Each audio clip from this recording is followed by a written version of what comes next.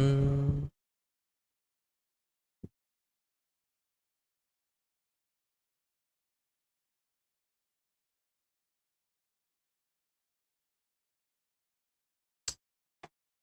음. 오케이.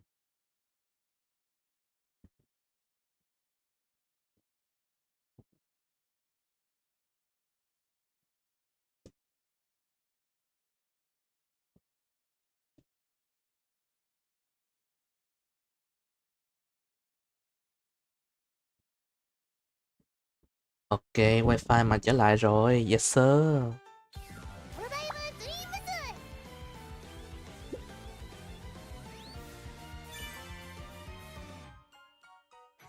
Hmm.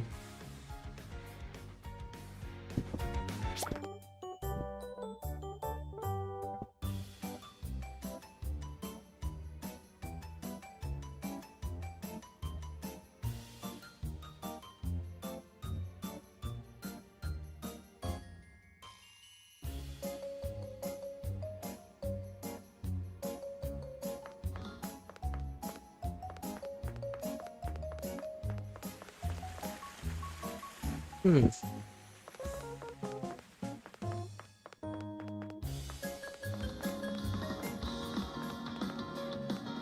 Hmm.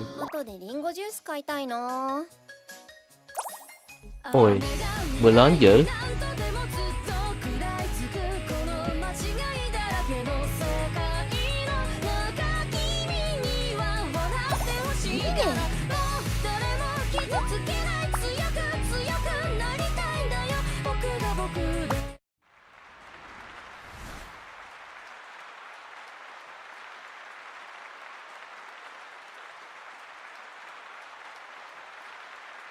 これまでの奇跡は輝きに。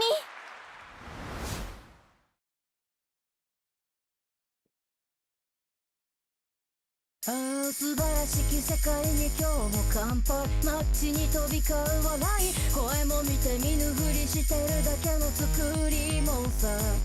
日が暮れそうだ、クラクラするほどのいい匂いがツンと刺した鼻の奥、目を覚ます本能のまま今日は誰の番だ。チョコ先生、一緒に歌おう。スイちゃんちょっと怖いかも。チョコ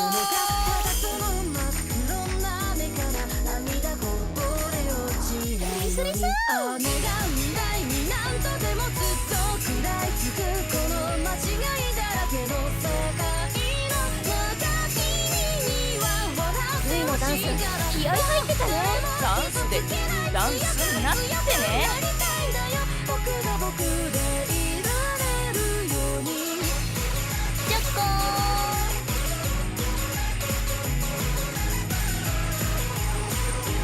今日も答えのない世界の中で雨がってるんだよ。進み続けるスイちゃんのこと応援してくれると嬉しいです。君とただ笑っていたいから。幹部にお任せ。心臓が体揺らし叫ぶんだよ。今こそ動き出せ。弱い自分やだやだやだやだ。ずっと食らいつくこの間違いだらけの世界の。見せてあげる。I'd like to make my own stage like this one day. 誰も泣かないやつやかつやかなりたいんだよ。僕が僕でいられるように。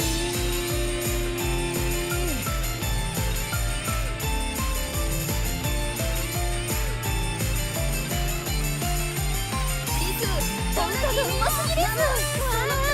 おしいちゃんハイプリーズなんだよ。僕の中の僕を超える。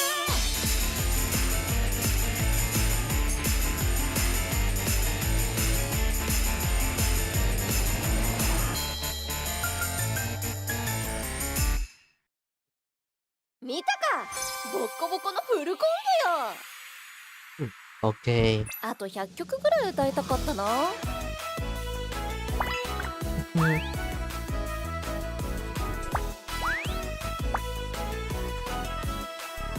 雨が未来に何度でもずっと食らいつくこの溶けて切なさには名前化石になっちまうよ。ノープレスノープレス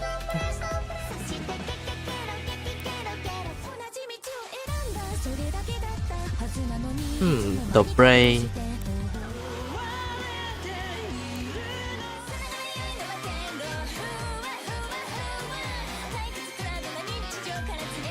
Ồ, Watame à? 27 nè.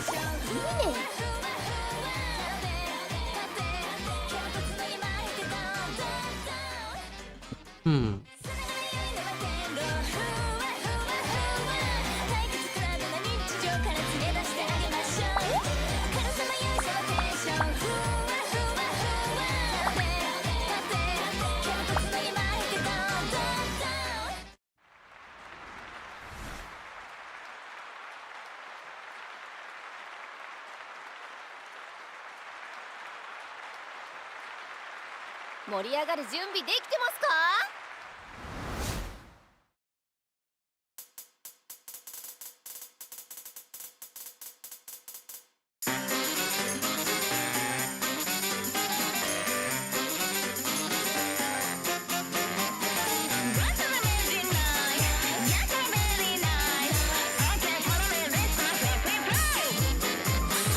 チョコ先生、一緒に歌おう。スイちゃんちょっと怖いかも。誰か頼むわ。カン君にお任せ。お前ら乗ってるか？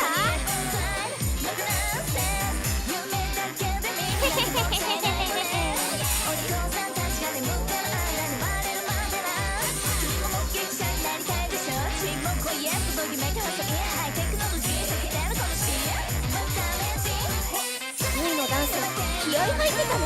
ダンスでもいいダンスになってね。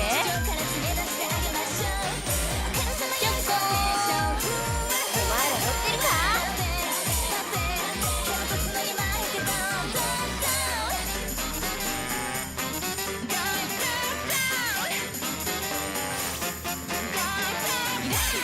進み続けるスイちゃんのこと応援してくれると嬉しいです。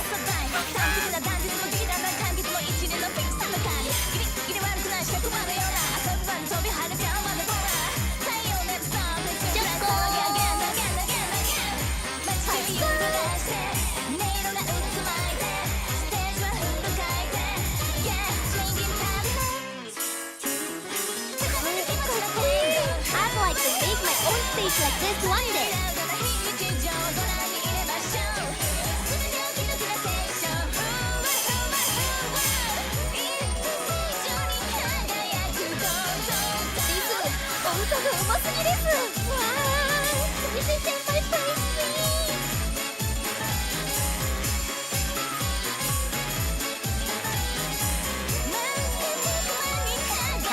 Makase. はい、ライブクリア。オッケーオッケー。あと100曲ぐらい歌いたかったな。 Hello, con nha.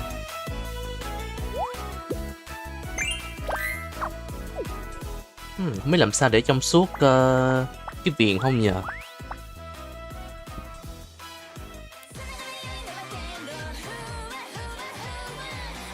可愛いスイちゃんもかっこいいスイちゃんもどうぞよろしく。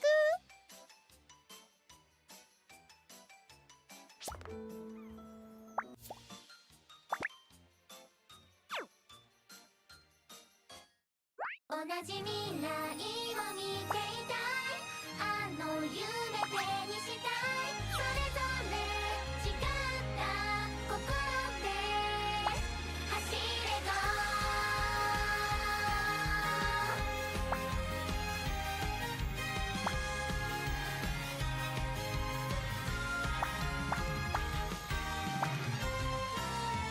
どこ見ても真っ暗な場所に芽生えてた。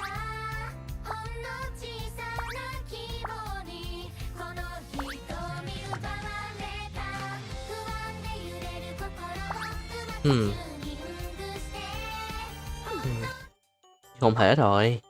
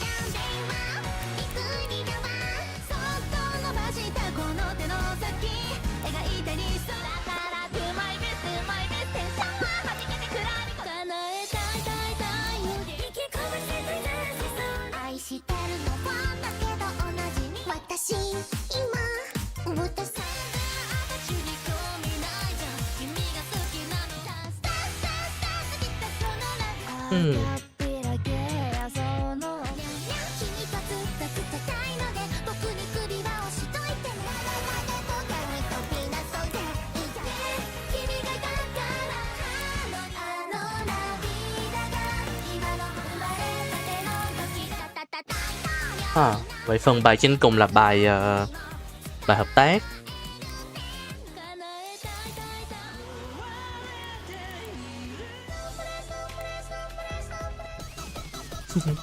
Mỗi chữ bô thì chịu luôn.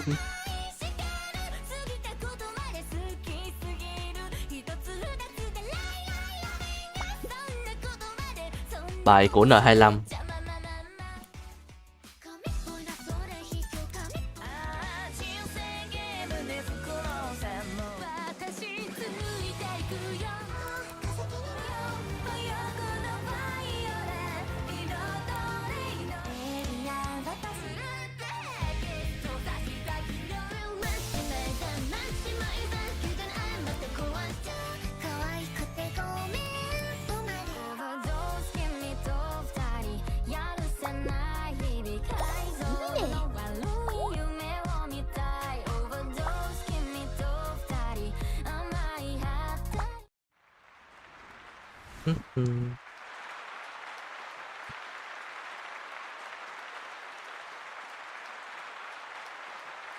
Mình na,行くよ。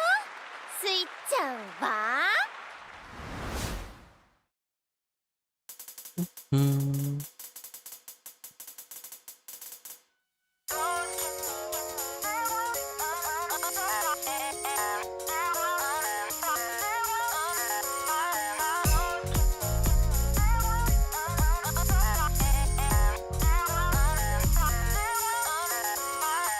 チョコ先生、一緒に歌おう。スイちゃんちょっと怖いかもよ。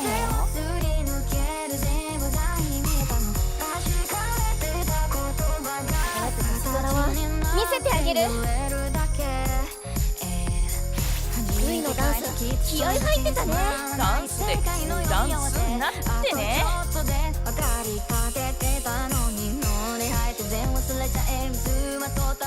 やばい。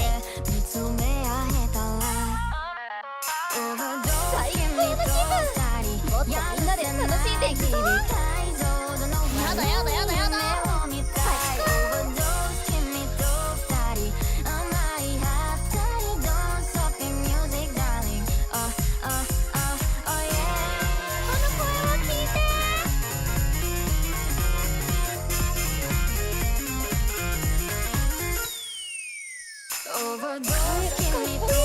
I'd like to make my own stage like this one day.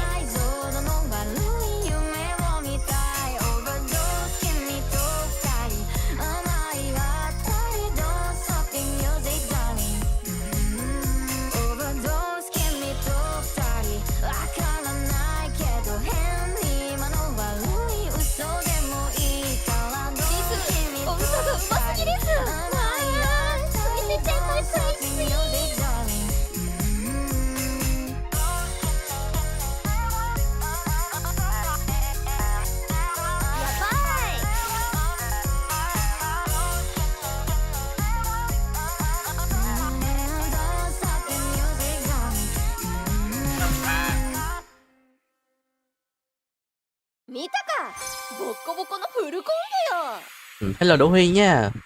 あと100曲ぐらい歌いたかったな。 Chơi multi nhiều khi bị giảm frame rate. Không hiểu tại sao. Của Su cũng bị trường hợp y chang nè. Tại kiểu lúc mà đầu game mà vô multi á sẽ bị giật FPS á, nhưng mà tầm đúng 1 giây sau là nó ổn định lại luôn.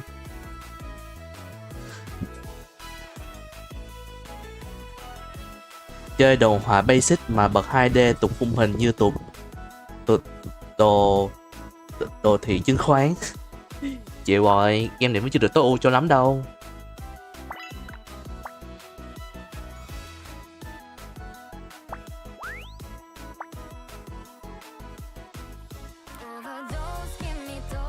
Hiện nhà bên Fonseca á,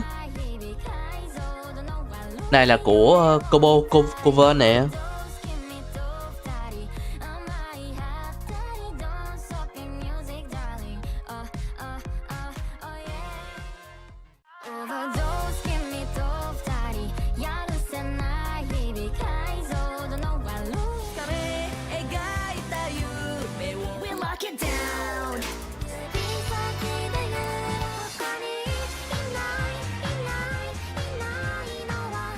Game này mình được bản quyền nhạc của hai bên nha anh em.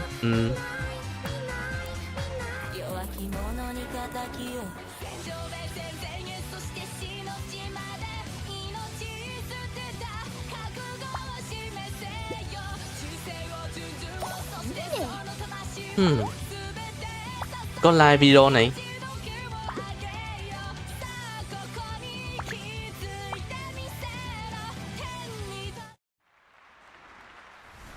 Này, có bài đấy luôn á. Tớ gửi vào cậu chơi Project Diva lắm. Tuy cũng có Miko mà sợ không hợp gu cậu thì thôi.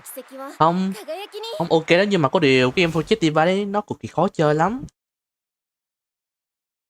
Nó khó đối với Su á, cái lối chơi của nó.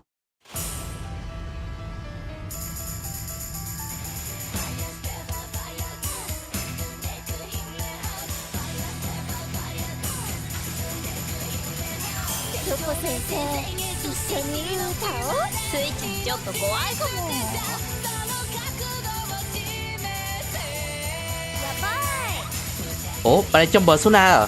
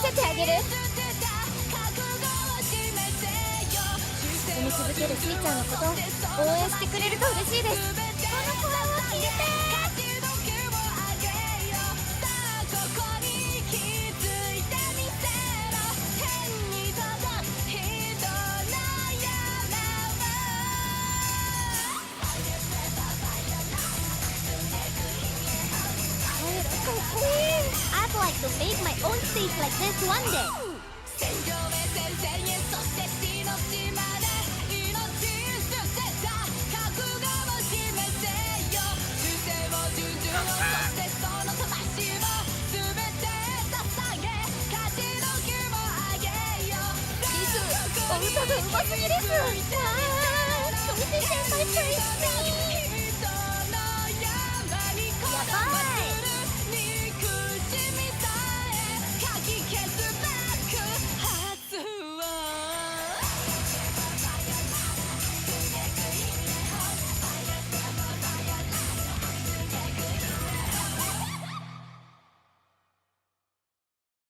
Ôi, đây là clear.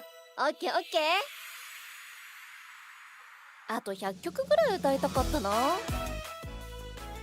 Roku join với file bớt khó điên. Game này được cái hitbox to dễ AP. Đúng rồi, để Su từng trải nghiệm một lần được AP lần đầu tiên rồi đó. Bài file bớt nốt hát cao lắm nên độ khó cũng cao. Chắc mình em đi ngược lại thế hệ này quá, em chơi khó trước rồi mới dễ sau. Vãi nội. Anh thì sao ta, cứ từ hồi chơi từ cái âm nhạc đầu tiên trên điện thoại đó thì anh cứ từ dễ sau rồi ra mò, cứ hay hít tự vậy thôi. Mà cái anh nhận ra chính là cái level của nó. Anh thì có mỗi người có sự hệ có level riêng.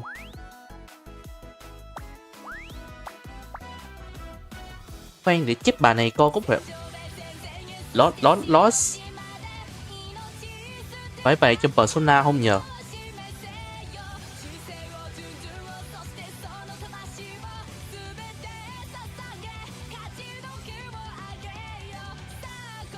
Tại thấy bay mặt đen mặt nào giống y chang.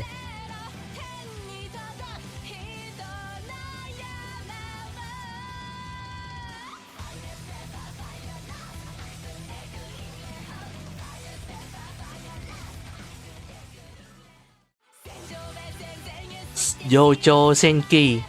Ồ.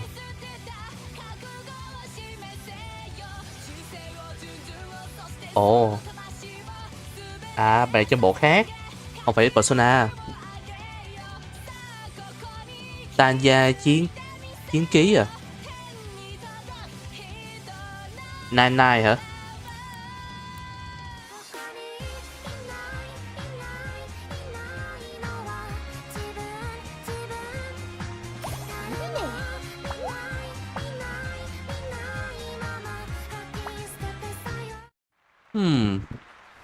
Bài này của Inais cover cô nàng bạch tuộc ấy.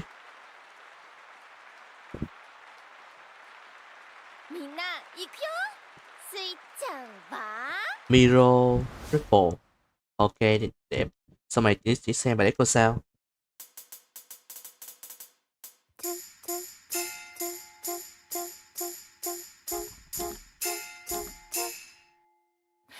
Choco sensei, 一緒に歌おう。スイちゃんちょっと怖いかも。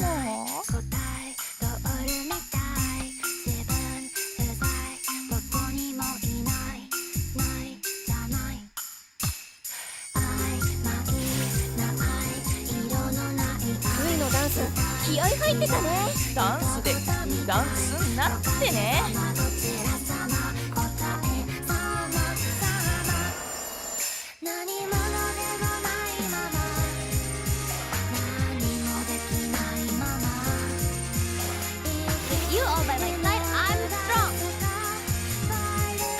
お任せ。進み続けるスイちゃんのこと応援してくれると嬉しいです。お前ら乗ってるか？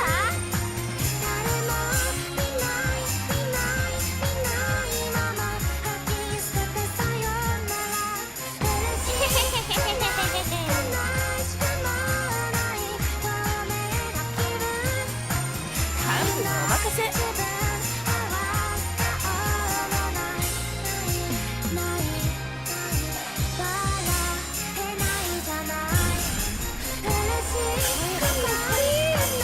To make my own space like this one day.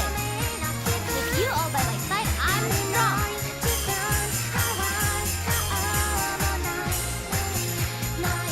ハンブにお任せ。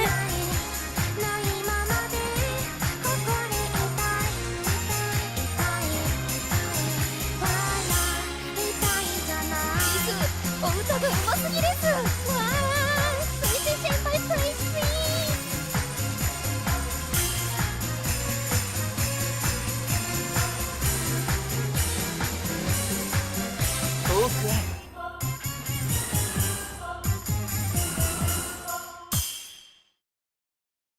見たか、ボッコボコのフルコンボよ。あと100曲ぐらい歌いたかったな。Bài gốc từ 2024 đến bây giờ không thấy chán rồi.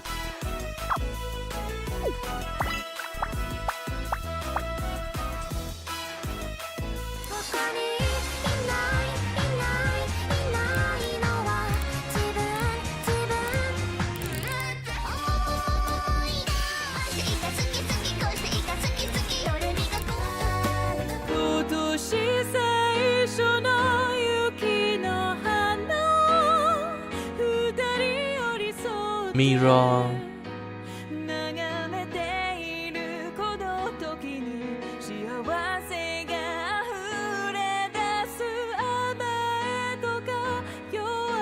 Ngay trên hả? Ủa? À, The Mirror Ripple. Ôi, không để ý. Sorry, không để ý.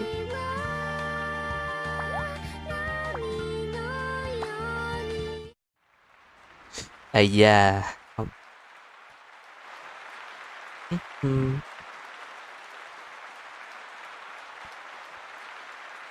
盛り上がる準備できてますか？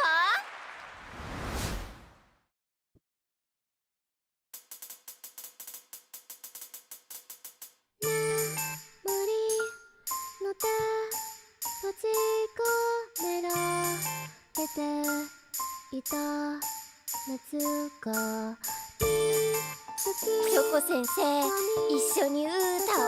スイちゃんちょっと怖いかも。その色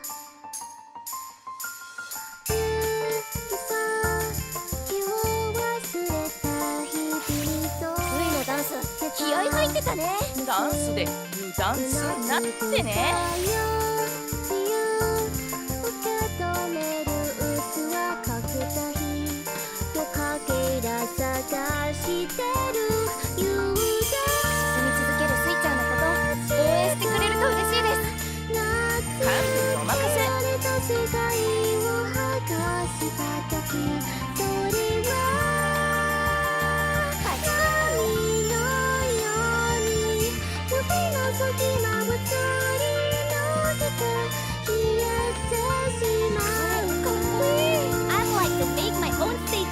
One day.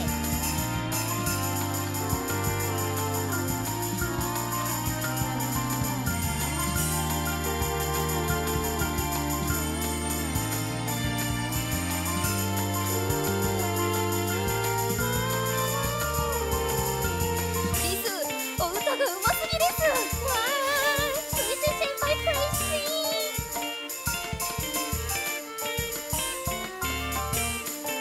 幹部にお任せ。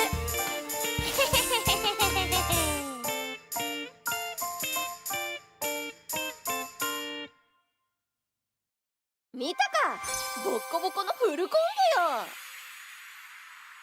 ボよ。 Lo da da. 曲ぐらい歌いたかったな。 Thì đương nhiên rồi, game này game hay mà. Cộng một game âm nhạc yêu thích của anh vào danh sách rồi.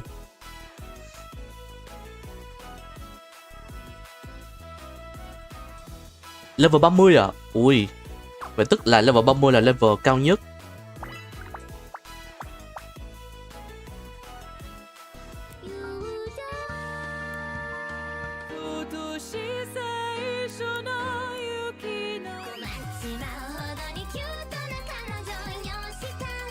Ơi, bà này quen quen.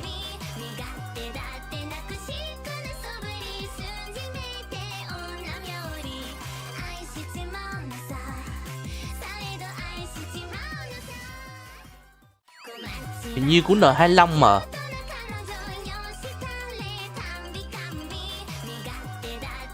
Bên Red cũng chỉ có 30 cộng chứ không có 31, 32.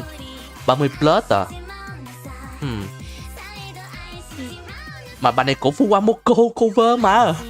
Vai nồi. Level 26.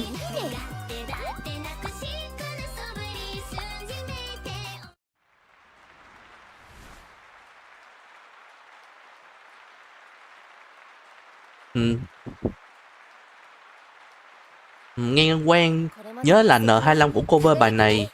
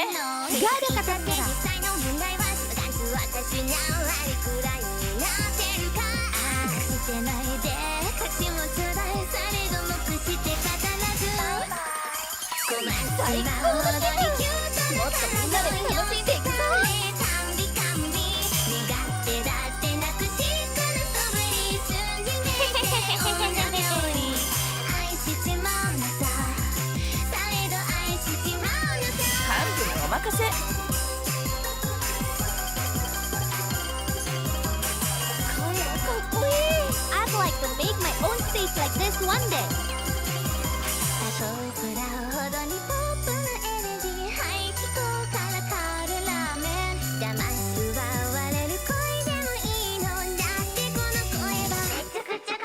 笑っちまうほどにキュートな彼女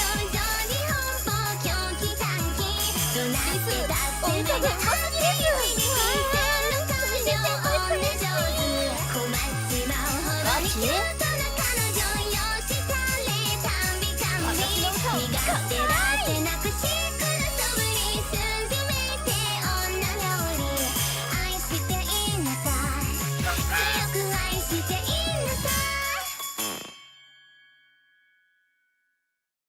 はい、ライブクリア。オッケーオッケー。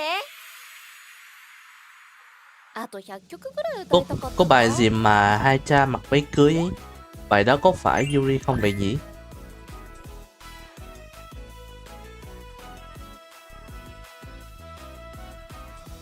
N25KD với Anna cover cùng với thành viên khác.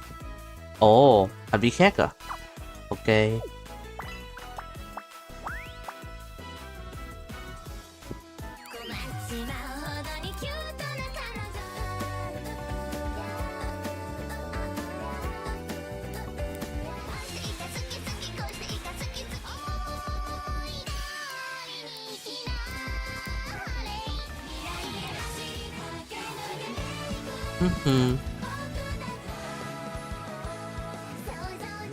Trong lòng em chỉ có mỗi Ako và với Mafuyu là em đủ ấm rồi.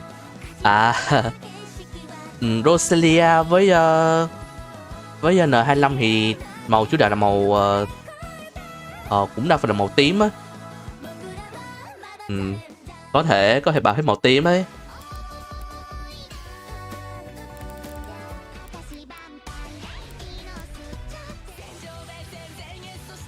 Hàm 7 à, hèn gì bấm nó hơi khó.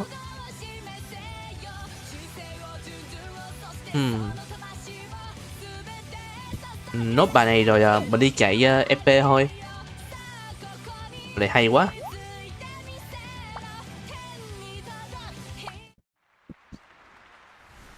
Hai bạn em cũng chơi được mà đâu vào cờ.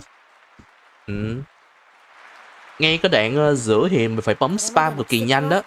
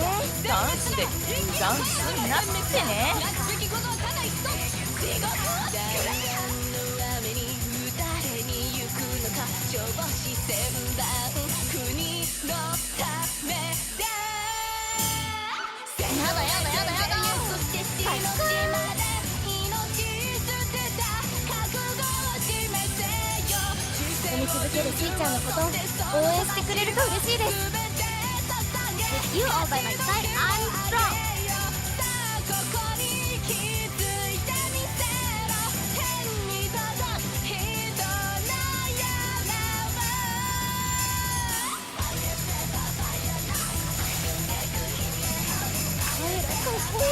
I'd like to make my own stage like this one day.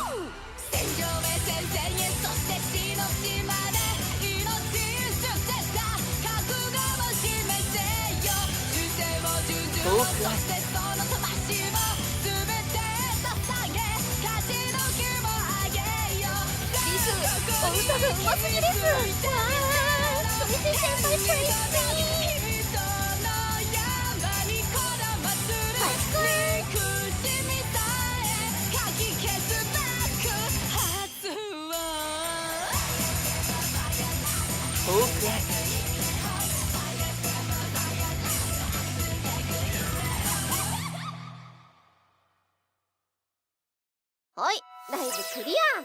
Ok, ok. あと100曲ぐらい歌いたかったな. Đoạn cuối của bài này spam khó đấy.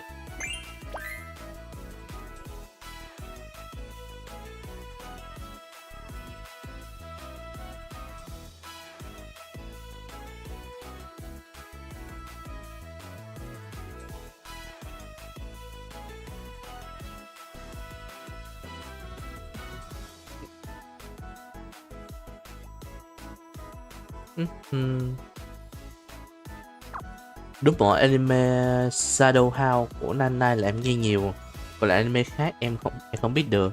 Hmm.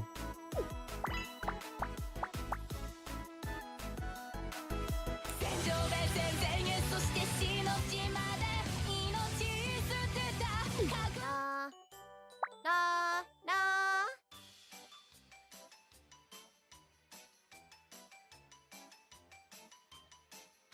Hmm.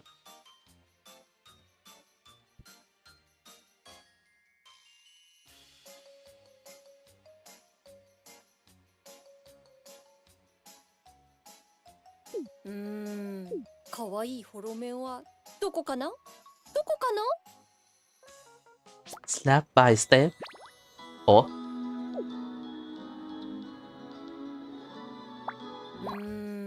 可愛いホロメンはどこかな？どこかな？ Ờ.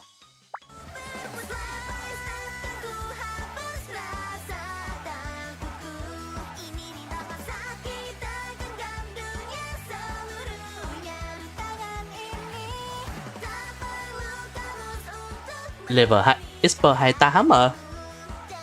Bà này bên bà này của bên Hola Indo hụt Gen 2.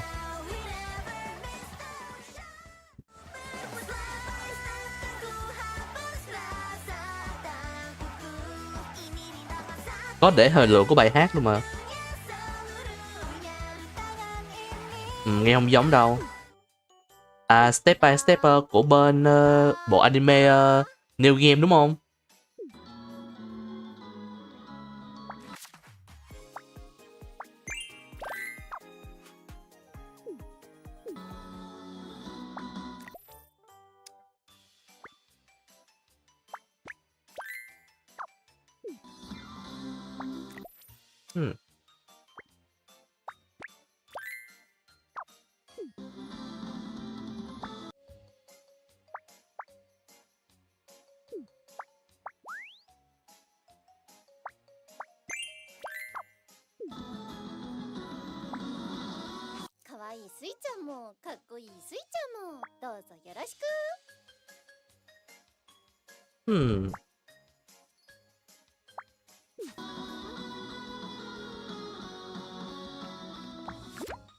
Chạy quét thôi.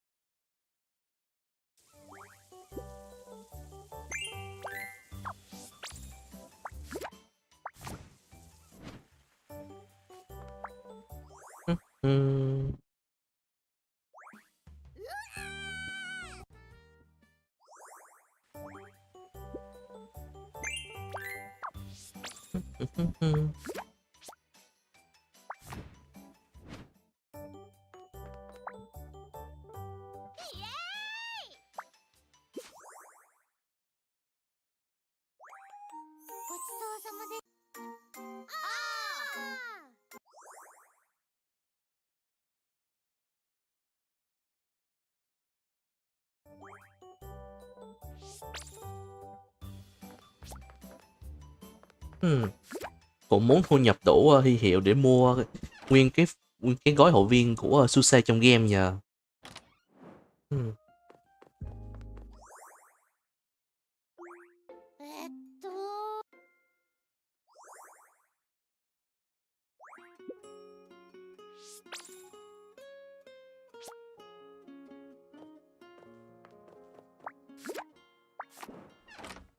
Ồ, xây gì? Ok, đang định xây gì nữa nè.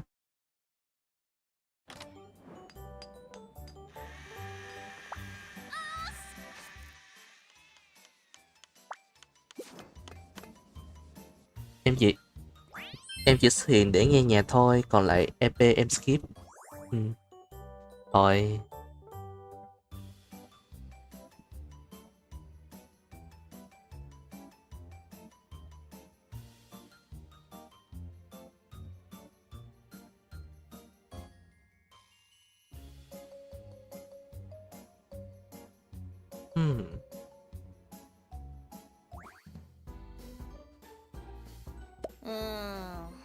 Ui dễ thương nhờ. Có gì đây? Con mèo bông mà.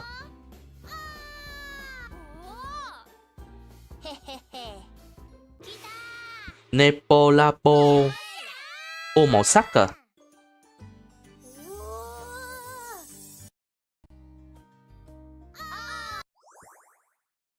Một gói hội viên là 290 yên, tầm 50k.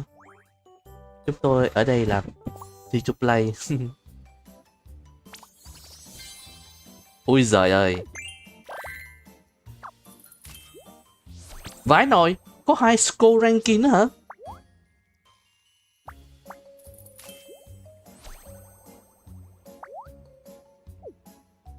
Chỗ này đổi vật phẩm.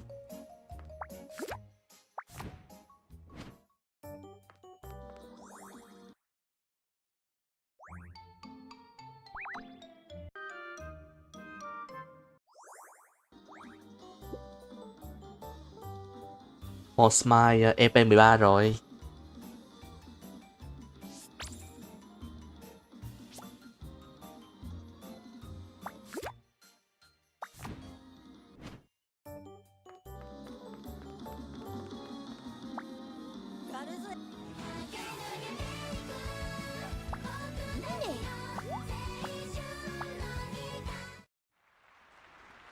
Donate cái là hành pay to win ngay. Ôi trời ơi. Giống như donator trong game luôn á hả? Thì chỉ có bên nhà phát hành chỉ mới donate được trong game thôi.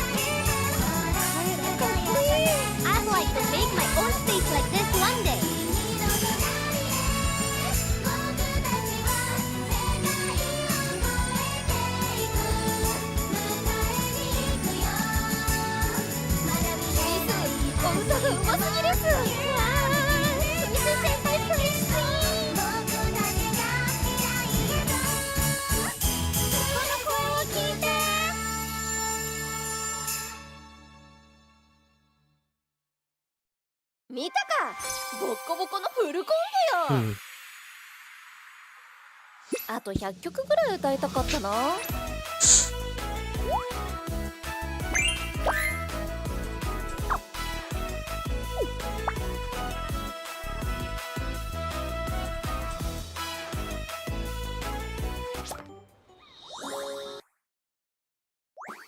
よし。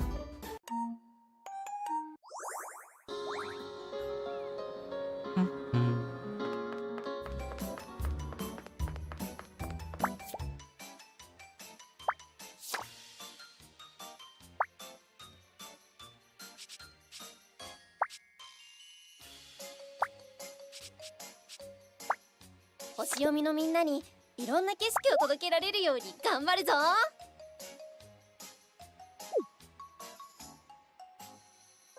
59.000.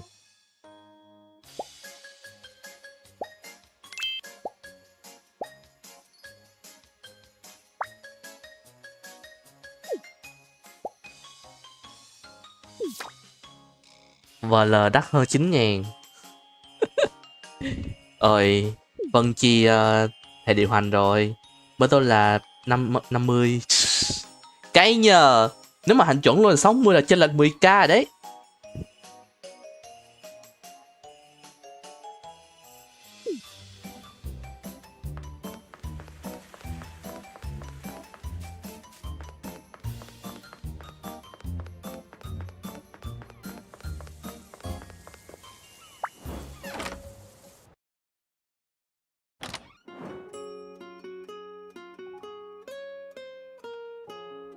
Để tổng tài donate cho 60k mua membership.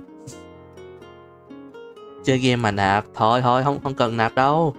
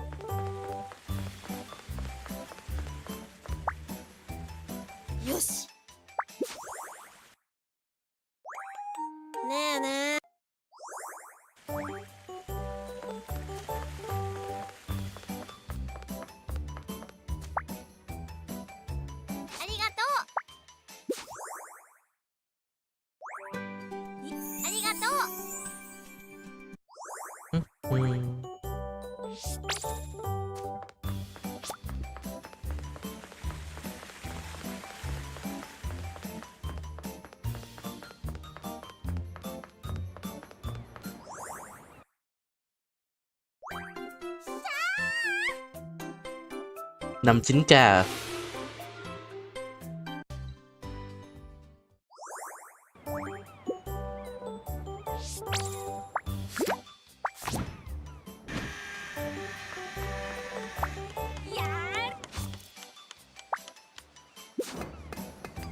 Xây gì tiếp đây? Where on? Vòng quay à?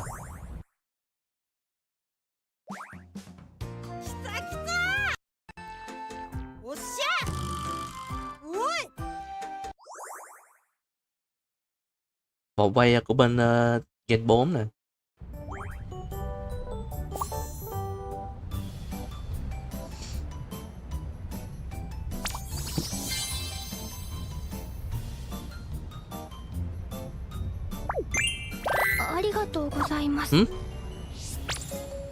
Los Nhà CC donated 60.000 đồng Việt Nam.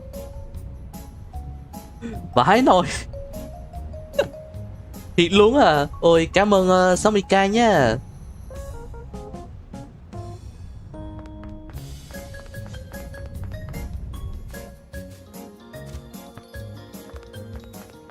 Cảm ơn 60k. Lo mày mất tài khoản nha. Có thể gọi bạn là gì không? Chứ đọc tên Lost My Act hơi sao ấy.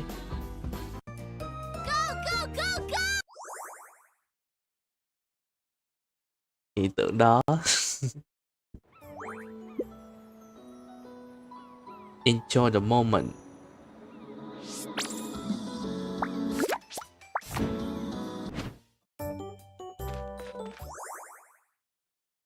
Hello Sora, anh em vừa thua liền 5 trận răng Valo xong. Vãi nồi. Lost hả? Ok.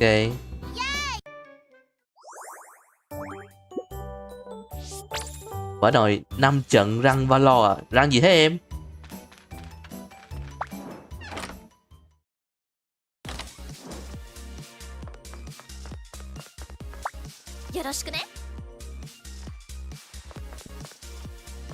210.000 điểm à. スイちゃんのお通りだ。 Đi nâng thẻ cái.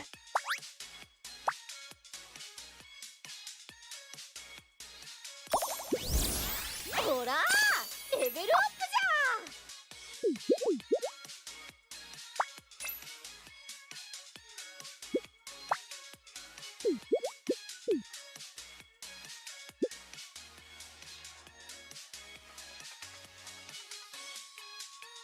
おーい、誰かホロメンはいねえか。焼肉行くぞ。 Em đang đồng 3 bạc 1 mà không gặp H cũng gặp Smurf. Tầm này giờ gặp Smurf là nhiều mà.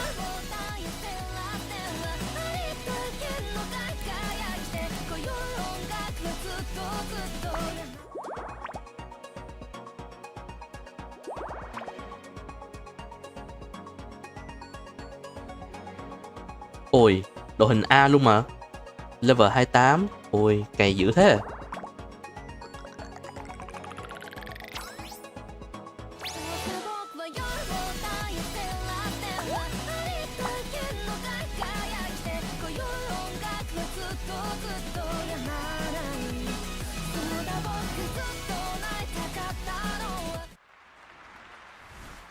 Nãy em đánh một trận gặp nguyên thằng Tia Stack bẩn, tiêm răng A là cũng cỡ 1 điểm chứ đùa. 輝きに 1 triệu điểm à. Đấy, tích ở phần đoạn sau này. Đầu game này sẽ bị hơi giật nè. だって僕は星だから。 Lúc mà vô multiplayer là bắt đầu hơi giật. Rồi tầm 1-2 giây sau á nó mới đỡ hơn.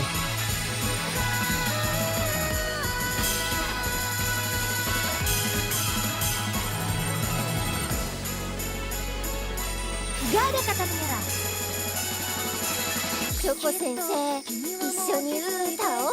スイちゃんちょっと怖いかも。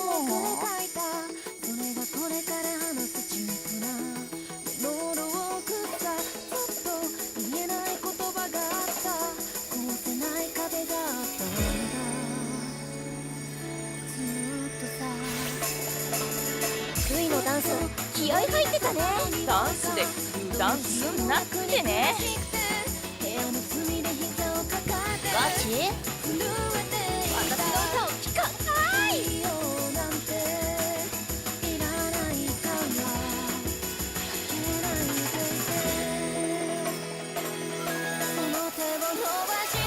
続けるスイちゃんのこと応援してくれると嬉しいです。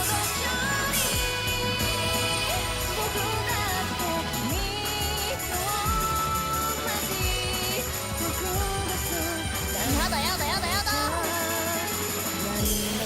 ドラマ見せてあげる。I'd like to make my own stage like this one day.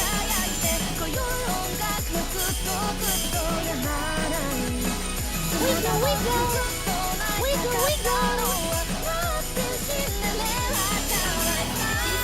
お歌がうますぎです。見せてください。やばい。私の歌を聴かない。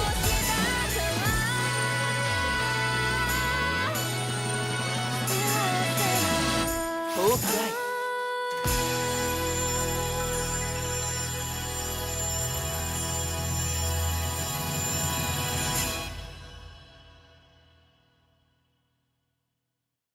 見たか、ボッコボコのフルコンボよ。 Multiplayer nó có một cái đoạn load đồng bộ 5 người chơi lại với nhau nên nó thế anh. Ồ, nó load toàn bộ 5 người đồng bộ với nhau. À, đó là nguyên nhân khiến cho tại sao mà lúc mà đầu game vô nhà bắt đầu là nó hơi bị giật lag, kiểu nó hơi bị drop frame xuống á. Mà tầm chỉ tầm 1-2 giây sau nó mới đỡ hơn.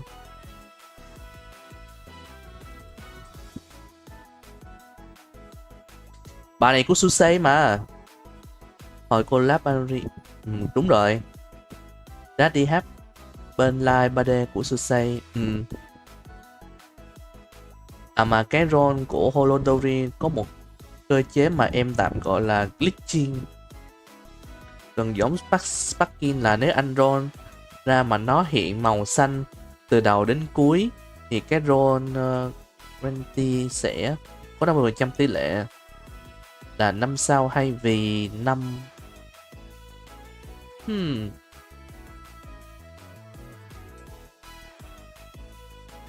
Thì đặc biệt thứ hai là khi roll mà cái 7-5 sao nó đổi từ màu hồng ăn đỏ thì cái roll đó là roll chắc chắn ra nhân vật red up. Mở nồi cơ chế gì mà hơi phức tạp nhờ. あと100曲ぐらい歌いたかったな。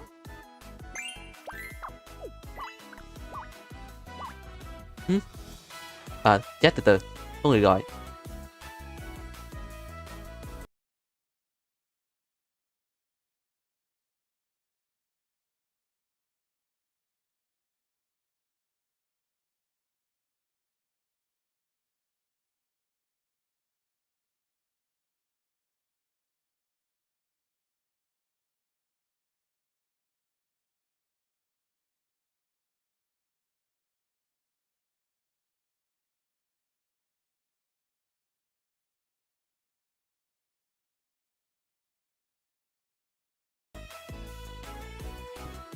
Ok, chat để Su chút nha. Su ra nhận hàng dùng em gái Su. あれここどこだ？なんか行きたい場所と違うんだけど。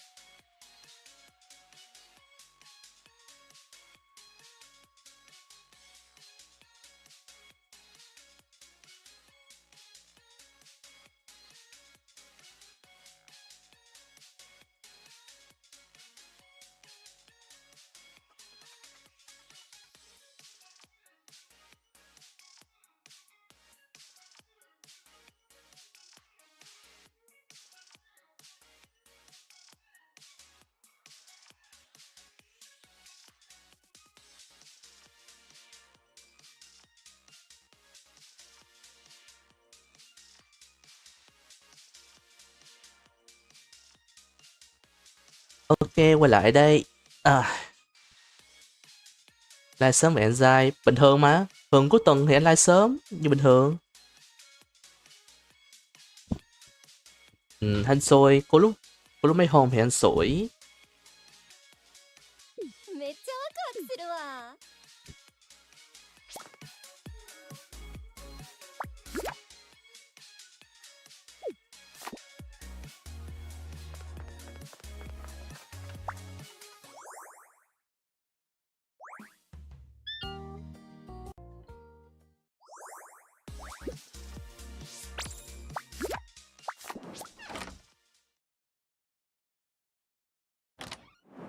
Chạy tát y chang gì ta, cũng hơi một phần giống mấy tựa game Hoyoverse đấy.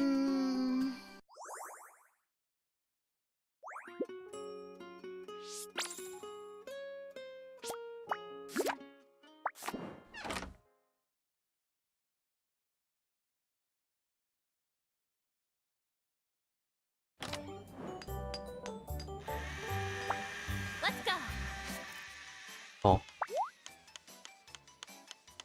Kiên à. Mình phải chơi mini game nấu nướng rồi.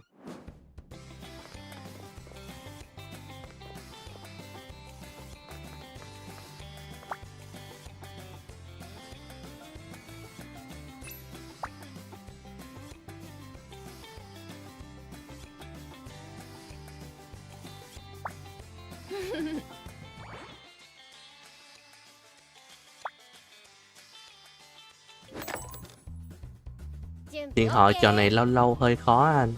Vậy à? よーし Hmm.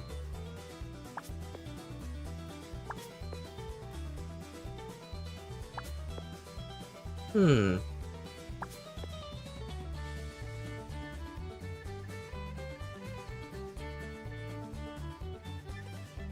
一旦ね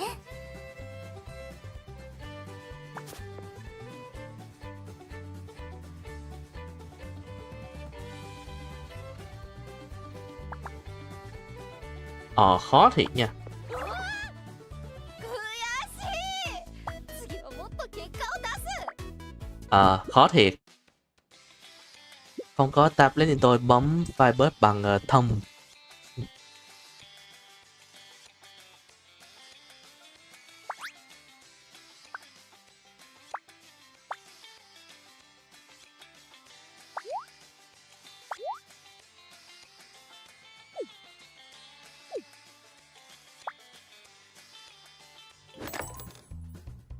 Chuẩn bị OK 白髪がついてるぞよしうんよし頑張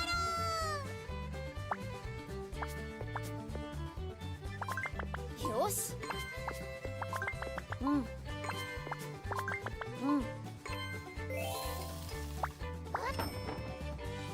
Hmm. よしうんうん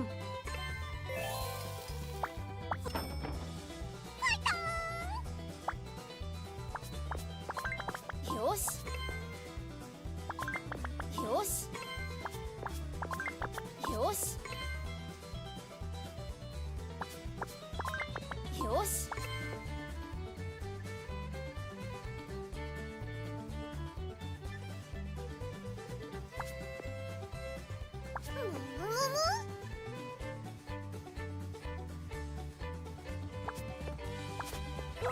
Ái nội. 悔しい次はもっと結果を出す Tại kiểu nó không cho mình quẹt ra hay sao á. Quẹt mấy cái đồ này ra để mình nhìn chỗ khác ấy. Ronda tô qua 5 sao. Vãi nồi, tô qua 5 sao. Chịu ơi.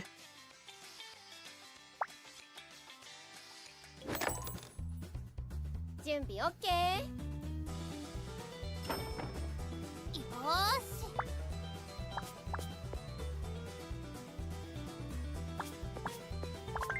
うんうん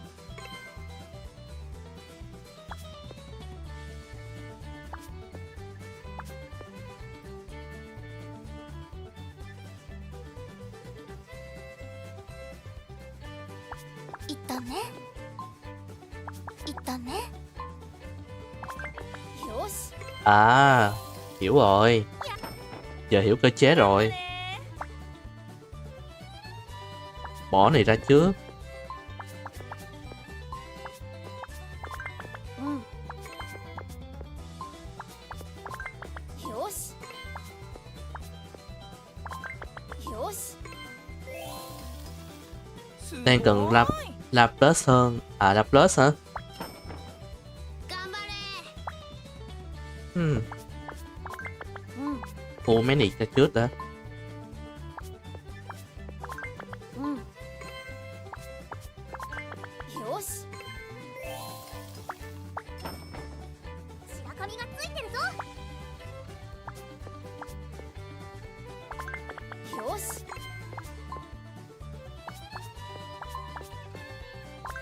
うん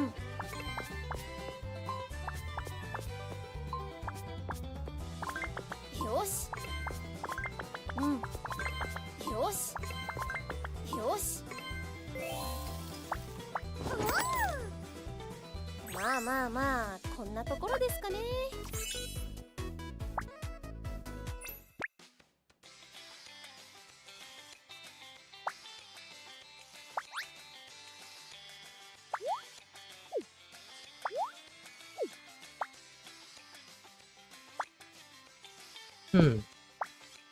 Có mod nữa nè. Được 40 chứ ta. 26 rồi. Như xếp hình. Thể nào đâu quan trọng vì skill gần y chang nhau. Ồ, không có skill hiêu máu à?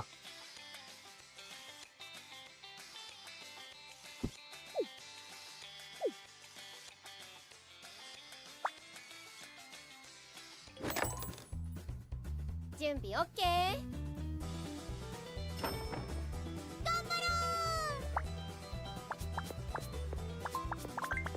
よし。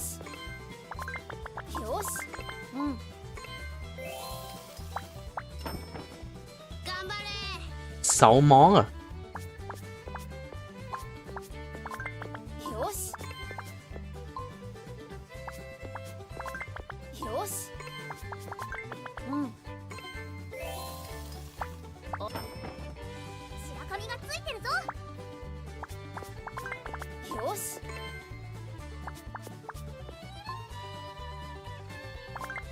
よし。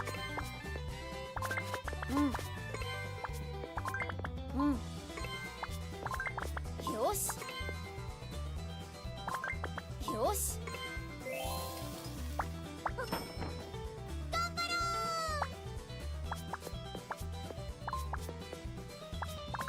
う。うん。うん。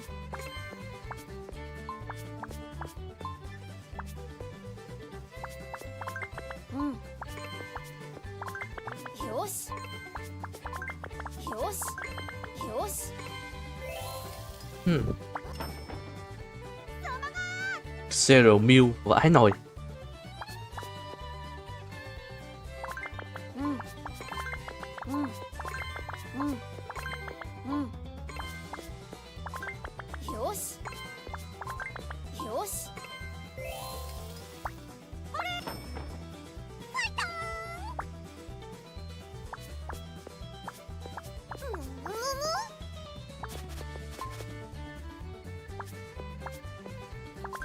うん。うん。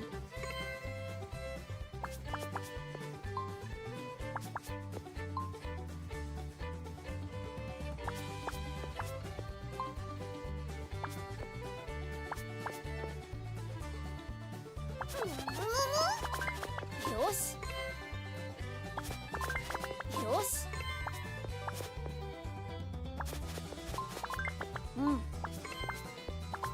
うん。 Nhiều đồ vãi nồi. まあまあまあ、こんなところですかね。 Ok đủ rồi.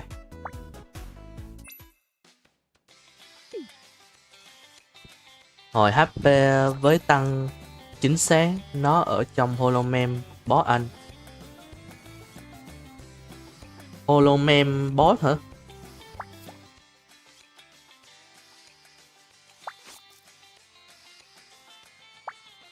彗星のごとく現れたスターの原石。 Cái này à? À.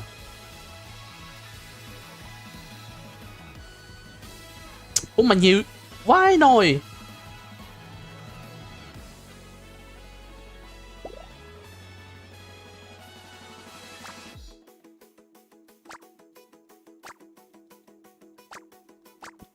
Vãi nồi.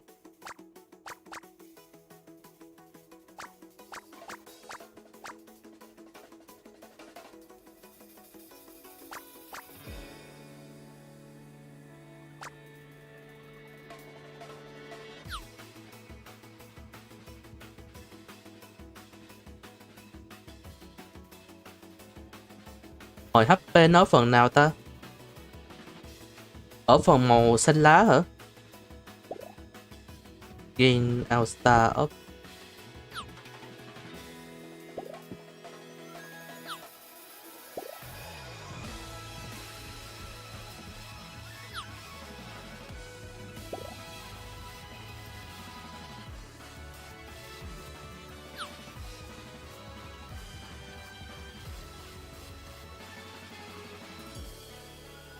Nó ở phía nhánh trên đó anh.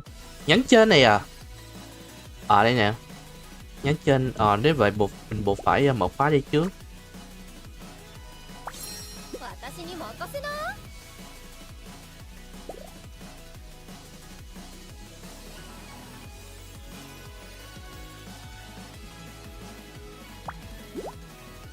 よし。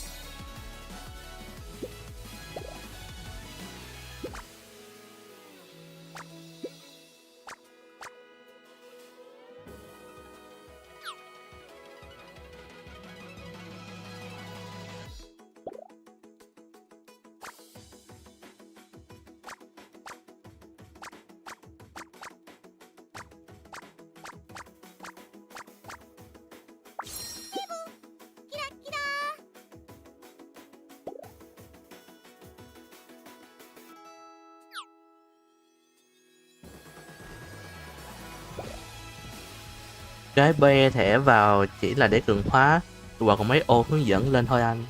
À, hiệu quả thôi à.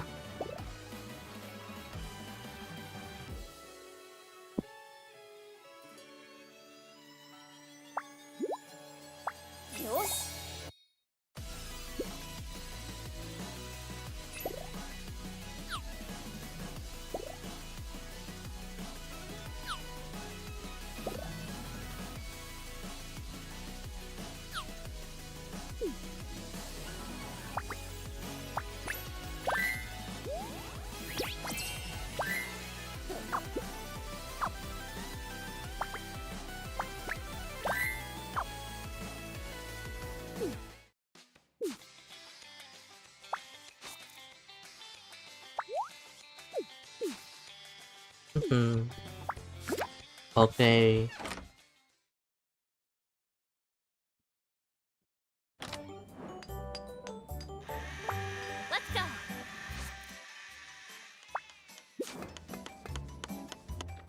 Hot lên mắt hả? Promise Tower.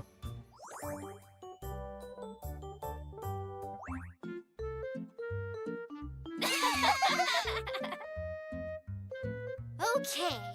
Fantastic.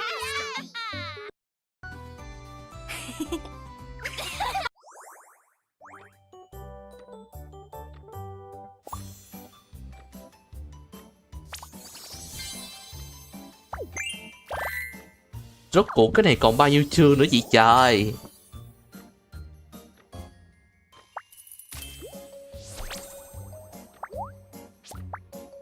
Má nồi đổi thời gian luôn mà.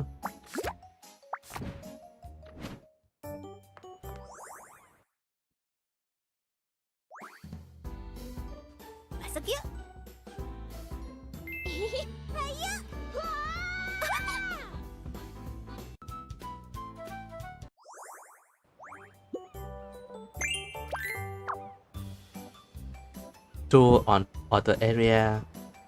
Thì tại em biết là đang có 36 chương, 24 cho P1 và 12 cho P2. Vãi nồi. Ê, đúng số tâm linh nha, 36 thiệt mà.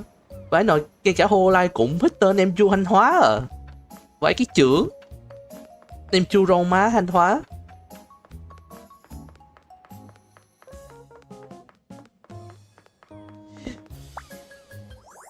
Vãi cái chưởng Hololive cũng biết. Vãi cái nồi.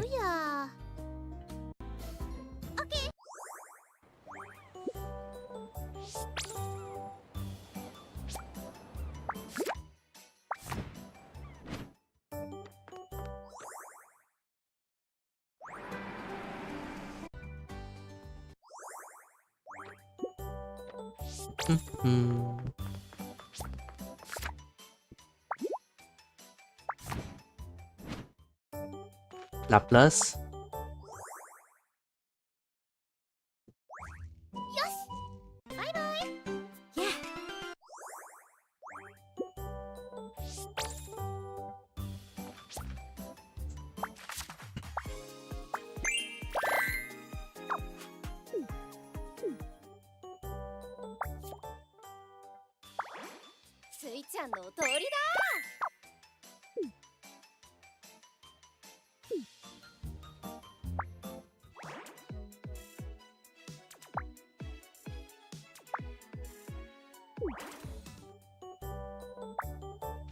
イブ練習もしたいし。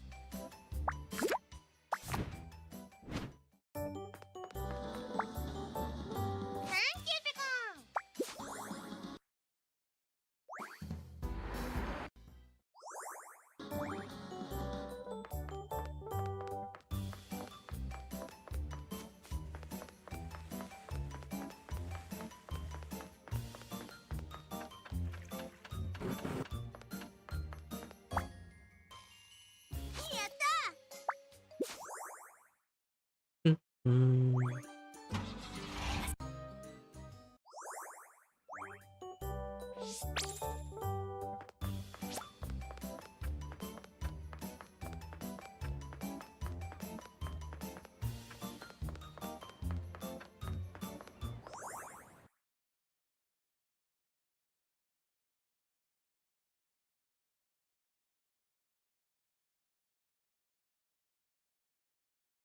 Ừm.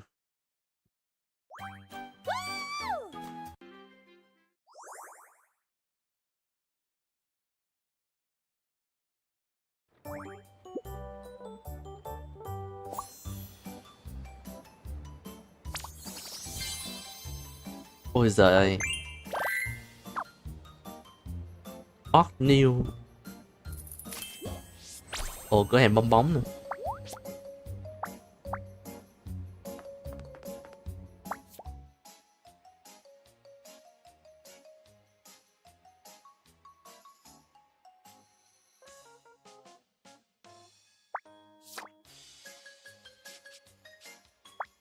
Hoshi yomiのみんなにいろんな景色を届けられるように頑張るぞ。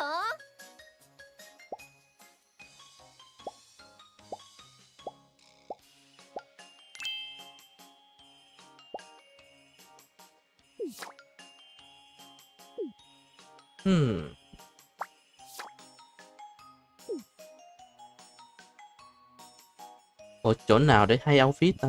Quên rồi.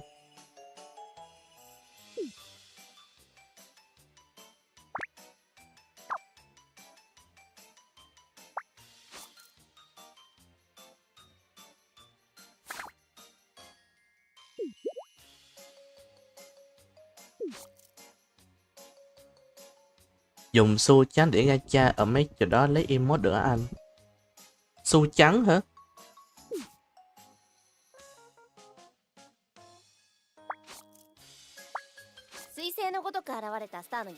Ở đây.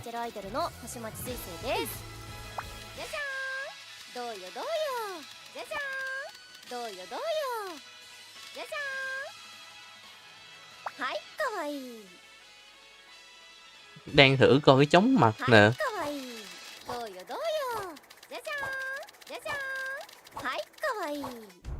Ở đây. Ôi trời ơi. Ôi.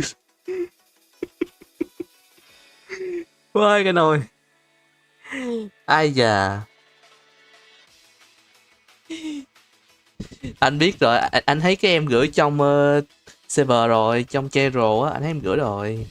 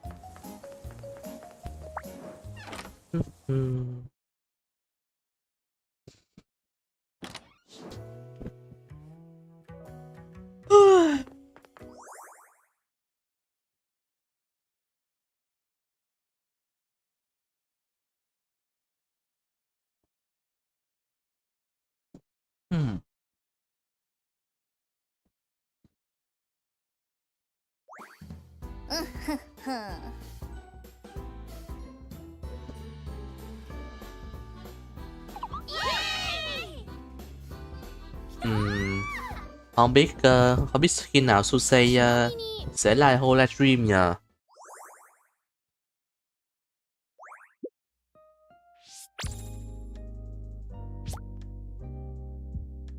Sushi cũng có chơi game nhưng mà chơi game thì cũng không nhiều lắm.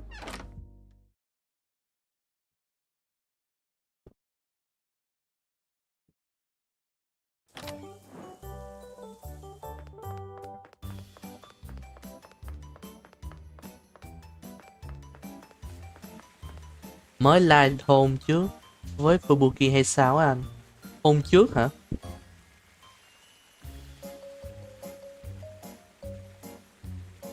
Trên kênh của Fubuki đúng không? ライブ練習もしたいし、踊ってみた動画も撮りたいし、やりたいこといっぱい。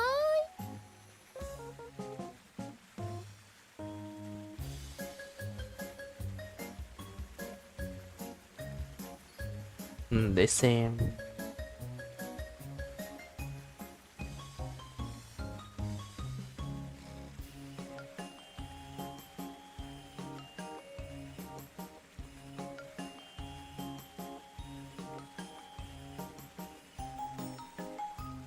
Hôm trước là tức là 18 giờ trước nè.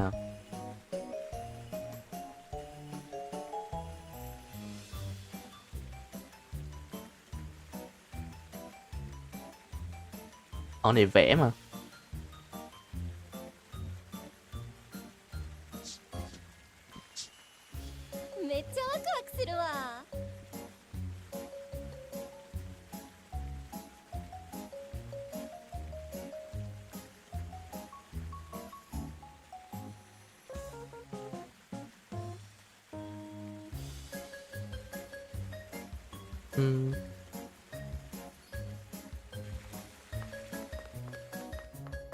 Sáng nay thì trên bản đề xuất của em có Sora với Bay. Bay hết rồi. Ồ, Sora với Bay à?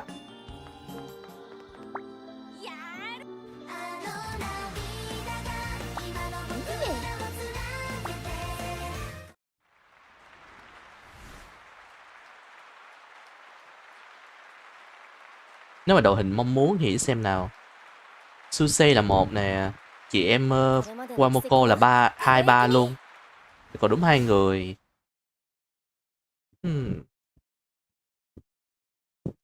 Okayu thì ok nè.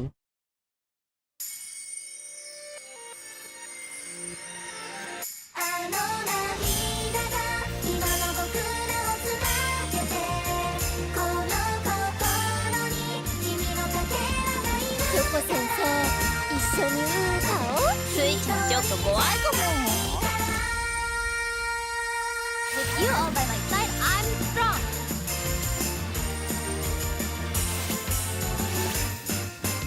得意のダンス、気合い入ってたね。ダンスでダンスになってね。描いた文字の中、目を閉じた先に色づく景色が揺れた。進み続けるスイちゃんのこと応援してくれると嬉しいです。遠くへ。重なる花びら、私たちの声、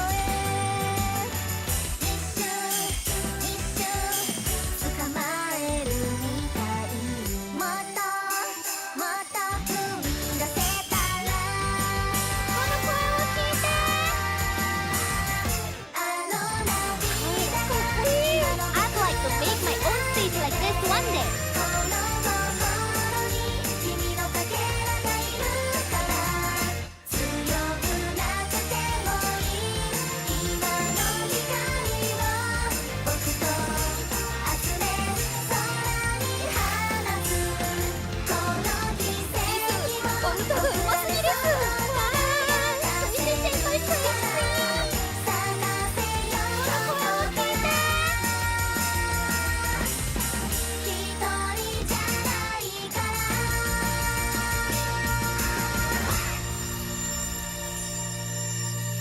With you all by my side, I'm strong.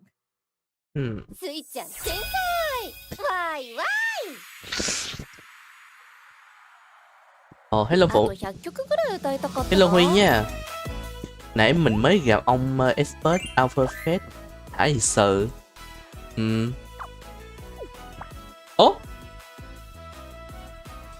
Ê, lấy AP đúng không?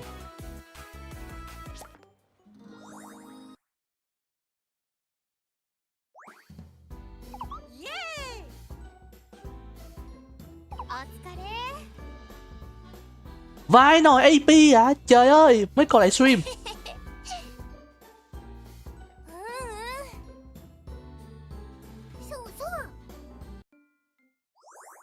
Vãi nồi là AP tiếp à? Trời ơi, mình chỉ bấm sao ta? Chỉ quan tâm đến combo thôi là AP đấy. Trời ơi, AP thiệt.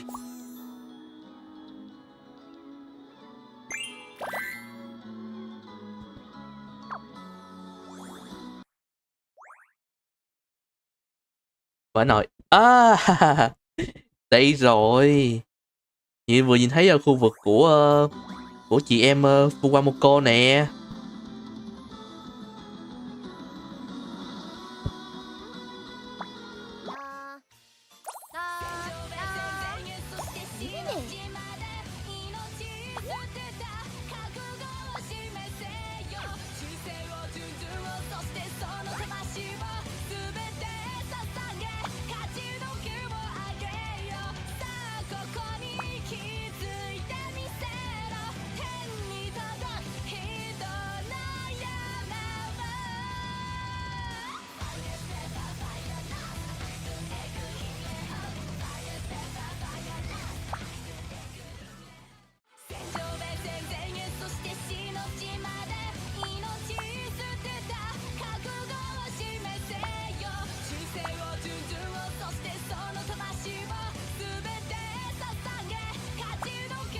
Ủa, 120 FPS này.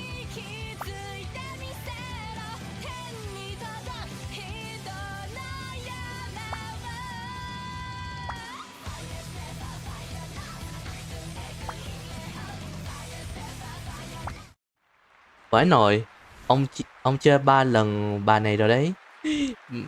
Tôi biết bài này nghe hay quá à. Vừa thấy 130 FPS này. Không phải 120 FPS chứ. Thử xem coi đâu không.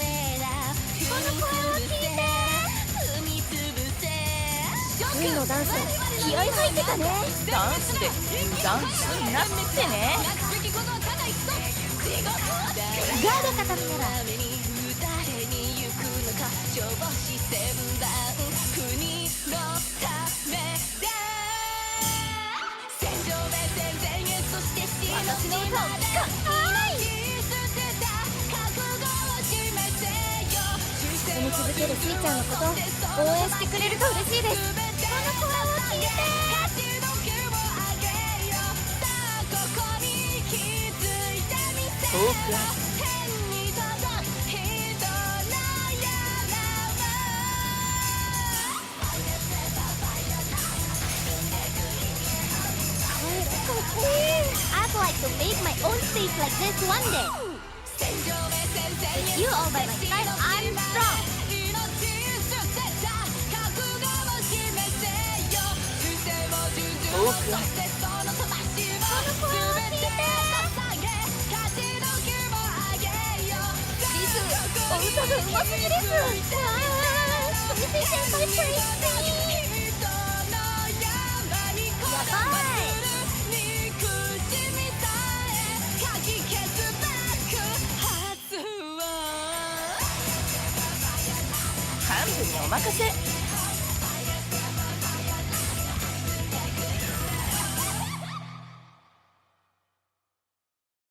Ôi, đây là clear. Ok, ok. Có xem về ít không? Đem bắn này. Ủa, cái không cho bài Bakeni Bakeno Hana vào nhỉ? Bakeno Hana là trong bộ anime nào hay sao vậy? Mà hãy ram hỗ trợ cho giải tranh chờ Nhật tài trợ. Vãi nồi. Bên Nhật cơ, vãi chưởng.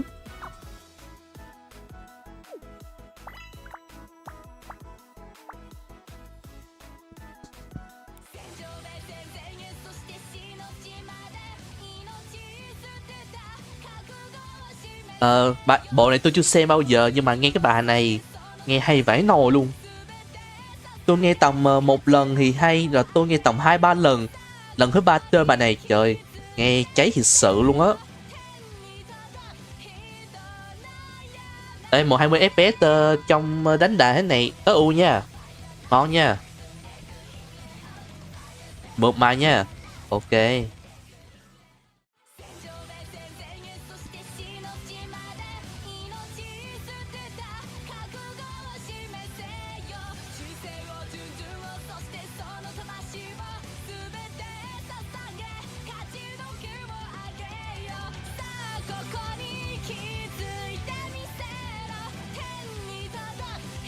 Kia với Gen chợ sau, có biết rồi.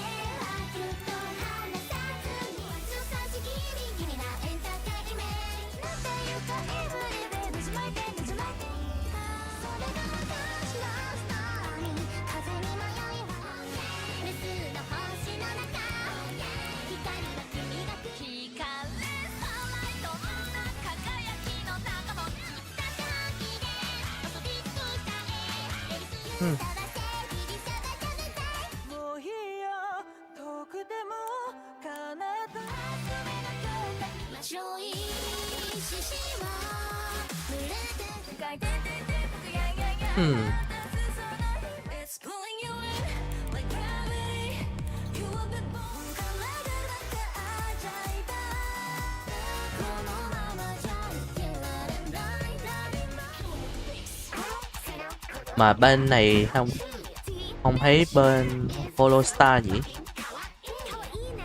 Holostar khoan, đúng là bị đá ra chuồng gà. Khoan, Holostar hình như số nhất không nhầm là tại bộ hành vi là con trai đúng không?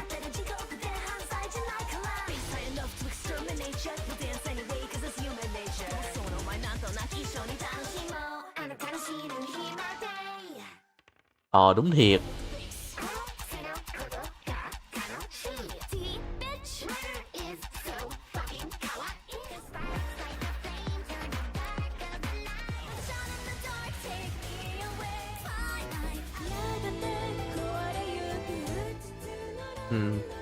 Đúng vậy Su ơi, Hội Nam bị cắt giảm thành viên mạnh mấy tháng trước. Mấy tháng trước hả? Vậy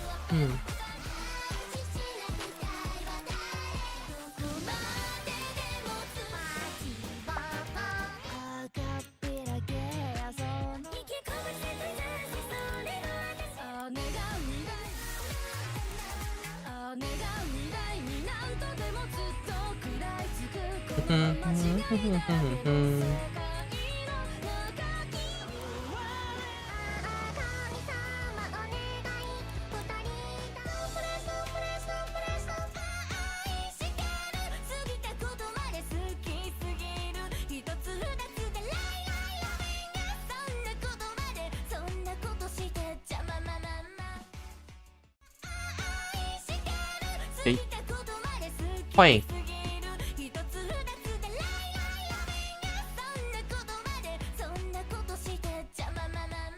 À, bạn có N25.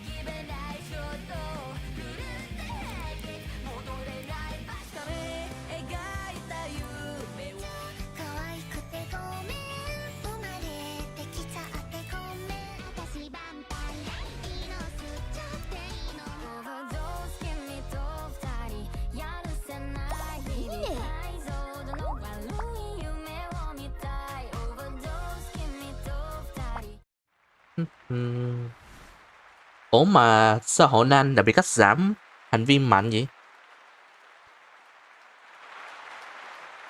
私たちのライブから Cái này tôi đang thắc mắc.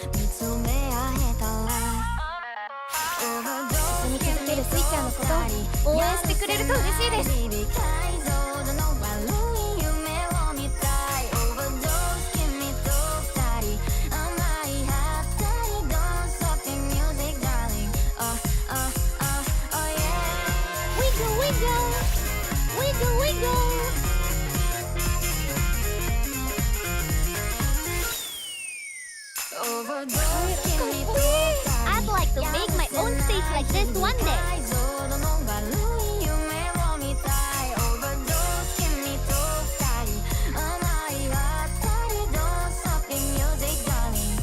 With you all by my side, I'm strong.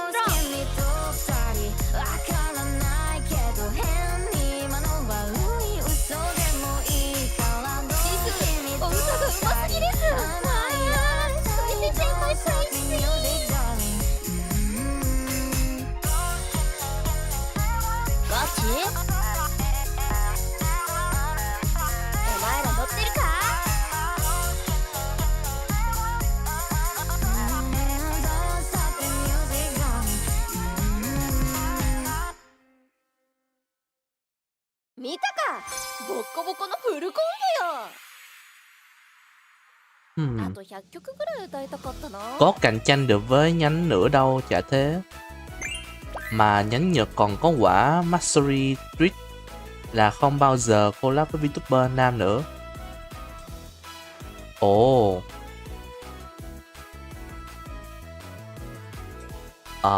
Ra thế.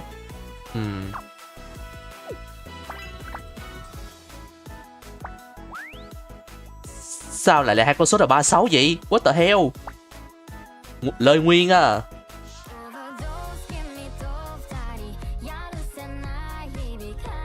Có mỗi Laplet là lên tiếng nói về vụ đó, còn lại để im lặng là đa số.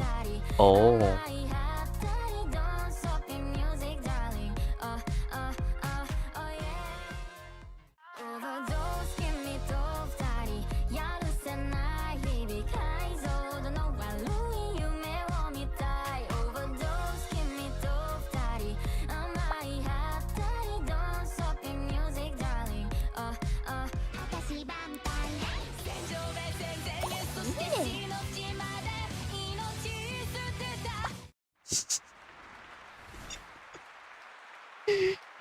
Đừng nói gì hết nhé.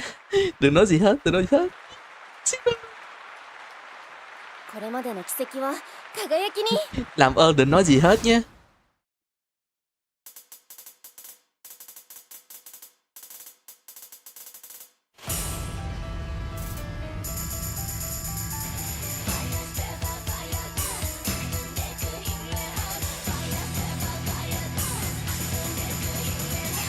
Yoko 先生一緒に歌おう。スイッチちょっと怖いかも。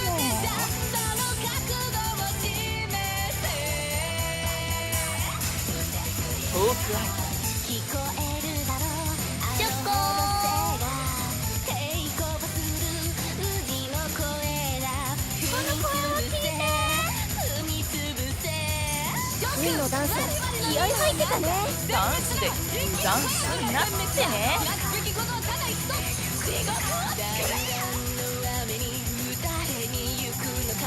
幹部にお任せ。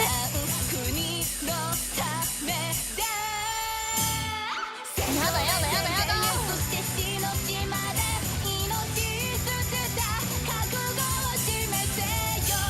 住み続けるスイちゃんのこと応援してくれると嬉しいです。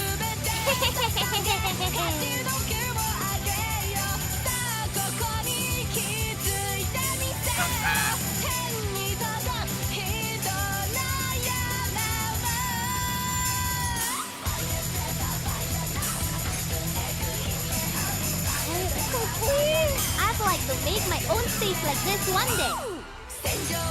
やばい。リ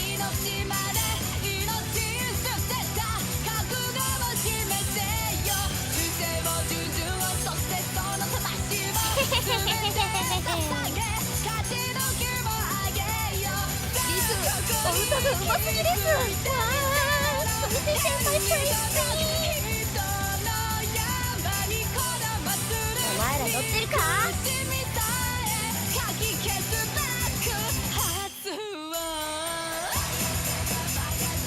幹部にお任せ。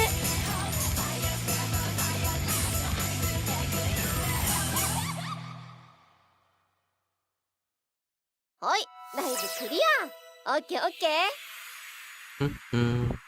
あと100曲ぐらい歌いたかったな。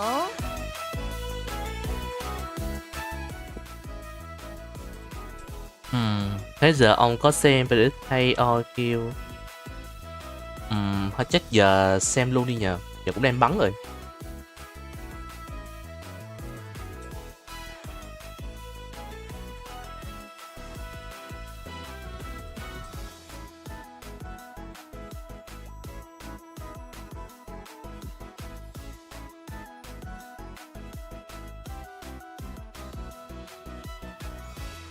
Ừ.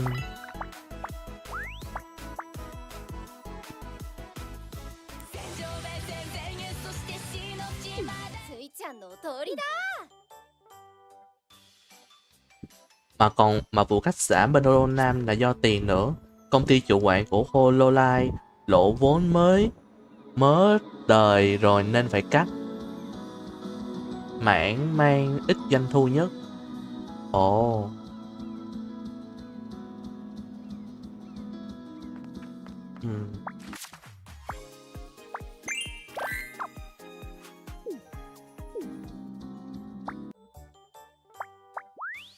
Để đi thu nhập xong nữa. Chưa gì thấy ngang kèo luôn rồi. PX bị 1-1 luôn mà.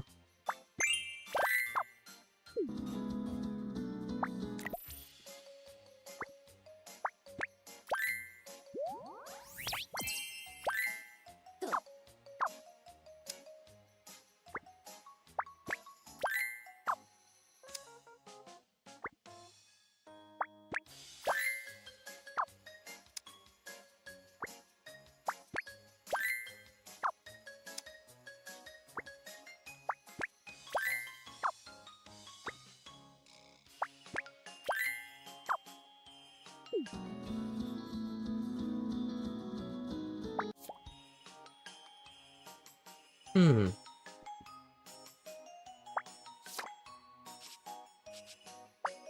星読みのみんなにいろんな景色を届けられるように頑張るぞ。Để xem coi.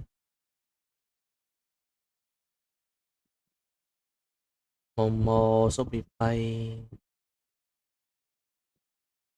Không có nam càng tốt cho Yuri lên ngôi. Vãi nồi. Để xem mấy cái ồ, có Zalo Pay nữa à?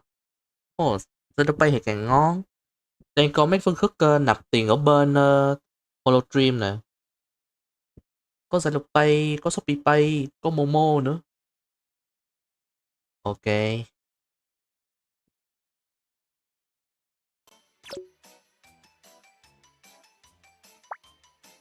Hmm. 後でリンゴジュー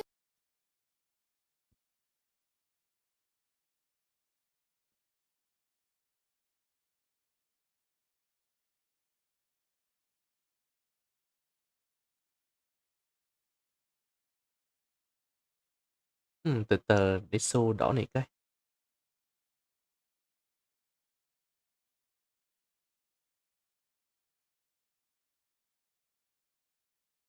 買いたいな。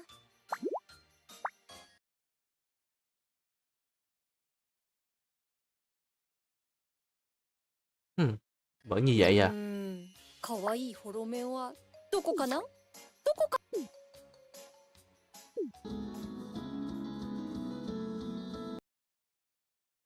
Nạp 60 à? Ok, đợi tháng sau thôi. Đợi tháng sau nạp thôi.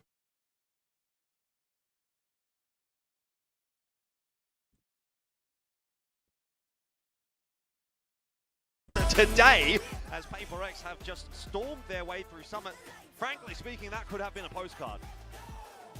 Vãi nồi.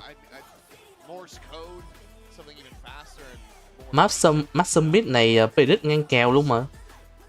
unbelievable. Not much more to be said, and I imagine the analyst desk is going to be feeling very much the same way. I mean, I don't envy Hilski and Big Time having to try to come up with talking points that aren't just, well, they got the crap kicked out of them. So, I don't know. I think that for KRX, this has to just be like, okay, look, we had to ban Sunset. We're not prepped for that one at all. We know PaperX is very good at Sunset. We'll try to coin flip a summon, but the main focus is going to be the Breeze. Well, I wonder what we're going to get to see on Breeze now, because again, this sort of begs the question, did they look better on the triple duelist than what they did here with something a little bit more standard? I would almost argue that they did. However, they didn't have to play the triple duelist yet against PaperX, so maybe they would have gotten as dismantled here, regardless of composition. We'll have to wait and see what they do up to choose here, but it seems like a pretty grim conversation that has to happen behind the scenes right now for KRX. Cái môn này em chịu. Feeling too good in the back room for them. No, I mean, in a week that's been Không filled sao. globally with 13 zeros, the best Anh thì là thích chơi cái bắn súng từ hồi nhỏ rồi nên là là vừa thích chơi. Cũng tùy cái bắn súng thôi.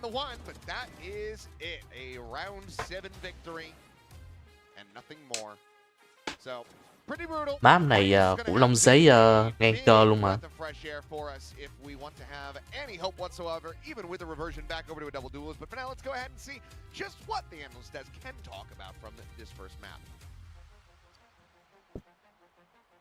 So, lunch was great today.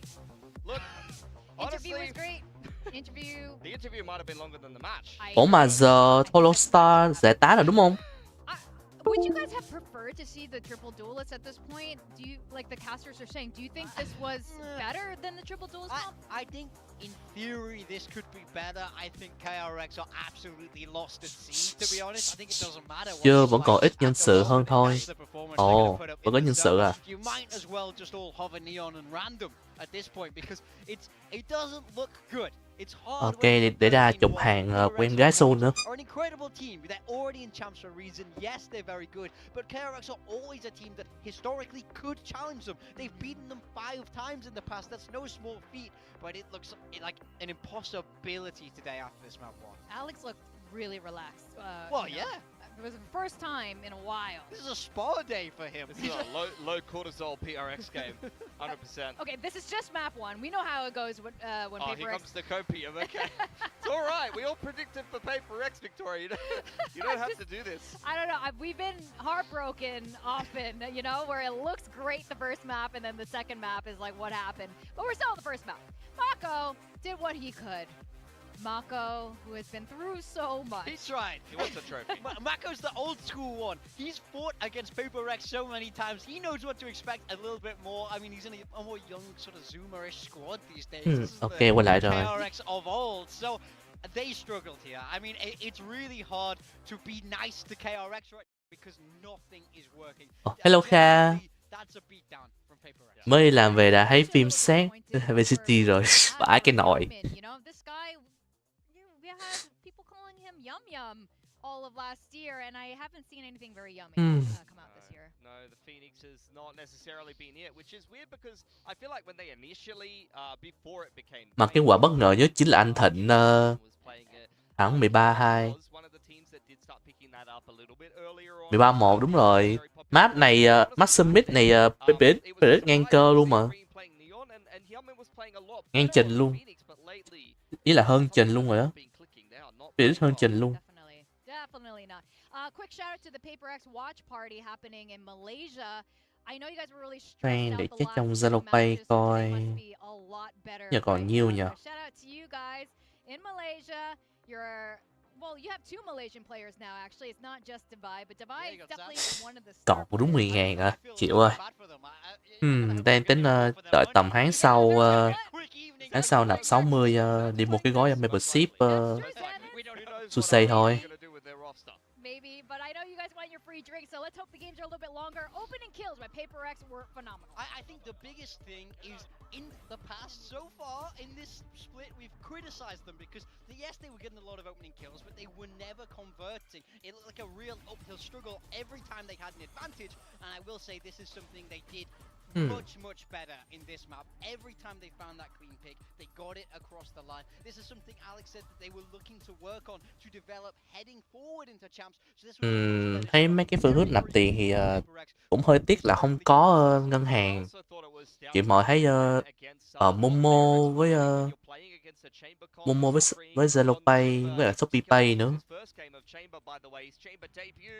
Maybe not one to remember, unfortunately. However, I mean, the rest of KRX outside of Marco were right there with him. But playing against the chamber, that is something you want to do. What you saw from Paper Rex in a lot of those highlights. This is very first time playing chamber in an official match. Usually see a raise up on that comp, but we know that Paper X doesn't necessarily care if the character has an escape mechanic as long as something is wheeling. Lần đầu tiên chơi chamber à? So we saw it on the stage. They were playing anti-contact a lot. They were holding lines. They were doing a lot để of chút nhé, đáng này lên. Three players sitting in mid just holding the same line, and that's a perfect way to play against a chamber comp as far as I'm concerned, because that's what the chamber wants to do. He wants to mục tiêu này chụp màn hình mà. Try to get a kill and rendezvous out. Do you think we're going to see that happen again on Breeze now? I mean, okay, a little bit of copium. It's only up from here. This is their map pick, and it's hard to do worse than you just did. So hopefully they put a little bit of time into Breeze this week. Mọi thứ diễn ra trong vòng 5 phút. You can get 1 degree worse than this. But ultimately, this is their pick. Ôi giời ơi, ham ơi là ham.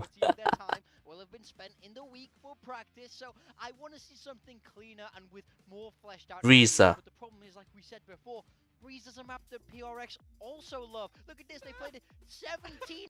Khoan, Summit là Breeze chọn, nếu vậy là Breeze là Carrot chọn luôn.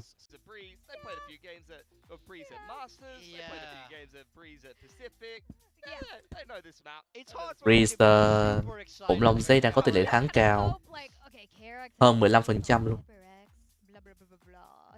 Is there any hope there? They had tape on Summit. Yeah, they got the one round. Let's tape on Summit. There's so much tape on Breeze. We kind of seen the evolution. They need a lot of tape. There's a lot of holes in their game right now. There's a lot of. We need to flex seal that right now. Slap that on. This chip is sinking. Yep. I'm wondering though, with Paper X, we have seen a couple iterations, a couple Asian comps on Breeze now. Are there any that you guys particularly enjoy? I mean, I think if it's Paper X, I think Jing on the Omen actually normally does a lot of good work. It allows him to be aggressive while also having a lot more util to play around. I like Omen in general on the map, and I think Jing plays that agent really nicely. So I'd like to see them stick with that. I think if you're Paper X right now, you don't have to be too innovative, especially after that map 1. You've already shown that you can diff them individually in the server today. So I think for Paper X, keep it simple. You can play double duelist, you can bring that Yoru out if you do so choose, but I don't know. For me, honestly, they could pick anything at this point, and I'd back them right now in the series. How about quadruple duelists? It would be so fine. Quadruple duelists in a chamber. Unless KRX really wake up, this is going to be a stomp. I mean, we can say this because KRX have been so good in the past. You know, over in Champs Paris, they got top 4. This is not a roster that is bad, but they're getting manhandled here. I want to see them turn it around. It's so frustrating. Deep breaths. Deep breaths. Toby, get back on this desk, buddy. 30 giây nữa. Strong words. Just wooza, you know, like, you know, stroke the earlobes. No reference? Okay, forget it. Forget it! What? Bad boys. Bad boys! Will Smith and... I don't think I was born. You might have not been born. I'm sorry. It's true. I feel old. Anyway, I feel like we've been seeing KRX and PaperX just go like this for a really long time, but this is the lowest I've seen KRX against PaperX in a little bit. I hope Breeze is a little bit better. I'm kind of curious what these two teams will be pulling out. Okay. Because they're always surprising us, and they continue to surprise us. Yeah, Forsaken on the Phoenix. I mean, what is sticking out to you guys? I want to talk on KRX because they're the team that we need to see something. Anh Cường chơi Phoenix, anh Thịnh thì chơi Neon à. Hai bên y chang nhau luôn. Chỉ mỗi khác Smoke. Đội hình y chang, chỉ mỗi khác Smoke thứ hai thôi. Omen với Harbor. PaperX, the combo in itself isn't crazy, but something back on the Neon. Remember when he played Neon in the past? Alex has gone back to it. That's interesting. I think they're trying to give KRX a chance here. I've seen a few interesting games with something on Neon. We got Jing back on Harbor. I don't know if I love it. We got Phoenix with Forsaken, which it's been a long time. Yeah. I know this team, when Phoenix is in, they like to flash themselves. So you're right, this might be just like a self-nerf. Or maybe they really got something serious that they want to try out. Alex for sure is pushing this team. Whatever it is, he wants to make them even more flexible than they used to be. He's pushing my mental. That's what he's doing. Pushing my mental. Yeah, I mean, honestly, we know that they can experiment. They've got the chance points to play with, so. All right, well, Gasters, Elfish Guy, and Achilles, how do you feel about experiments? I don't know. This is going to be interesting, hopefully. I think anything compared to the first map should be an improvement, but I do feel like there is a good amount of potential trolling that PaperX could do here. Yeah, I would say be very, very careful what you wish for. We go back to last stage when something was on that Neon, and those were some of the worst games that he had played of the stage. He went back onto the Jet and immediately looked like one of the best players in the server. So be interesting to see how this obviously plays out for PaperX. I mean, the form they're in today, you'd probably still back them. I wonder if we'll see a little bit of trolling here from PaperX. KRX, of course, again, no triple duelist, so maybe that's a conversation that does now need to die going forward. I think it's another first for freeing. I'll double check it, but I'm pretty sure he's not played Omen. If there's anything like the chamber from the last game, it's going to be a tough one. So yeah, this will indeed be a first. See how it does Ferris. Here comes the exec. Tuck in behind back pillar. Flicker looking for the shot. Will take an immense amount of damage. Bane will be able to find first blood. Flicker cleans up Forsaken. Slide to the back. He's actually able to find something as well. Divine now dead, and okay, KRX have got as many rounds as they did on the first map to start things off. The pistol is theirs. That's crazy, isn't it? KRX, they remembered how to shoot again in the pistol. Sharp stuff from Flicker and Bane, and again, you know, have to keep kind of giving a bit of credit to Bane. He has been a highlight for this season for KRX. And obviously helps with the information. No success at all for PaperX. The individual duels going every which way. Ôi giời ơi. It's the over-under that this just ends up being a 13-1 in the opposite direction. I think, you know what, I really wouldn't be surprised with the way things have been going this week. A lot of shenanigans. PaperX look like they're going to run it back, try again towards the B site.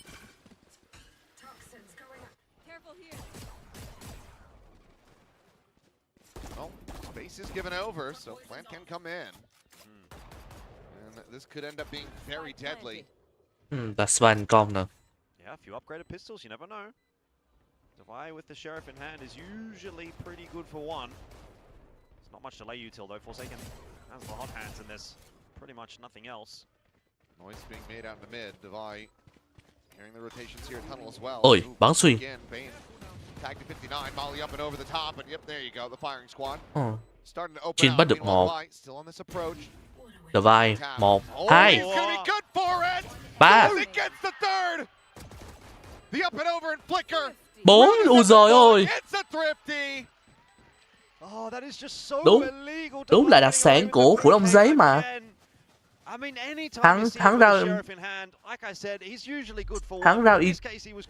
Hắn ra eco luôn mà. Đúng là đặc sản. Ôi giời ơi.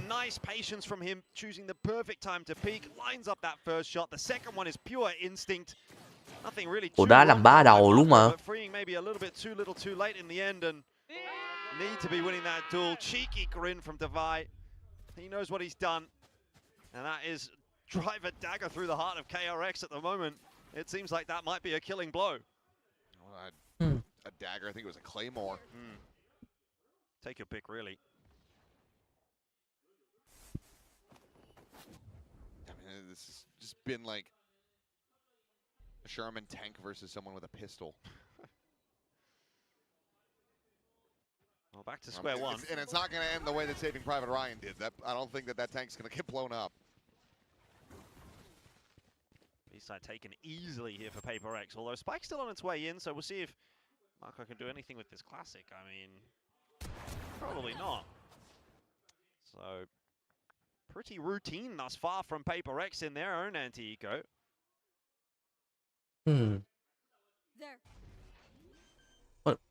Có được Marco rồi. Ôi. Tờ vai dính flash. Ủa mà Envy bắt được 2. Còn người nữa mới được 3 không? 3 luôn. Mr. Poke không? Ồ không được. 3 kill thôi.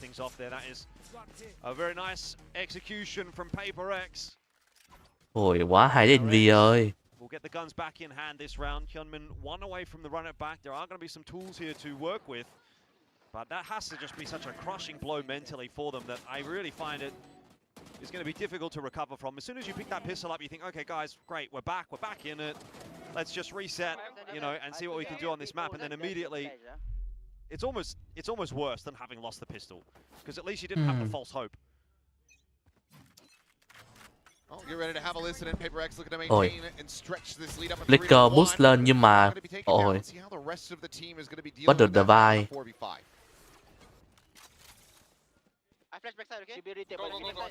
Khủng long giấy vậy lại A. Bạn biết họ phát hiện được không? Ôi giời ơi. Ôi đổi 2 rồi. Hết chậm bằng nhau rồi.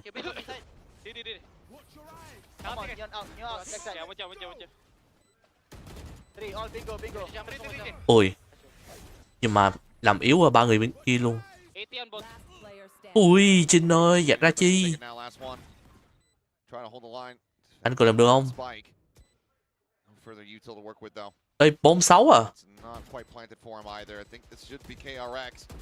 Rồi, bom 6 rồi, bom 6 rồi. Ôi, bỏ bom. Quả bom 6. A bit of a done thing for Paper X. You saw Forsaken go around the corner there with the run it back and not really get a whole lot done. It was a nice triple swing from KRX to dislodge him and force him back away. Seemed like it should be a bit of a freebie once they hit the entries. The retake patient was, I guess, the name of the game. The high-low not working out for Paper X. Envy and Forsaken maybe just missing a few too many shots, and by that point, the scale was in. Like you said, the plant wasn't exactly in the ideal position for the clutch to come through, so maybe a little bit of a mishap for Paper X and sight for sore eyes for KRX. Flash, ui giời ơi, chịu. Flash đen hình chịu rồi. On the back of that information. They have to. They know that they spotted out those two players in mid, so they'll be able to quickly push forward, try to get the spike in play. Walls up for the moment. I mean, Spike is in the hands of Envy. He's the one with that Hunter's Fury on Lộ cường. A deeper angle. Meanwhile, deep scaling is going to be coming through, freeing on the approach over at Cannons at the moment. Spike still not yet in play. KRX, I mean, they just keep layering in util, trying to buy some time here, but I think the mollies do end up whiffing. Two players on the side. Đây là span công. In the end, Envy going to back off. Let's pop that Hunter's Fury to try and rồi, play Envy dùng đi luôn à. by a lot more time than that, though. KRX have got plenty. They were pre-rotated. Freeing unable to find that kill. Still creates a good amount of pressure. Ôi. Forsaken. Swings out. Ôi giời ơi, from nhanh. the pillar. Cleans him up. Will eventually Ôi. fall. Freeing getting himself into a 1v2. The time is just gone. TP forward and goodbye. Ôi, TV qua đấy. That's just the TV power qua of đấy thì KRX, chịu isn't rồi. it? Forsaken conjures something out of Ôi, TV qua nothing. đấy là an bài luôn. Easiest 3K of his life, it would seem. I assure you, it was not as easy as it looked, but just so sharp. Great start from Hyunmin. They do it Flash from a through the wall. 4v5 with the op gone. Yeah, You want to take more space, boys? doesn't matter though. I mean, it's obviously not too happy days there for something, but when you got a player like that behind you, you can still get around nice and easy. You know, first, it's Divide with the Sheriff in the previous sort of eco round that PaperX had, and now Forsaken stepping up as well. You're getting a lot of work done out of the Ui. individuals. Now something's turned to Vãi nồi, một viên hai người. sacrificial lamb in the previous round, let's say, but Ôi giời ơi. his turn in the sun. Yeah, if you're gonna have him Một viên hai người á. give him a little backup. If you want him to go push it. 2A rồi. They do. I'm out of here. Spam off the angle, making sure players can't come scaling out of double doors. That allows them to just line up for the collab. Phải Yên sai lầm lớn đây. And something in a perfect place to shut that one down. A very easy pickings for PaperX. Just again, when you Mid think, cối. okay, maybe KRX can come back into this one. PaperX respond in kind. 2 rounds in a row, start to build that lead. Flawless cho Phổ Long Giấy. It has been a little more back and forth than some. I think we can at least give KRX credit for that, but by and large, you're still kind of seeing the same result eventuating. And that is PaperX compounding upon the advantages. A lot of ultis available for them here as well. In the upcoming round, something has built up the overdrive. Polar opposite reactions from something. Op's going to be in the hands of Flicker. These are the perfect tools that you'd want as PaperX on a round like this one. Okay. Ui, Start. nhanh. Don't get to use them. Something dead. Forsaken denied the ulti by Freeing. Quick little layer of the smoke, and meanwhile, reckoning out from mid, so you know that there's going to be a bit of a crunch attempt here onto the A side. So, Ulti kích hoạt. see how KRX tries to deal with this. There's just red lines all over the map. Yeah, walls everywhere. Ôi giời ơi. Spawn Rồi one. chúng cường luôn mà. Forsaken able to slip back Đúng, away. đúng thời điểm đấy. For now, as Molly will get a little bit of damage onto a couple players. So far, there's the breakthrough getting started. It is Freeing, still hovering here around center pyramids, and now the spike. 3v2. Forsaken, looking at the timing, but Rồi, Hyunmin, cường hy sinh. quick little readjustment. Có Divide finds that rồi, kill. lên Freeing bảng. scoops forward, gets the kill. 3-4. KRX are going to keep this close. Yeah, that round just felt like there was a little bit too much to recover for PaperX. Freeing still in on the site was the big problem. You sort of highlighted the walls, and there was a lot of walls that obviously KRX had to get past on the retake, but the fact that they still had Freeing in on the site stopped PaperX from fully taking control of it. It was such a pest. In the end, got himself an important couple of kills in there to keep PaperX at bay, and that just the fact that he survives is what really matters. So good anchor work from him. So 3-4, a much more competitive map. That's nice from KRX. Still a bit in the back pocket here for PaperX to work with though, and they're going to try to explore through A main. Meanwhile, a nice lurk from Divide out through middle. See an A split here. Thành ulti rồi. Overdrive pop. Bắt được bay. Taken down, Freeing, rescaling up into the smoke. Just gonna go shoulder to shoulder. As curveball in, and he's able to find one, finds two, looks for the third. Swap to the Ui classic giời G. ơi. Ooh, we'll barely be able to win that one out, but Hyunmin denied the Vãi cái nồi. Molly can fly. As Pit just to block off this angle of approach, so Flicker will be rerouted through A main. Oh, the Molly just a hair off. Ball's gone back up though. So KRX Ba most likely going to have to wait bên out Phổ Long Giấy bị yếu máu hơn. Ui, won't matter. vừa headshot được. Sleep at the wheel there, maybe a quick glimpse up to the minimap. But that is a significant whiff. Lockout, however, still alive. Finding one, push out of the smoke, finds the other. Ôi, Divide brings it back into a 1v1 Flicker. Time is a factor. Tap at the defuse. Divide on the scale. Flicker reading Ui. the angle, finds the kill. Right now. Will just be able to have it and keep that up in Ôi, hand. kèo map 2 này căng nha. Again, another really patient retake from KRX. They don't get agitated. Even though that time is ticking down, they had to get past so much. The pit in particular, a real pain in their side, but a nice work around from Flicker, just avoiding it, navigating. 4 thằng cứ phải để người già làm. Swinging out of that smoke late and not winning his duel is where that starts to fall apart a little bit. Even though that trade was in from Divide, he still has to win the 1v1, and once you get into a one-on-one, anything can really happen. This is the swing I'm talking about here. I think that little fight inside of the smoke between Jing and Freeing is a good way to summarize this map so far. Yeah, Freeing got away with a lot, probably more than he should have. Now we get a defensive pit pulled from KRX over towards B. Everybody getting to have a piece of the pie.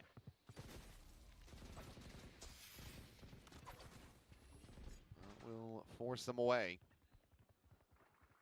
Looking like PaperX not really wanting to try to circumnavigate the pit, go in through the back. We'll just get ready to attack into A. Operator's still going to be dialed in on an angle there at main. Have to be aware of this. Drone's still available from Envy. Could just use it to quickly clear him off the angle. That's exactly what he's going to try to do. Open Flicker. Look at this tuck back. Oh, now trying to go in for the face forward. Relay bolt's going to be exchanged, but he gets stunned. Something does not. Quickly collects the kill now. Freeing going to be spotted out. Flicker bị stun. Ôi, anh hình bánh liệt. He's just now running at them. He's all the way out to their spawn. Right to the rope. A glimpse of the pain. Ôi giời ơi. Cái tường nước. Báo quá. Cái tường nước. Ôi giời ơi, cái tường nước của Trinh kìa. Xếp súng rồi. Ôi giời ơi, cái tường nước của Trinh. Vai nồi. And there's just so much going on that something thrives in that chaos. I need to see the replay of Something's camera. Oh, he was. I know exactly what. I can imagine exactly what he said. Yeah. Couldn't see a damn thing. Is what it is. I mean, he gets the 3K. You can't be too mad. Oh, sure. It's still a very strong round from him. Tavai's laughing. The right play. I think I mean, they're probably still hearing about it. Yeah. Surely we get this on the replay. Coi anh Thịnh là phải ứng coi, không biết có phải ứng gì không. Ching's wall ended up denying him vision, right? So. Yeah, but he ran into the wall. Yeah. You know, it's not as if this was Jing's fault. So, all right, here's the first one. Doesn't stop moving. It's like a wind-up toy. Just keeps going until he runs out of momentum. Gets this kill. Push up over the top. What is it called? Temple run. You know, temple run. Cười. Ôi, quả tường nước. Báo anh Thịnh luôn mà. That round it seems for PaperX, so all's well in the world. 5-4 the lead. Not a massive stretch necessarily. Flicker looking to work his way down middle here. There's been quite a bit of presence put towards mid from KRX actually. Drone out now as well. They do want to get a bit active. Leaving Freeing up to his own devices, but he's under pressure. Oh, yeah, and that quick little glimpse that smoke to bloom is more than enough. Overstays is welcome. Bane, trying to slide back. Bắt được bay bị mù. He's got no more coverage, no vision. Còn vàng nè. Quick little kill collected for something. Player advantage again here for the side of PaperX. They look to move this up to 6. Get themselves separated a bit from KRX, and that should seal the deal on it. Time to go for the save. That's how quick it can happen, isn't it? KRX just don't seem like they have the opportunity to defend this side. As soon as Freeing goes down, the flood is in. That's why it's so important when you're playing that forward position as the anchor. You cannot afford to be dropping. But this is where we're really seeing the cracks in what KRX is trying to do. Freeing is a first-time element. He has not played it on stage ever. And in that moment, it's one of those things where if you are used to it, if you have the reflexes for it, you're just going for that TP. Yep, quickly exiting. You're not trying to run out, give them another angle. You're just playing it safe, TP into the corner, need a brick stack. But hey, that instinct, those reactions just aren't going to be there for him. Ôi giời ơi. Tốn súng. Trời, mất 2 súng luôn mà.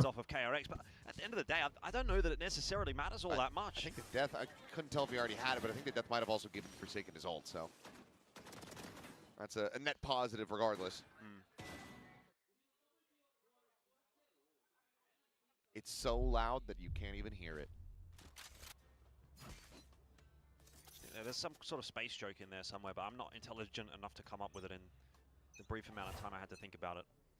It happens. Paper X right back into the swing of things, and again, another aggressive move down middle from KRX. Oh, well. Ui, It's a curveball through towards the Vi, but as we cut over, it's Forsaken finding the kill, and now Vi regaining his vision is able to find Bane. ủa, It's a shame there because tổ chúng một getting caught ai đấy rồi. maybe there'd be a bit of trouble, but Sụt. nothing going right for KRX at the moment. 1 for 2.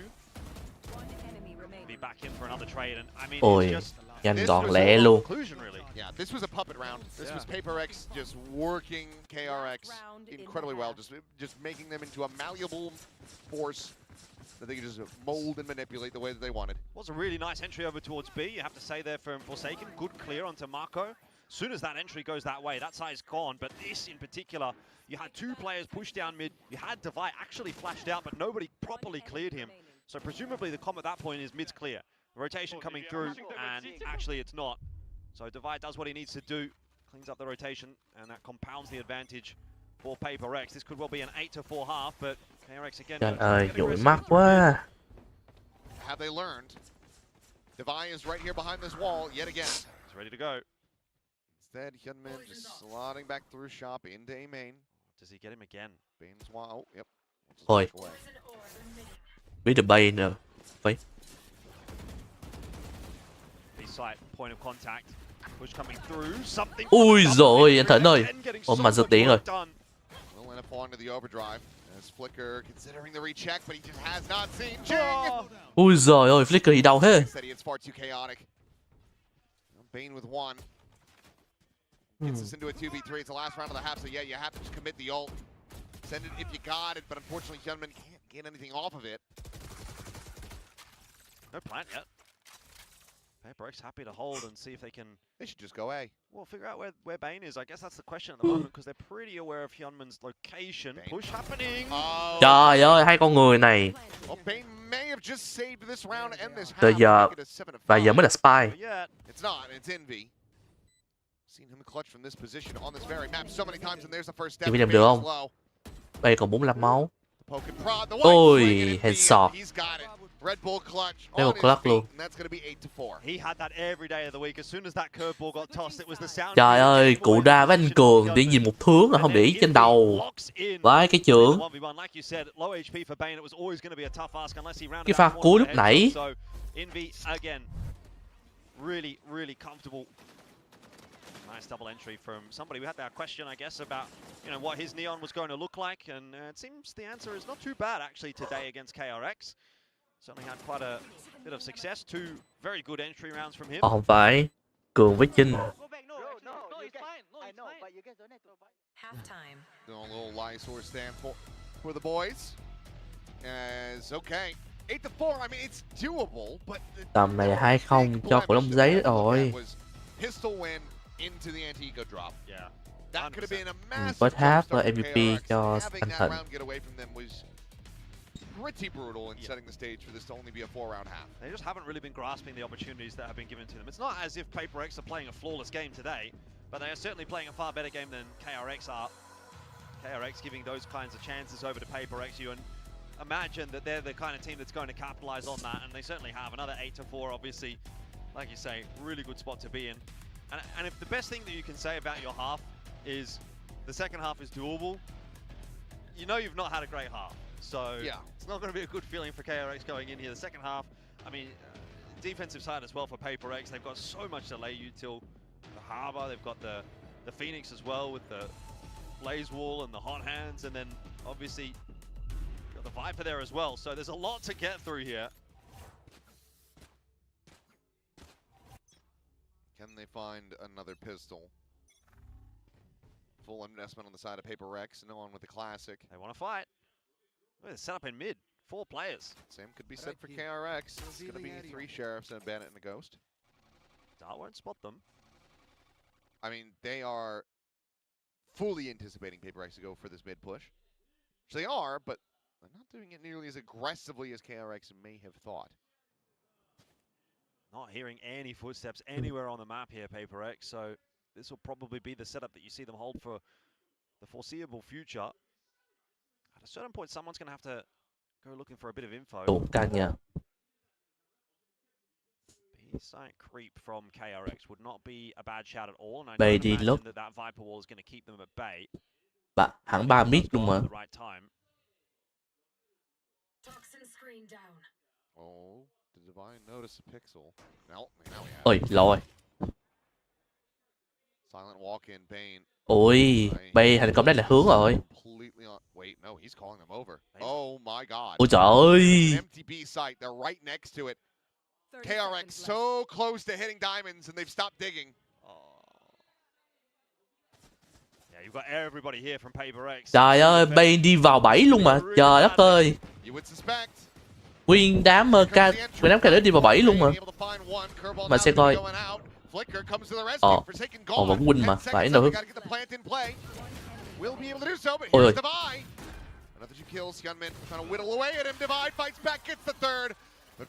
Bay cũng win được. Phải cái chưởng. That was looking catastrophic, but KRX they managed to fight their way out. Yeah, when I said really bad, I meant really bad. Kiểu bay đi lùa A thành công rồi, tự nhiên nguyên đám huấn viên của KRX còn lại đi theo bay luôn. Kiểu 4 đi vô cái side bên còn lại kia là free side luôn rồi đó.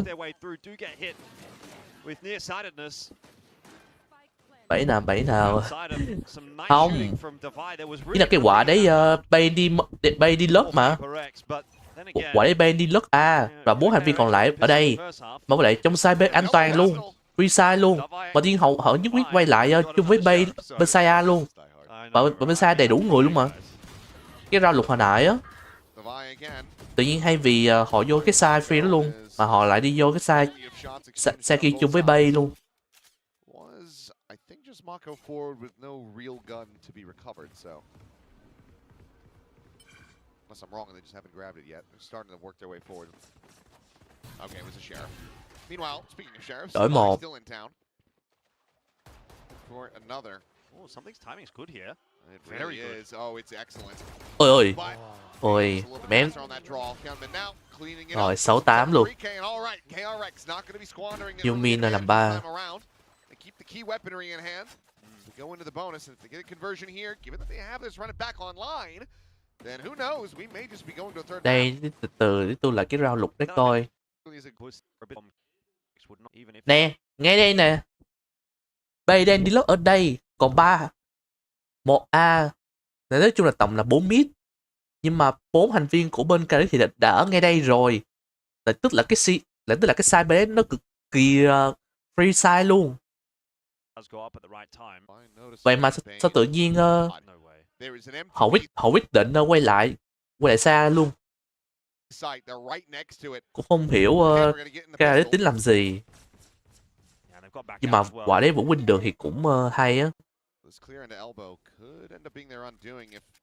Gunman is able to play flicker in. Will, however, just be forced forward, trying to take that fight, but too many targets. Yeah, Jing there with the coverage. I think Hammond kind of needs to activate here. This is the unexpected timing. They think they've cleared it out. Thì không có thông tin xe B chứ sao? Không có thông tin à? Không xem bằng góc nhìn này nó thế chứ. Ôi giời ơi. 69 à? Bay tính xếp súng rồi.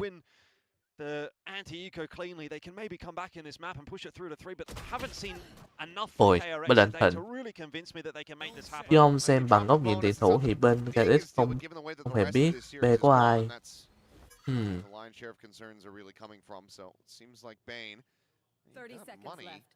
You die, you get one more charge of a Hunter's Fury, so I'm guessing it's just a re-clear behind and then a push, or do you just save this Phantom?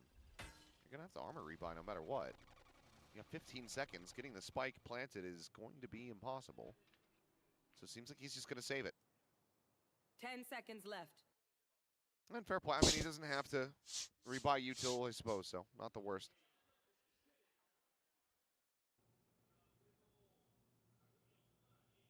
Oh, 9-6. So 3-round lead. Still an opportunity though for KRX. Yeah, tough one again for KRX. We have to go back and look at that initial start from Freeing. Thought he had a play there, but PaperX just too confident pushing their way down into middle, into that smoke. PaperX are going to play like that. They're up, 13-1 in the first map. They're up in the second map here as well. They are going to be pretty free. You know, they're not sitting back waiting for the game to come to them. They want to take the fight to KRX. All right, well, we're going to have a listen into KRX as they look to try to bring us back within 2. Something trying to hold the door, but there's going to be the run it back out from Hyunmin as they look to open up the A side. Sova hết đồ, không có thông tin cái tưởng Viper của Đà Vai còn nguyên đó thì đâu dám vào. 들어갈래? 내가 앞에 싸울게. 내가 앞에 싸울게. 라인 크게 먹어야 돼. 리테 장막이야. 앞에 하진 형이 뒤에 싸우죠. 나 됐어 게 현민아 이거 왼쪽 돌 준비해. 나이퍼랑. 저들. 일로 싸볼게. 나 빨리 가. 옐로 라인들. Có là flicker. 10초 뒤에 막 스포 가능해. 좀 싸워 왼쪽. 나이트 오겠다. 장막 꺼진다 얘들아. Marco đang bị yếu. Trên cũng thế. 수반으로 많이 왔다. 1번으로 많이 왔다. Flash nhưng mà đỡ được mày. Ui. Hyunmin has fallen. It's just freeing. Still on this approach. The plant not for him. Khó rồi. 60. Try to get back into the action. Really good retake fundamentals from PaperX. Every single one of those duels that we got to see from the KRX POV was a 2-on-1 swing coming through. The first one off the back of the curveball, 2-on-1, and then onto the plant. Again, a 2-on-1. So you've just got all these PaperX players playing in tandem. They are taking advantageous duels, and if you continue to do that consistently, it's going to be very hard to lose the map from here as PaperX. Surely now, a bit of a headache for KRX, so we are going to get a timeout. The first one of the map. Tema đầu tiên bên KRX. Concerns, I think, will grow even louder here for KRX after today, right? Because it was an easy scapegoat to say, they're playing Triple Duelist, it's not the meta pick, they don't look good on it, they're not winning as a result of Triple Duelist. But now, they haven't even really been competitive against PaperX today, and they're not playing Triple Duelist. So, what is responsible for that? You know?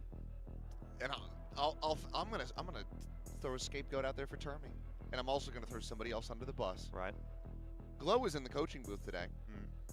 I'm pretty sure the last 2 games when they were playing Triple Duels, I think it was Argency in the coaching booth. I think you might be right. Gonna have to have a conversation with that man. Maybe Termi's innocent in all this. He's just been, what's the word? There's been a coup in the KRX camp. Bullied out. I don't know. Look, still not over for KRX, but I would again say relatively unenthusiastic from them thus far today. Ôi, anh Thịnh liều dữ. Again, looking to get aggressive. This time it's something that Ron trúng anh Thịnh rồi. over on A main on his own. He is the anchor on this site, and this is how he's choosing to play it. And that just shows you exactly how confident PaperX are at the moment. Ôi, bắt được móc mid rồi, bắt được Marco. He is just looking to solo anchor this. Let's see if he's going to be good for more. 13 bullets left in the mag. Curveball Ui. going to be dodged. Thịnh không lấy flash kịp rồi. Lurk from freeing here in mid. Oh, goes incredibly well. Red, what a rebound. Forced to try to reposition. Ui, TP. No. Free TP quả đấy thì chịu. Yeah. I mean, I think you have to ask the questions, obviously, but we'll talk about that a little bit later on because the retake is happening. Scale past this Molly, just riding along Ôi, both of góc. these walls. Gunman. Oh, he's got himself into such a cheeky spot. Ok, quả này là boss lan rồi. Planet open as well. Bắt được nhiều min. Meanwhile, Flicker, quick peek. Good for one, nothing more. Hunter's Fury having to be abandoned as Forsaken's got the curveball ready to go. Right into the face of Ôi, Bane as does quá khó. handle shot hit. So, Diffuse to come in. PaperX 2 rounds away from closing it out now. Yeah, 61 rồi. On the retake, and I think you definitely again have to just sort of highlight freeing. Really not looking super comfortable on this Omen. He gets in all sorts of trouble there. Tries to TP out. It's a bit of a nothing TP in the end. He would have been better just trying to do anything else. Really, it's probably the third time on this map where it feels like he's been a little bit exploited. Good final fight there from Forsaken as well.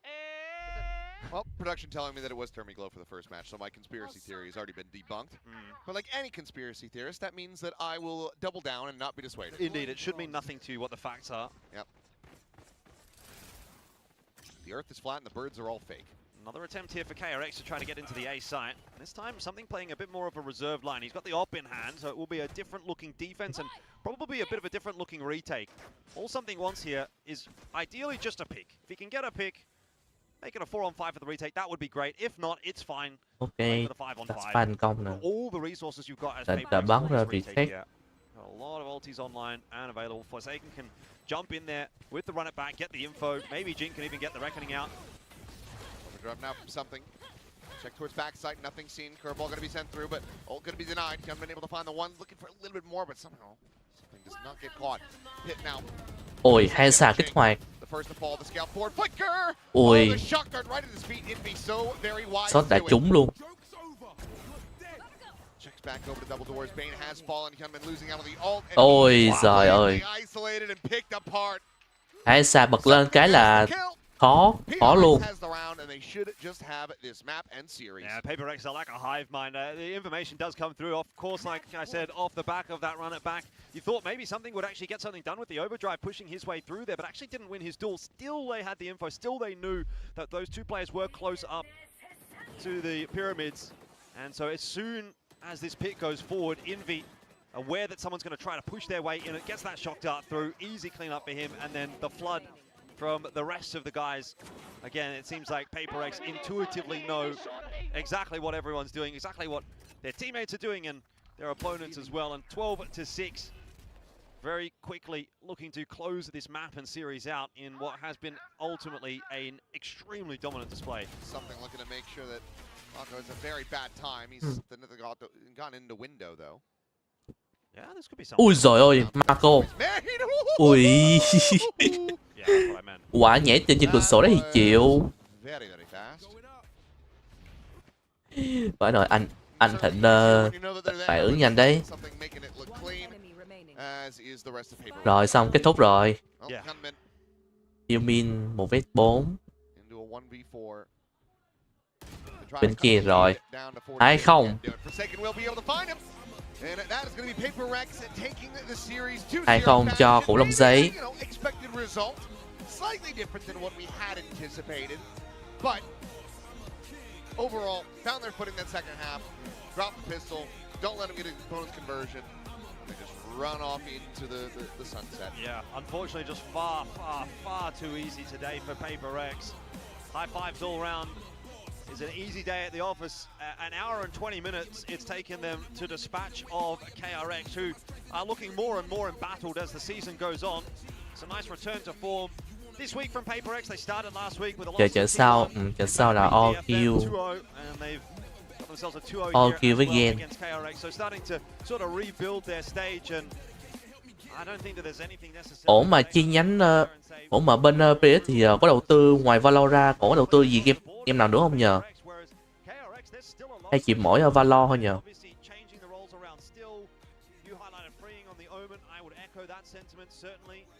He was over on the chamber as well, so even despite the fact that they moved away from the triple duelist setup, I think you still have to look at KRX and say they've got stuff that they need to figure out. Yeah, I think that there's a couple different iterations that could be tried here that would probably deliver better results and offer. Ở đây mẹ của Trinh nè. Có TFT à? Ồ.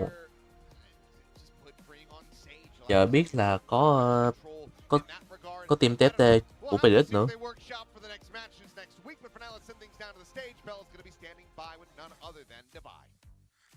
And it's Paper X taking their 2-0 win against Pokemon Unite nữa. Vãi nồi. Pokemon Unite à. Ôi. Vãi nồi á. 와, 오늘 RX 더비 아무리 속도가 빠르고 W 게이밍인 Paper X라고 해도 13대 1은 예상하기 좀 어려웠을 것 같은데 오늘 경기의 전개 좀 예상했는지 어땠는지. Pokemon Unite như giờ vẫn còn vẫn còn nổi đúng không ta? Vì đó là partner team của Pokemon Unite mà. Có rồi, team cộng sự à.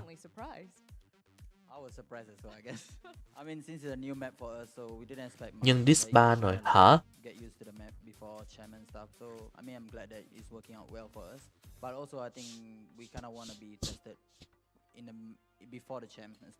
So that we know what went wrong, what went right and stuff. But yeah, I mean, no complaint. Win's a win. 본인도 13대 1이라는 빠른 경기 결과에 조금은 당황했다고 좀 놀랐다고 이야기를 해줬습니다. 그리고 챔피언스 전에 다양한 시도를 주면서 서밋이라는 새로운 Nên giờ 맵에서 còn đúng 본인들이 할 수 있는 Valor. 거를 Tiếp 이렇게 theo Pokemon 실험하는 giải tán rồi. 그런 오늘 Ôi, 경기였기 때문에 오늘 승리를 vãi. 하게 돼서 더 기쁘다고 이야기를 해줬습니다. 안 그래도 페이퍼렉스가 정말 이번 스테이지에서도 Sony kiểu bên Predator không đủ tiền, kiểu không đủ đầu tư cho TFT với Pokemon hay sao á, nên phải buộc phải giải tán ấy. 브리즈에서의 요원 조합 배경에 대해서 직접 들어보면 좋을 것 같습니다. I know you guys have been doing a lot of attempts. Your PaperX lab is open for business once again, right? And what stood out to us on Breeze was something's back on the neon. You guys have a couple of role changes as well. Was it something's idea? Can you talk to us about what was the conversation that led to today's comp? I think because we saw some other teams run neon and stuff, and we are the type of team that we kind of bought if we play same agent over and over. So start trying something new again. I mean, I knew in the past something's neon wasn't very good, but I think like he played very well today. So yeah, he proved that he can improve. So yeah. 우선 뭐 네온을 다른 팀들도 기용하고 있는 현 메타기 때문에 한번 다시 시도해보면 좋지 않을까라는 이유가 나왔다고 이야기를 해줬고요. 그리고 페이퍼렉스 선수들이 같은 조합으로 경기를 하면 좀 심심해하기 때문에 오늘도 좀 다양하게 변화를 줘봤다고 이야기를 했습니다. 그리고 썸띵 선수가 이전에 네온을 잡았을 때는 조금은 아쉬웠던 모습을 보였지만 오늘 경기에서 그걸 상당히 만회하는 모습을 보여줘서 만족스럽다고 이야기를 했습니다. 그리고 다바이 선수가 저희가 오늘 kia chuẩn bị đầu tư vô liên quân ấy. Vãi nồi, liên quân à? Không đơn giản là do được mời hay thì sao không thử? Kết quả không đúng với công sức thì giải tán. Ồ, thì ra được mời à? I don't know. I mean, like for me, I got motivation if we are going to somewhere new. We've been to many other places, but I've been to Busan before, but it was a very short term. So I would love to go again, and of course, in front of the crowd this time. So why not? New place, get to discover. TFT vẫn còn nhưng Hường không qua được vòng lại. Ôi, 다바이 선수 개인적으로는 헐. 새로운 환경에 가는 게 상당히 큰 동기부여가 돼서 부산이 많이 기대가 된다고 이야기를 해줬습니다. 더군다나 부산을 이전에 짧은 기간 동안 가본 적이 있었는데 이번에는 새로운 환경에서 새로운 경기장에서 다양한 관객분들과 경기를 한번 하면 정말 좋지 않을까. 뭐 음식도 있고 뭐 아주 좋은 분위기, 해변도 좀 즐기고 좋지 않을까라고 이야기. Yeah, all right. còn Valor là nổi nhất rồi, còn lại thì giải tán và không nổi bật.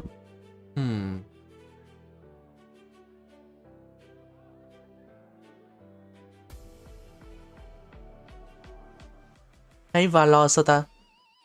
Nếu là bên bên để Valor đấy thì là cứ bắt đầu từ năm 2023 là cứ mỗi năm là ở vòng lại Pacific ấy, Stage 1 hay Stage 2 là họ thường xuyên thắng được một chức luôn.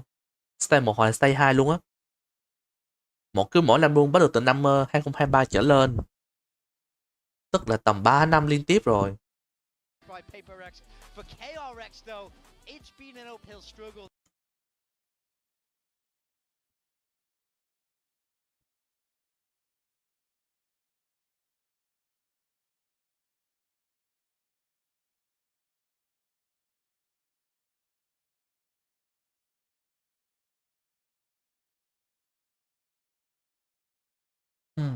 Like they have been a gatekeeper team in Pacific. If one of the lower ranked teams is going to take them on, then they're going to sweep them away pretty quickly. I think they're going to have to embody that role, continue developing things as they head through the rest of the group. Maybe pick up 1 or 2 chance points if they can have some better form than we saw in this particular match. And then Cái bắt đầu thử chơi bắn láo nhưng nó đang không ổn mấy.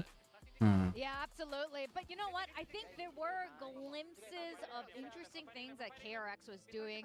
But I also like what PaperX is doing right now. Obviously, they're pushing boundaries. They're trying to push the limits. Lúc đầu có ổn mấy luôn á, bởi vì Predator team có thì về đỏ tay hơn á. They could just play their normal comfort roles and honestly just, ease their way back into another trophy contending finals.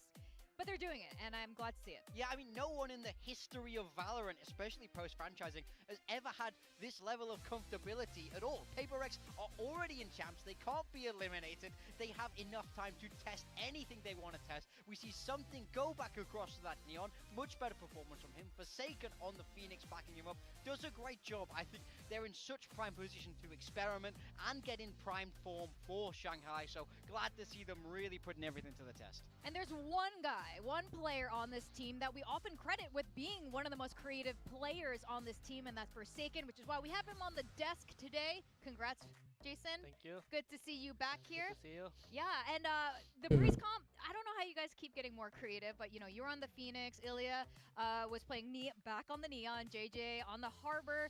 Who's coming up with all the creative ideas on this? Because when Breeze first came out, I know you were a big part of it, but like, who's coming up with these ideas?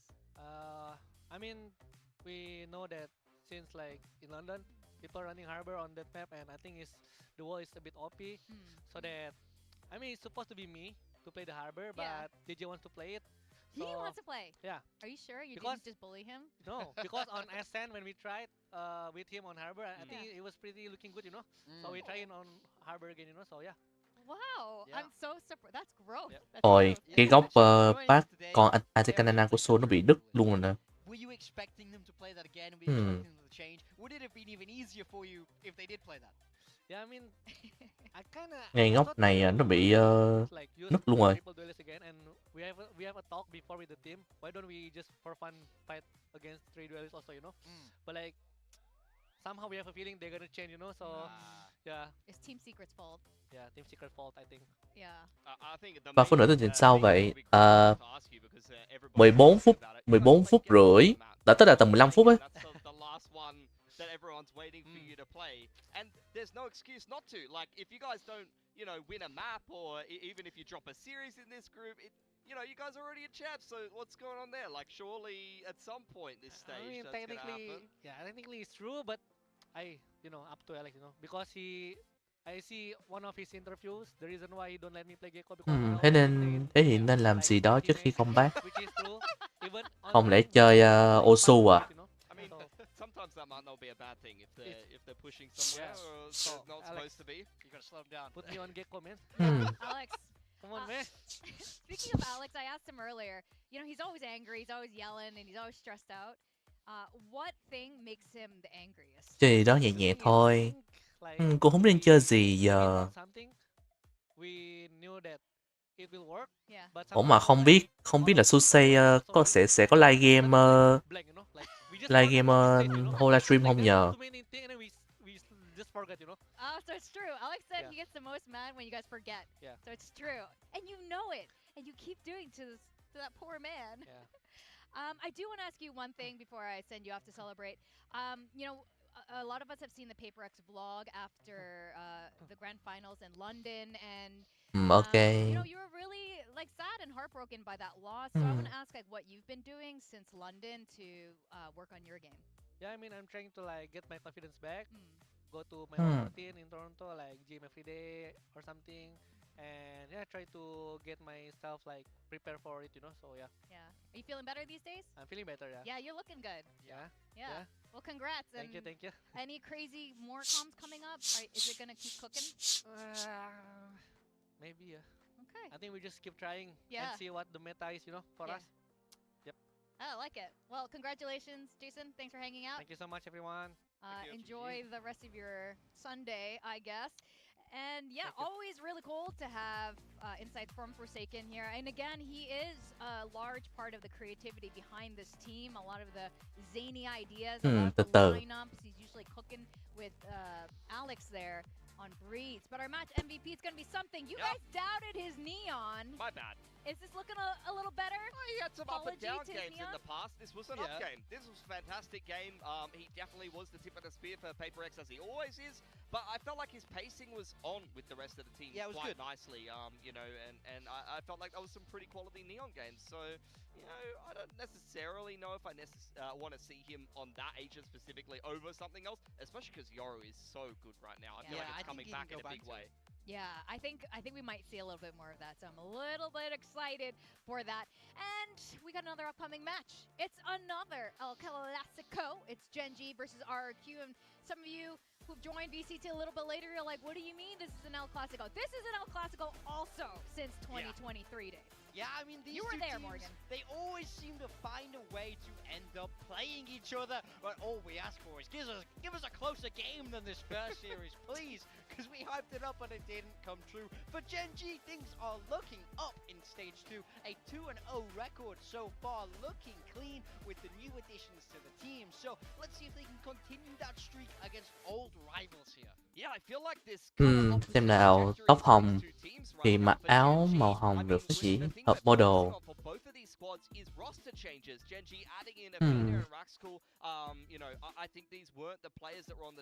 Ôi, xem ra có tin hơi xấu chút vậy á. Cái con Nana của Su nó bị rách một phần góc luôn rồi. Cũng không rách nhiều lắm mà rách có chút xíu à. Tính xe ra rồi lấy kéo cắt chút vậy. Yeah, I was very impressed by him. Both of the maps they won, I feel like he did his job excellently well. It seems like a real great scouting find here to bring him map as well. Like that was actually a really good map. That's the best map I've seen from him so far. Rách để hay rách bề mặt. Bề mặt á. Bề mặt mà nó chỉ ở viền thôi à. Nó chỉ ở viền thôi. Cái phần bo viền á. Phần trên. Oh, absolutely. I mean, that you see the title line in the bottom left, and we have some numbers to back that up. I think he dropped 60 in this series, and he really set the tone for the rest of the series. You see, 15-8 against Dampy in head-to-head tools in this particular Chứ series. con có Chosen của tôi cũng bị y hệt vậy mà. Ồ. Rách phần trong thì hơi rách biệt đấy anh. Phần trong hả? Making that space, he's doing everything right on paper, but he was never taking over the server. This game was entirely different. It was all about him. Yeah, it was, and a large. I think this is gonna be really interesting with them coming in today because their opponents are cái đếm mới khó. Ồ, cái đếm mới khó hả? Gen G at times, but today is gonna be a little bit rough for this squad. They are not entering stage 2 with the same. Mà với mức giá này, khoan, con có Chosen của quýt bao nhiêu tiền vậy?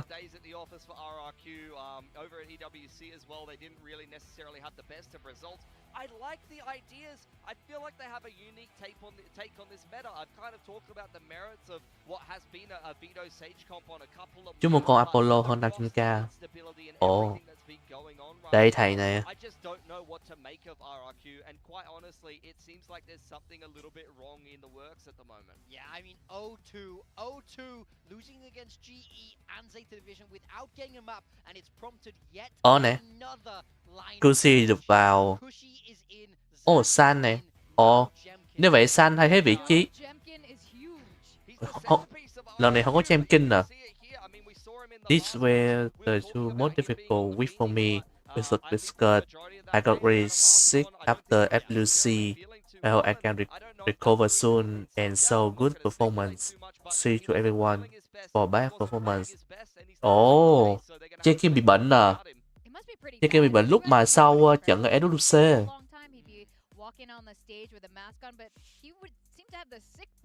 Happening, but Jemkin, you know, I hope you get well soon because it's going to be rough without Jemkin on the roster today. Look, this is the third game that they've played in Stage 2 and the third different roster that they have presented. Now, regardless of why you're having to make these changes, sometimes it is out of your control, right? But it creates a deep team where you don't know if you're coming or going, you don't know the people around you, not even to mention the role changes. So it's a huge uphill battle here. Let's see if this iteration of RRQ is able to get some better results. Yeah, and you just look at the overall results in the group so far. Gen G are up 2-0.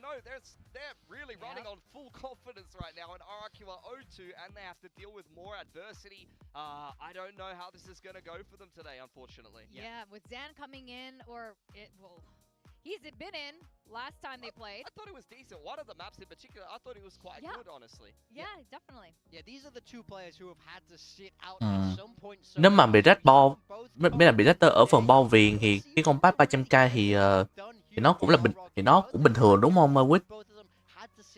San không biết làm được việc không đây? Anh chưa biết thông tin của San.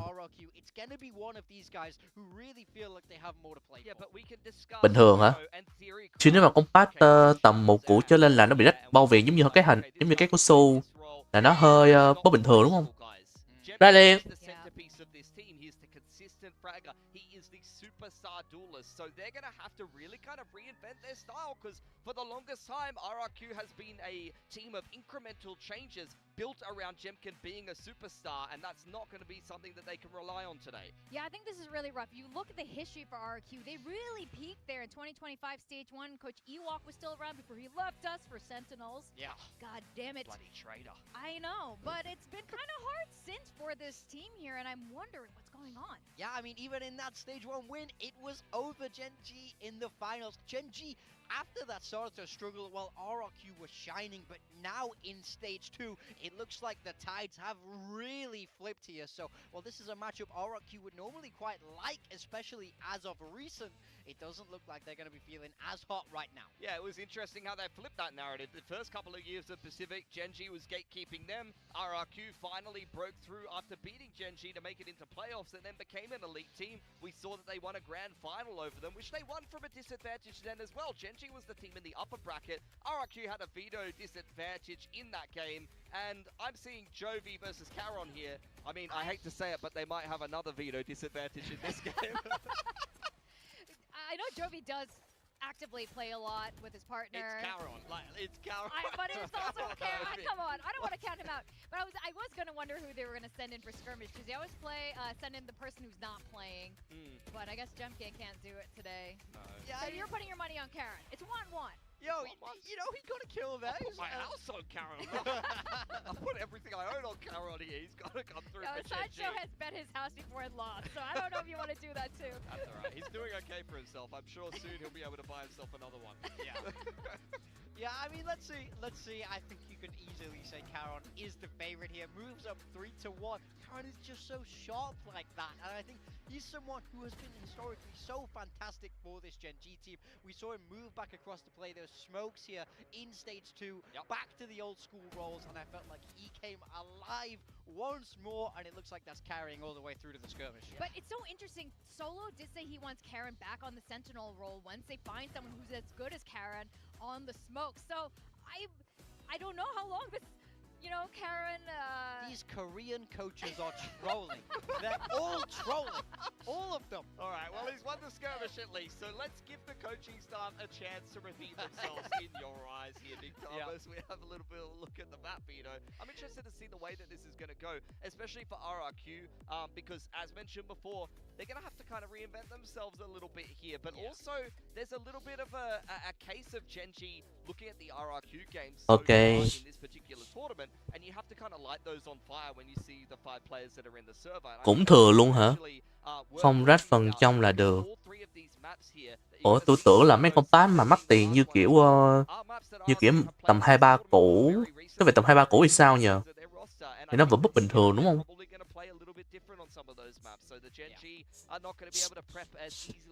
And I think Summit is a very interesting pick by Gen G. We've not seen it from them yet, but it's definitely targeted. This was the có Summit nè. through against global esports. So okay, they started out defense. They were 10-2 on defense. Yeah. Surely the defense is good here, Morgan. All right. We'll see. We've got to wait and see. He's the T word. You're upset by this, aren't you? I can't be confident in RRQ at the moment. That's all I'm gonna say. I want to see better from them, but I'm definitely leaning the way of Gen G here. We haven't seen Lotus the Stage 2, right? A lot of the teams are just straight up banning Lotus. RRQ normally likes Lotus, Gen G as well, so kind of curious. Rách tiền thì giá vẫn giữ được. Ồ. RRQ has shown a couple different comps and players so far. I'm not super confident with it right now. I mean, the last time that we saw it was that Neon Phoenix that they recently played, and it didn't necessarily net them a win. But Gen G, they've been playing a lot of this map for quite a while now. They're loving the chamber comp, they're loving throwing texture on the chamber, but they've only really been playing Nongshim lately. And Nongshim, they're not necessarily the same kind of playstyle as a lot of other teams. And this is why I think that stats, especially map stats, can be a little bit misleading sometimes if you're playing against a certain team or a certain style on a map. Just because you're good against that team or that style doesn't necessarily mean you're going to be good against the field. That is true. We'll have to see if they get it done here today. I think texture on that chamber is something that I love that they're leaning into. I think it lets them play that operator while also having so much aggression with that double duelist. Ash did a fantastic job of it last time, so I think I'm still leaning the way of Gen G. That's why I had to predict them today. Yeah, I have to agree with you. It's really hard not to pick Gen G just based on the data. Rách trong thì mất giá phết, cụ thể là bao nhiêu phần trăm thì em không biết được.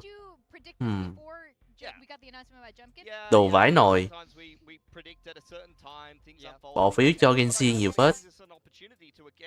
Cope for RRQ. I think that still they've got a lot of good pieces here, and sometimes, especially when you've been going through some rough circumstances, some players have kind of been in and out of the roster, it can lead to some better performances or maybe some combinations that Jemkin could have limited the team on. Maybe they do want to play Phoenix and they don't have a Phoenix guy. Could we see Kushi Phoenix Zan on the Neon? Monyet smokes. That's actually a comp that works and is the kind of main meta right now. Is that going to win them a game against Genji in their current form? That's up to them to step up, I think. Does that sound like Cope? That's hard cope. That's hard cope. Look, I see where you're coming from. Don't get me wrong, there's a world. They know this matchup intimately well, but I think when you look at form, Genji are just hitting stride after stride. RRQ haven't won a map yet, so this would be a big victory for them. Yeah, it would be huge, and I think a vote of confidence from the viewers, including those of us at the desk. But again, this is a long-standing rivalry between Genji and RRQ. They do know each other very well, so let's welcome them to the stage.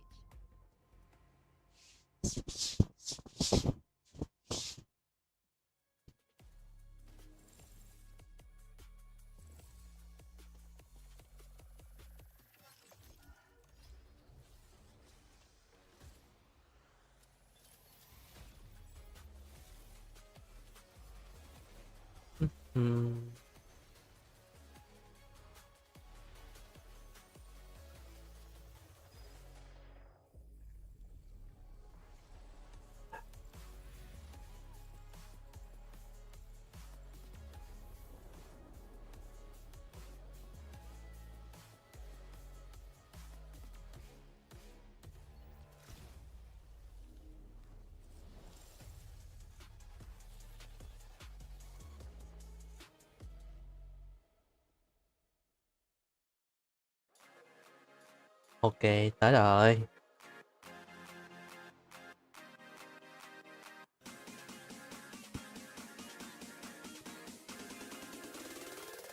Today's matchup. We've got Gen G facing against RRQ. Both of these teams are playing really well in Pacific last year, but we have a lot of questions for them coming into stage 2.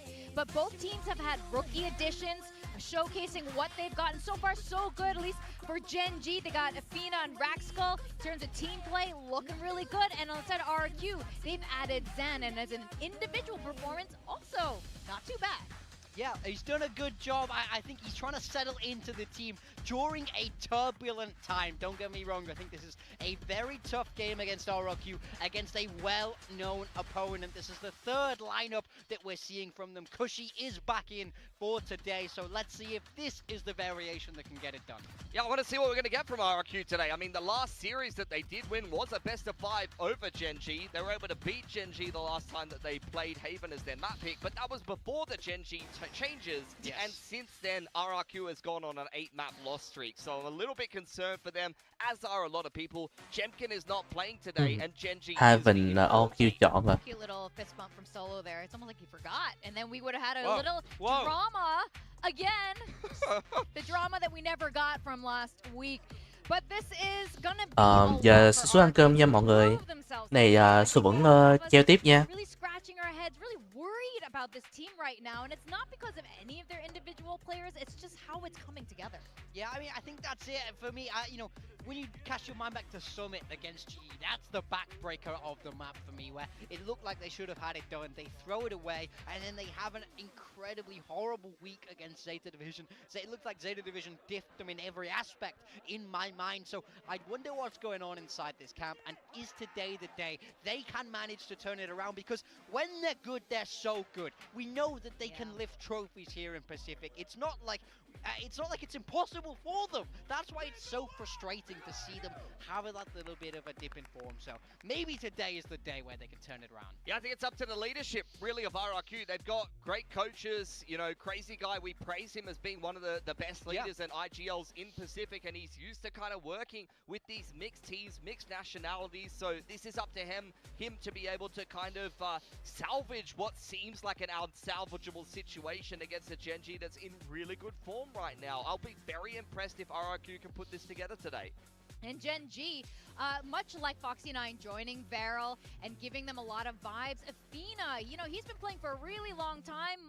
Some of us were like, why are they adding this old player onto the roster? But his vibes and his experience has proven to be extremely useful. I totally agree. I feel like he vibes quite well with the team. They have a really good energy, and he's been very clutch. It's not like he has insane numbers, but his impact's actually been pretty solid. Yeah, I think he does his job very well. And Rascal, as that newer young player, he did do an excellent job in their last matchup. So we take a look at the compositions. For Gen G, this is what we would expect. It's Neon Phoenix, Texture on that chamber. For RRQ, it's Neon Phoenix as well. This is what you were hoping for. This is kind of the roles that I theory crafted when I saw this lineup. I'm a little bit concerned though. Cushy has been up and down on the Phoenix. In between seasons, he's had very good games on it. In Pacific, not so much the case, unfortunately. So he's going to have to step up today. I think Zan had one great game, one not so good game. Monya, honestly, since coming back into this team, has been in some better form. So I think there's potential here for RRQ, but Gen G has been looking very good on this map lately. Yeah, that's right. And I am, again, curious, just like the rest of you, how this is going to pan out. We want to see a better performance from RRQ, but Gen G fans must be so delighted to see them on this trajectory. Well, you should be as well. What was your hot take again? They're going to top the group? They're on their way to do it. That's right. My hot take was Gen G topping their group, and Solo's confidence right now, he's looking, that's a cool. Yo, give me one of those. I missed out. Please. That is mega cool. I'm going to go down right now and find that Vandal. And to cast us through our first Jemkin-less RRQ in a while, it's Achilleos and Elfish. Uncharted territory pretty much here. Elfish Guy as, Jemkin, we wish you the best. Hopefully you're going to be feeling better. Know that it's been a little bit of a struggle since Paris. But curious to see how this one is going to go, because he has been the center point of this team for quite some time. Yeah, and I think, look, obviously there's no surprise, or it won't be a surprise for anyone to hear me say that RRQ has been in a bit of a diabolically poor form coming into this stage, so I'm sure this doesn't necessarily help for them. If that does end up being the case again today, and Gen G get the win, here's a crazy stat for you. The only teams winless after week 2 of stage 2 would be Varel and Gen G. I don't think anyone would have predicted that coming into this stage, so... No, not at all. Or loss, I should say. Yeah, without a loss. There you go. The only teams that don't have a loss, Gen G and Varel. Like, I mean, that's crazy, right? Like, but that's kind of where we're at. And so at this point, I think it feels like a very real possibility. RRQ, I think they've been in a bit of a shambles. And the fact that they're now running a third week in a row, or a third game in a row with a different lineup, it can't help, right? Yeah, going for, the musical chairs, it's very much similar to going for different comps every single time that you're playing a game. There's going to be a lot of pain points that you're encountering, and whether or not you're going to be able to deal with them is a completely different story. I mean, even with kind of the more set and steady roster, I mean, the desk was talking about it, that summit that had come out where it looked like they were so far ahead, and then it just slipped from their grasp round over round over round into an overtime, into the loss overall. Those are things that are very difficult to recover from. And now, I mean, these players are storied. They've been around for quite some time. They've lifted trophies with the majority of this roster that is here today. But when you're just kind of getting hit left, right, and center over and over again, and you can't find your footing at all, it's difficult. Yeah. And I do have to give a lot of credit, I think, to Mong, He comes back into this on, you would assume, short notice, and has been, I think, looking like the brightest spot for the team. Yeah, I suppose you've got to do what you've got to do, right? Like, even given a bad situation, you know, try and make lemonade out of lemons, whatever, what have you. But again, you go back and look at that game against ZF that RRQ played, and I just feel like they in the server didn't look fantastic. In the cams, when you sort of looked at the vibe in particular, that's where I kind of had my biggest concern. It just didn't seem like they were having a good time at all. And I think that at that point that's where you're really getting a little bit worried, because you can look at some of the teams that were taking losses throughout last stage. You know, some of the Japanese teams, they're still kind of vibing, they're still having a good time, they're still getting along, whereas it didn't look great in that respect for RRQ. And then on the flip side of the coin, obviously we've been talking a lot about RRQ. Just to touch on Gen G, I mean, if RRQ are on a downturn, Gen G are very much on an upswing, and that has continued from game 1 to game 2, and certainly seems like it should happen here in game 3 as well. I would echo the sentiment that the analyst desk had. I think Afina's been a really good addition. Raxkel's had his moments as well. So the known quantities that we have on Gen G have been sort of on the improve, and then the new additions have certainly not been bad either. So I think we can look at that and say, you know what, Gen G, I mean, if they're this week 3-0, I like what I'm seeing. No, I really like what I've been seeing, and also just kind of figuring out the roles for the team as well, leaning Texture more in towards the chamber when necessary, allowing for Raxkel as well to just kind of flip back and forth between Senti and Duelist.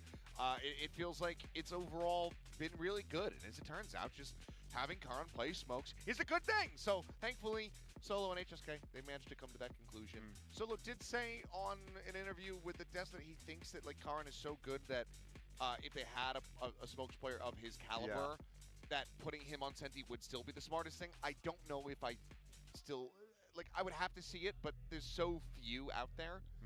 Like, maybe if they had, like, Mako, I'm like, okay, now, yes, you can kind of flex him over, and then he'll play Viper, and he'll play Cypher, whatever. Maybe that's a world where we could see that, but don't see that happening. And also, still don't know if it would be better, because Karan is just one of the best. Look, if it's me, which, to be fair, I don't think anyone wants me coaching their Valorant team, but if it was me, I don't think I'd be moving Karan off of what he's been doing this season. He's been phenomenal. He's been looking really good. Yeah. I mean, would you say he's been the highlight or the standout from Gen G? I mean, he's definitely had his moments. Ash has been up there. Texture's been up there. They both had really good times as well. Yeah. But Karan definitely, I wouldn't be moving him at this point. And I feel like Gen G have sort of found the recipe for success a little bit for this stage. So I think just leave it where it's at the moment, and it certainly should be enough to get over the line against RRQ today. Looking forward, though, a match next week against GE, that might require a little bit more finesse, I'd say, from Gen G, and then they finish the group stage against Full Sense. So, you know, I think we can look at it and say they've had a great start, but it probably gets a little tougher from this week. So you want to end this week on a high with a win against RRQ, and that's where they're headed right now, or at least that's what we're hoping where they're headed as we jump into our second game of the day. Apologies for the slight delay. It is Gen G up against RRQ. Our second El Clasico, having them back-to-back. Let's hope that this one delivers on all fronts where the first one could not. Gen G certainly do go into this series as the expected victors, but RRQ will look to prove otherwise. As you can see here, they've had their number the last 3 matches, building up that momentum, but this is a very different battle. Yeah, it is a very different ball game today. In terms of momentum, I think that statistic would give you a little bit of false hope, I'd say, for RRQ. They are going to turn it around in a dramatic fashion today to beat Gen G, in my opinion. This is one of those series where I see it going either, you know, one of 2 ways, and it's either expected loss or rise to the occasion and overcompensate and find the win. Yeah, well, we'll see. We'll see which one we do get. As Texture going to go on a walkabout to start things off. Quickly scaling down through a long. Meanwhile, it's going to be RQ with attention to B. Raxkel nearby enough. Could send out the molly. Delay zone does allow for a couple players to actually get their way forward onto the site. So RQ, top of the plant. Now looking to maybe commit to it. Just going for a full front sight on this one. As curveball not going to go deep enough, and Cushy will be able to find one. Ash sliding into the back. It's going to be good for an elimination, but Monyet just runs down Karan, and suddenly it's just Texture and Afina trying to bring this one back from the brink versus 4. So many angles. Spotted on one player, but on the swing, he will die. And this should be everything tied up with a nice little bow on top for RQ to find the pistol. Yeah, a little bit interesting on the retake timing there from Gen G. I felt like they maybe went a little bit too soon on the C side of the retake, if you will. Still had the rotate kind of coming through from Texture and Afina. They weren't quite prepared to fight at the time that util did get tossed on in. inevitably sort of ended up being sort of two different skirmishes, which was much easier to deal with for RRQ. Nice, boys. Nice. Nice 2K from Xfero.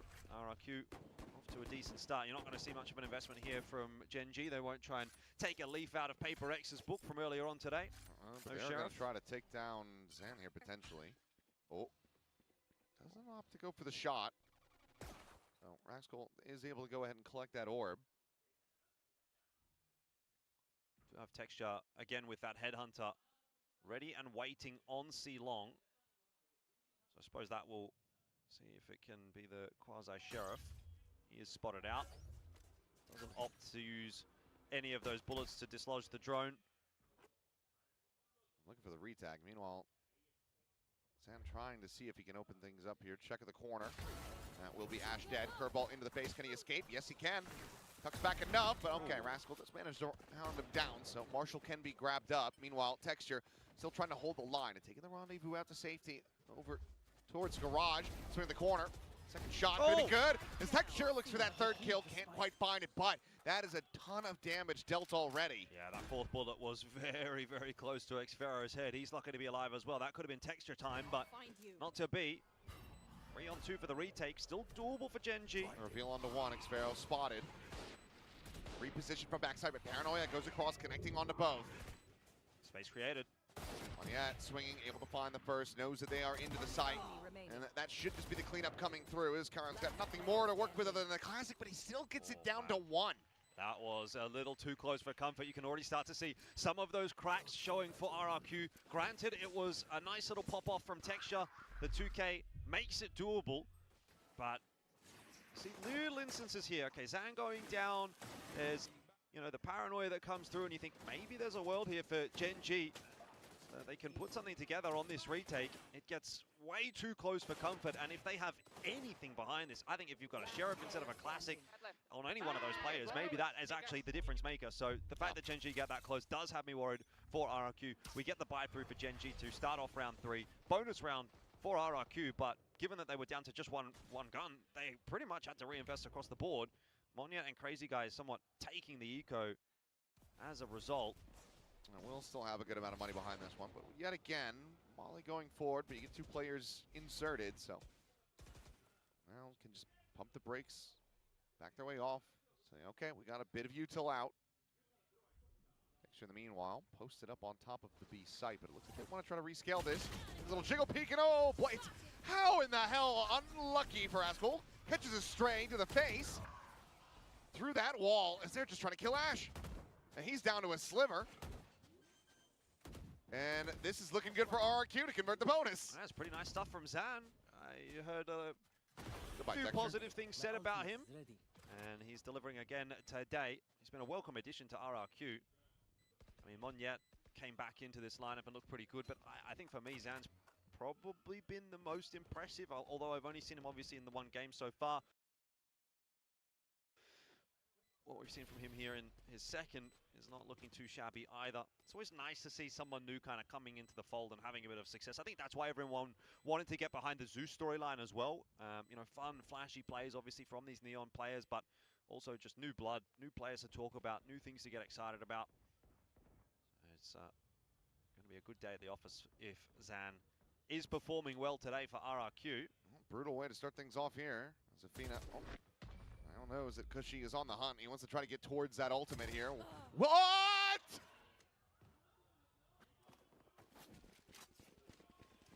Well, okay, Cushy, he took a day off and he found the horseshoe. That's a joke that maybe you won't get, but it's gone over my head. Victor lives on. As, I mean, oh God. Oof. Yes! Good jump shot! Jump shot. 3-0. Ash has a rifle. So Gen G still want to make something happen in this round. Okay, well, Gen G, former masters of the Thrifty. Let's see how they're going to be faring. Still have, that, of course, that Headhunter is, because she did not spot out Texture. And we will be able to dispatch him. Let's listen in. A 버리자. A 스모크 하나 걸어둘게 그럼. 바라지 안 보여 줘. B 드로닝. B 스모크 줄게. 머리 까놨어. 못 들어왔고. 선 못하고 일단. 내온 들어있어. 니니니. They're up here, they're up here. Well, it's not looking great. No, Zan's actually fearless on the entries at the moment. He's getting so much work done. Masterful display on the Neon thus far. Has the overdrive charged up as well, so we can expect some more fireworks to continue in the coming rounds.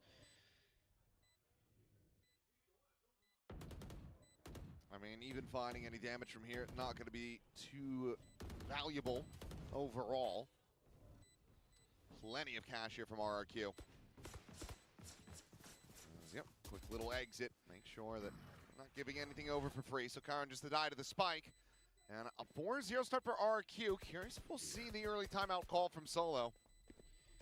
Yeah, look, I'm not going to be happy with this. 4-0 wasn't exactly on my bingo card. Not at all. And I mean, money's rough around the edges. I mean, Texture, he got those 2 kills in the previous Thrifty attempt. It was looking decent for him to maybe fast track an ultimate, but cash is rough to try to get an operator online early, and he does not have that tour de force. Might be around too soon to see that timeout coming through from Gen G. They give it a crack here without the interactions from the coach. Well, he does manage to get the op, so it's going to be half armor. From there, should be able to get the tour de force, so we'll see, though, if they end up playing into him, because for the moment, they're not. And again, fearless. Happy to go charging forward. This time alone. We're back up from the rest of the team. A 1-4 split for RRQ, though Garage has been cleared out, and now Zan's starting to come back across in towards middle. Oh, boy. And Cushy's down to 10, but ult's going to be popped. Swing in. We'll be able to find Sparrow. Gets the follow-up. Knows that there's... Oh, he wants the gun! He wants the gun! Spike down. Well, Athena's there to cover. Ash can thank his lucky stars, as Rascal not quite able to get the catch there onto Zan, but Spike had been dropped. Khan now out in the mid! Just got to wait for that Neon to stop moving before you start shooting sometimes. But this round could not have gone worse for RRQ. The send back from Cushy right into a line that was already being covered by the judge. It's just bad to worse. Texture. All right. Don't worry about it. I was like, we had Whip City yesterday. Let's not have it again. Zan's gotten away with a little bit in this round. Can he punish? He has a real chance here. I mean, if he gets the ult out of Rascal, that's even still just a huge boon. What if he walks B here once that wall goes down? That would maybe bamboozle Gen G a bit. Now giving away the game. I know where he is. He'll get the plant. Rascal's not swinging window. He could have just had him dead on the plant. Might have been scared that it was a fake. Well, he's given them an opportunity. Ash is going to be taking point. Hawk does not reveal enough, and okay. They will be able to find the kill in the end, sparing their blushes and recovering the operator. Pretty tough, though, for Zan. If he's going to be tucked in like that, there's nothing really he can do. It's a very one-and-done position. If he wants to win a 1v3 there, he probably needs to try to activate a little bit earlier on. See if he can isolate a duel 1v3, and that's kind of what he does over towards A main, hoping there's someone there, but not to be. Not lucky enough this time, so never really was in with a proper chance. This, though, was very unfortunate for RRQ. Ash getting a 2/3K, depending on which way you want to paint it. I think we should paint it as a 3K. He's on my build diff, so. I mean, I guess it counts as 3. Zan not looking like a bad shout for a build diff pick, but I don't recall whether or not anyone picked him. I don't think anybody had, just because it had been rough starts, but I mean, right now he's looking like a completely different player. 9-2-0. First round on the board there, though, for Gen G. Uh-oh. Well, blind is out, but Monyet will be able to find it, keeping Zan alive. Rascal dead. He pushed forward. He didn't pop his ult. It just seems like maybe Gen G are on a different wavelength to one another at the moment. Things are not coming together. The push there, a little bit isolated initially for Ash solo, and then Rascal pushing his way out of the dark cover on his own. It's all getting a bit awkward here for Gen G, getting a bit away from them. RRQ beating them with pace over towards that C site. Retake here will be a very tough one. I think nigh impossible. And given that you do have a tour de force, so you're not that unwilling to risk the operator from here. But going for the save overall, still going to be the better play because the rest of the team just does not have money. Maybe get a drop from Texture. So yeah, we'll just have to back away. 5-1 RQ. They are looking very refreshed at the moment. I can barely believe what I'm seeing. I thought Gen G would come in here and look really clean, and RRQ be a bit messy, and it would be a pretty straightforward result for Gen G, but that has been very much not the case today. Zan has been phenomenal on the entries, and frankly speaking, Gen G looking a little bit off their game at the moment. Very much so. Maybe see Texture get involved a little bit earlier in some of these rounds now with the op in hand, see if he can have an impact. And that timeout, like you said, yeah, surely had to come. So what the adaptation's going to end up looking like will remain to be seen, but certainly has to be something here from Gen G that they can do on this map to start to recover a little bit.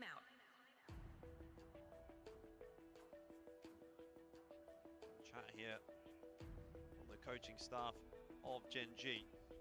Money's okay. You are going to see a buy through.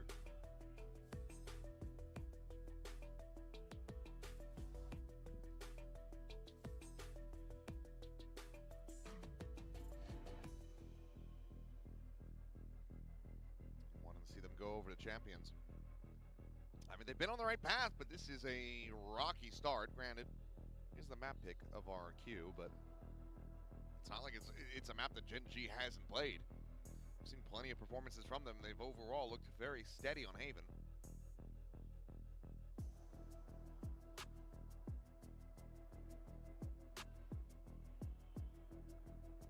This would be a really bittersweet pill to swallow if you're Gen G. Having a strong start after making, you know, very big changes overall. Shifting 2 players, going to one that hadn't seen the VCT stage in years. Nothing too outrageous from Gen G to start this round off once again. You're not going to have an aggressive hold on Long. This time there's just a solo player over there. Texture's tucked in the corner on C, so he's also not looking to get too overzealous down Long just yet. 2-2-1, waiting for any information from RRQ, and that's when I think Gen G are going to start to try and figure out what their setup should ultimately look like. Bit of pressure towards C. Might be the name of the game, but then you're running into Texture, and that flash pushes him away for a second. Splits the difference. Goes over to backside, but now he's going to be stunned up. Try to swap over to the Headhunter and hit the shot here, but the double thing from Zan will eventually be able to flush him out. Karan able to go and peel one back, but Kushi comes down 2. Looks for that third, but Karan maybe activating a bit. Finds himself a third, but now leaves Athena all alone. A 1v2 crazy guy, maybe not ready for this angle of approach. He's not. Getting the reveal, and Xpharaoh just looking to try to take the fight. Poke and prod. Athena able to find some early damage. Still does have a Prowler, but it's just waiting at the garage door for now. More damage could be found. But until it's a kill, it's not clear, but oh, just swings on that timing. Yeah, Xpharaoh just trying to cook a little bit too much there. Needed to keep gun in hand. Wanted the cam, wanted the info. Didn't know whether or not Athena was out of garage just yet or not. Good patience displayed by Athena. The Prowler gets the better of it, and Gen G get a much-needed second round on the board, but that did not look clean at all. The missed shots from Texture is why that gets so problematic. You know, that scale into the site, typically you're expecting we're probably going to lose one here. Nicely done. But again, RRQ just able to push their way in, and yeah, some nice shooting from them. In the end, also a nice clutch from Athena.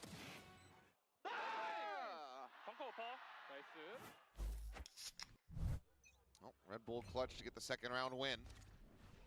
Gen G will be needing and looking to build up some momentum here. Ash again with that judge. Seems like they are very suspicious, and yep, there you go. Read it like a book. Zan's been all over it today. These entries. One and done position for Ash. Oh, and Crazy Guy just can't get the cancel fast enough.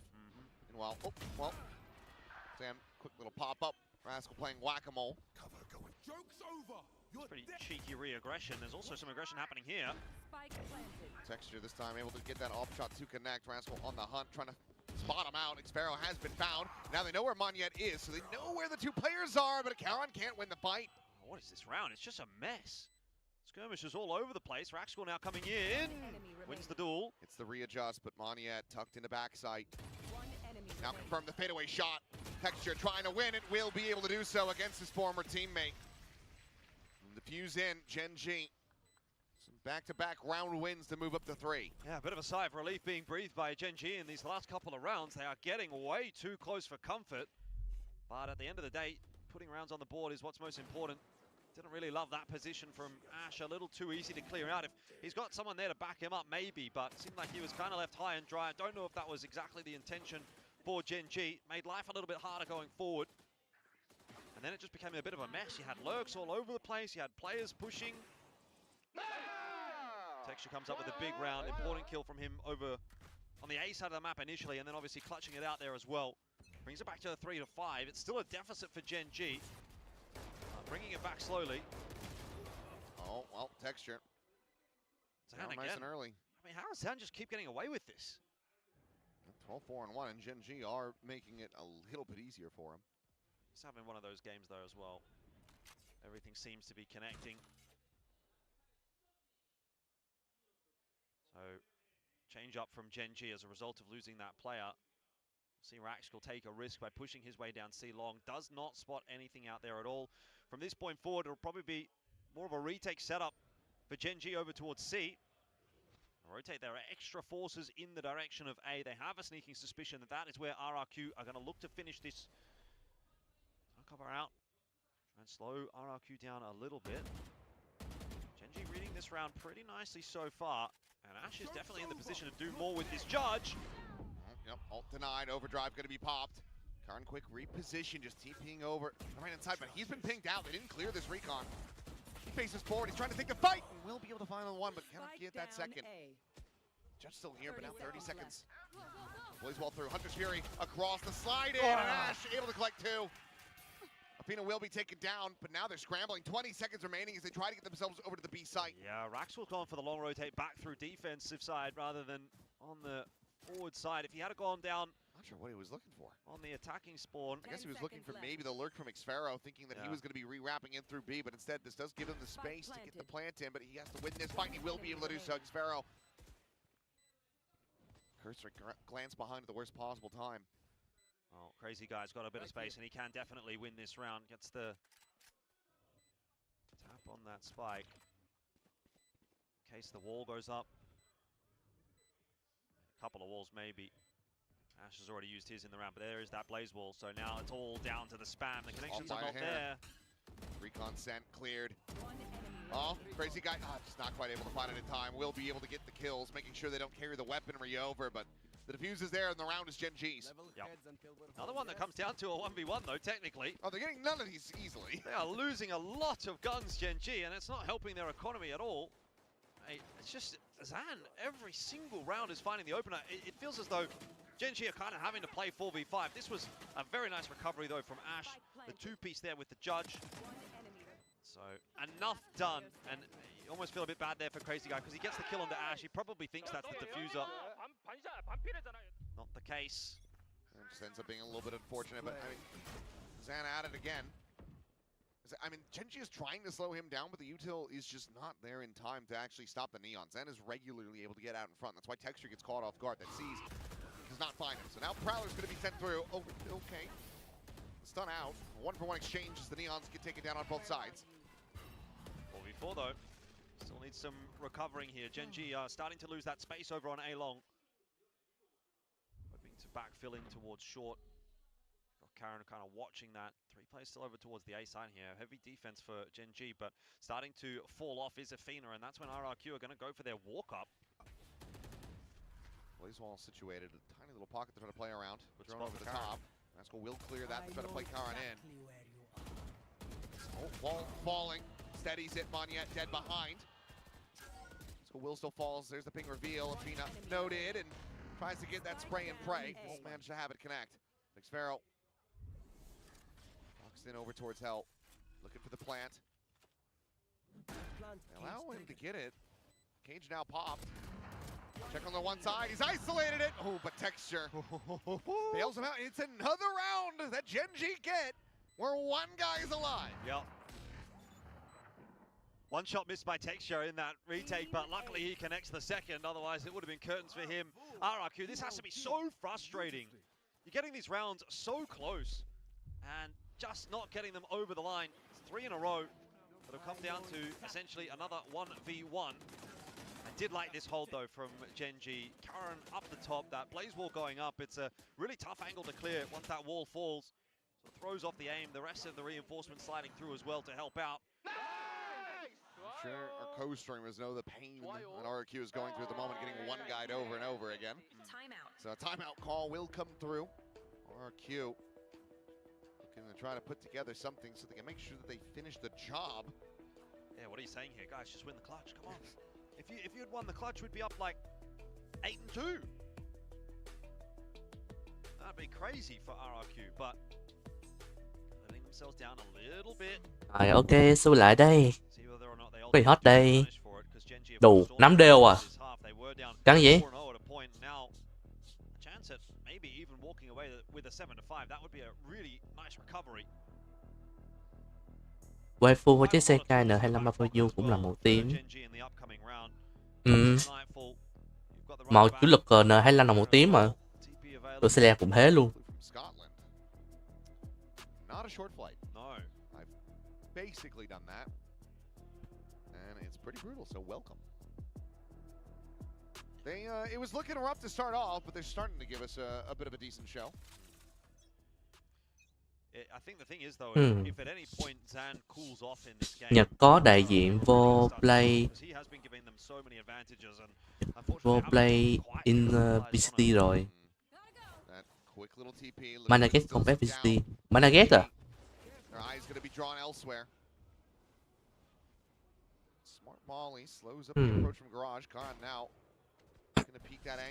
Thầy chơi con gì đây?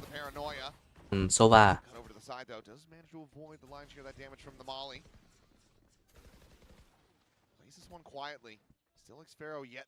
Ủa Pharaoh ơi.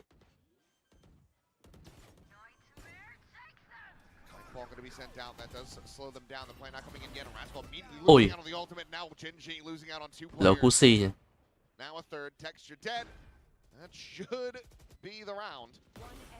Ủa Pharaoh máu thành công.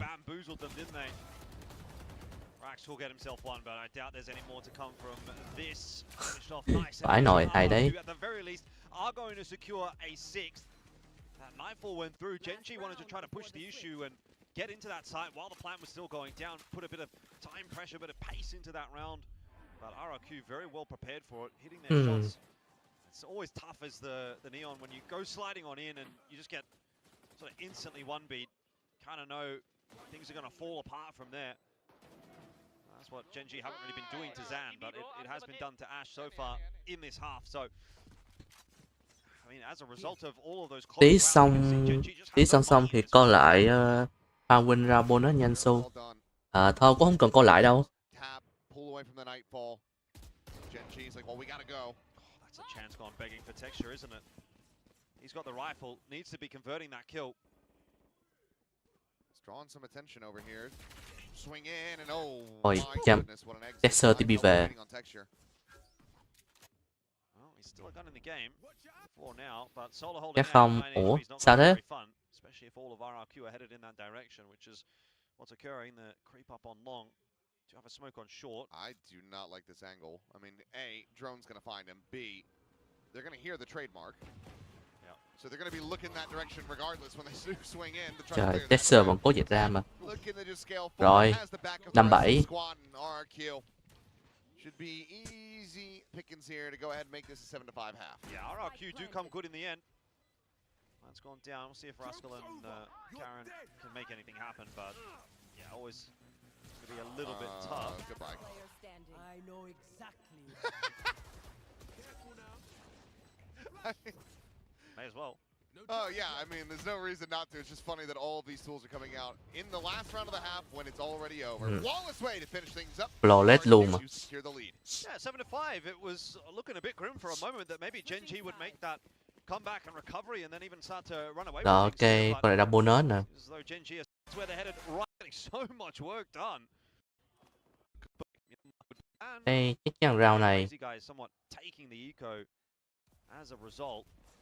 We'll still have a good amount of money behind this one, but yet again, lửa. only going forward, but you get two players inserted, so now can just pump the brakes, back their way off, say, okay, we got a bit of util out.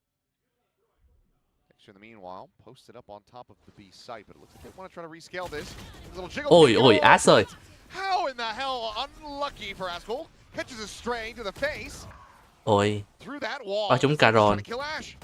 And he's down to a sliver. And this is looking good for RRQ to convert the bonus. That's pretty nice stuff from Zan. I heard Goodbye, two Dexter. positive Ôi. things said about him. And he's delivering again today. He's been a welcome addition to RRQ. I mean, Mong, những came back into this lineup and looked pretty good, but I think for me, Zan's probably been the most impressive, although I've only seen him in one game so far. What we've seen from him here in his second is not looking too shabby either. It's always nice to see someone new kind of coming into the fold and having a bit of success. I think that's why everyone wanted to get behind the Zeus storyline as well.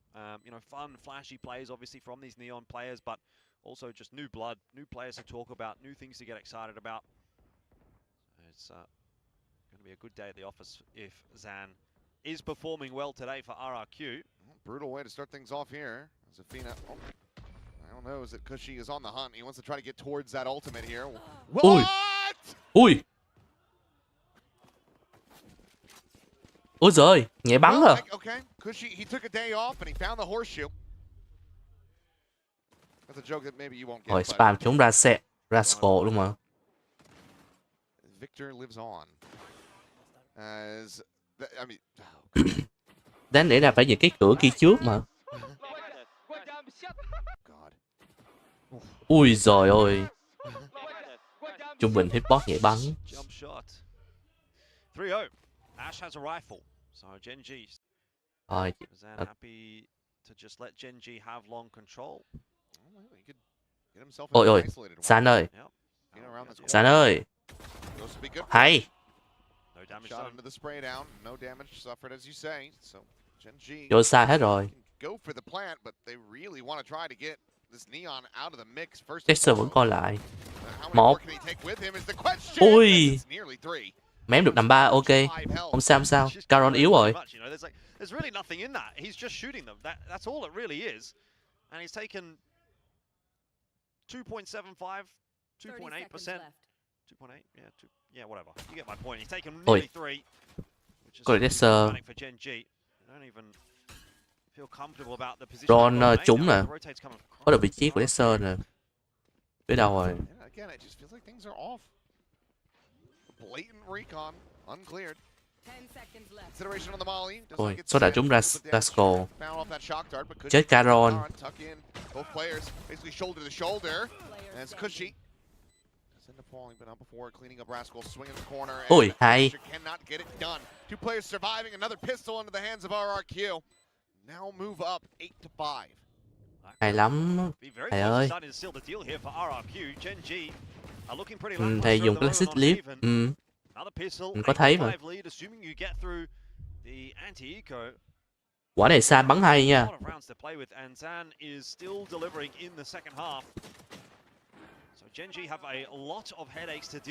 Ui rồi ôi, spam. Vậy cả spam chút vị trí Caron mà. Surprising that this is the RRQ that debatably has looked the best of the stage so far. It doesn't make any sense. But I'll allow it. One share of force for Genji. Xong uses it well. Well, Zan gonna bắn đại vẫn dính. So we'll see what a round looks like for RRQ when Zan is not essentially giving them the win. We did see that. Ồ, Ephiro cái Spectre Prime level 3 Every map that Genji gets a thrifty, they manage to win it. They have 100% success rate. Thầy bắt được Texas rồi. Falling, that makes it a little bit rougher. Yeah, they're going to walk into B here by the looks of things where there's already a couple of defenders. Level 2 đúng hơn, level 2 á. Ôi, lửa ngăn. Ui. Được một nhưng mà phải là Spectre không?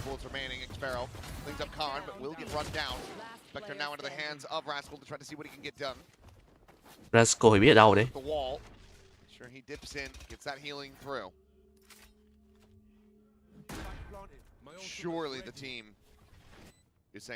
Nào, Mong những ơi.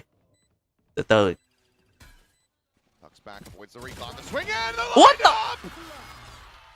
Oh, and Rascal gets the Red Bull clutch. And that is a Vãi nồi. Jordan. That is Là sao? Avoids the recon, the swing and the line. Tucks back, avoids the recon, the swing and the line up. Ôi giời ơi. Vãi cái nồi. Thầy bị tâm minh. Without him. And apparently this is the answer. Oh, 16 HP clutch. That is big. Cả hai ông đều chớ.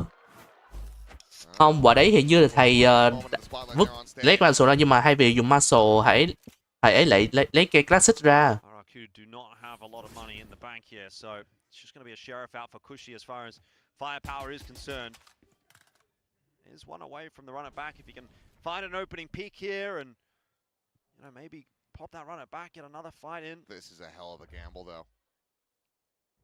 It may work. It's looking incredible for RRQ on this read. Spike is being brought down towards Sewers. Kìa biết đúng vị trí Kenji đâu rồi. Flash into the clear. Going for it. Sees to the right side. They are still walking into. Ôi, nào. This crazy guy facing forward so far, just the Sova being seen. Let's go ulti. Ulti gonna be popped. Ui. Forward. Swap over. Oh no. But will end up getting dropped. Ôi không ổn. Bắt được Caron thôi. Make sure that they don't drop their own anti-eco. Now we're one away from tying it up. Yeah, nice response in the end there. Đúng rồi, mà quả đấy lúc nãy cái animation Sova bắn cái cung xong rồi chuyển sang Muscle, nhưng mà hay vì thấy có người dùng Muscle mà thấy lại rút cây Classic ra ấy.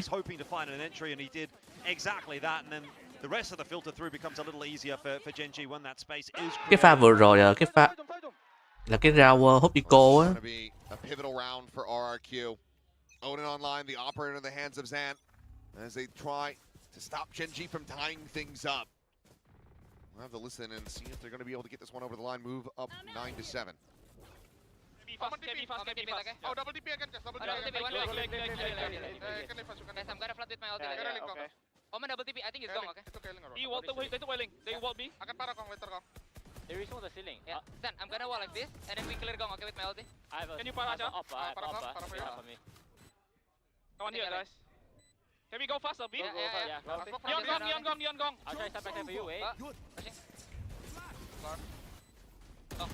Ui, hay, Mong dính chơi dịp mạng.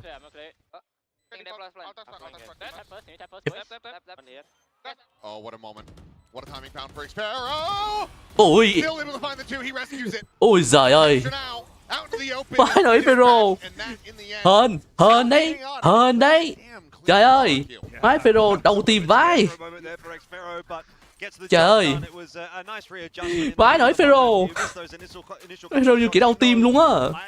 Như kiểu hơi bị run tay.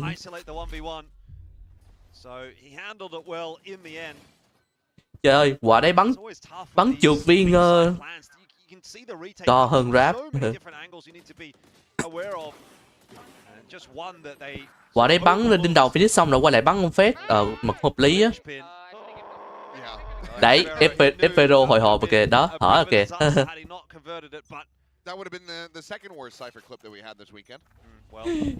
Ôi, hay đấy, nice. Cố lên. Investments through there from Genji. Money's not looking too crash hot for them though, so this is actually starting to come down to the wire for Genji. They are running out of chances to pull this back. Hedron nè. Ok, Hedron. Chết, thấy được vị trí của Caron rồi. Rồi thấy được hai người luôn. Thấy được Evina với Caron. Cusi đang push mid nè. Nhìn bên gen chắc chắn chuẩn bị sắp tràn vô A nè.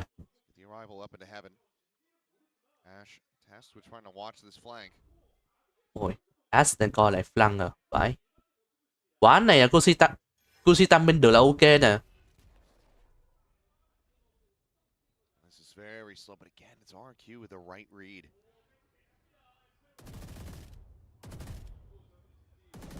Right where you want to be. all 5 players ready to help defend this site. It'll be a fast flank in from Cushy. And there's been no movement. You've got a cam situated on C. You know everything. You have all of the information that you need. And now there's going to be a double ping reveal. Ôi. Texture able to find one. Going to be taken down. Hay. Now holding ping to backside. Neural Theft immediately going to be invested. Hay. Rồi, hay. Nice. Ui. You cannot find Boss your thôi, way không into a sao. site that has 4 players stacked onto it. Nice and the các anh. flank coming through Nice quickly man as well. ơi. Genji in a shambles at this point. Money is essentially broken. Texture gets the opening pick, and you thought for a moment maybe Genji would be able to calibrate that through, but as soon as the kill comes through from Xfero and he gets the hat down, you know info's given, and there are no more secrets for Genji. They're not going to be winning Tố từ IGL. swings, because RRQ knows what's coming. Let's go. And we finally get to see RRQ. Ba này đọc bài tố. In the player cam, something's going right for them this season, and it's not a moment too soon. Time out lần cuối của Genji. Wondering how has this gone so poorly for us today? This was supposed to be an easy win, and now it is looking seriously concerning instead. Genji fans praying for the win. It's fallen on deaf ears at the moment. 3-round deficit. I mean, we there's one thing we do know about RRQ is that they have a love-hate relationships with overtimes. True. So could be in the cards here, but Genji, they can't find their footing on this attacker side, then yeah, maybe the whole rest of this, maybe RRQ just run away with it. Well, I just feel like I've been waiting for Genji to find their footing on Haven in general. You know, I thought, okay, I'm waiting for them to find their footing in the first half. It almost got there, and then they gave up those last 2 rounds to RRQ, and you could say RRQ came away from the first half feeling pretty happy, and same kind of thing here. You know, Genji start off, they sort of win that thrifty, and you think, okay, now they're on, but once again, RRQ find a way to pull it back, so it's been RRQ that have been pretty much in control of this entire map. Ok, tiếp vào lo. Hearing that rotate out from Crazy Guy. Meanwhile, Texture, that check in towards B. Tục mày đổi tên rồi. Up on top of the site does get cleared. And now Đổi tên giống anh 10, giống Escalate ấy. Crazy Guy not interested in A at all. But he has been sitting here watching the B entrance for a very long time. He's got to be noting that there is a possibility they've just walked their way into B now. Oh no. Make sure that angle is going to be clear, but as this trip gets triggered here, that should be một người chiếm trên Haven rồi. Ôi thầy ơi. Spike to be planted. Texture considering his options and where to go. Không phải, nhìn nhầm. Thì nó ở dưới rồi. Nhìn nhầm. Sorry. Ôi, có được một người dưới rồi. Nhìn nhầm mà, tưởng Caron chiếm được trên Haven rồi. Ôi, một đi chưa. Ô hay. Hay. Dưới. Một dưới nha, rồi dưới cuốn. Hay. Nice. Ôi, 2 con 15 máu. It's crazy actually, that was way easier than it maybe looked like it was going to be for RRQ. Genji might be a bit disappointed in that round. We'll have a look back, I'm sure, on the replay, but there was a curveball and a relay bolt that just got tossed in by RRQ that didn't really do much, and I thought, oh, okay, here we're in trouble. But this spam, and then I love this quick gun. kill on long. Xfero, that is a very important kill to be grabbing. Crazy Guy getting a lot of work done from Heaven. You don't really end up actually needing to see anything from either, Zan or really the rest of that. Bởi vì Odin này là khắc chế được mấy con mà bay nhanh đấy, lướt nhanh là như con Neon hoặc là Neon Jet hoặc là Ray, nên là Odin là ok á. Là khắc chế mấy con bay nhảy á, hoặc là lướt luôn. Being empty-handed with that. A bit of a misread here from Crazy Guy, but still, if nothing else, maybe it's just a show of force, trying to scare them over towards the heavier stack side of the map, and if that was the case, it is kind of working. But seems like this is just going to be Genji playing Pac-Man, get the orb back into the hands of Rascal, trying to get that next run it back online. It's going to be instrumental in trying to recover this map.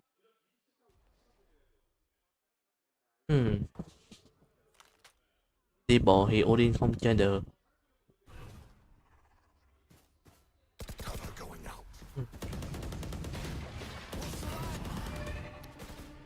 Pulls out over towards garage. Zan alone on the C site, and all of RQ leaning back into A. Bay nói nhiều cho Here comes Gen nói nhiều G. cho người đi sau bắn á. RQ just they continue to manage to get their pieces in place. And Gen G just continue to walk right 30 into it. seconds left. This is looking more like, kickoff Gen G. Slow walk up. Ulti goes through. RQ not too concerned about that. A couple of players do get hit, but they've still got numbers. The blind ends up being good, but the time is dwindling, and Monyet is here! Picks him apart! Finds the finisher to boot. Yeah, it was such a bait and switch. Two players get hit by that Nightfall, but you still have Xpharaoh sitting in the corner, and nobody's clearing him because they see the two on the side. rồi. They're the ones that we have to focus on. Xpharaoh making no mistake on yet as well. You mentioned picked up a 2K of his own. This was really sharp though from Xpharaoh. Clean. Ủa vào đồ làm hai. Enough of a ruckus that the rest of the flood comes through. It's almost Ôi, a bait nice. for Gen G. So RRQ one round away from closing this map out. Ôi giời, Monyet ơi, gáy rồi, gáy rồi. Monyet gáy rồi. I don't even know what Monyet was miming, but it doesn't really matter. Right now, he and RQ can do no wrong, it would seem. Yeah, it's wild, isn't it? I think we were all really high on Gen G, and now we're crashing back to earth. Run it back from the shadow is all that they have to try to work with here. Zan one away from having the overdrive behind the operator. Vô nè. Considering this peek right into him. Ui, And there's the timing ôi shot. bắn trúng. Dead. Rồi ok. Ôi spam dữ thế. A little bit of a delay there on the UI, but we'll catch up. That's that Phoenix ult now out of the equation. Good damage onto Xpharaoh. Ôi hay. Oh my god. Ôi giời ơi. Sàn bắn hay thế. Gets the Ôi. op out. Ôi, Gets vô the vô kill, này, vô and now này. you walk into a crossfire. Ủa đi luôn đi luôn. Monyet Rồi strikes hay. the first crazy guy. Quế luôn. Go ahead and pick up the scraps. That will be added. Hay Good for luôn. one Nice. more and nothing else. 13-7. RRQ. Yeah, that map can very much be summarized as Zan's world. We were just living in it. He got away with everything. Nice, nice. Not only in that first half, but even into the second half as well. He had quite a degree of impact. It's easy to say that Zan was, at the top of the board there. He did a very good job, but Xpharaoh actually was the one that kèm picked ngồi up bữa the á. most kills, 22 for RRQ, so he didn't have a shabby time either. It was quite the effort by committee. Nobody ever really went missing for RRQ, and particularly when they got into that second half, it really felt like it was an inevitability that they were going to close that out. I think Gen G looked a little bit lackadaisical, a little bit slow. Maybe the aim wasn't quite as switched on as we had seen in previous weeks as well, and certainly was not the case for RRQ. So another expectation-defying series potentially being built in front of our eyes this week. I mean, and now you're getting ready to go over to Summit if you're Gen G. This is your map pick. This is where things should be more steady for you, but you also have to remember that performance that RQ were able to put up. Yes, they squandered it. Yes, it got away from them, but that opening half was so very clean. Whether or not they can do that again, given that Jemkin's out, yet to be seen, but with Zan playing the way that he is, the onus is very much on Gen G to try to step up to the plate, because right now, they are looking absent. RRQ, they don't have their star player. They found a new one in Zan, looking incredible on the Neon here on this map, taking down Gen G in what was looking like an almost a sure 2-0. Take notes, Ryan Johnson. This is how you subvert expectations.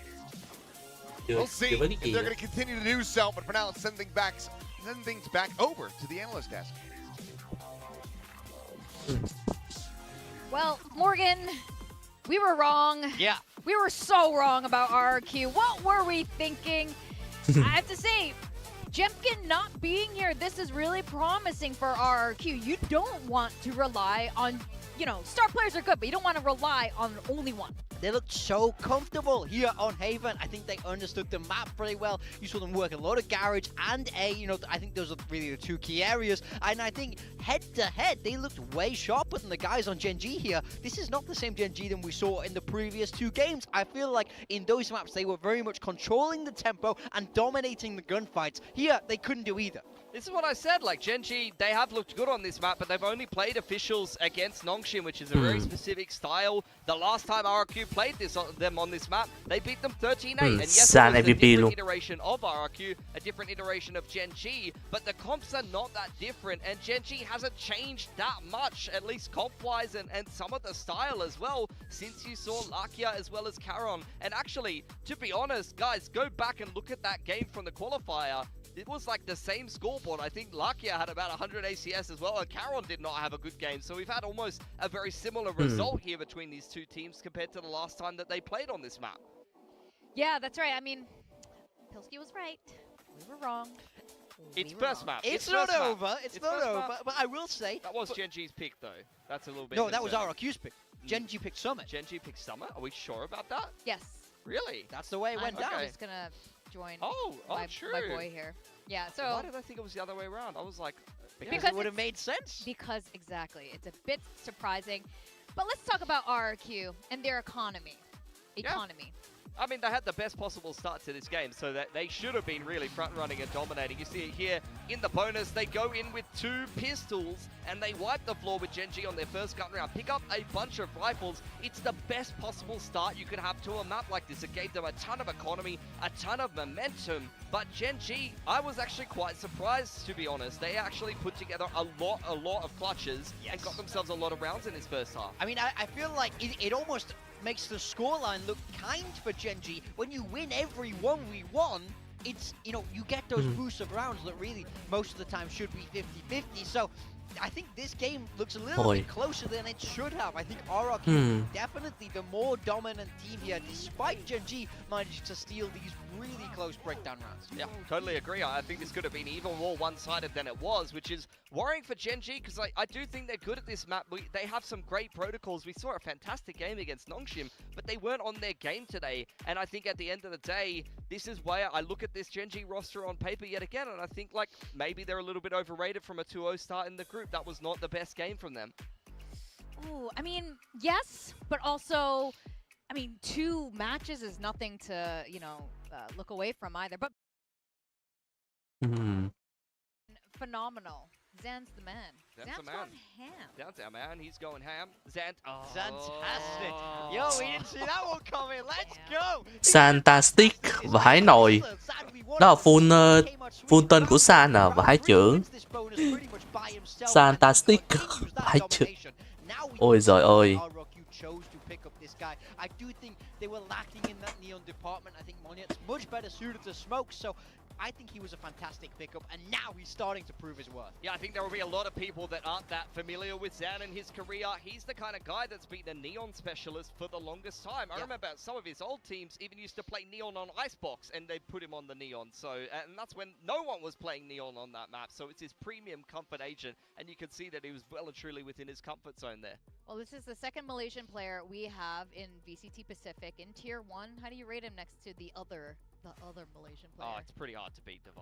It's pretty hard to beat Devi. Devi is the legacy. But you know what? Let's put him head-to-head on Neon, because I don't think Unk's got moves like that. Yeah, let's be real. Yo, you see the movement on when he got that kill on Caron in mid? It's like you can tell he knows what he's doing on the Neon. You can truly, you know, you watch the good Neon players play, and it's very obvious. So I hope they keep running with this setup right now. Whenever it's this lineup, I think you can put Zan on that Neon, you can put Cushy on the Phoenix, and I think it's a very, very comfortable fit. Now we move across the Summit, which is Genji's pick. So this is not about we've seen from Genji, but it almost feels a little targeted after that RRQ heavy choke against Global Esports. Yeah, but they get to start defense first. Their defense was 10-2, but I will say at the same time, someone's going to have to play the Waylay. I mean, Gemcom was on that Waylay last time around. I think they were playing Waylay Phoenix, so they looked very well drilled on that map. I actually think I'm feeling confident. Like, I was feeling confident enough to think, oh, they've actually picked someone in this series. And Genji's picked the Haven, because Haven has been quite a good map and quite successful for Genji. They look well drilled on it. So I think this is almost maybe a little bit of a handshake here, but totally agree. You do have some concerning signs there from that second half where they managed to, unfortunately, throw away a 10-2 lead on the attacking side. And I think for me, Gemkin did so well with on the Waylay, but it's a different lineup. It's different personnel. I don't want to see this đúng rồi, cái chợ kia đầu tiên chơi Sin Mid là cái trận bắn với GE. And then of course, big questions for Genji because we've not seen it from them. So I wonder, is it going to be texture on that duelist? Do they want to lean into the chamber? We saw KRX try chamber to rapid failure, basically. So I'm very curious which way they lean on this. Genji's definitely cooked up something, though. I mean, they picked into this map. Solo is looking way too chill today. I feel like he's really confident about this map, Vito, about what they'll be bringing. Maybe didn't expect that to happen on Haven, but I mean, to pick into a summit like this, I think we might get a 3-mapper. I think potentially. The big question is on RRQ, of their attacking side. When we move on to the second half, can they string those rounds together? Because that is truly where they really struggled.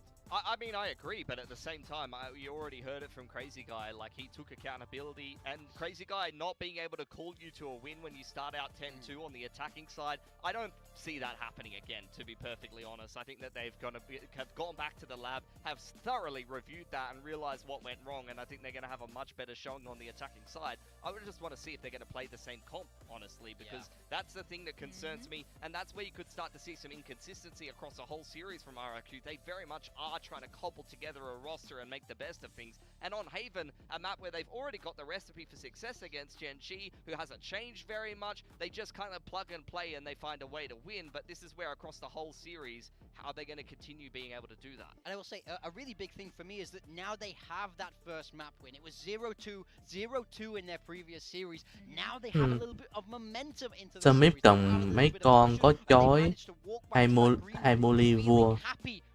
Mấy con có chó và với Molly à? Those little wins are so important. We've seen it for Varel. So can they snowball this map win into something bigger? I mean, it is working also with Cushy. Molly thì là có Brim nè. Brim vừa có Molly vừa Smoke nè. Gecko thì là Inni mà cũng có Molly nữa. Chó thì Sen, mấy con chó thì duy nhất thì có Sen là Deadlock và có Inni là con Fed. Thế vậy nhớ đội hình hợp lý đi là mấy con chó với Molly trước, Brim nè, Gecko, Deadlock. Nếu vậy đầu tiên là hai duelist còn lại nè, họ có thể chơi kèm hai Smoke hay là hai Indie cũng được.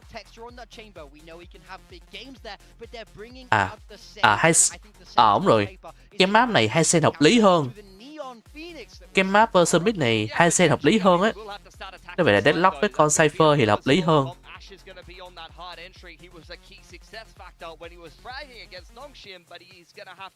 Molly còn lại duelist còn Phoenix đã ok rồi.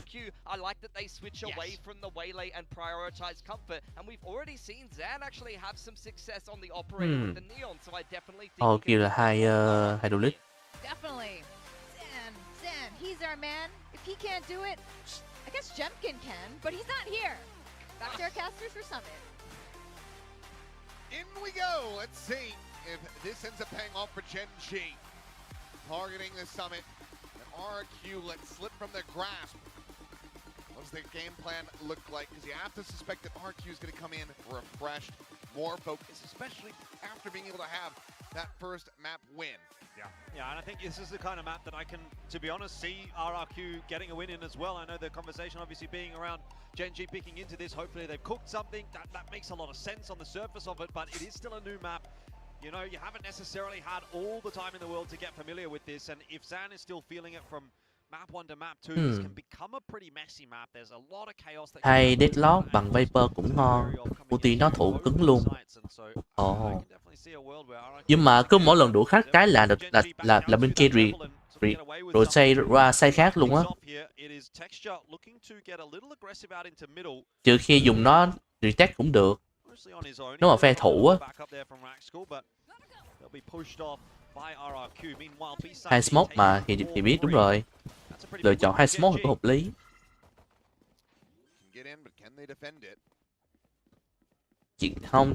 Chỉ kêu là sao ta, cái ulti của Viper đó thường phải dùng trường hợp nào cho hợp lý.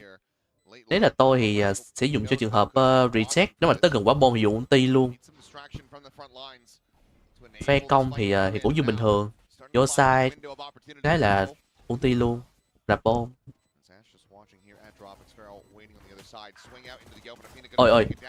Ôi Cusi hay hay lắm thầy ơi.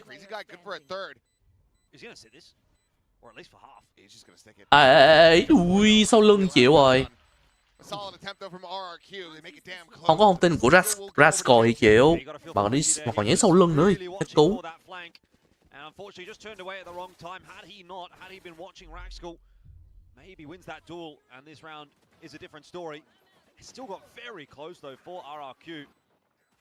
Those are the kinds of rounds that we sort of saw Gen G getting away with a little bit in the first map as well. That first half, a lot of them coming down to 1v1s, and RRQ only just not quite able to convert on them. So similar symptoms kind of popping up here, but early days, pistol going the way of Gen G definitely does not guarantee them a map victory nor a map 3. Here comes the pressure now as Relay Bolt's going to be exchanged. Paranoia as well. Chucked in there for good measure. As both teams just going to be going their separate ways now. Texture out of the rendezvous. Spotted them on yet. Grabs the orb. On yet. Oops, swinging, but he's the one finding damage. Obscuring vision. Should be just a bit of a stalemate, but look at the stack again. RQ getting their forces into the right position. Looking to try to hold the line here. Ash taking point. Swing to come in. Gets around the corner. Zan going to be taken down. Turns to the side. Finds the Ui giời ơi, Ash ơi. Cushy as well. Oh, well, maybe it's Ash's turn. We saw Zan getting the chance to pop off on Haven. Now, eyes turning to Ash, who, he did have a pretty good couple of instances over the last week or two. So maybe another one of those sort of hot and cold series. Ông Chủng nè. From him, he has Hay. a good map and then he has a poor map, or he has a poor map and then he has a good map. Well, now he's Có được một súng. the first two rounds. That's Ôi, có một pick chịu ơi. easy clean up, of course, for Gen G in that round. 2-0 the lead. RRQ getting the opportunity now to make an Quýt, investment of để their tôi own. quên nó. Quýt còn đây không vậy? Còn coi không? But well dealt with in the end. Too many missed shots from those pistols. Ash getting away with it.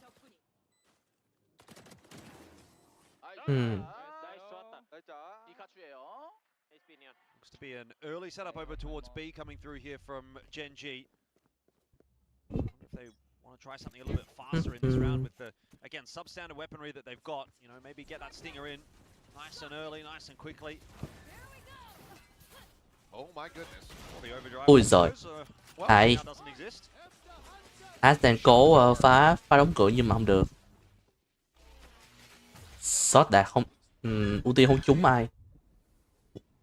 Quả đấy Ash đang cố phá cái cửa đấy nhưng mà không được.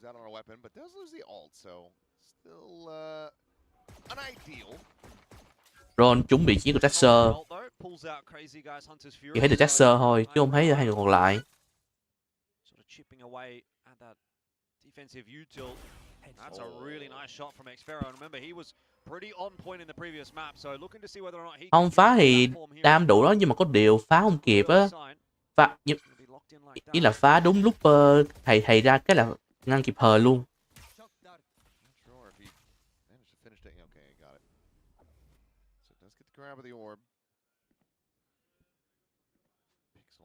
For Xfero, needs him to scale forward a little bit more. Meanwhile, Recon up and over the top. 30 seconds Little left. reveal going to be found. It's 28 seconds remaining in the round now. Gen G needing to try to make a go of this, but just 3, it's so very difficult. And this is seeming akin to what KRX was suffering from that first series, that first map. Texture able to find the one, but the cleanup should be good. Not too much damage being suffered here by R. Ok, hay luôn. Hắn được rau bonus rồi. 4 weapons into that round and potentially even take this one out of Afina's hands. Moniet on the prowl. Ui, Mojet ơi. So Afina, good for a second, 3 charges away from having that Nightfall online, but RRQ deny a bonus conversion. Yeah, not quite as clean as it could have been maybe for RRQ, but overall you'll take it. Start to get underway early Đấy. in the second map. And a few pretty positive signs, some sharp shots being hit. Pretty comfortable in that round. Still at least one more to get through though as RRQ before you can really say that you're on top in this matchup right now. Vừa cung xong spam mà cái quả đấy Ash đang cố phá phá cái nút phá để đóng cửa nhưng mà không kịp á. Thầy phải đóng kịp thời. Ngăn cửa không đóng á.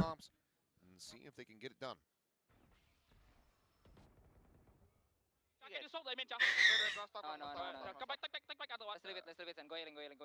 I'll put this one. Come, I will drone. Come. Wait. I'm in Ellen. Just equals bottom attack. I mean, B-link. Chamber B. Chamber B. You just keep walking B. Can you guys go push aim in? Can you guys go push aim in? Push aim in? Come. Okay, I'll hold the left side then. Chamber B. I'm leaving you. I'll leave you. I'll leave. I'm with you, go. One more. Omen low. Nice ulti. One HP, Omen. I'm 1 HP. That is a huge contact fight going the way of Gen G.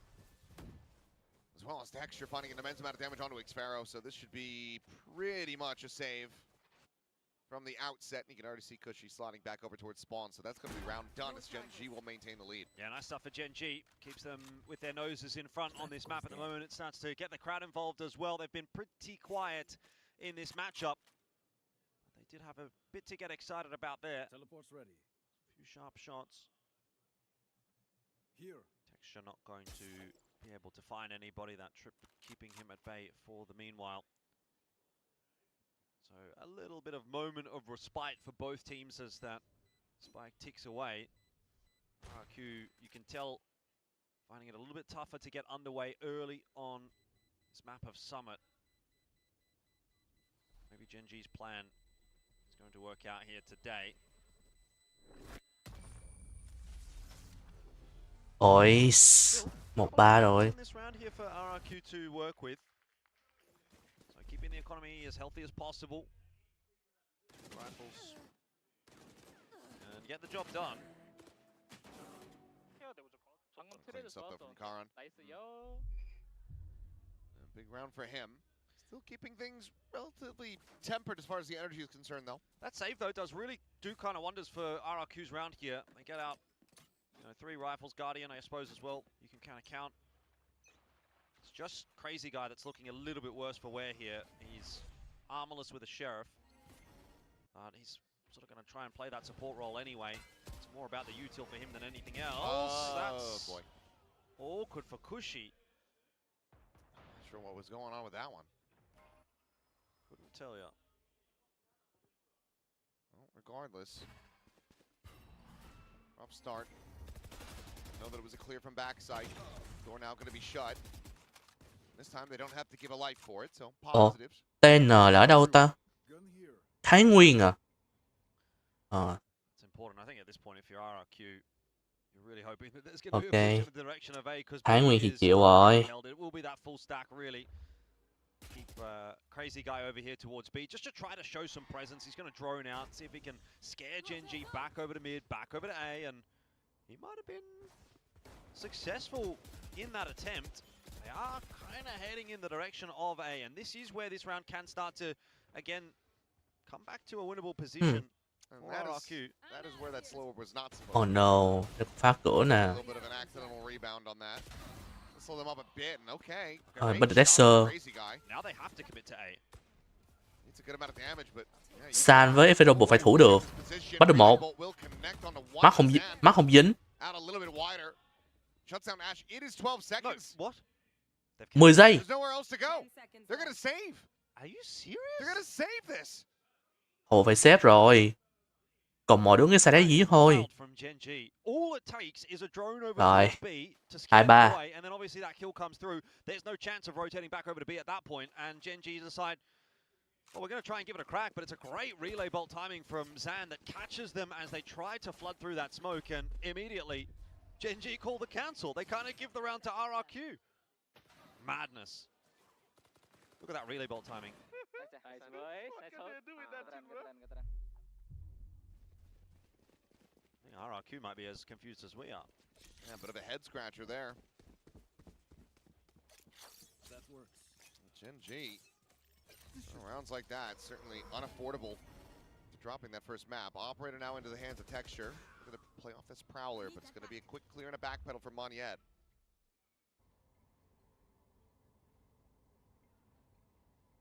Seems like this is widely just the game plan. Just escort Texture forward, get him on a line, see if he can find anything, send everybody else to the other side of the map. Not being given much at the moment. Pressure over towards B. It's been spotted out. Cam gets a tag onto Ash. So game is up. Gen G go the other way. Yep. There's not much for Texture to have relayed. It's just, yeah, it's been quiet. Haven't seen anything. Maybe we're good.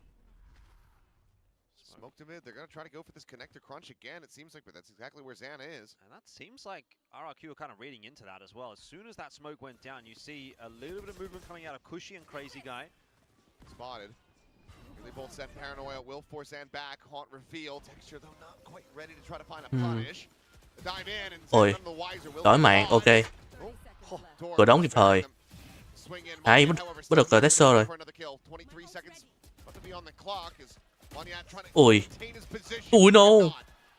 Needed some help. Cushy wasn't able to get there in time. That flash came around the corner half a second too late. Cố lên thầy ơi.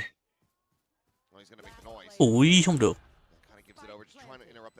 Ôi, khó rồi. Genji have the cover and now 4x Pharaoh.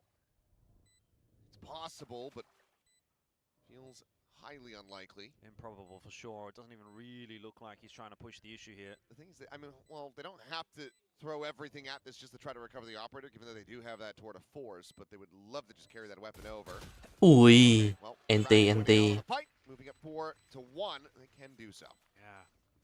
That looked very winnable for a second there for RRQ. If Mong got one more, then again, completely different story. A lot of these rounds are coming down to just one kill. Nice entry there from Ash. Mong though, if he could have just stayed tucked and got that assistance through a half second earlier. See that flash comes through just a little bit too late. Cushy not able to get there in time. That's the difference maker. It's a game of inches here. 4-2. The deficit is not massive. RRQ are troubling Genji, but they are holding on with that lead for now. Another reinvestment through from both teams. Another big gun round coming up here, and this time maybe a little faster from Genji. The Prowler gets the check. TP over to drop, actually, from Karan. He stuck it. And if he checks the main, yep, he's got Zan dead. And what a little set play here from Genji. Very unfortunate for RRQ. Zan had no idea. He's absolutely bamboozled. Still some Cypher util. The camera going to be set up around the back as well. Spike planted. Karan still here at drop. Trying to ruin their day. Curveball into this? No, just face forward. And Karan now, he's got the angle to isolate it. Nearly finds that second elimination as well. Safe for RRQ? Yeah, have to at this point. Looks to be the play. Even if you get another kill, you've got relatively safe reses available. So the best case scenario is you get the ult out of Rascal, but Karan will eventually fall. It is very tough for RRQ in that round. As soon as you lose that B site, you lose your player over there, Zan, for free. It starts to become pretty insurmountable odds.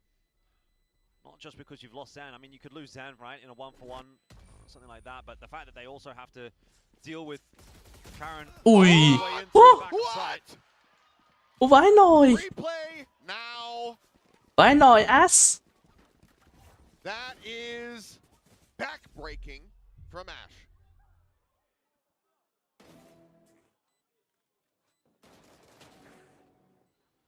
Were they just lined up?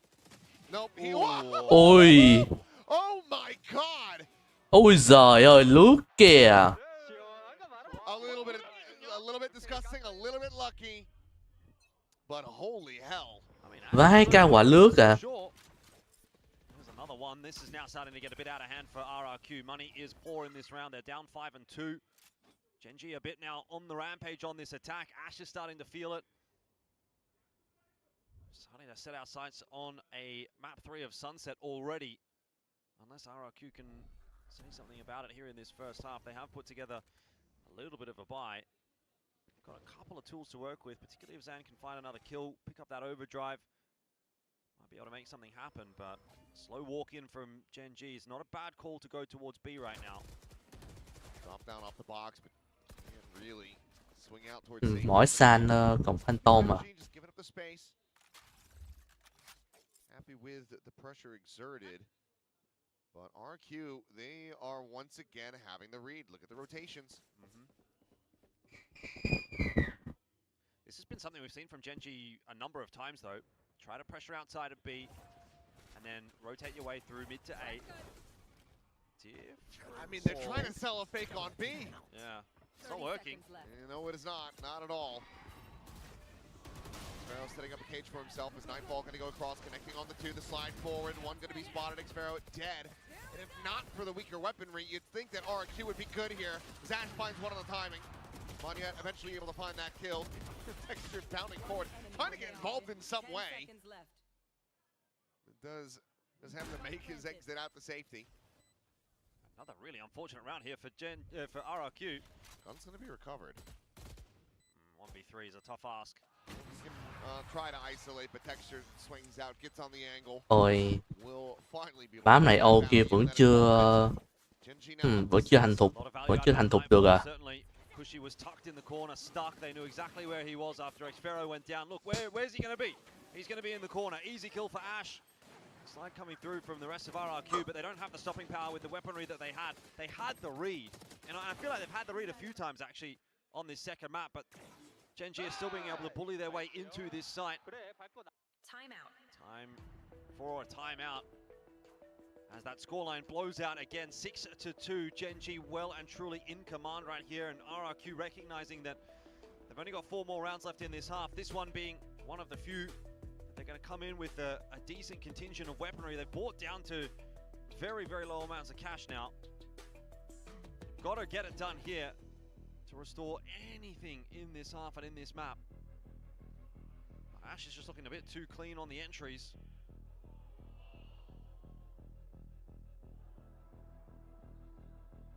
As per usual, expect very good artwork here from our fans. One of the back previously said something about alcohol, so I wonder if they're saying, like, if Gen.G doesn't win, I know what I'm doing with my night. Yeah. Maybe the same thing if Gen.G does win. Yeah, it's just different emotions. Big round coming up here, though, for RRQ. So that's big time about after the World Cup. So I've heard. Backs against the wall. Need to make something happen. A bit more of a forward hold on B. That is really ballsy from Crazy Guy, but Ôi thầy ơi, ui giời ơi, Vi Sinh Tường, 43 máu.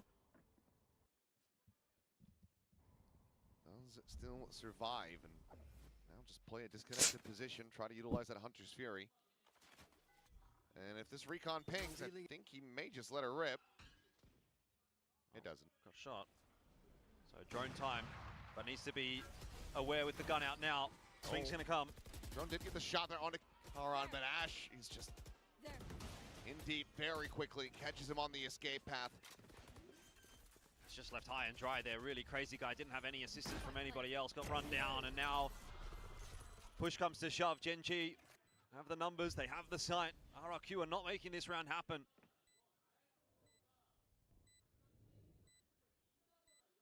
And you're gonna have to save again.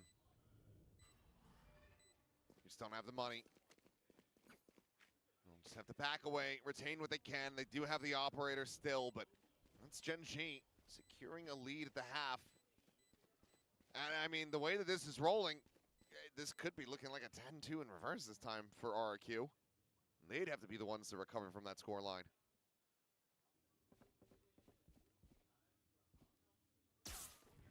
Ash is like, well, I did some crazy stuff just a round ago. Let's see if we can make... No, won't be able to do so. But plays in Karan, taking another gun out of their hands. Ôi, map 2 khó rồi, khó cho OQ rồi. This is starting to look a little bit like the Paper X game, actually.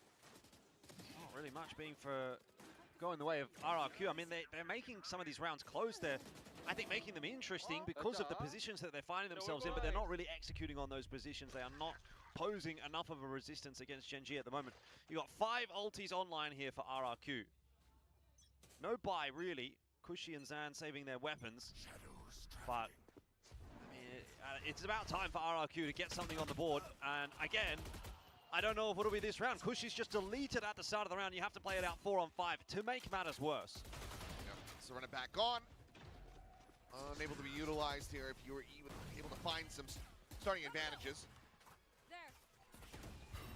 On reveal, Crazy Guy, there's just so much being thrown at him. Still though, Zan trying to go back to the press, shows that second shot. The res gonna be committed, the overdrive gonna be popped, and as he swings, he falls.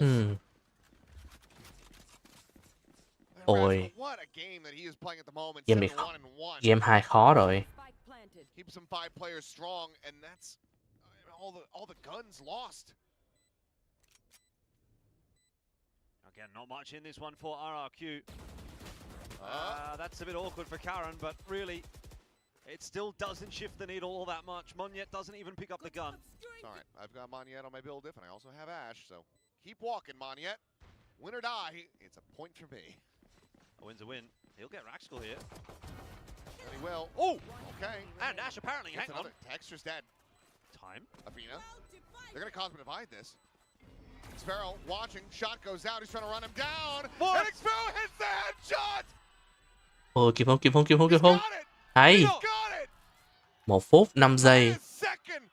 How the hell has RRQ done that? It's a 2v5. That is an absolute miracle round from RRQ. 2v5 à. Đây nhanh để không xua không để ý, Duyên coi điện thoại. How is a classic getting a 3K like that? I just feel like they completely disregarded the possibility of him even existing. 2v5 at its peak. Monyet. Oh, he just played them back into this so very well. Wow. Justified and deserved celebration. Ôi giời ơi, nhìn Monyet ăn, nhìn Monyet ngồi gì ăn mừng chưa kìa. Hài quá. That is a huge blunder for Gen G. They still have a 7-3 lead, so we'll see if it actually impacts much. Ui, hay. Laser, ui, bắt được Ash luôn, ngon. San chạy được, rồi, không giữ pin nào. It's looking very sleepy for RRQ, but all of a sudden they have woken back up. And now Gen G have to be a little worried. Sfero's got the info as to where Gen G are off to. They're exiting B. Zan wanting more. He'll just back away with the operator. It seems like, I mean, Gen G already maybe starting to resign to having to save them for themselves. They've got money. But I think if you want to try to play this, you probably aren't picking up the op. Jiggle from Monyet spots the information out. It's that star down. 30 seconds left.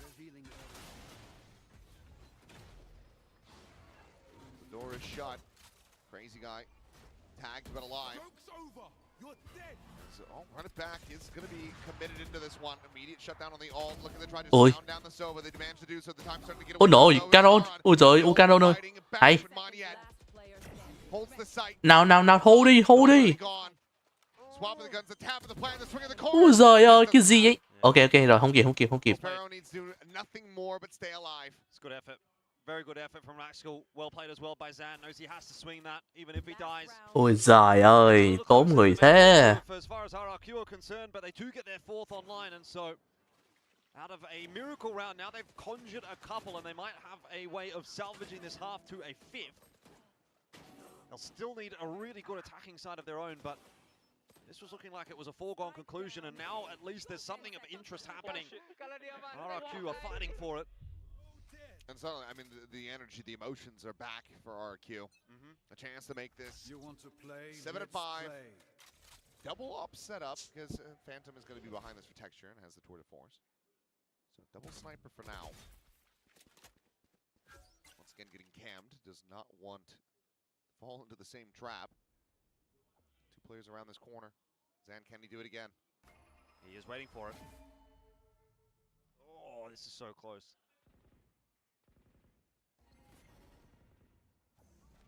Oh, it's brilliantly done. What a setup from Monyet and Zan. So cheeky. Extra dead, but Rascal still able to find Monyet. We might not be expecting another op after having seen the tour de force out there, but don't break the door. A little bit of a trap play. Sage eliminated. 3v4. Flank at the back. Oh, he has absolutely no idea. Actually able to find the backstab because she's still here, but needs to try to hold the line. Fought out, gets revealed, but still is able to find Athena. Looks for a little bit more. Oh, turns to the side. It's Karan, and now it is all down to Ash. How does he get away with that? The wayward spray gets 5-7 rồi. Last second rotate coming through from RRQ. 69 health and now an overdrive online. Ash looking to try to clutch this out. The camera spotting him. Continues to reposition the slide in. in a 1-2. No. Oh, but it's a whiff. But it gets Ui giời. Ash gets another Red Bull clutch. Vãi cái nồi. Man, that is crazy. Oh, that Ôi. criminal. Game map 2 này Ash bắn điên rồ thế. If nothing else, but the scoreline ends up being 8-4. Yeah, it was slow for a while. I think the back end of that half, the last sort of 3 or 4 rounds were, well, they had everything. It was karma, you know. We just had to wait. Had to bide our time, and good things come to boys who wait. Here we go. 8-4 though, Gen.G. I think they'll still walk away from that half pretty happy with how things do get closed out there by Ash in the end. A 7-5, you'd have to start getting a little bit worried. Pistol round win in the second half. You can equalize at 7-7, and then it's anybody's game. But right now, Gen.G still looking pretty well poised to push this through to a third map. And that's largely thanks to Ash, who very much did come online on that Neon. Reminiscent of what we saw from Zan in the first map of Haven there. Who knows how things can change up here going into the second half. Still, as of yet, obviously haven't seen Gen.G on the defense of this map. This is their first time playing at this split. Got a bit of a better idea of what RRQ can do on the attack, and by rights, it was pretty good. Well, Gen.G found their first pistol at the start of this map. Can they get a second, tie it 2-2? Do that, I am feeling quite confident in this going over to Sunset. RQ, they still have a chance at redemption on this map.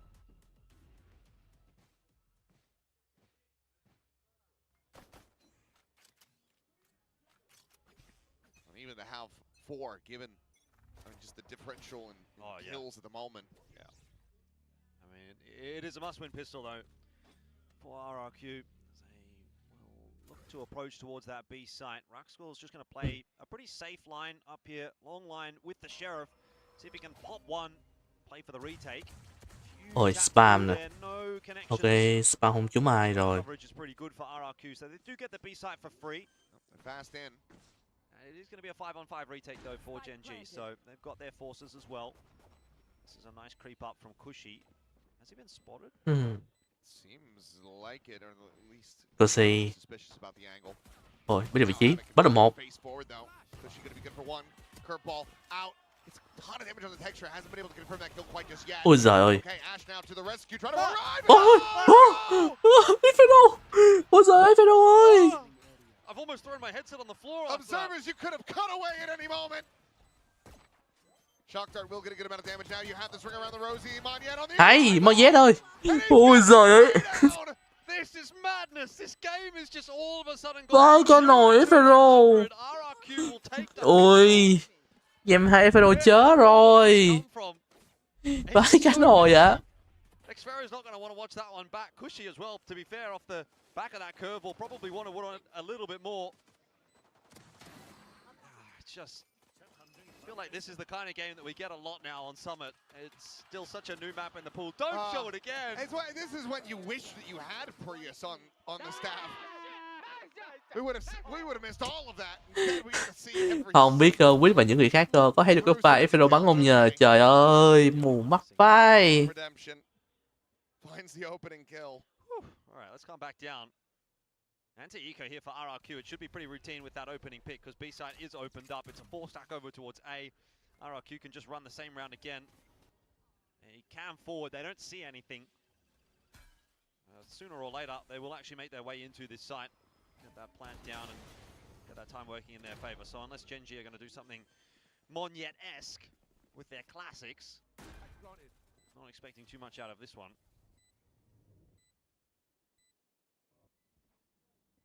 I mean, then widely this should just be a stack and die. Could she maybe starting to swap some weapons over, get ready to go hunting with a Sheriff or a Marshal? Looks like it will just be the Bandit instead. 2 charges from having that ulti online.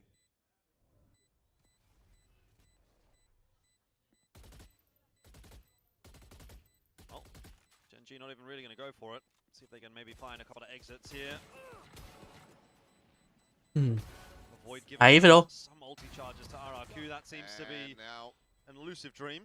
Hey. There you go. Ulti Thôi, Desert tí chết bom. 6-8 rồi. 2 rounds away from tying this up, go into the bonus, and if they can convert this one, then who knows? A 2-0 could be right back on the menu. It's true, but the first 2 rounds of this half are always going to be the easiest 2 rounds, as opposed to the next ones. Gun round coming. I don't know if that first one was very easy. I will concede that point. Nice bit, thank you bit. But I'm sure it gets harder from here is my point for RRQ. Sure. Buy through for Gen G. Ash has got the judge in hand, so he'll be up to some shenanigans. There. RRQ looking to pressure towards A this time around. Prowler will go forward early, prompt out a couple of shots. There's info now for Gen G, but Zan wins the duel. Hay San ơi. That is a massive elimination to be found. It's a big loss. It's going to pull the reinforcements back in towards mid for Gen G. So now B site left open.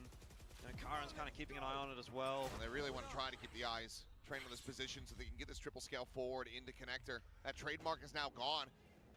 Karen instead trying to slip the net, slots forward the front of this blaze wall. Has avoided the detection, now can watch. Here comes the approach, there's one yet gone, but he cannot find the follow-up. Zan gonna be good for a second kill.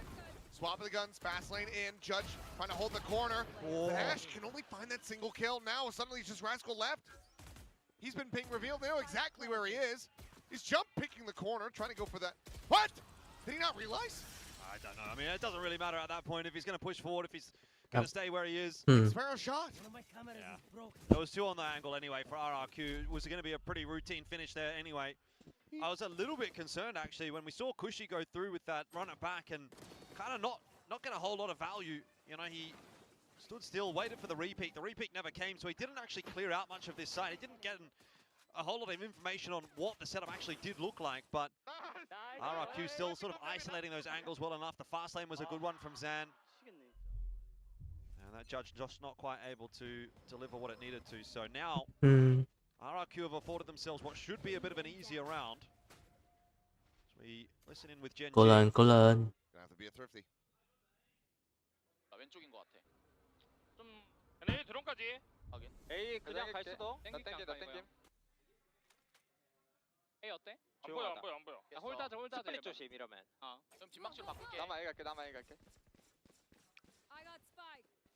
그냥 삐면 블라데게 해줘. 그 컨택 오는 거 그냥 배제할게. 죽을. 에이미 월 쳐도 돼?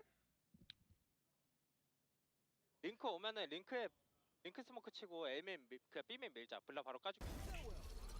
Big angle. Ôi giời ơi. From Texture. Ôi, thầy lên bảng rồi. Strafe across that one, so still access to the site and the plant. Gen G going to be multi-players in transit. And Xfero hearing these footsteps. Oh, hasn't been spotted. Ồ, hay. Ui. 3 kills, 2 shells. And Rascal now. Ui giời ơi. Get at least one back in, so damage Nào. for sure, but the round victory certainly still a world away. Nice util usage from Cushy. Just keeping Rascal at bay. Hay. Nice. Rascal will get one more, but 8 đều rồi. Cố lên. I like it though from RRQ in that 3v2. A lot of respect being given over. You're not seeing any swings. You're not giving any kind of chance for a good shot to be connected by Gen G and then a recovery round to be put together. Was a little scary with that opener coming through from Texture, but Xfero does exactly what he needs to do by cutting off those rotates, and then it looked like pretty much a short thing here in the 3-on-2. Well done from RRQ in terms of equalizing the scoreline. It was 8-4 at the half, and now we're back to 8-8, so that pressure is right back on Gen G, who do not have the fallback of having won map 1. Yeah, and now your 2 charges from that Hunter's Fury. You have a neural depth online. Texture cannot hold down this main. You are going to be in a very rocky position. He's going to continue to try to scale. They swing the corner. Texture và đủ tiền à. And allows for Athena now start going on the rotate. Meanwhile, Karen and Dash double scale. Ôi ơi, thầy ơi, coi chừng. Ui, lướt. Ash lướt thì chịu rồi. Yeah, Crazy Guy just kind of out in no man's land, went fishing. But do they expect a second player to walk up on this line? Xfero, if he comes in late, could actually cause a ruckus here. There's a lot of noise being made in A main. Oh, well, they They pause that. They give Mong, những the Cosmic Divide. Think about it. Looks like he's ready to send this one. They've gotten both slow orbs out of Askel. The wall already broken. There's nothing more to really try to buy them time on this. I think they really want to see what Xfero can do. He has taken a lot of space over towards B. There is a trademark though. He can't go any further forward without being spotted. Divide comes in, and this does force Texture back as well. He's still on a deep enough angle though, but now with this pressure being exerted from Xfero, he gets shifted away. Facing in, will be able to find the one. Ủa, bắt được Pussy rồi. Looking for a little bit more Texture. He's putting himself into a pretty bad spot as we'll just go strafing out into the open. Kill gonna be found. Oh! Xfero a bait away.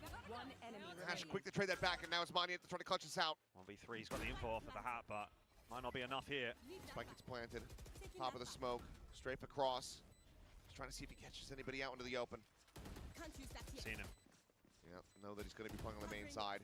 Ash on the re-wrap, just toying here as much as he possibly can.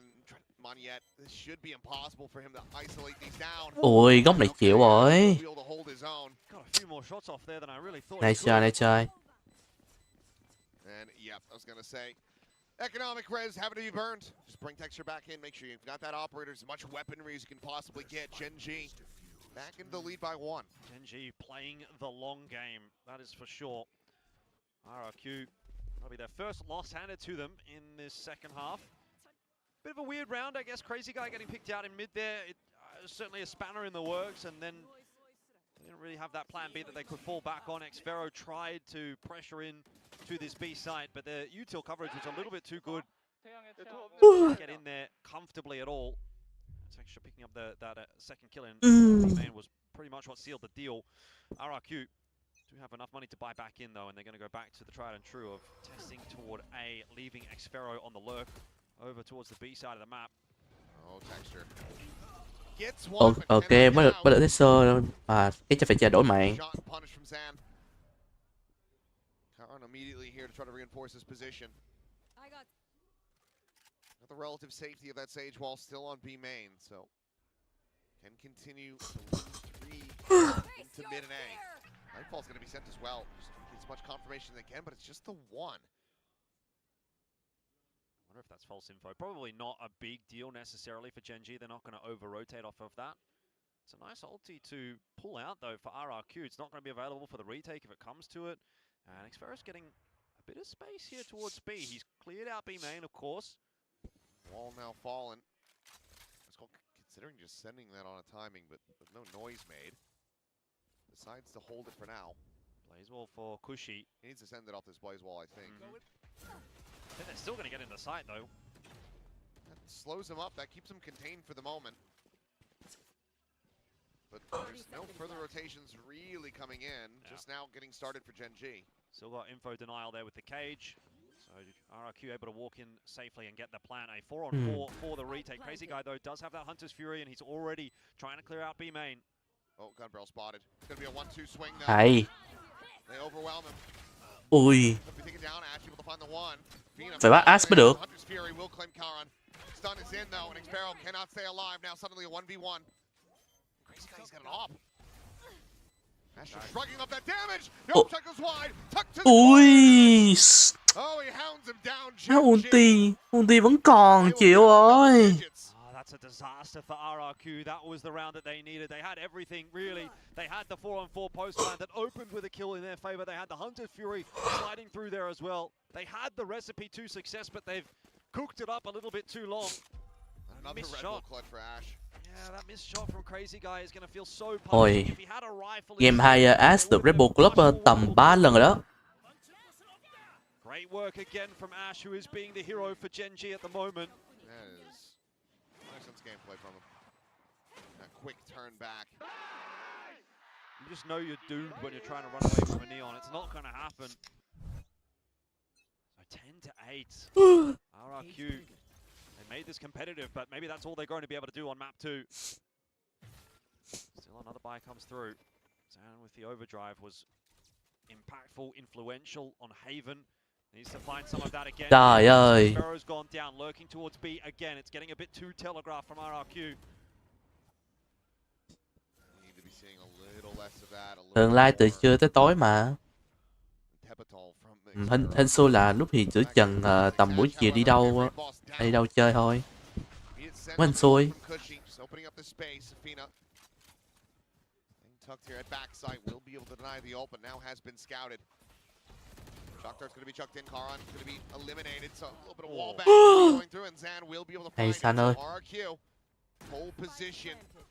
Pick it up tonight. Ui. What a turn from Rascal, able to find Zan. Ôi San qua đây chớ nhá. Ok, lộ tiếp số rồi. Revealed. They might have spotted him on the walkout anyway. I don't think he's going to be ready for the angle, and man, then again, he is watching for it. Sáu lướm kia. Thôi vậy đúng đường rồi mà. Hay. Push into the smoke, will die. Wishful thinking. 9-10. Find themselves one back, so it's not going to be 9-10 rồi, cố lên. That is for sure. Awkward round with Xfero going down early, but the entry into the site was such a good one. Và để Fero tính thiết lập camera nhưng mà không được. Tesser đã cam chỗ đấy rồi. Nice wall from him. We saw Genji using that wall on their attack as well. It's very hard to hold that site once you're getting flooded from multiple angles. So RRQ capitalizing on that. 9-10. Money low for Genji here. Do have two to force. Genji này yếu tiền à. By a little bit, but it's still a couple of stingers and a judge. This is still thrifty territory. A wall going to be raised, but you've got Genji. Active response. 3 players to try to slow this down. This could be awkward though. RRQ going into 3.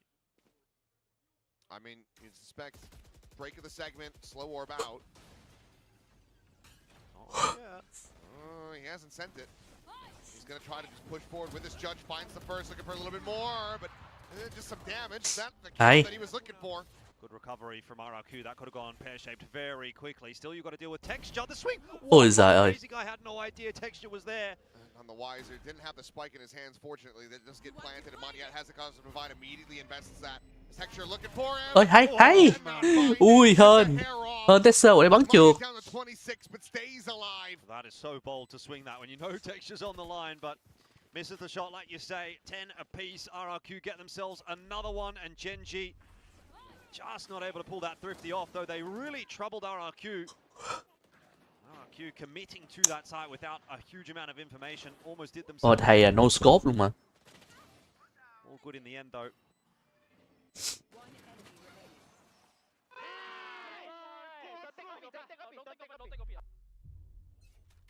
All right, well, back into another round, another buy for Genji. Or for a forward hold from Maxwell this time. He's spotted out. They're aware that he's only got a judge holding onto this site, so going to break open that wall straight away to start to threaten, and that is going to pull the rotate across. Also get some more util out of Genji. Dark cover invested. It's a lot used early on in the round.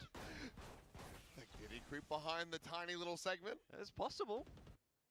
I think he would have had like a shoulder or something sticking out from that. Maybe I'm wrong. Got to be aware of every possibility. That's better. I was complaining about people not checking corners.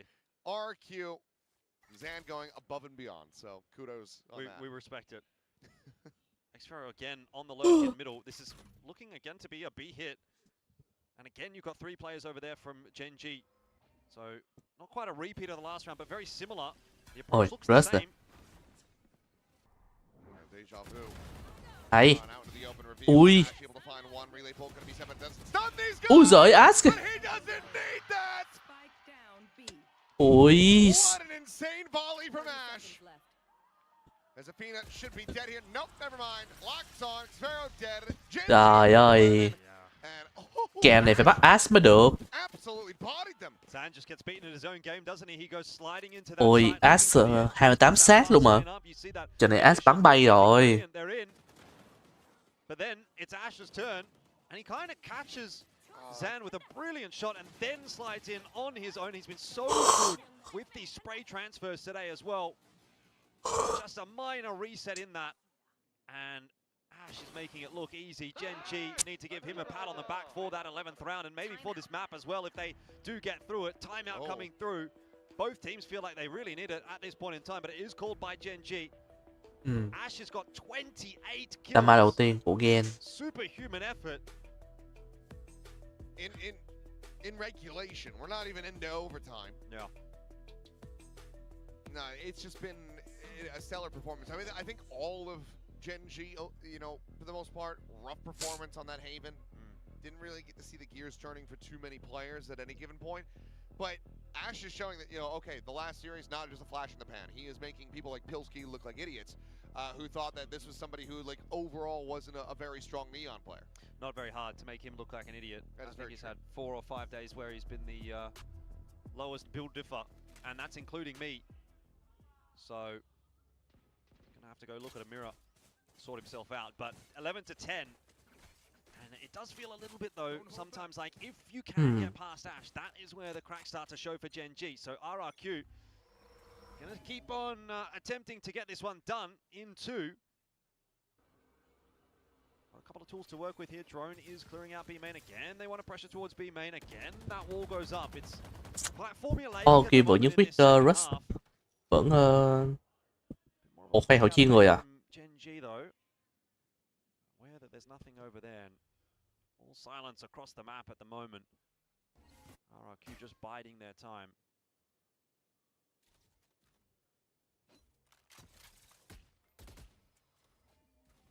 Mostly quiet for the moment. Texture going to be spotted out again. Sending out a warning shot. Bit of a breeze past Xfero. Face in though. On yet, not quite able to align those. Things starting to come down. Rascal just holding on a deep angle. Texture, tiny little pocket to work with. Did he notice? He should have seen. Oh. Úi giời ơi, cầm được cái smoke. Ok, bắt được Texture rồi.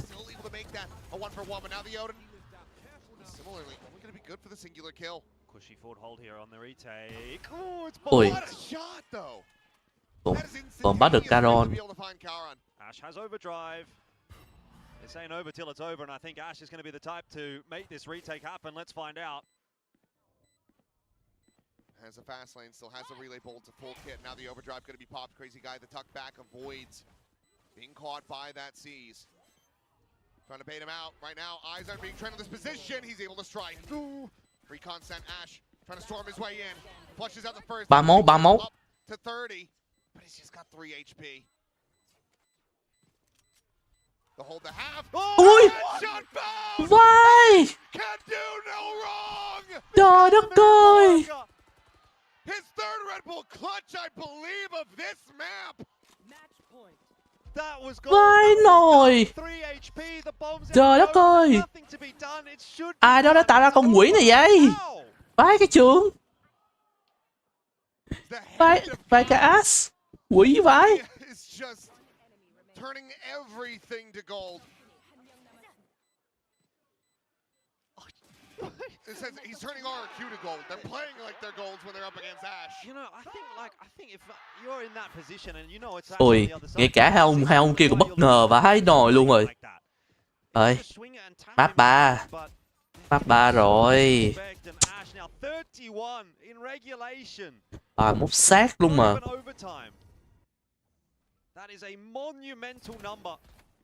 And the sole reason Gen G is still alive in this map, 12 to 10, RRQ have to get OT. He was scanned as well. Well, Athena under some pressure. Does manage to stave them off. Just quick backpedal and a re-wrap. Now in towards B connector, but it's a 3-player stack, and Ash is here. Here's a Phoenix ult. Rascal taking that initial contact. Eyes trained on this position. The push forward. Oh, it's a bold one. It does go punish. Rascal still able to find a little bit more value.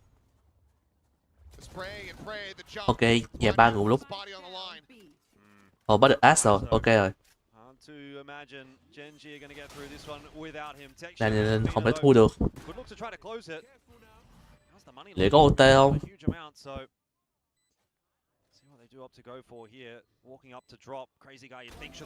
Ui hay. Còn Texture. Này buộc xếp rồi. RRQ have been holding on for so long on Summit, and they need to hold on for just one more round.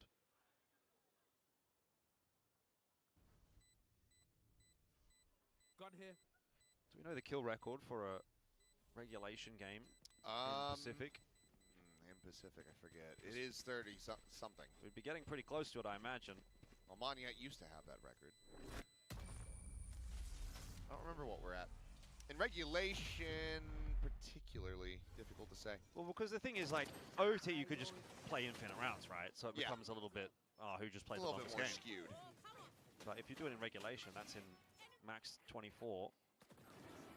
Well, that OT could very well come through. Seems reasonably likely. Timeout coming once again. Money once again in the bin a little for Gen G. Texture held on to the op. So you got a stinger for Raxkel and Karen. Ash is going to get one as well. No overdrive for him in this round. Well, being told the single map record is May at the moment with 39 kills. So he's 8 away from that, but I think that was an overtime. That would, I mean, I would assume so. Or was it? I don't recall. We'll give him the benefit of the doubt and say Maybe 39. Maybe production will update us. Either way, so I don't think, it's a godlike performance. Yeah. It's absolutely insane. I call him the hand of God. I was wondering where I got that from. Apparently that's a reference to Maradona. I don't even... Soccer, football. I don't know who he... Màu lần cuối ta lần cuối bên OQ. I don't know exactly the circumstances, but he did score a goal basically with his hand.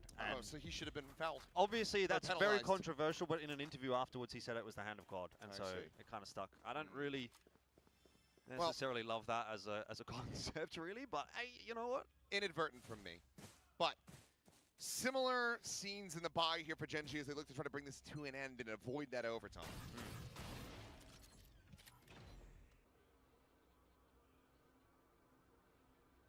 Okay, big round out here for RRQ to try to get this through to OT. Drone in toward B. This time there's not much presence from RRQ on that side of the map. Ôi giời, where they've ba người really bích just lắm. been pumping over and over and over again towards B.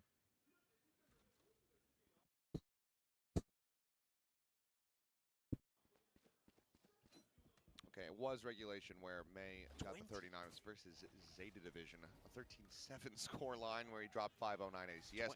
It's starting to come back. Yeah, that's crazy. 20 rounds to get 39 is nuts. Clear of the haunt, and look at the attack coming through. A site completely empty other than Athena, the lone occupant here with a judge. What a brilliant call this is from RRQ. Unless Athena has a miracle round, this should be RRQ forcing the OT. They're very scared of pushing their way through that dark cover. This is buying more time. Yes. 3 players in transit over. Another smoke. You've got to take the site. Yeah, they have to just pinch onto this angle simultaneously. That's what they're trying to do. Athena, oh, he's going to be dragged back in! Ui, trời. Oh, he's going to be dragged back in! Ủa? Lỗi à? Ui. Ui, OT đi. Lucy yếu rồi. Quay cả tiền. Đúng cái pha đấy lót luôn mà. Revive Caron. Ui. No. Sparrow knows that he's got the lineup. Just waiting for the tap. There it is. The spam going to be coming in. A shot ringing out.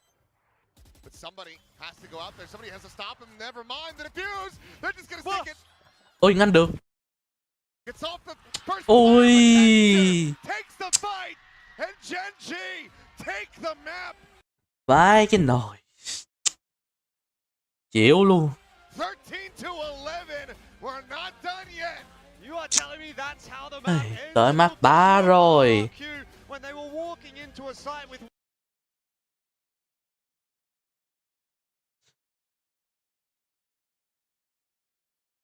held on long enough, got one, then the rotators came through, trade for trade, tit for tat, the reds came through as well. That bait and Gen G pull it off in the end. That was Đang kiểm tra đường truyền coi. I cannot believe the res bait worked. They're setting Karen up for an extra death, but they swing off of it.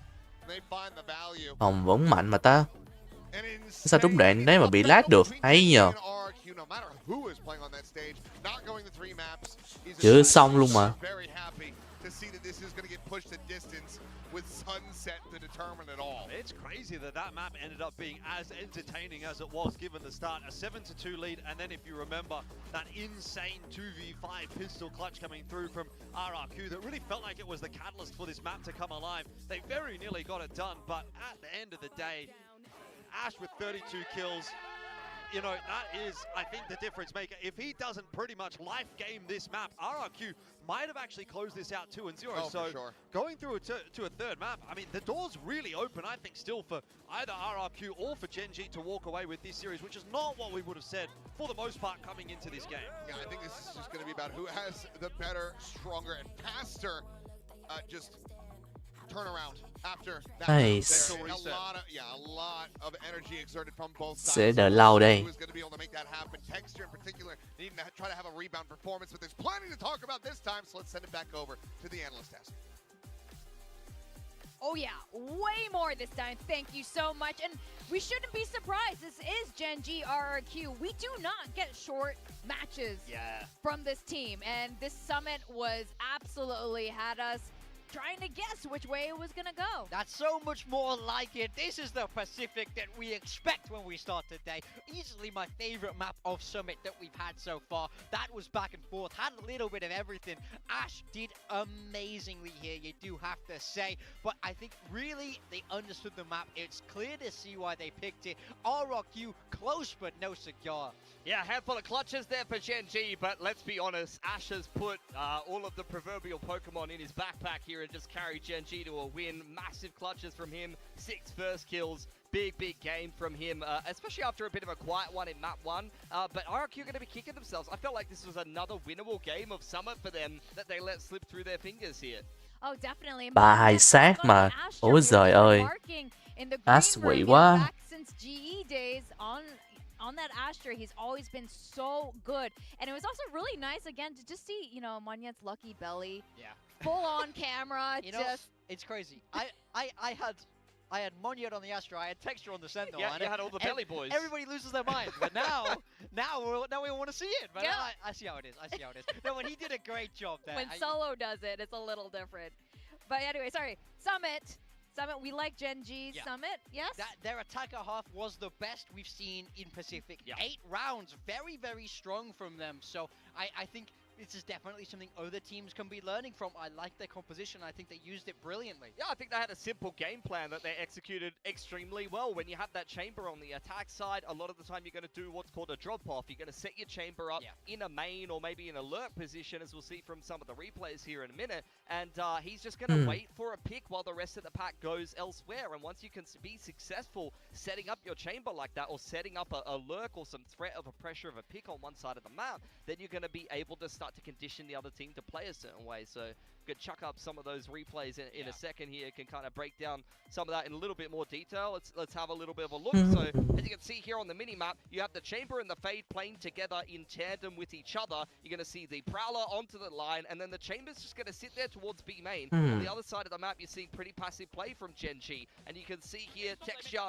he's waiting for a pick, he's being very patient here, but he's a constant threat of someone that RRQ has to kind of consider. Xfero cannot overextend on that part of the map, and you'll see the same thing on this side of the map again. The fade is going to prowler Texture onto the line, and he's going to sit there with an operator and wait for a pick for the whole round, while the rest of the team is able to keep the info game honest or make a pick happen somewhere else. And you can see later on in the half, you see big pressure on this A site. They're faking an execute, and then you get a TP from Caron into the back lines, and you see all of RRQ on this side of the map, the right side of the map there. We're looking for the Omen. Unfortunately, the one place he TPs into drop is not where he's considered, and he wins the round instantly. And part of that is kind of feeling out where the Cypher is playing. Earlier on, you saw Texture in main. He's well aware that Xfero is on there. He hears the cam being tapped, and they're able to read the position of the Cypher. So that's really nice conditioning and calling for Genji round to round, and it's why they had such a sick Đợi 4 phút thôi.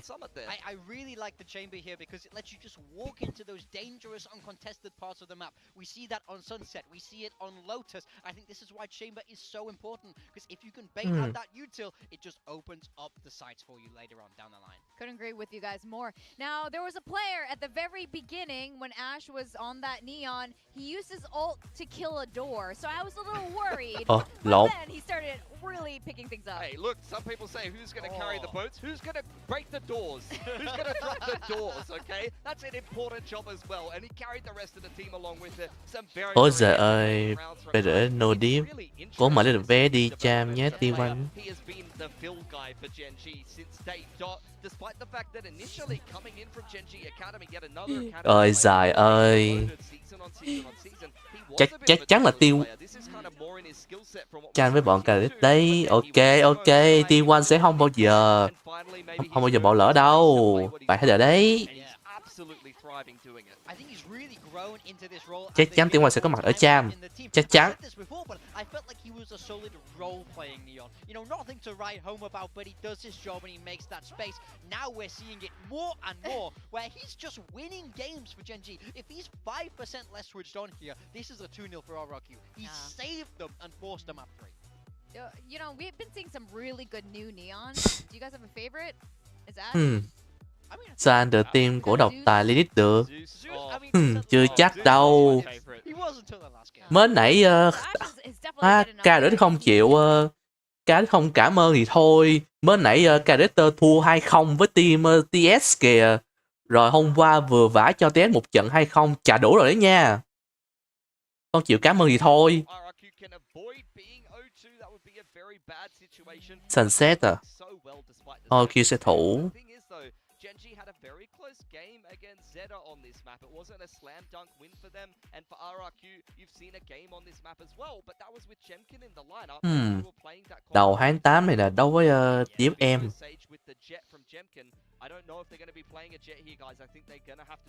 Ôi giời ơi. Quả này khó nhờ. Gen Gen bắn đầu tiên cái Master Set này 100%, còn Ogi thua vãi cái nồi.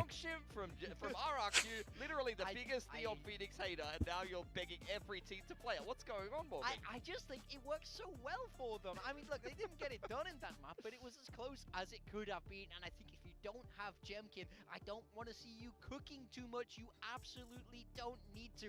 Look, as a coach, I always was all about what are the players' strengths. That's where I want to go. So that's where I want to see RRQ go. But who knows where it will end up right now. Yeah, you did have texture on Monyet. Guys, like, you need to know the history. They were on his roster on Global Esports in 2023. Texture on the Sentinel, Monyet on the, especially the Astra. So you want to see, what do you want to see? Let's make it official. What would you like to see for Sunset? If it's pure comfort, I mean, I want Texture on the Chamber. I think Sentinel role, he's fantastic. They add Chamber into the game. It's perfect for him, and I think he didn't have the best map. So thôi, chiều mai nha. Vãi. Chịu rồi. Ba trẻ quá, tôi không chơi được. Ok. I agree. I love the way that Texture's played the chamber. I think, especially attacking side, we talked about the drop-offs and him applying pressure, but I actually think another thing is phenomenal and something that other teams don't utilize well enough that Genji does a really good job of is sometimes they'll send him out and he'll bait out the trap. Like he'll just rendezvous away and then they can kind of mid-round off the back of that. So I think that that's something Genji has figured out really well. And as I said from today, already RRQ is playing the roles that I asked for. So we'll see what they come up with. Like I said, I don't know if they can play this Jet Veto comp again. It was something that was a bit more specific to their team and the players that were in the server last time.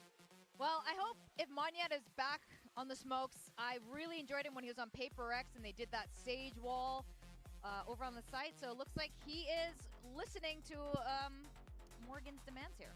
On RRQ. He's sticking with it, Texture. They're on that chamber. That's what I wanted to see. They're running that Sage. Rascal on the Sage. Ash on the Neon. Look for a big game from him. For RRQ, it's a little bit different. I mean, Genji, it's the same roles as last map, so it's up to RRQ to cotton onto some of those tendencies and general playstyle, even if you're not playing the same map. And the structure, honestly, of Sunset and Summer, there's some similarities there. Này, nhìn tưởng xong, ai về thua đời. Ông hỏi Ash bên Genji ấy, Át trận map 2 bắn cực kỳ quỷ vãi nồi luôn á. 3-2 sát luôn kìa. Rồi 3-4 lần Red Bull Club luôn mà. Red Bull Club luôn. Any bets on how many rounds of OT we're going to be getting? Oh, it's going to go on forever. It's going to go on forever. Forever's the bet. All right, back to the casters. It's going to be a long one. Yeah, I think it is. Which is doing wonders for my voice. Doctor said, try to take a rest. Make sure you're not straining it too much. Screw that. Screw my well-being. Screw my health. It's all about the gameplay. It's all about the excitement. It's all about the entertainment. So let's go ahead and get into our third and final map of this series. Final series of the week. Gen.G and RQ continue to deliver. Yeah, a series that has the potential to be one of the best of the week as well if this map is anything like the last. Haven feels like a long time ago for RRQ, but once again, I think, you know, you have to say RRQ have come back this week and look far, far better than what we expected them to based on those opening couple of games, and that is going to be a real thorn in the side of Gen.G if they are handed their first defeat of stage 2. Let's find out. RRQ kicking things off on the hỏi đầu ra mid nè.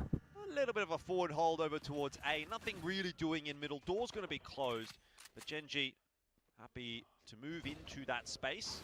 Parallel will spot them out. RRQ get a bit of an idea as to where Gen.G are setting up at the moment, but Gen.G can go anywhere from here. Thầy ơi. He's going to come through from Ash. Hay. Ui, đối được mạng, ok rồi. Ui giời ơi, Mon Z ơi. Hay. Ui, đối mạng liên tục.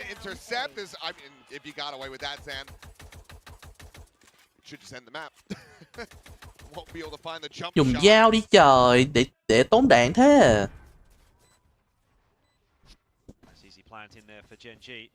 RRQ relying on Zan and Xfero, who I think have probably been the two standouts tonight to try to put together this retake. It's honestly taken them a long time to get into any position to even think about it, though.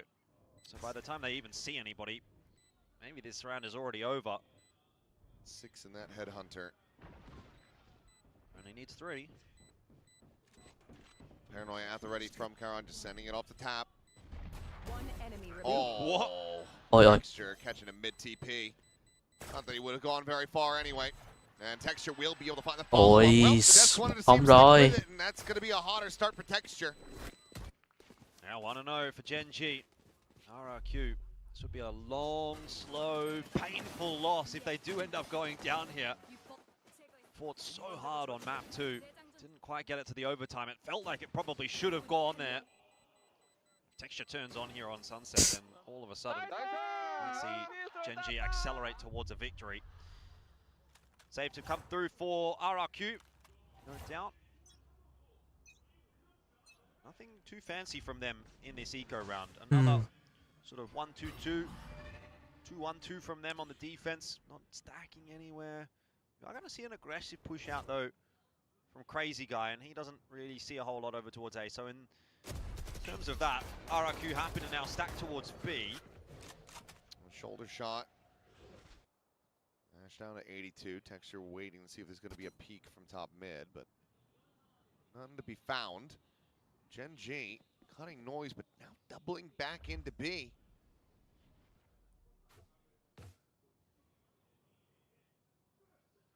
Having to re-clear all of this, and they're going to be gambling into the stack. I mean, this has gone both ways, I want to say. Yeah, but it's just classics. RRQ couldn't possibly win a round with a classic, could they? Yeah, certainly not. It's never been done before.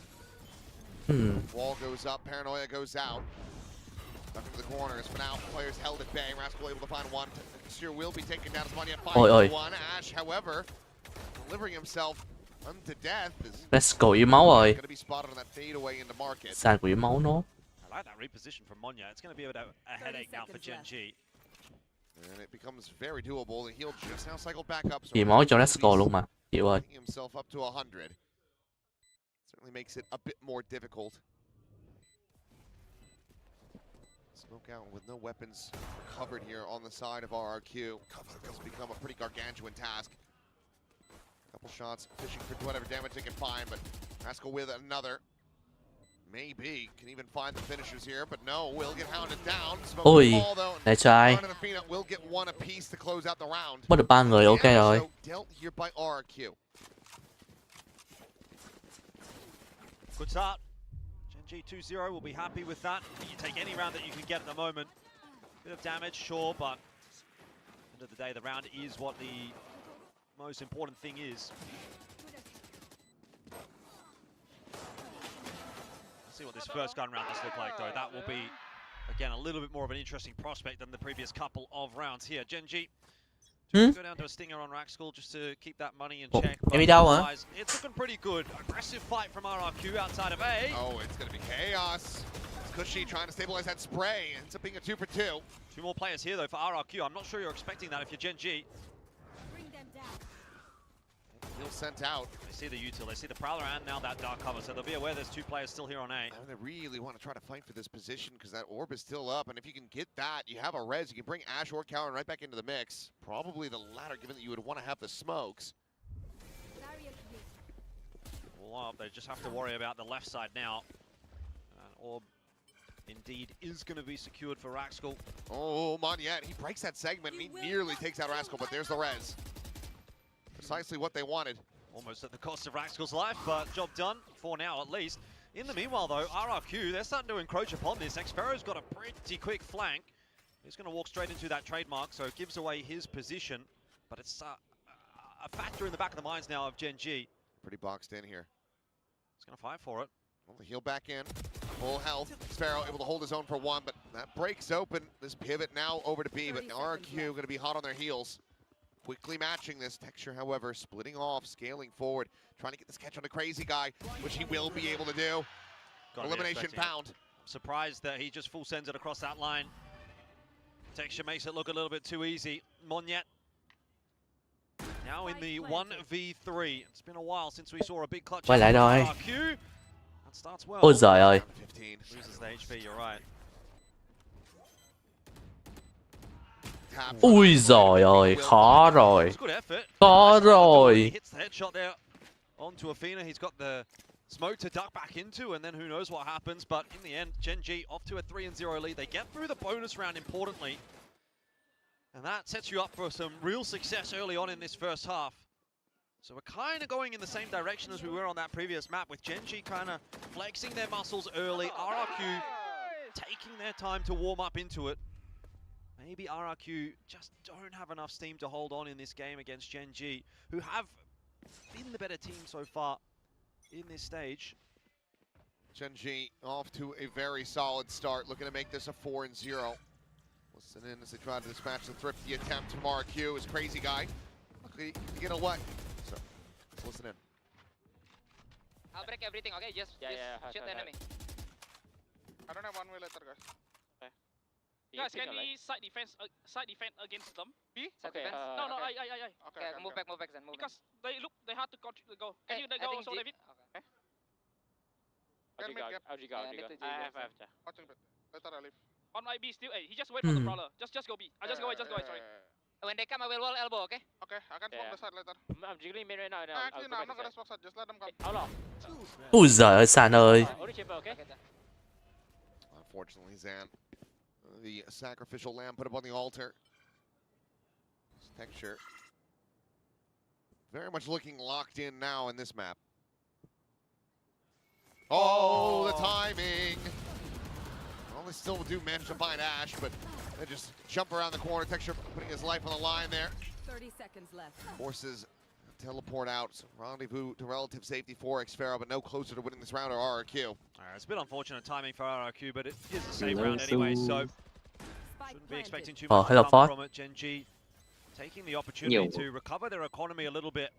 Kiểu thành viên mới rồi chắc tôi làm cái quả cái tiếp con và mời tôi ăn ở trong Techcombank luôn. Thật là chịu. Ôi hay.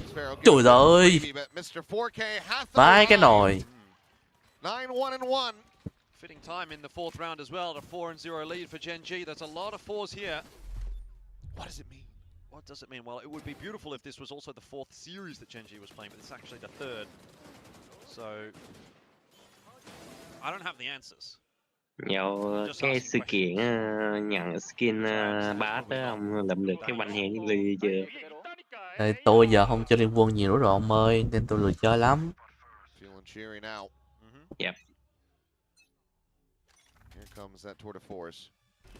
Chỉ chơi khi có hứng kênh+Like thôi. Chứ không chơi nhiều nữa. Kéo nghe cái đợt sự kiện này đến hiện nghe là nhìn những tuyệt vọng nghe. Cái sự kiện nãy xu nó còn tuyệt vọng như từ đầu của này, nó cho hy vọng người đập đổ. Cái tỷ lệ ra hai thẻ đó phải gọi là nó còn hơn cả ông Gacha ra được 6 sao kiểu nữa.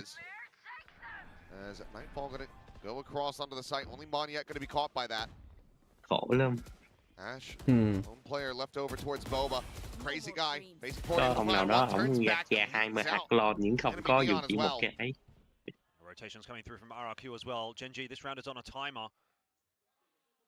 Sao kêu nổ hôn quá ta, nghỉ lắm đi. Sợ cứ kiểu tục thu thế này là không thể đi cham được rồi. Mùa mới có gì thú vị. Mùa mới có gì thú vị. Ok, có hy vọng rồi. Much needed just before it gets too far out of hand. Gen G were looking good.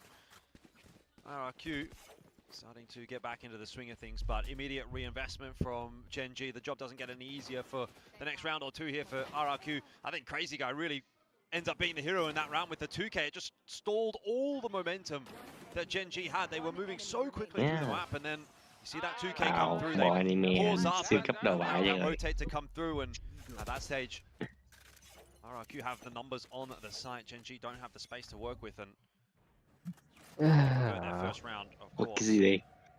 Back into yet another one. This time, Gen G with presence towards B and nowhere else. So it's going to be a full commitment from them.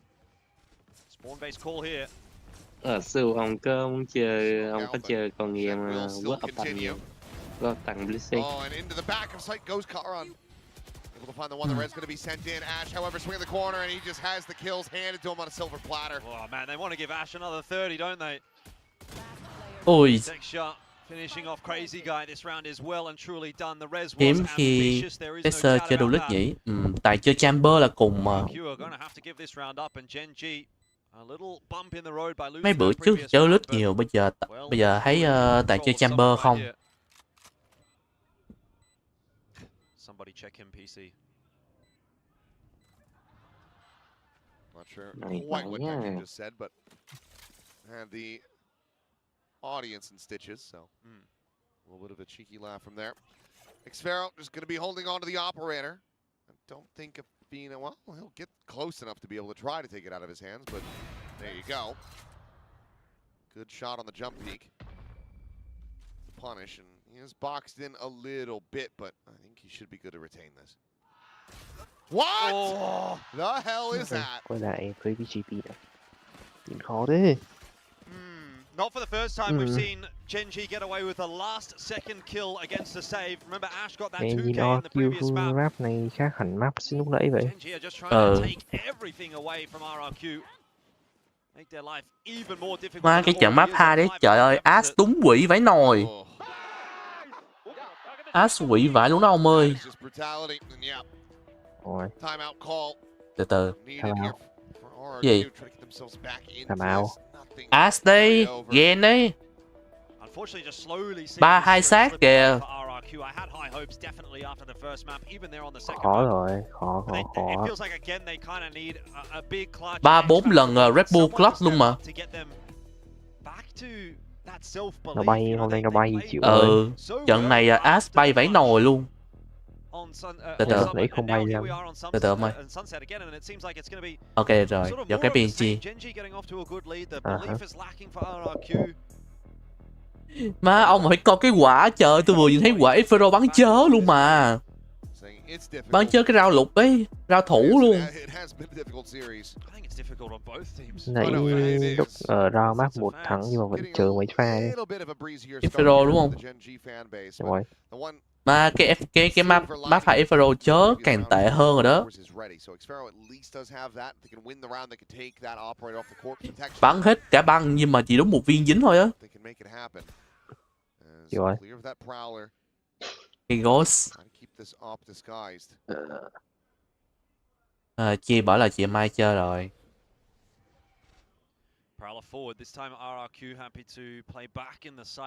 Rồi tối nay tôi chơi có gì đâu. tối nay hơi chán. Nào Xero.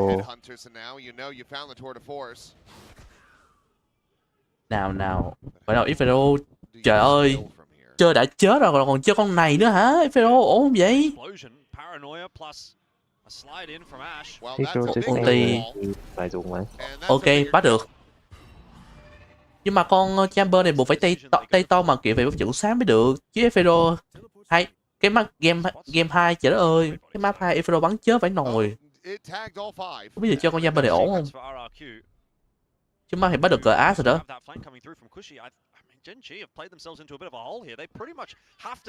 Revive As tiếp. Ô, bắt được Caron, ok.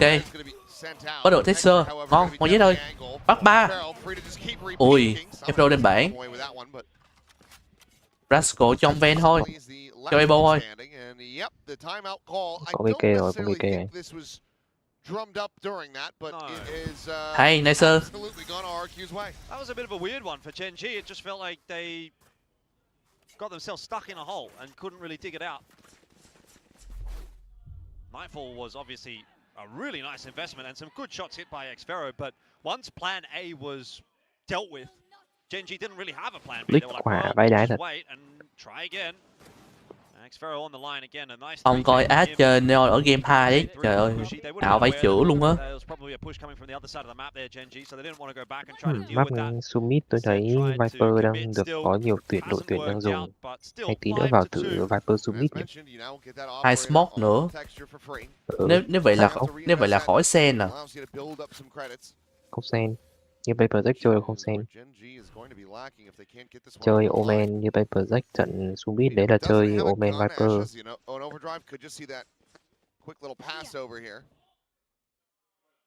Ôi ơi, tường bị tội. Rồi, lên nè. Ui, As. Bị stun. Ui. Ui giời, ông thấy As không? Ôi, mò dép lăng. Có được 2. Đâu 1-2 rồi. Ra ngoài chưa hòa người, chưa hòa máu. Cái nhà yếu. Hay, bắt được Texer. Rồi hay đang yếu. Ô, hay. Ui. Hay. Trời, tiện Canon với As mà tiện nhìn ra chỗ khác hơn đấy. Thôi, San 17. San 17. Oh no. Jackie thì đã ố. Jackie đã ố rồi. Pha này ngon nhất hay rồi. Pha nãy pha của pha công anh thì đó Cam Minh. Cam Minh.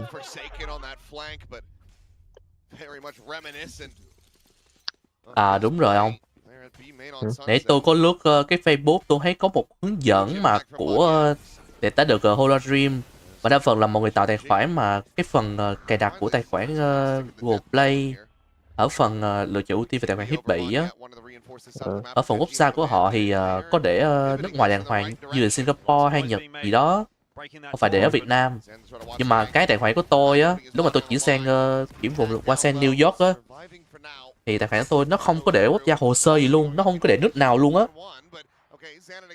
kiểu là sao ta, trống không luôn, không để quốc gia nào.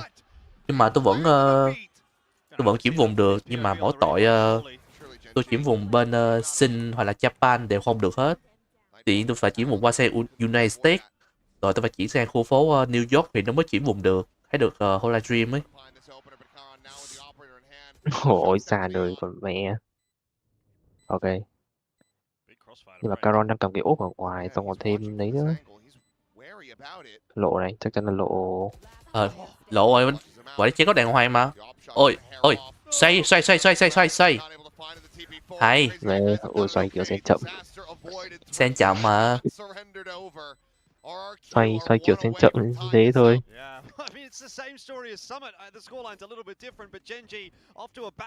Thấy Mondet xoay phải hai lượt mới xong được một vòng model mà.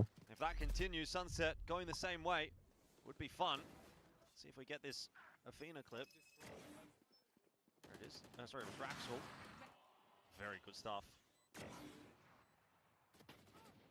Close but no cigar. And I mean, Mong, you could tell he was constantly checking that angle. Yeah, Never gave up on it. If he had abandoned that, that would have been the round over. He needed to get that dark cover down first. He couldn't swing into it with that open.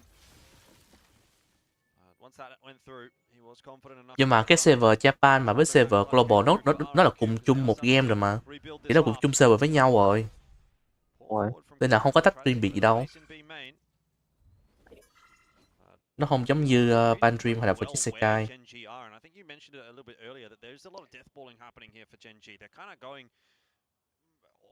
All around the map together. This round's a little bit different, a little bit more of a split, but it has generally been 5 players hit the site, see what happens. And RRQ recognizing that if they see somebody, they probably 4 năm rồi. Đang có cơ hội đó, có hy vọng rồi. Getting a few advantages off the back of that. It's been good reads from RRQ in that respect. This time though, a different round thrown in from Gen.G as they do have 3 players still. Mấy compact chủng mắc tiền nó cũng không thể thay đổi số phận được, bị bong kiểu nó bị rách viền à. Không. Nó mong cái gì vậy? Tôi tưởng nó bền hơn chứ. Mấy compact mắc tiền á. Không. Như là tưởng con Artisan, cái là con tưởng con Artisan có tên rèn nữa. Nó thực ra con đó chỉ là một con Artisan Zero Shop bản XL và nó được màu đỏ và nó có thêm cái chữ ký hết. Tôi thấy những người mua con đấy đa số là fan của Ten. Chứ những người mà thực sự xem được cái hiệu năng, thực sự xem được cái pass nó là cái loại gì thì thà mua một con màu đen, thà mua một con màu đen còn tốt hơn. Ui thầy ơi. Vội. 3v3. Chưa biết món nhé. Rồi. Texter yếu rồi. Cuối. Vừa nãy spam trúng mà không biết. Ôi hay. 4-6 rồi, ok, 5 năm rồi. Ok, có cơ hội. Đúng rồi, ông cày EP trong Hola Streamer tới đâu rồi? EP 21 rồi. 21 rồi hả? Trời ơi, nhanh dữ. Cái cách mà tôi cày thì tôi nếu mà có quét nào về bài hát thì tôi sẽ để đó là chế độ easy để cày cho nhanh. Tôi để chế độ easy cày cho nhanh. Ông chơi Esper được cho bàn phím mà đúng không? Không. Tôi nói tôi chơi được 20 đến 20 là cùng nói, tôi có chơi được hơn 20 đâu. 20 hả? Ừ. Chưa 20 cộng đâu. Mấy em cộng là bay khỏi bắn Valor luôn. Mấy em lên lát xuống cày EP hơi lâu. Tại thấy cho phần display cái phần chạy đánh đàn ấy có 120 FPS luôn, nhưng 120 FPS trong game đấy uy tín nha. Một mà đó không bị giật, không bị drop hay giật tí nào luôn. Tính ra hôm nay tôi định là đang vừa tìm Laplet hoặc là lấy Laplet hoặc là lấy ai nhỉ? Lấy Mona, maybe. Tôi thì đang muốn có đội hình một đội hình trong Hola Stream ước của tôi. Fusei là 1, chị em Fuamoko là 2-3. Còn cái 4 thì chắc chắn là Fubuki. Cái thứ 5 thì không biết chọn ai ta.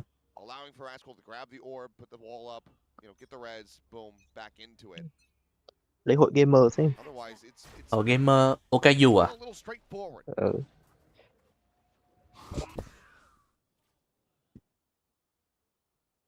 Thực ra tôi thấy trong mấy cái tác dụng của mấy con nhân vật, mấy cái thẻ nhân vật 5 sao tôi thấy nó cũng chưa có gì khác biệt.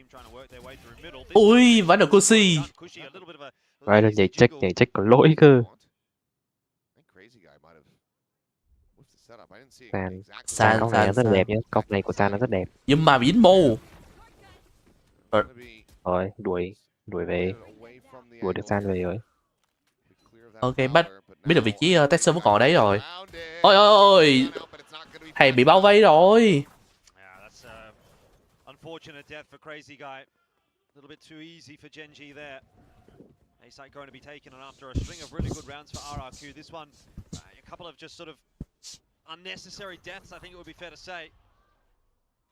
Cái smoke này biết của ai đó. Spot che cái trap của Omen. Hay bất lực Texer.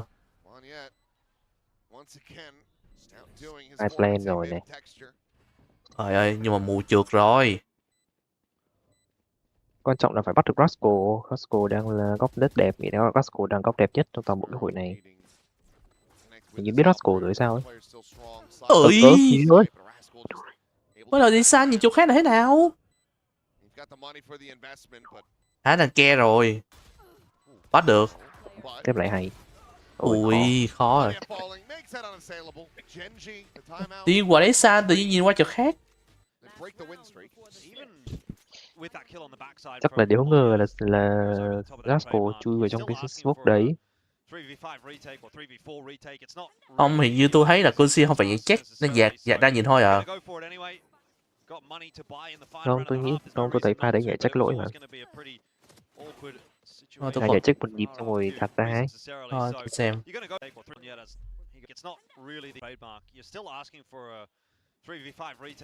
Không, nhảy check lỗi rồi xóa dạt ra. Nhưng mà dạt theo kiểu nhìn vào nhìn đâu ấy. Tự nhìn qua bên kia. Nhìn qua cái thùng kia, không biết tích chờ vật rồi. Thế chờ đứng nghe sáp bên kia sẵn từ trước rồi á. Again, same setup. Tech shot over towards A. Push happening through mid. Could be the same round on repeat for Gen G here. Lần này Kushia đã... Ôi dồi ôi, đã phá tường. Ôi giời ơi. Did not expect that much spam. Đồ, trời ơi, Kushia ơi, nghĩ gì mà đi ngang qua cái tường. Dính 3 này. Ơi, hay ơi. Ok. Multi dính 2 người.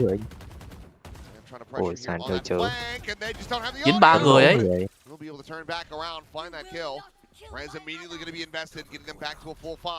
Ash đang cây thang binh để chạy ra ngoài đây, thấy cái này.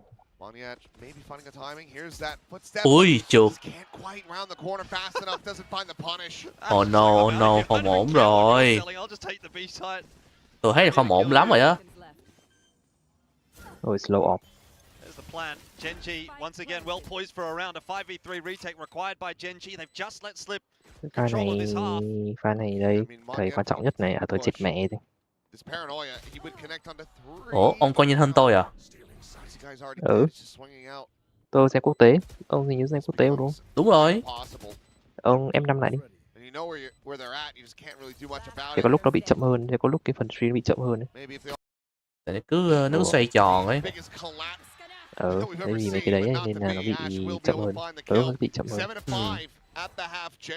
Tôi tính mở cái compact tầm dưới 100 đấy xem coi nó như thế nào. Mà tôi nhìn compact có bảng màu xanh dương giống y chang cái bảng màu xanh dương mà hồi hôm Opli làm ghi deep luôn á. Tôi biết cái bảng, tôi biết cái bát rồi. Mà ốc leo khen là compact nên nó vẫn có thể chơi hot valor được luôn á. Chơi hát phong cách người già. Để tới thử compact đấy coi sao, có khi sau này tôi không cần đi mua compact cao cấp nữa làm gì.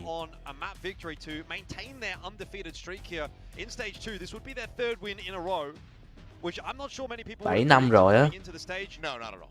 Quan trọng là rao công nữa. Gen G have really rebuilt this team quite nicely, which is awesome to see. But I think also you can take some positives for RRQ. This game has been much more competitive. They've looked a little better. There's definitely been some moments. But at the end of the day, if that doesn't amount to a win, does it really matter? Cái gì vậy trời? It was difficult to make any kind of read. And like you said, maybe a hot take, a bit of a punt, saying, okay, I could see Gen G maybe having these changes work, but there was no evidence otherwise that this was going to be strong for them. We didn't get to see this happening during the offseason between the stages. They were still playing, with Lakia as the IGL. So this is the first glimpse of it happen here in stage 2. And it has looked very good, but 3 intimate pistols. RRQ had the advantage there ever so slightly. Gen G can tie that 3-round lead and maybe just end up running away with the rest of this map. Smokes out here for RRQ. Gen G looking to push the fight. Phải suy nghĩ lâu thế không? Quýt để mai chơi tiếp nha, tôi qua chơi power. Ok. Tưởng mày đang coi phim, đang coi ấy mà. Mày có chơi chổi đâu? Thì ván kìa chó ơi. Tao đang vào skill của mày để tao coi mày làm gì hết. Để coi OQ bắn rồi. Thì mày đang chơi gì đâu? Em làm đéo rồi. Đâu có chơi gì đâu, sao lại kêu ngừng chơi hả? Không, ý là nói nó quýt đấy.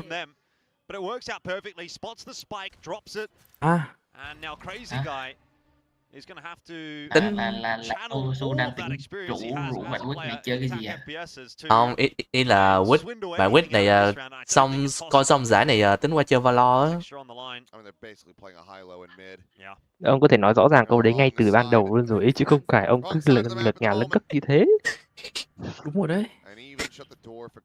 Tính ra ban cậu phải nói thẳng ra là tí nữa chơi Valor, ok, không có vấn đề gì. Lòng vòng. Rồi xua nếu có chơi thì vào chơi sau nha, để tôi ngồi bên server ZE nha. Còn quay xin lại cái tên server này để vào vậy. Ok. Đúng rồi, Chôn mày phải hiểu, mày có cái role để mà xem cái room Su bedroom không? Mày bấm vào cái chat bên đấy, mày xem thằng Su có bao nhiêu điểm nâng cấp. Bình thường. Nó đéo nâng luôn. Mọi người ý là không nhất thiết phải nâng. Biết tại sao không? Mọi người nâng. Còn kiểu cái đấy nâng cái đồ mình cần chế thôi, cũng không nhất thiết. Vấn đề là nó đéo nâng cái gì luôn. Nó không đọc tutorial, cái tutorial cái bảng vàng. Như thế tao mới bắt nó phải tự xây một cái nhà riêng để mà nó xem cái game nó chơi như nào, để nó tự tìm hiểu. Nó vào chơi toàn dùng đồ tao rồi. Xong rồi nó gửi tao 160 điểm, tao kiểu má. Thì em đang mở dần nè. Đấy, tìm tự ấy. That extra little bit of cash and now give themselves another opportunity. We saw how close they made the previous attempt at winning out the eco round. See if they can do that yet again. All the block off backside, swing out to his Ôi giời, cô Si ơi. Karn will be able to find a kill.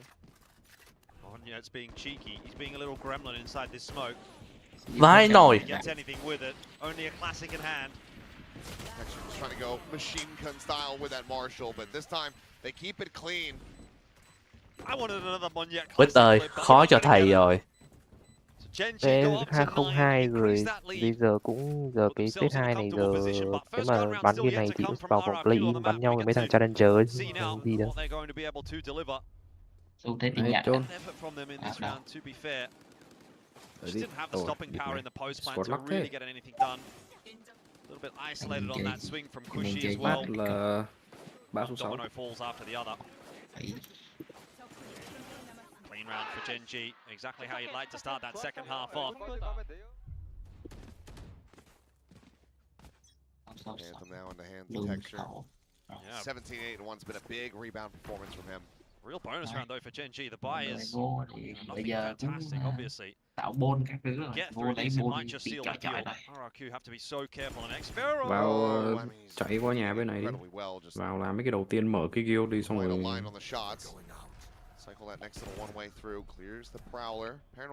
cái lồn chết mẹ, quên đúng là nâng cấp nhà xong quên xây nhà cho con tiếp theo ạ. Ui phải cái lồn. Đói. Lồn đi Power Team Hungry là cái đéo ấy. Đéo đói đây.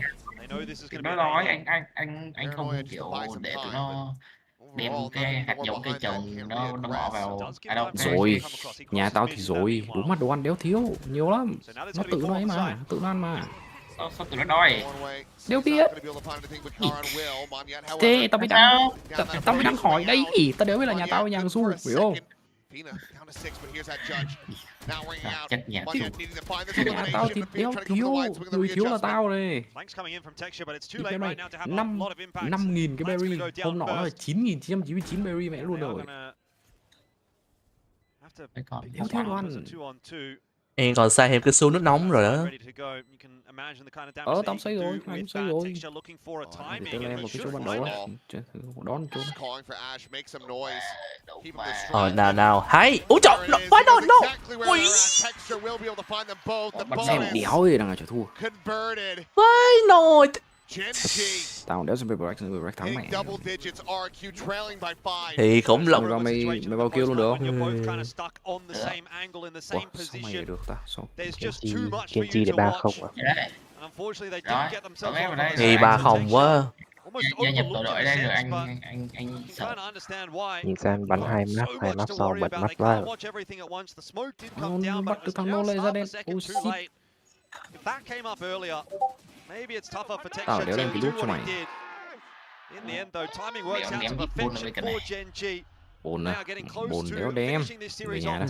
Về nhà đem á. Giờ ở đây ném bồn lên level này. Đây người đông. Tí vào mày đi mở mắt với xui. Tao ở nhà xây nhà.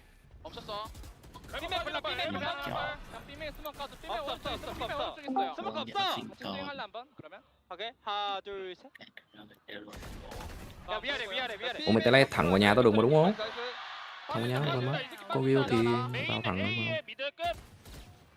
던지지 말자. 살아봐. 오케이 문 깨져 있어? 안 깨져 있어. Đặt hai cái bay trong gần nhau đây. 그냥 픽업할게. Thì có đi mở map đâu, tao toàn ở nhà. Thích thì sau này di chuyển chỗ khác cũng được. Giờ xây thêm một base nữa rồi đấy. Xây ghép. And if you guys could see what I can see, Texture has flopped in his chair. Yeah, he is just deflated. That is a man defeated. Cái schematic này là gì ấy? Shouldn't matter too much. Nó là cái công thức để chế độ ấy. Nhưng mà có rồi thì cũng Bùm đi mấy cái schematic giữ hết trong kho ấy. Thì để hết trong này. Con này nó cứ bỏ hạt giống vào đây, tao đã để setting. Ta đéo có hạt giống rồi. Đi. Chuẩn bị xác định là 3-0 ở đấy Quyết ơi. Nhìn nó viết 3-0 rồi bắn bẩn mắt đéo chịu được mẹ.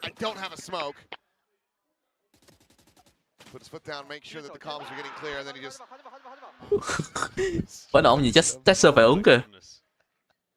Đá rơi trên đất rồi. Nó còn có đá. I forget which game it was that he was playing. Maybe rồi timeout nè. Timeout cuối cùng bên all kill. Genuine terror. Yeah. He's a scared man. And 11-5. I don't know that there's too much to really be scared about here for Genji, frankly. RRQ. They've given us a good series. I think that's what we can't take away from this. At least con they đéo nó win cũng that trầm one. cảm đấy kìa. Gì đấy tao đang đéo biết. Đi mẹ mày. Tao kệ mẹ luôn. Bố nó chơi trầm cảm thì thôi, mắc đéo thì bọn nó trầm cảm. Nó trầm cảm xong rồi nó ở đây nó làm việc hết hiệu quả đi. Cắn thuốc cho nó bú thuốc đi. Đéo thuốc. Đủ má lắc game mẹ ơi, đéo nhét đồ vào dương được à? Không cặc kìa. And it seems like they're running out of time. 2 rounds to go for Genji here. RRQ have one more buy. This half has been despair for them so far.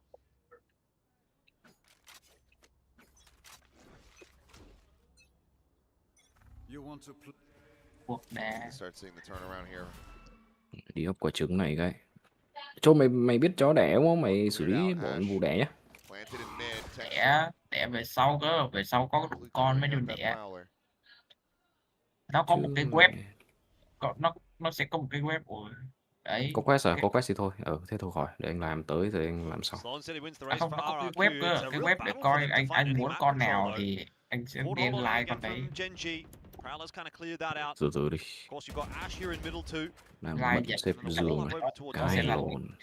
There's no real easy avenue in at the moment for RRQ. They've waited down a minute on the clock before they are ultimately going to start to make their move. Now they're going to be met with a dark cover. I don't know that they necessarily want to be pushing through that. Is inside of it. Aaron waiting with a paranoia held here for Athena's information.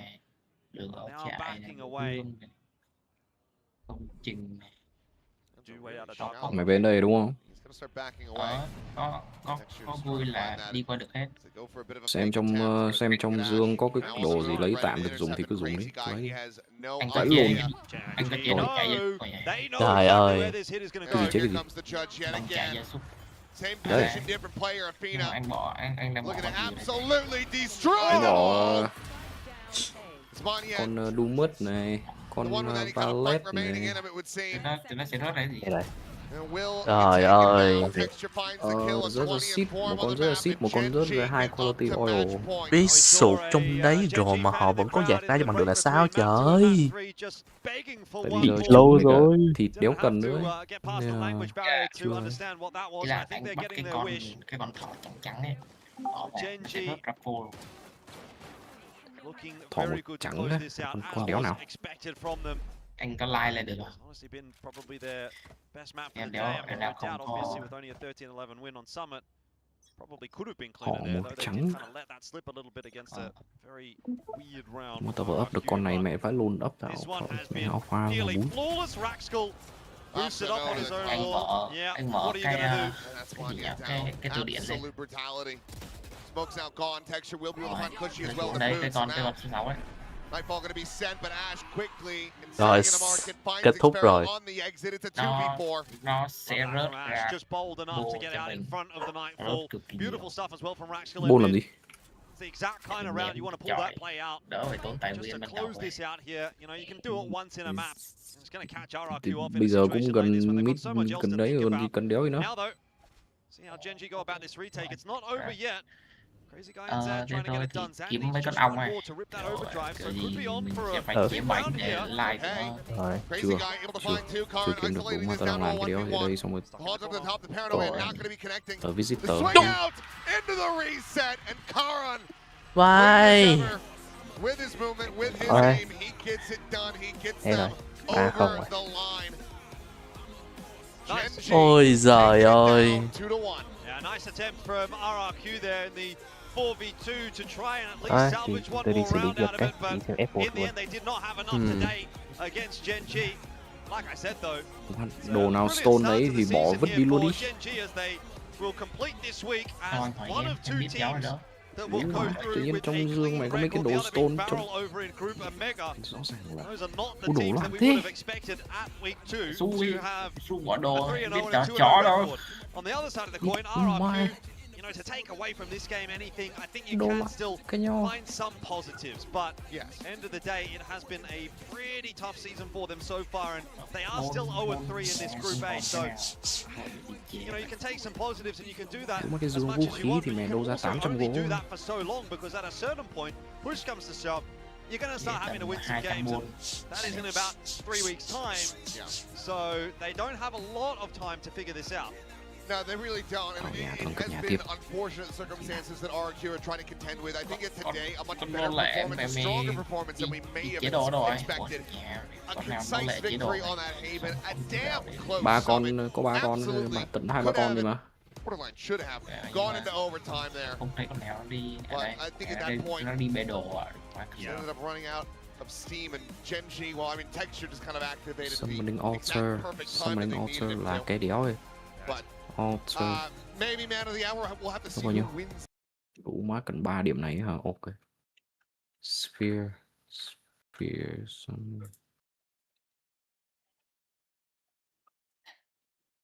Line 2.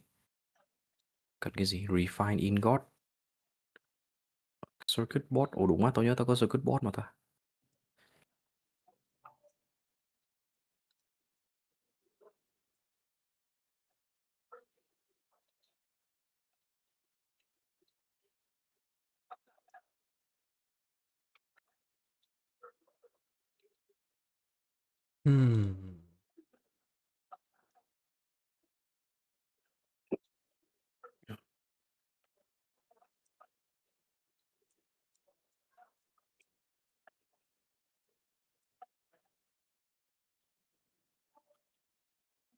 Level 8 rồi. Mới chế bồn nơi level 8 thì là đi bắt bồn nữa thì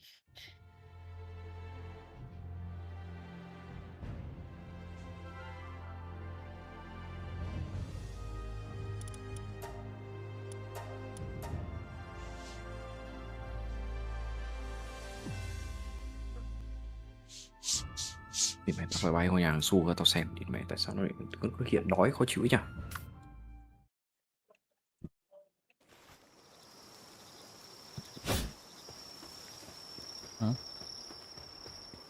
Thức ăn còn này 8k đâu còn đâu. Đấy, cái kéo gì mà đứa nào cũng đói lột chứ.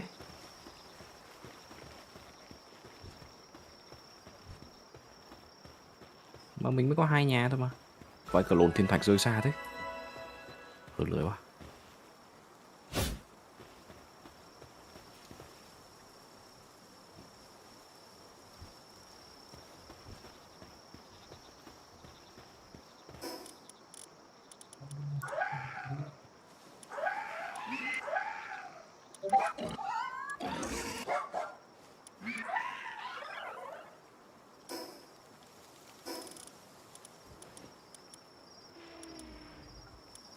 Đủ mà nó to. Ủa. Cái gì to thế anh? Mới ấp được quả trứng to với cái đấy. Không à. Mẹ con Ramus. Đúng như Ramus. To phải không? Không bao giờ ở nhà cũng đeo có gì để nâng. Thôi đi. Nhìn nó map tiếp. Đây.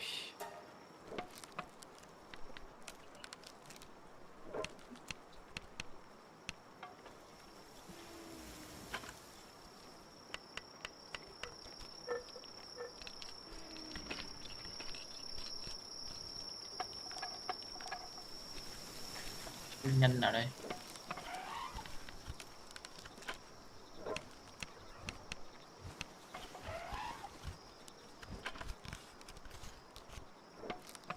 Lên maximum được mấy nhà? Maximum được 5 nhà vậy. Thì không thể làm giáo. Một chuyện đồ chiếu. Chuyện đồ mệt lắm mấy cái. Nhưng mà chỗ này trông vui à?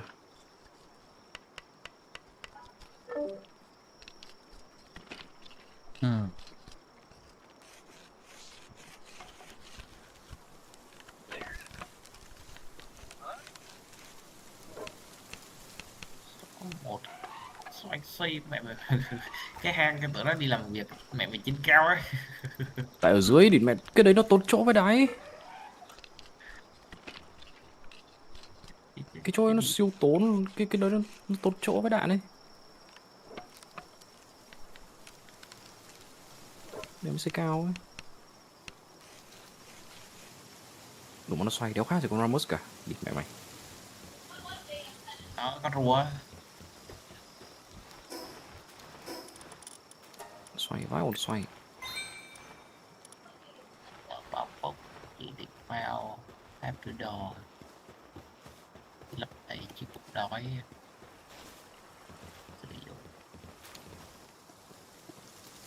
Mắc 3 Lambo má mà tao phải là khu ban đầu.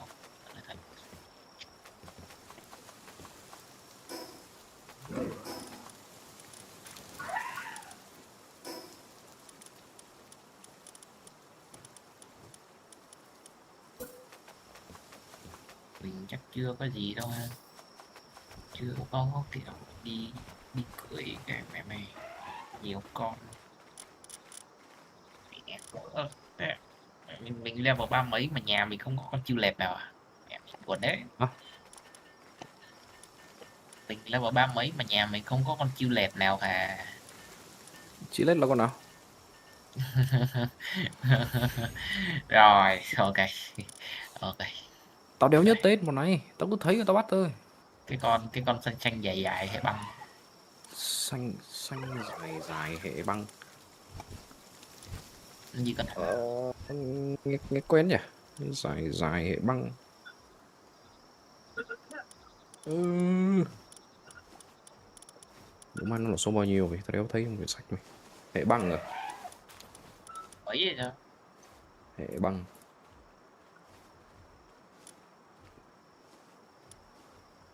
Chi lết có rồi, anh cầm cho người ơi.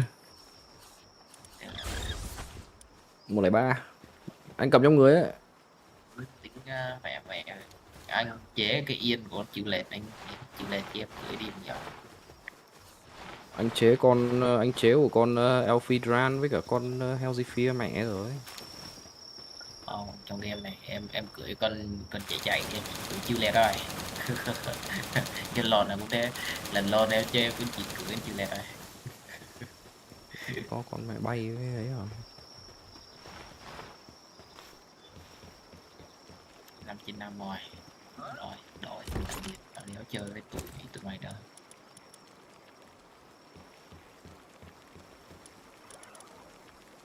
Level 10 mẹ này.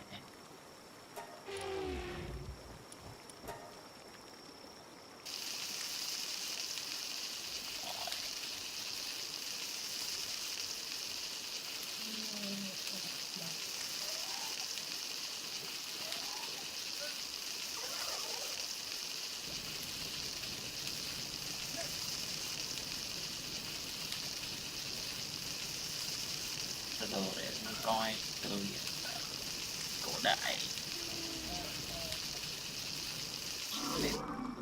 anh check thử coi anh chế được cái yên của con chịu lệ không?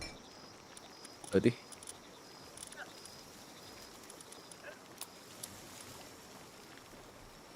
Cái đấy bao nhiêu? Có bao nhiêu? Không nhớ nữa. Coi lại.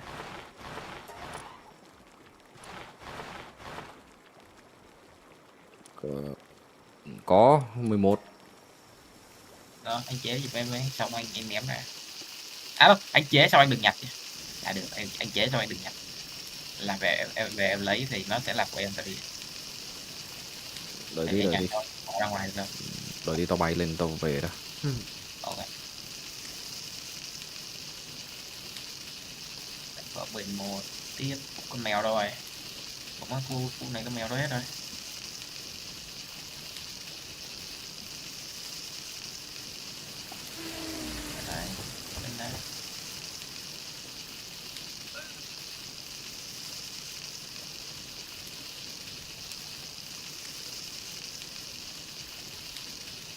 Dun.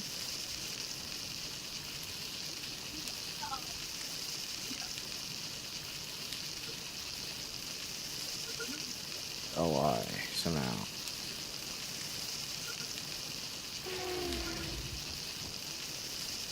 Gì chillet fiber, thiếu fiber, chặt cây cái.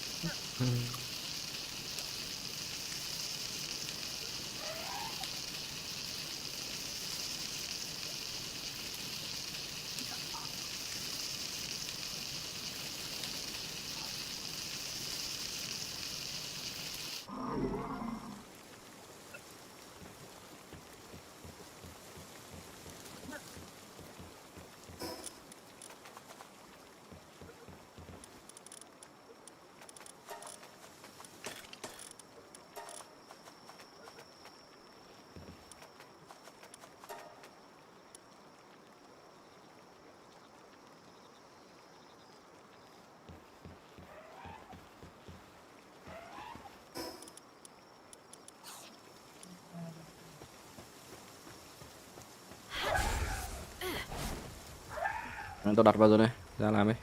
Ok. Anh bỏ con chiêu lẹt vào cái bao bốc đi. Tại vì nó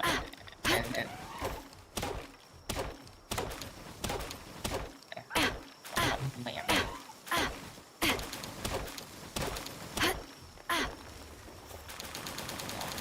Đấy, bỏ đây. Ok. Thế là có thú cưỡi rồi. That point. Stamina cưỡi chạy một vòng này. Một vòng ném bao.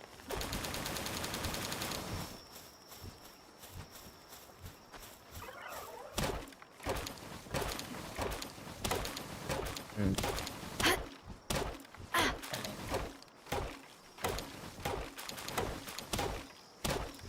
Lỗ 3-5 sao cho một ngày, chiều lỗ 1, tối lỗ 2. Ôi.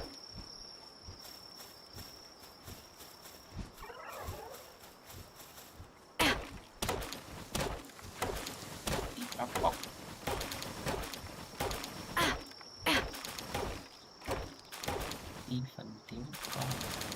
À không, em bỏ vào cái bao đang làm việc ấy, em mới lấy ra được. Vì em đâu có bao bốc lại được.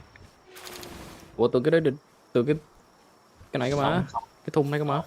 Cái thùng này hả? Ừ. Chứa của anh bị kịch. Đây. Ok. Rồi. Game này còn con chiêu lẹt màu hồng nữa cơ. Teo ai. Có hôm nọ mới gặp rồi nhưng mà hết cái đồ bắt. Mẹ. Chiêu lẹt màu hồng cu teo phết.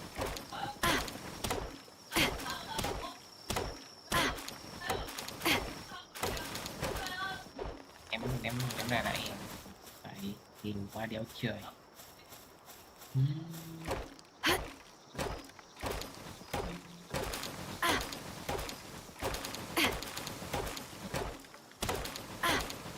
Phúc mẹ.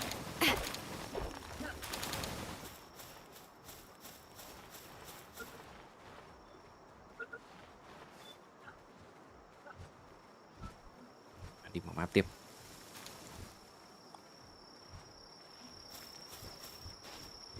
anh thấy cái hồ cá bên này không? Bên gần. Anh lấy con hệ điện ở đó, anh ra giật điện đây. Lộn. Đánh bắt cá. Thay vì tao câu, tao trong giật ấy điện. có đây. Trong ấy có bộ rồi. Có 2 con này. Đánh bắt cá, tao giật điện.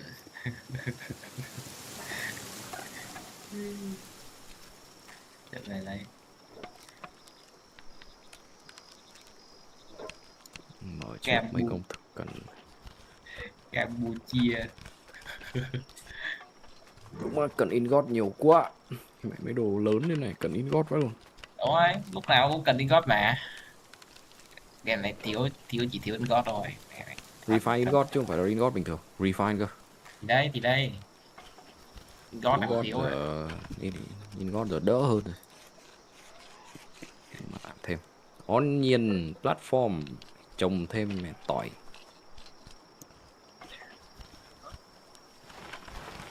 OCD với nhau. Kệ đi. Gì chưa lấy. Ây.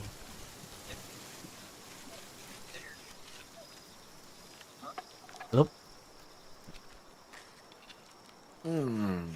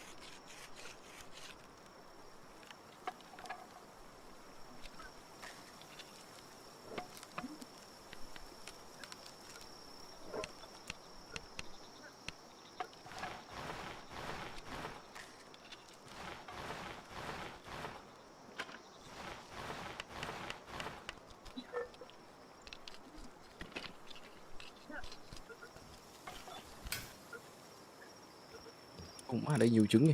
Lum lum lum lum lum.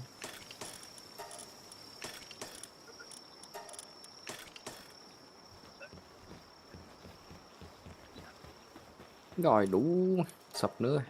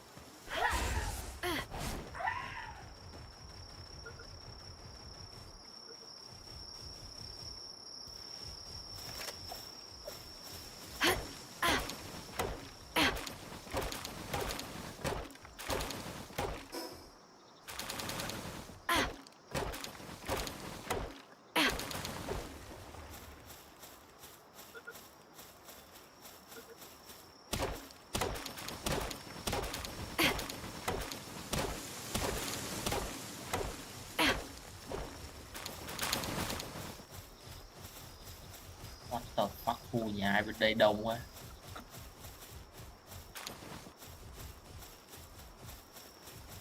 What the fuck. Ủa? Đi về mấy khu nhà ai level 60 đây. Người đây, khu nhà mọi người đây. Mọi người ở hết khu này ấy. Không biết. Khu đầu chịu ấy. Đi có đéo cũng 60 là đi về vô nó đánh. Vô tàu mò cái đánh luôn. Đi cờ mẹ.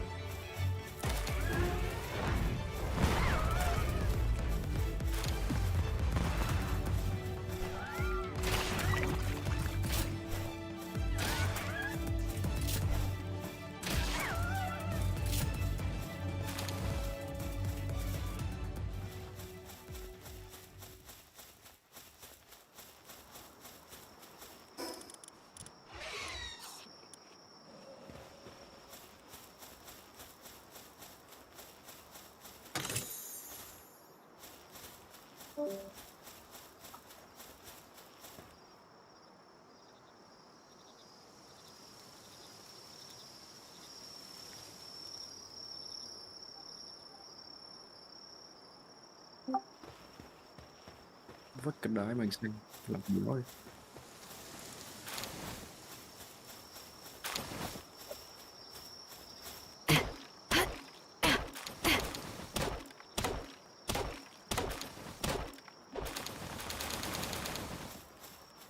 Phải rồi John, ông lại ngùng nữa rồi. Cũng bây giờ rớt đồ trong đây đéo lấy là được.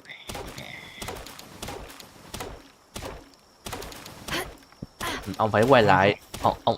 Ông hồi sinh chỗ nào phải quay lại chỗ, phải quay lại chỗ cái xác của ông lấy lại thì mới lấy lại được. Thì đây.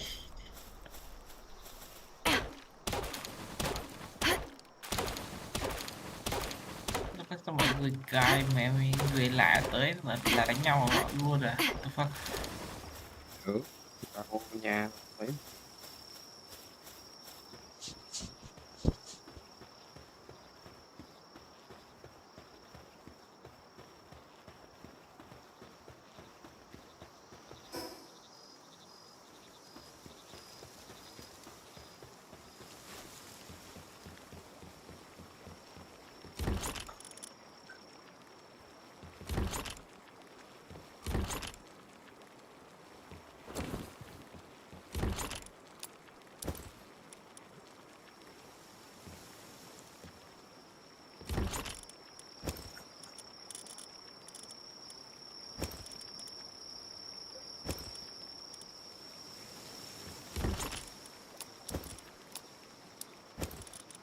Sao nhập đồ ta? What the fuck?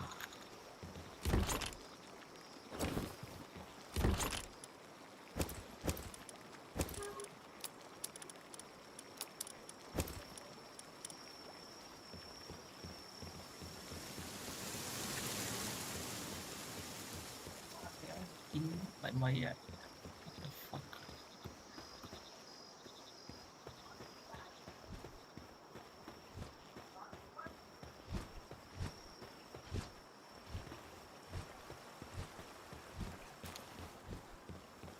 Sao long luôn, rồng phương đông luôn rồi.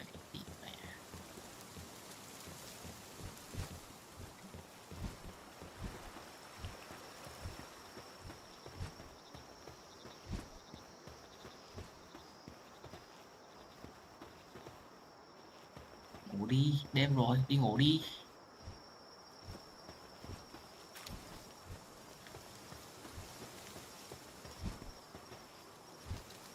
Đúng rồi, đi ngủ đi.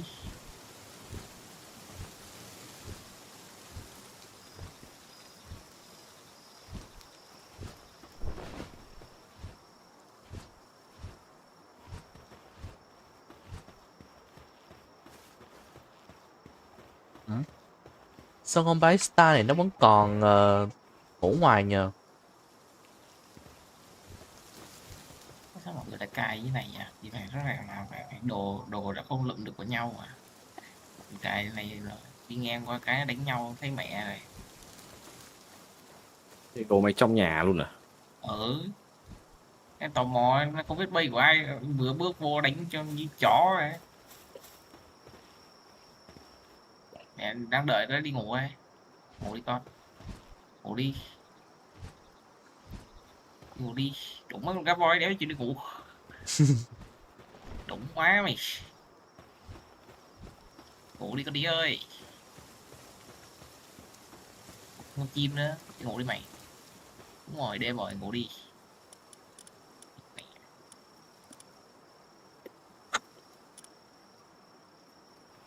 Chết.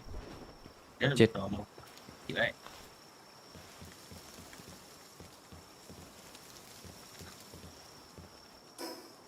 Để tao qua thử xem tao loot được không? Đã rõ đó. Thao tác nhanh thì chắc lấy ấy chạy kịp. Đang ngồi trên động vật thì chắc vào bay đi kịp đấy. Ngồi trên động vật vẫn loot được mà.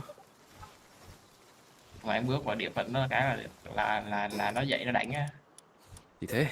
Bây giờ bay vào lấy nhanh xong rồi đi thôi. Tao thả đồ tao hết rồi.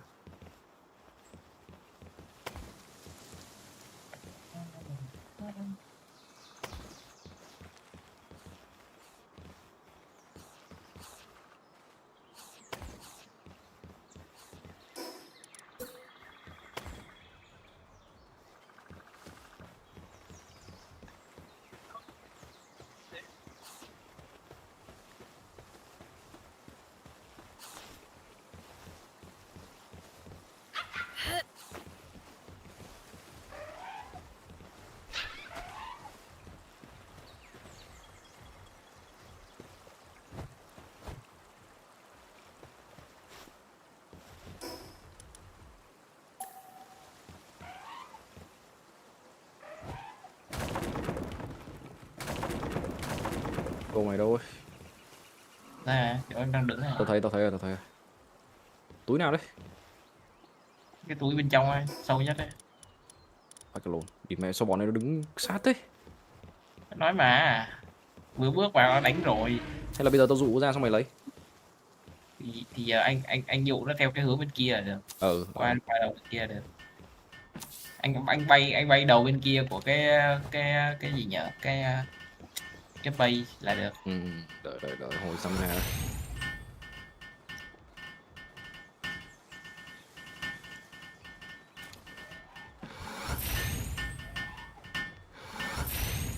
Ui, lắc luôn mà. Ui, vai cả lồn. Ui, ui chết luôn mà. Ui chết luôn mà.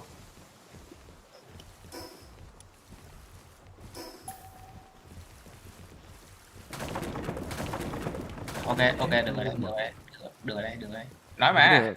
Vấn đề là xác tao. À không, xác tao ở ngoài. Ủa, nhưng mà em tưởng anh đéo đem cái gì. Đéo xem đã. Chứ tao đéo nhớ tao đem gì không. Em tưởng anh đéo đem cái gì. Không sao, anh xong lấy được đồ rồi. Bị chết luôn con bay mà. Nó ngất đấy. Mà con tao. Cái gì kêu mọi người trong server setting lại cái bay nha. Chỗ mà setting gần quá. Không, tại vì mọi người cũng định đánh nhau ấy, nên là để đánh nhau với những người mới tập chơi à? What the fuck? Chắc không vậy? Đi là về lết đánh nhau. Mà bên kia nó rốt content xong hết mẹ cái game rồi. Thì đấy, kệ thôi. Đủ mắt xác tao đâu rồi? Hay nó đéo hiện? À chắc người tao đéo có gì nó đéo hiện luôn. Nó đá cái xác em ra nhưng mà còn cái em chết bên ngoài nhưng mà cái túi nó bay vào bên trong rồi. What the fuck là sao?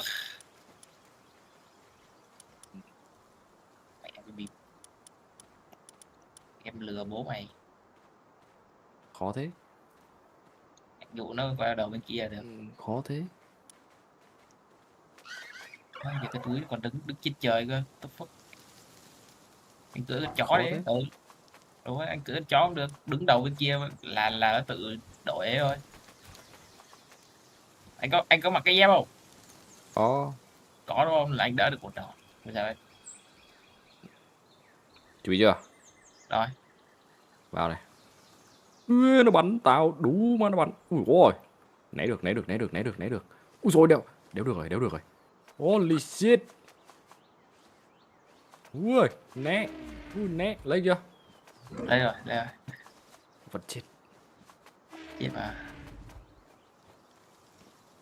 Bò lên đây thì mẹ nó không bị cái túi ấy. Sao anh tôi cũng nằm bên kia? Tao nằm đâu không? Không nằm mà thế gọi em vậy.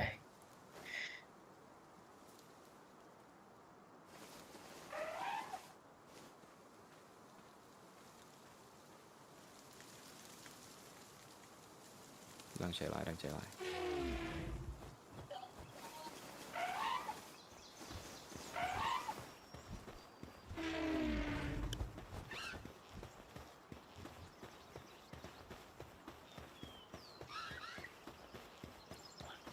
Qua server Z anh ơi. Đúng rồi, quay Lisan lộn. Kia mấy người chơi chưa không biết nó rất content hết ạ.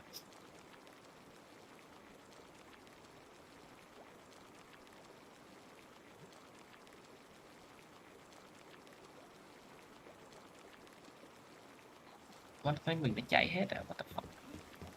Làm gì?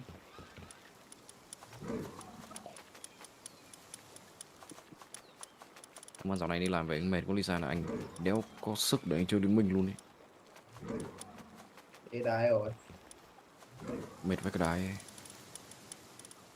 Vào đánh trận RAM xong mày mệt mới luôn. Sao nhà combat vẫn còn vậy? Cái đéo ấy. Combat cho em đi chọi bôn mà. Không, mày combat thì mày chứ. Đánh qua chỗ anh. Không, anh chạy về nhà mẹ rồi. Gì đánh như chó vậy? Chết mẹ ăn sói của tao rồi.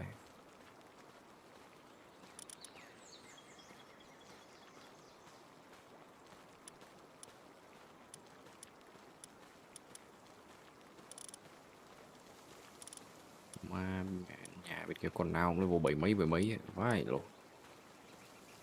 Rớt content mà, bên nó rớt content mà, chịu thôi. Chơi game mẹ rớt content thì chịu chết. Đó, chơi game đéo từ từ thôi. Không biết nhà ai, không phải nhà của Idomara đâu.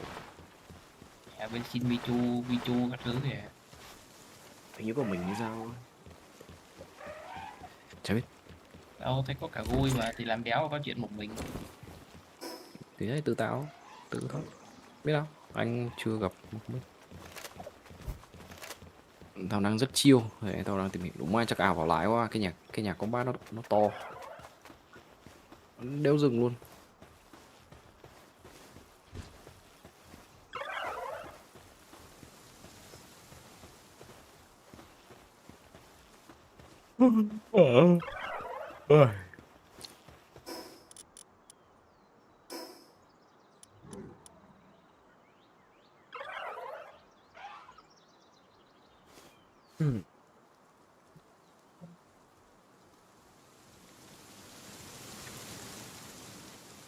Má tao đang đứng con mày mày.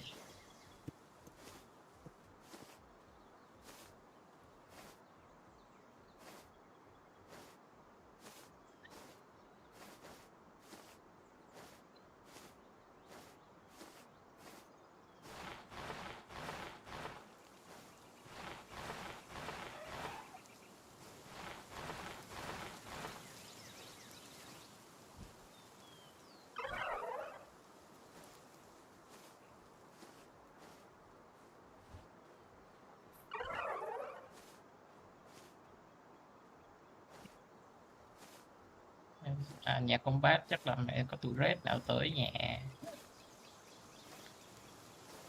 Có tụi red nào tới nhà. Holy shit. Có tụi red nào tới nhà hay là cái gì đây nè, nó lao xuống đánh nè. Có mấy con lợn nó tới nhà. What the fuck? Bro.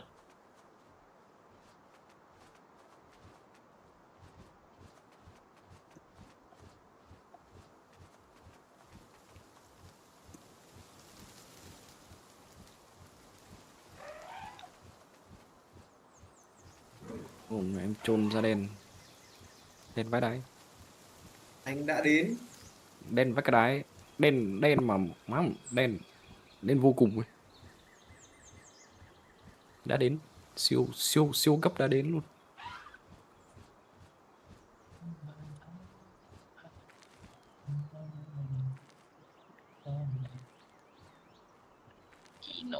Dino Blossom cái đường nhỉ? Cực đại. Đúng mà đi ấp trứng xem có con nào vui vui không.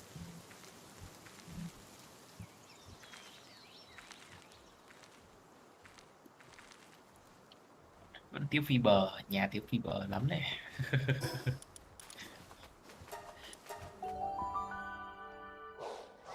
Mẹ mày đầu con khủng long lòi mẹ mày ra khỏi cái nhà này. Rồi.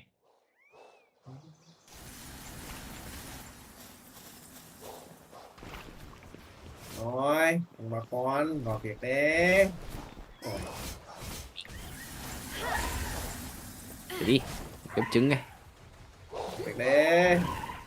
Đi đẻ ra. Gì nữa. Làm đi. Đấy đi ấp mấy quả trứng này. Đi nhỏ đi. Mẹ. Vội thế. Nhà có cỗ anh ơi. Đòn. Nhà có cỗ.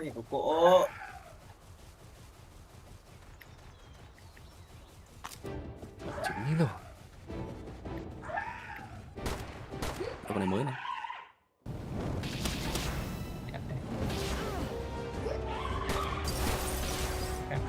Nóc kiểu anh lên cái bao con dây giả kim mà cũng là trang phục sử thi á, mày thật thấy đùa đấy. Bữa vậy siêu phẩm sắc thì còn có thể hiểu. Con dây giả kim mà cũng mày một cái 350. Game này giờ đét cần mày. Đét.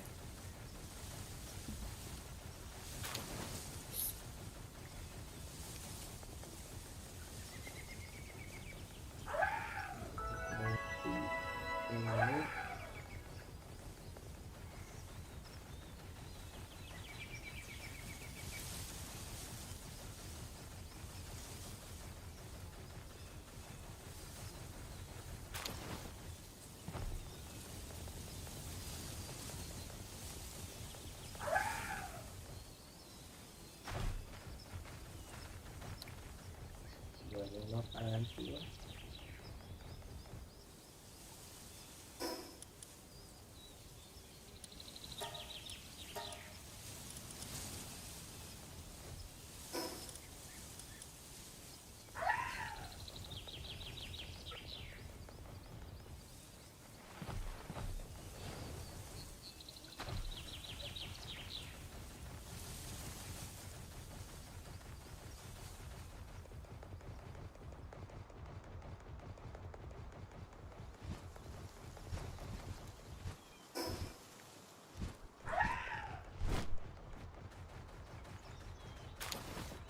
Tinh thần không thể làm gì cả. Ok, nó trầm cảm thì gấu đấy. Trầm cảm với lồn đấy, mày xử lý bọn cái trầm cảm của tao ấy. Chịu ấy. Đây rồi.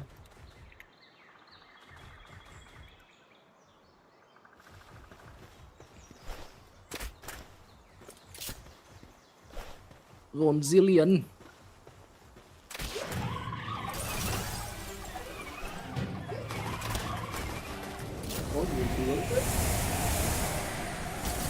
Nhiều tướng thế. Galio thì sao?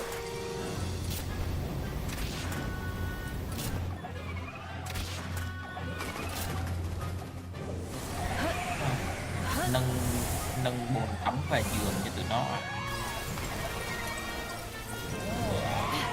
Bồn tắm anh nâng rồi, giường anh chưa đủ điểm. Ít mẹ con voi nó ngồi hết mẹ cái bồn tắm. Oh shit. Béo vách cả đại. Béo vách non đi. Mình nó ngồi hết mẹ cái bồn tắm. Oh, what the fuck. Lọt cái đi từ ngoài. Ngồi chụp nó ngồi trong phục quay đá đi.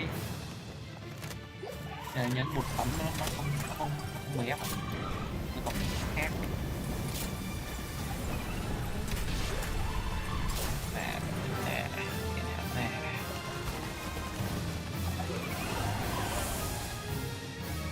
Giường bao mùa mại. Giường bao mùa mại ngay từ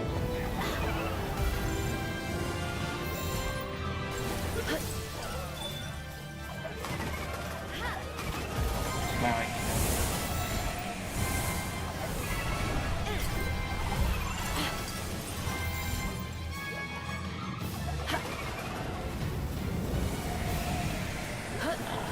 Tôi cũng làm cho nó mấy cái đệm này chạy một vết.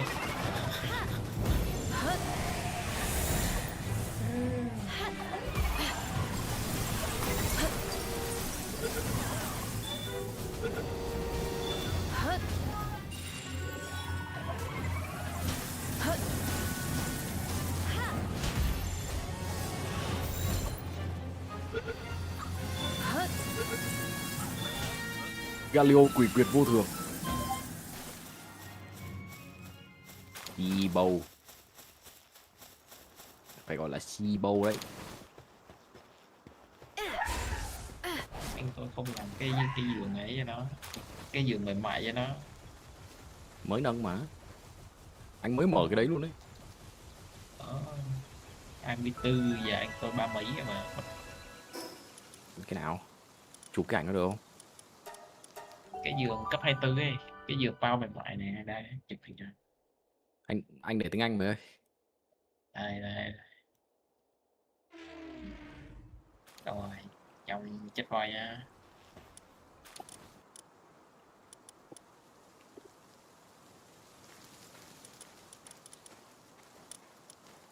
Anh anh tôi để cho nó nằm đệm rơm đệm cỏ. Nghèo mày ơi, nghèo mày ơi. Nó trầm cảm. Đây nó còn có giường bao cỡ lớn này. Hình như mới mở giường bao cỡ lớn. Thế thôi chế mẹ cái đấy.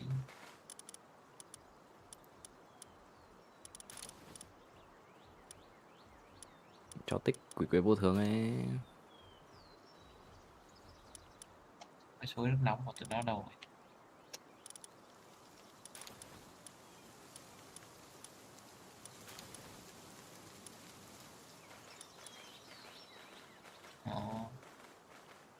Định chế được cái suối, anh chắc mở được cái suối nước nóng cao cấp à. Đủ nguyên liệu làm này, làm 2 cái suối đủ mà. Anh để cho nó vô cái hồ bé tí này thì nó mỗi đứa được một lần, nó ngồi bao nhiêu thằng mới đủ để chạy trầm cảm. Trầm cảm thì không có đi tắm. Trầm cảm mẹ giường thì đau lưng, giường thì đau lưng. hồ đi tắm thì bé tí á. Đủ má. Nhà thì nghèo mẹ đòi hỏi. Trầm cảm. Nhà thì nghèo đòi hỏi sang. Cái thật. Trầm cảm rõ luôn.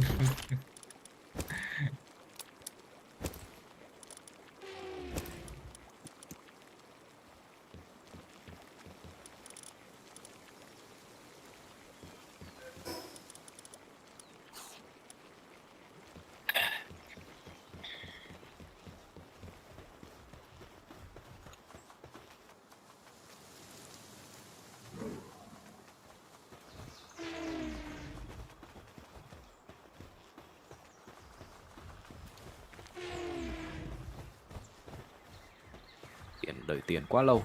Đây rồi.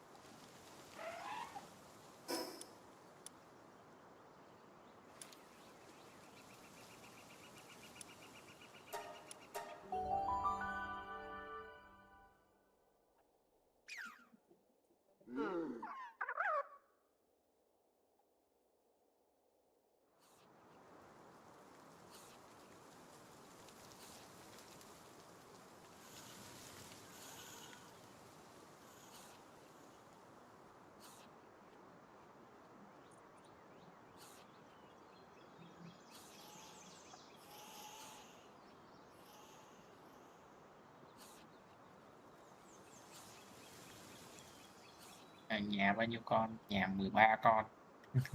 13 con bao mẹ một cái bồn tắm. Đau quá.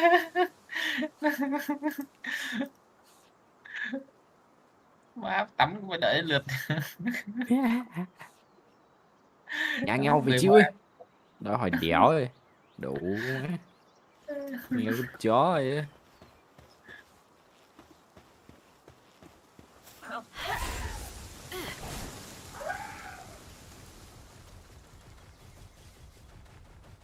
Lộn gì đây? Đi phải mày.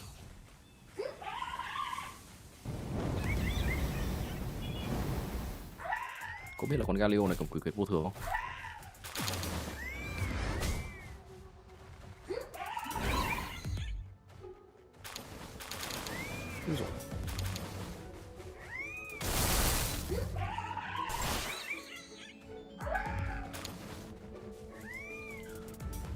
Ui dồi.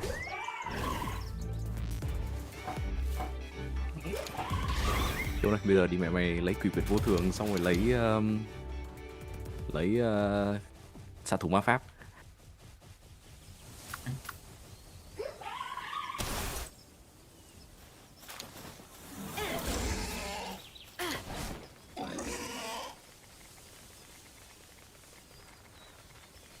Tí nữa con Galio này sẽ làm con Galio này.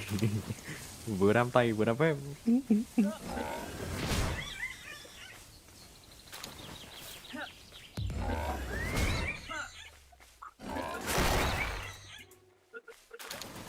Chạy đi, tao tới bắp từ một ngày.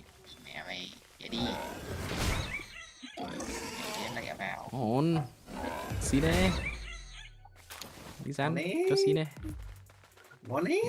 Con xét này Em cầm cho trái tim anh. ngon thế. Anh có cực vô thường còn gì.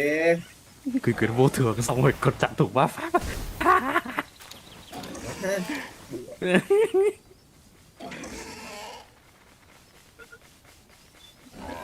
Đòn đánh tay phải tăng theo thời gian.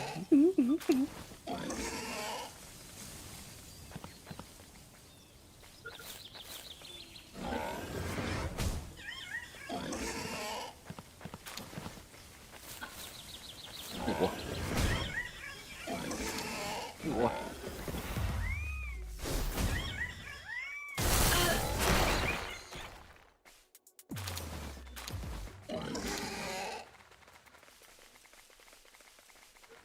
Một 104 rồi.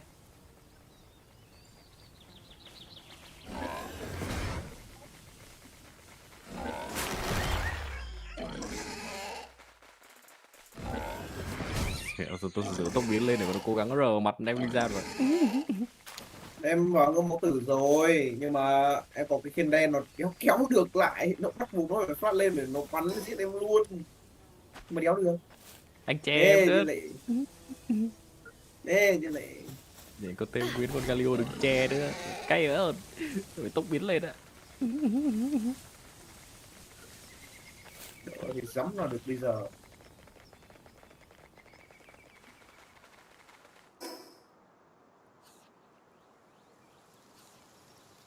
Ồ, ra đây.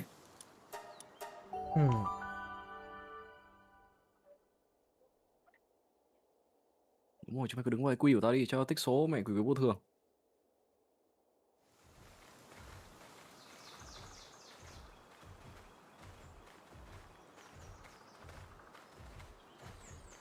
Mãi chịu mãi rồi. Để bù đỏ cái. Nâng cấp hiến tế à? À, đánh như tử hay nâng cấp? Đánh như tử đi, như tử đi, đang cần một cái thế đánh như tử đấy. Ui, ôi. Tư duy ma thuật. Thôi đánh như tử đi, đánh như tử ngon hơn. Vũ lực. Đấy. Lên luôn giáp máu đi. Đéo cần lên giáp luôn, nhầm, đéo cần lên giáp lắm.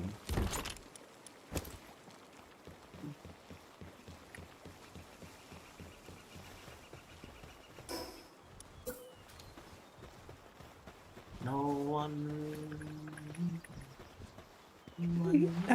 Đám tay 300, đám phép 126.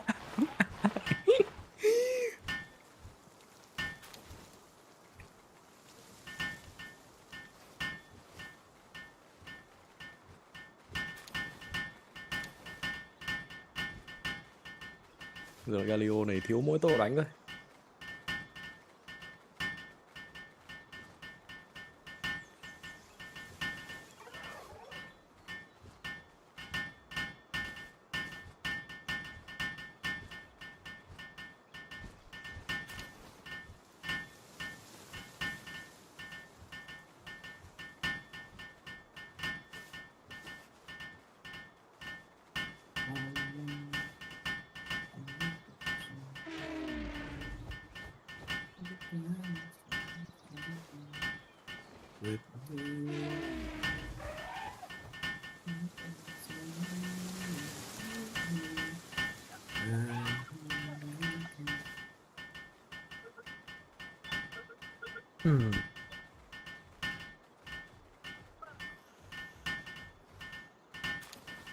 Ôi, có cắm mùa thu à?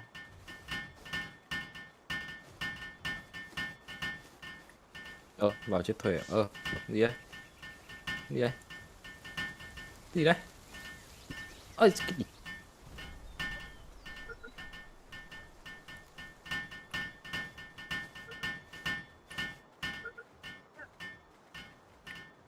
Đi.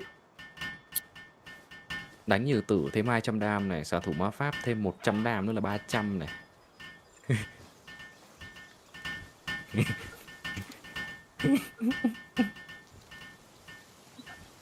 Mình lên thêm cái ác thần nữa vào đẹp luôn. Anh còn vượt hết máu sang AP. Sang AP lại chuyển hết sang đam. Lên đó chọn diệt vong xong đã. Lên tí giáp đã. Má đấy chứ. Bẩn tật ấy.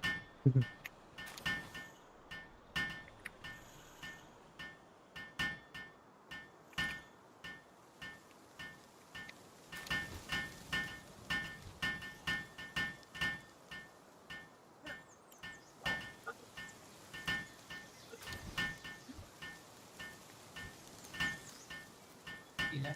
Mẹ chó này.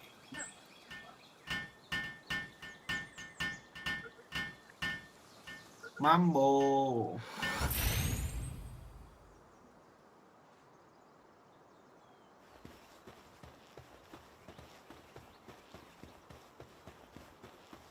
Phải lồn cho gắt động cơ đỡ đòn nào. Rồi. Bảo sao mày to Sao thế? sắp máu sớm thế.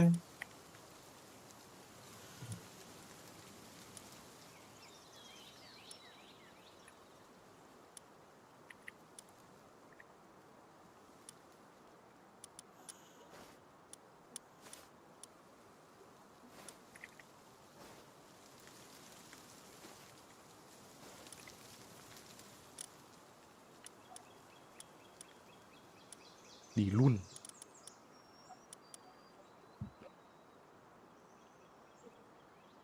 Một sáu chín.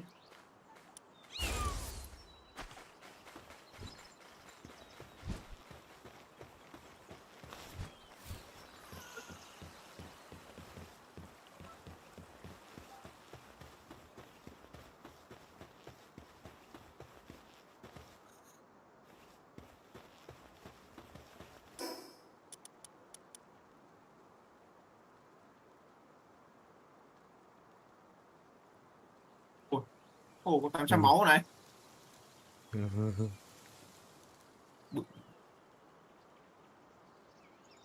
Ui rồi, nổ, ui rồi nổ.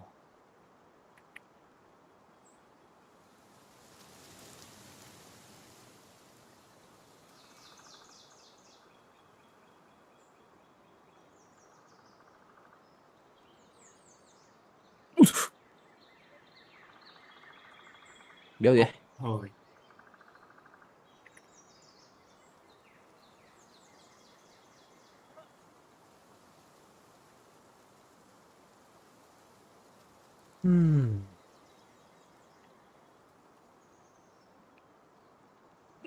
Cắn cái đi luôn mà.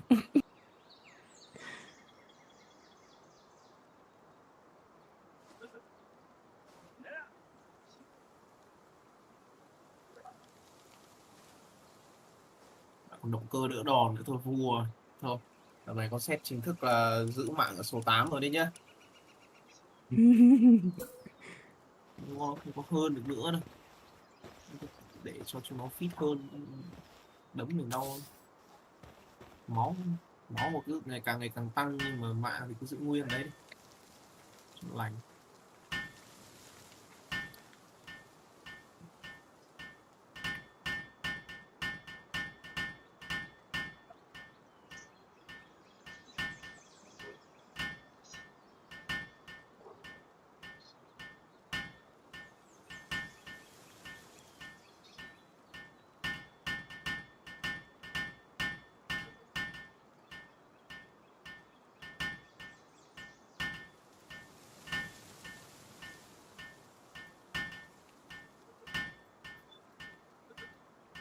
Ít đi.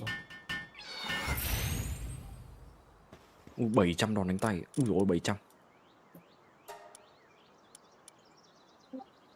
Va lồn Galio. Siêu. Siêu. 15.000 máu rồi. Con. Khác mẹ gì một con đam ba đều. Ui rồi, đau thế, đau thế. Ui dồi ôi. Một tịch hết. Rồi sao các bạn chơi game? phút ha. À, nhầm, đợi tao 2 giây ha, tao hồi máu lại này.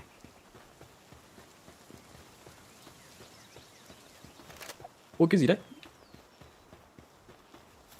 Xui.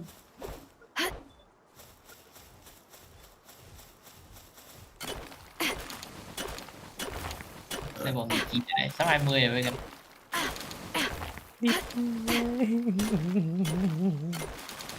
Chán mẹ luôn.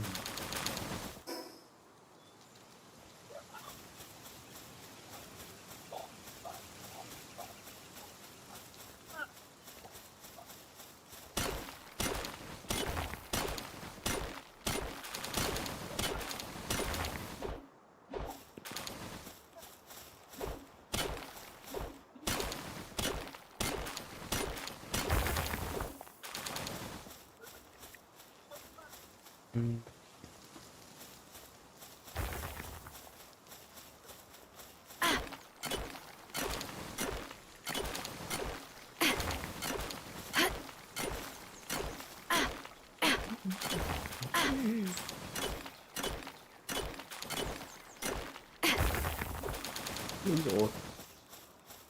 Ui dồi.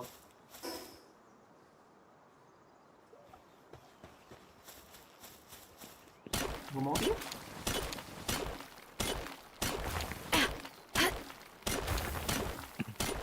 Ôi. Cắn kìa. Luôn mà. Ai với cả biểu. Karen lên cái gì? Lên rất lực đéo có tí đam nào. Riptide. Chitana, bắn đi Chitana. Bắn đi Chitana. Ôi Chitana, mẹ đột đến chết. Nó bị đột đến chết luôn. Đúng rồi. Để đi. Bây giờ em bế nó vào nhà xong anh rơ vào đầu em. Bế sợ con bốc hơi. Ui Karen. Ui Karen. Ui rồi. Ôi rồi. Chưa kịp tích hồng thần luôn mà. Bay mẫu mẹ ơi. 11.000 sát thương chuẩn.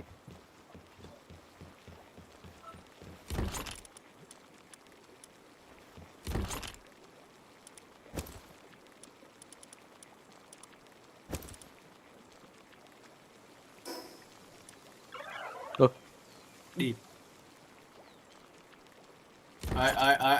Ê, bắn nơi đâu nào. Ui chết luôn mà, what the fuck, đá bay ạ. What the fuck. Hay thì bạn thua mẹ rồi. Cho tích số tí.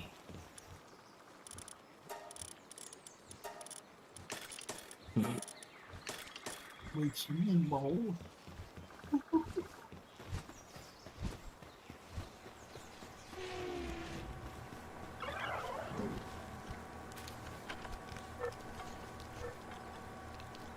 Chú gà này điên, chú gà này điên.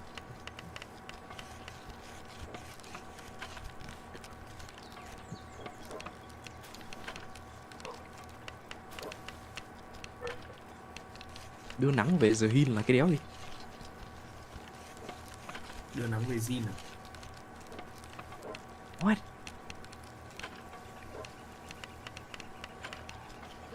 Su. Ủa.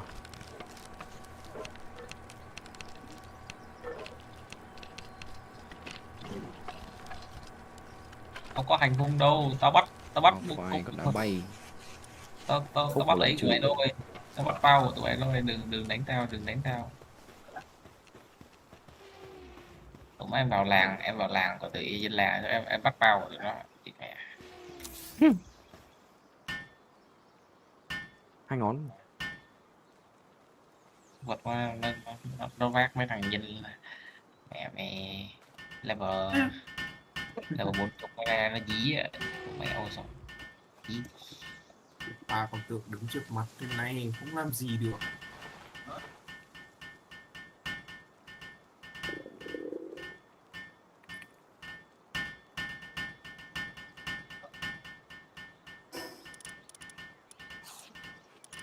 Ủa, mà pha bị cay à? Bị cay à? Trời ơi. Được thêm một số thôi. Ui trưởng đúng rồi, trưởng ui nhiều chiêu thức hết.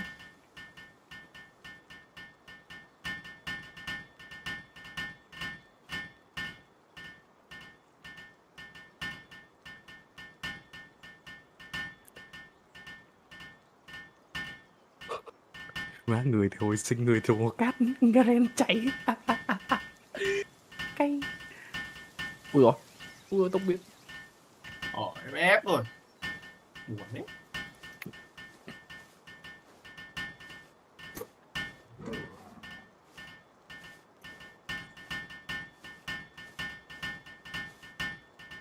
Ép rồi. 96.000 đam. Các bạn bắn nhiều đam quá, lắc kiểu bắn nhiều đam quá mà không làm gì. Chạm cái mà là bốc phơi.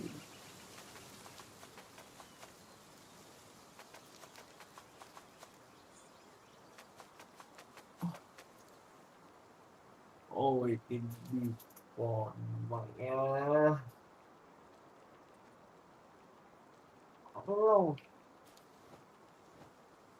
Bà già tôi ơi, còn bệnh mệt mỏi quá.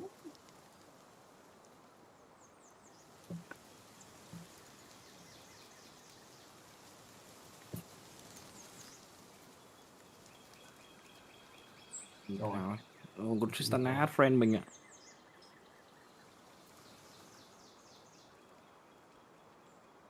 Cái gì để ham?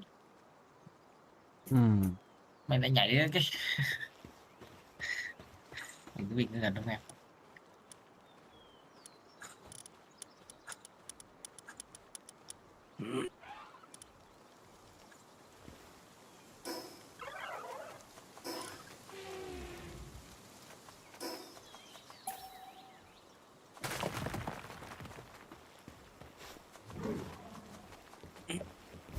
Ủa, ai đây anh? Nuôi á.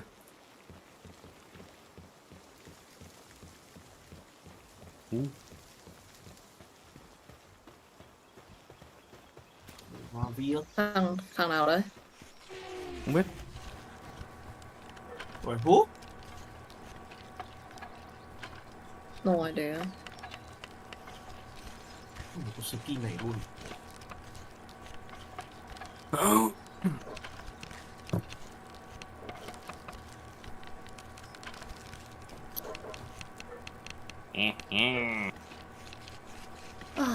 có vẻ là đỡ like hơn rồi.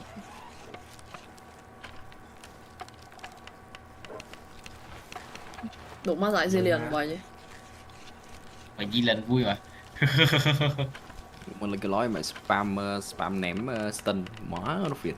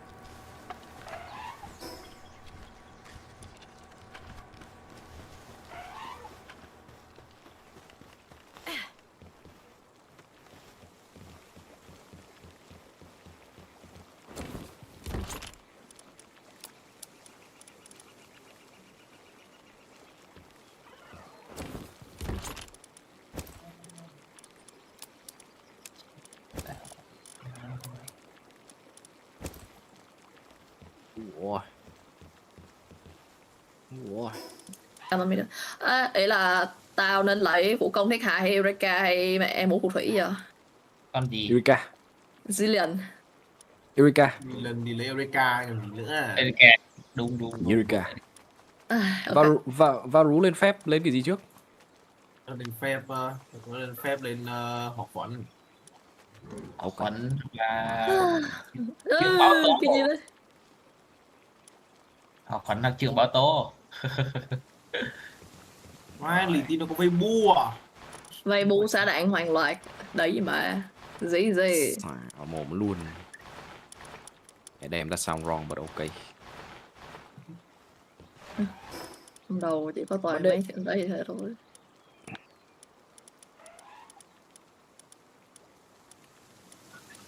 Ô, đủ ma nhà mình vào luôn để đây à? Đâu mà. Nó không phải như này. Do you believe in magic? Oh hell nah. Hay rồi. Cái gì tím tím ở dưới chân đấy? Ý là nó đánh cái gì xong ở dưới chân nó có cái tím tím gì á. Thằng đã đến. Chắc thế.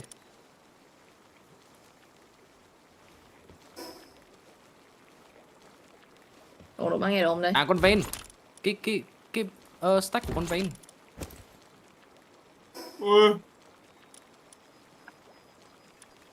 Anh sắp nổ ấy.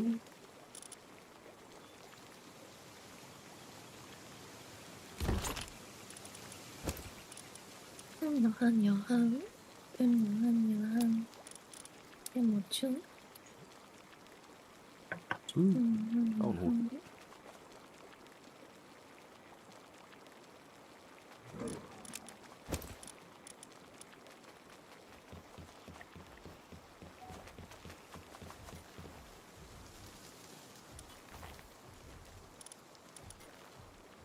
Đau quá. Phiền điên.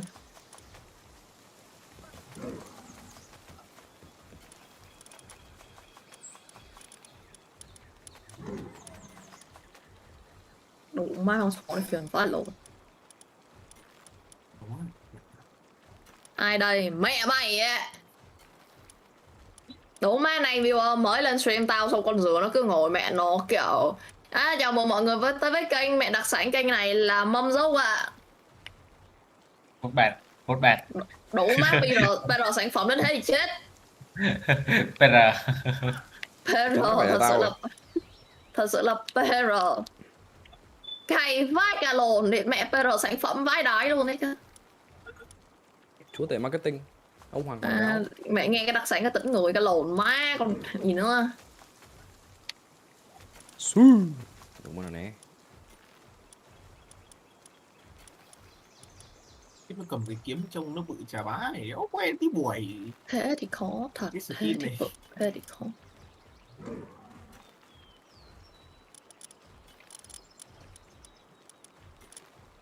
Đủ má tộc biến. Trời. Bây giờ chơi tới level 3 mấy mà vẫn chưa đi lấy kiếm bay à? Kiếm cái gì? Cái kiếm bay. Tao toàn nhà mà. Tới level bằng việc ở nhà. Bây giờ mới có cái bằng giáp, bao giờ mới khỏe. Bây giờ mới có cái phỏng thần, bao giờ mới tích được stack. Mấy cái team này hơi khó. Vậy vô hình vậy nhãn quá, xin lỗi. Khó chịu thì cả mẹ chỗ mày chứ. Mẹ chỗ mày đêm qua cũng khó chịu lắm, tại tao nắc bảo hoài à. Nhưng mà mẹ bà cũng đéo làm gì được á.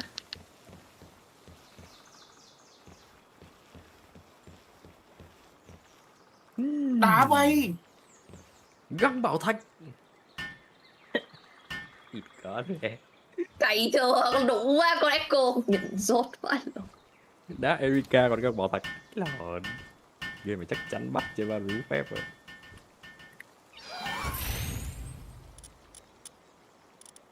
Ui, mẹ ảo với máu mình kìa. Đâu hết rồi.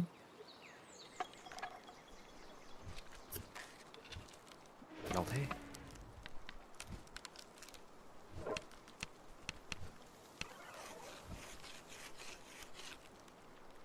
Ôi, né kìa. Bye.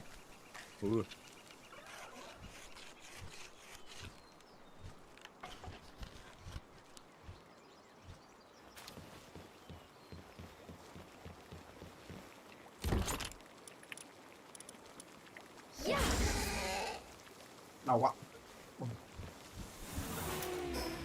Ủa má nó thật sự là mẹ cao. Đây vẫn mỗi stream một con đầu rồi. Con về bu đúng không? Ui Chơi game mà. luôn. Ui mà cổ. Ui mà. Cũng đâu có tới mức đẩy đâu. Bắt mấy anh cướp về, bắt nó đi vào đá về kìa. Tao bắt được 2 thằng ở đây. Tao chưa bỏ nhà thôi chứ. Bóng xanh lá không? Anh có đốt cái thằng Black Market chưa? Chưa gặp nó. Nếu đốt nó lấy tiền của nó xong mua bao của nó.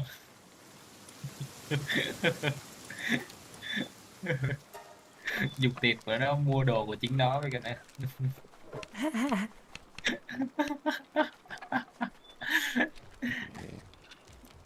Mày, tao không mua đồ của mày, bây giờ tao bắt mày phải mua đồ của mày.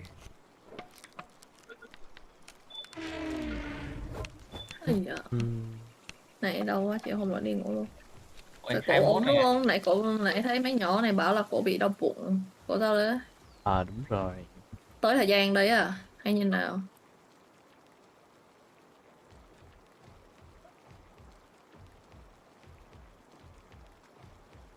Bảo vai rồi. Lên gì nữa nanh na so à? Hay là Bình Minh? Bình Minh anh là so à? Nếu mà anh chơi kiểu virus vừa on hit vừa AP thì anh lên hai cái đấy. Không thì anh cứ lên kiểu ngọn lửa hắc hóa ở phù thủy đồng hồ cát các kiểu ấy. Kiểu bùng lỗ các thứ. Sao tụi phép cho đánh ra kìa. Con mẹ nó bất lực thật đấy. Ủa má thật đấy. Nhưng sao mẹ nó còn Nora, nó còn Samira nữa. Ủa, con Samira nó lấy được cái lõi. Nó có 2 ulti. Tới ok, cổ nghỉ ngơi đi cổ. Nghỉ ngơi thì tốt này. Nó bật được cái rồng của nó là nó kích hoạt được cái lõi của nó luôn.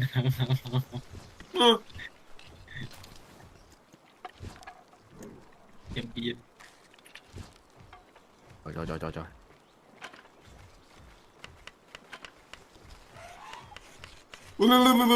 Vãi cả nhìn cái setting chuẩn của đánh ra kìa. Ép vai. Chơi trong đây chill thôi. Cái lúc thực sự được chơi tanh thì các bạn gặp cái tâm phim mạng. Toàn ma toàn quỷ. Ôi. Nó còn xả đạn hàng loạt nữa. Đậu với vay bu xả đạn hàng loạt, đổ với phổ dâm vậy. Biển vãi nho. Em mới thắc mắc cái gì. Em tanh khác gì kẹo đứng làm bò cát rồi đó. Hello Davia, Việt tôi bé hello. Lâu quá không gặp, hello. Hôm nay của chị mình như thế nào hả? Như cực cờ.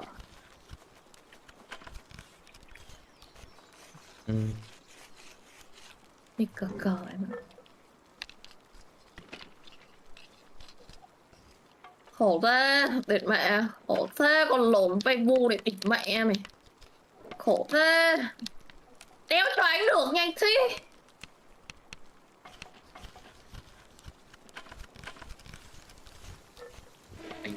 Mình có thể nghe nó cho nó mẹ mình lết trước để mình combo. Đéo lên nổi nó luôn đấy chứ. 90% slow. À đâu 99% slow mà sao không lết được.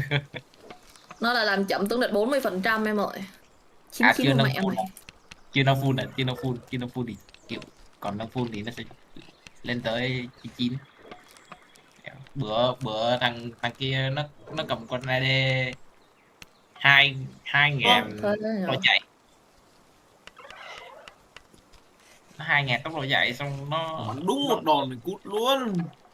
Nó lết ra trước mặt em slow đó cái là em đứng chọi đồng hồ. Đứng yên luôn.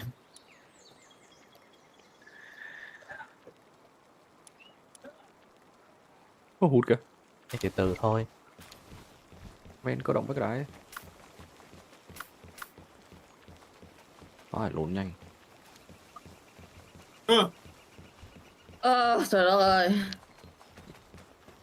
Mẹ, bay như chim ấy nhỉ. Đau đầu quá.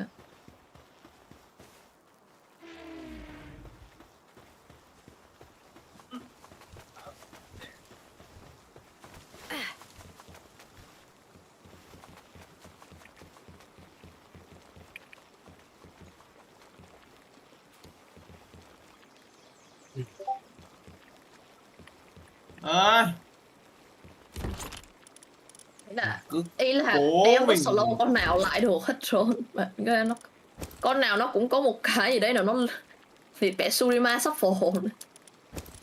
Echo Surima thì dẫn đỉnh rồi. Nó di chuyển thì còn từ lâu được chứ mẹ nó lướt thì chịu.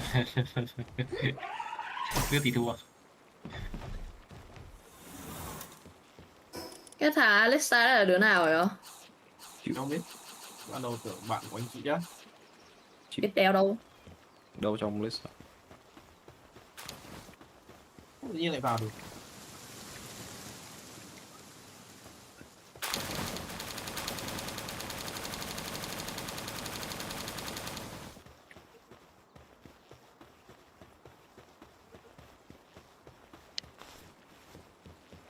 Hất nó ra bảo sao mình chả tích được cái số của thần nào. Không hất nó ra cũng là đá nó ra. Đái thật.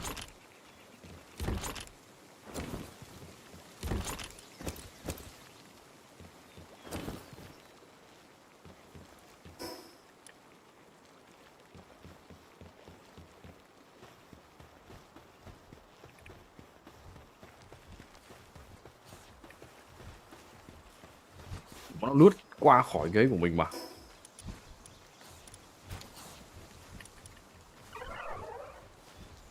Ủa má, hai cái hộp sao bay bay này là cái gì á? Thế giới khác. Em không cái sao trọng. Đúng á, tại sao lại? Nó giống kiểu mod ulti ấy.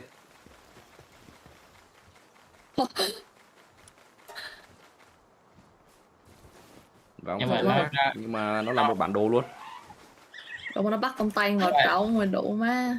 Rồi nó bắt được nhiều người. Kẹo đấu luôn trời.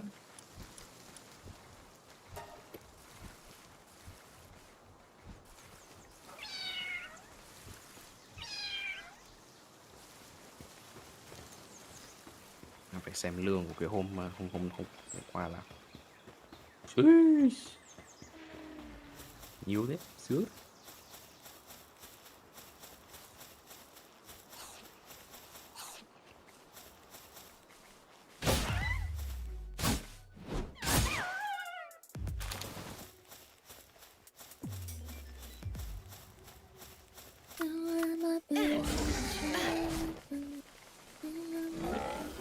Là nào cầm cây tống mẹ con Alista ra đi phiền cái.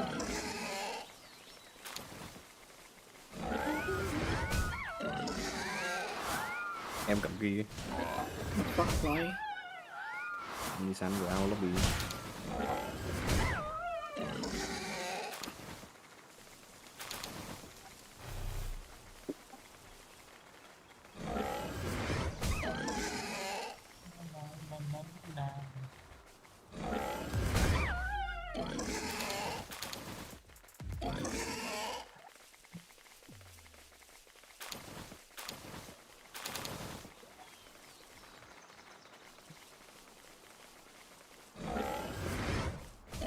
Thái tử thanh, ok. À, con Nura à, thế thiếu một đứa à? Trốn quá. Kuma ơi.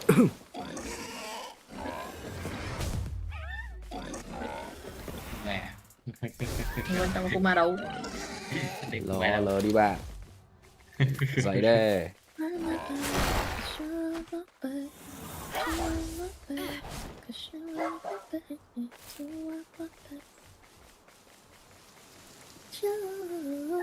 Ủa anh flex hả? Ọc flex vậy thôi. Ê yeah. Sao flex lại ọc ê. Why? Sao flex lại ọc ê. Đừng lại. Tại sao để nghe flex lại ọc? Đi, đứng lại. Hỏi 4 mắt. Lò luyện áp suất à?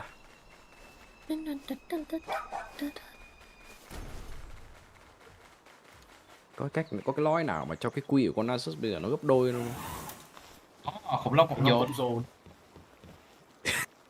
Mỗi thế này. Chả có gì nữa rồi. Quá ngầu. Các đòn đánh kỹ năng được cường hóa bởi quyền trưởng linh hồn sẽ gây thêm sát thương. Rồi ok. Nói chung là cường hóa quy. Khổ lắm. Thế cho dễ hiểu.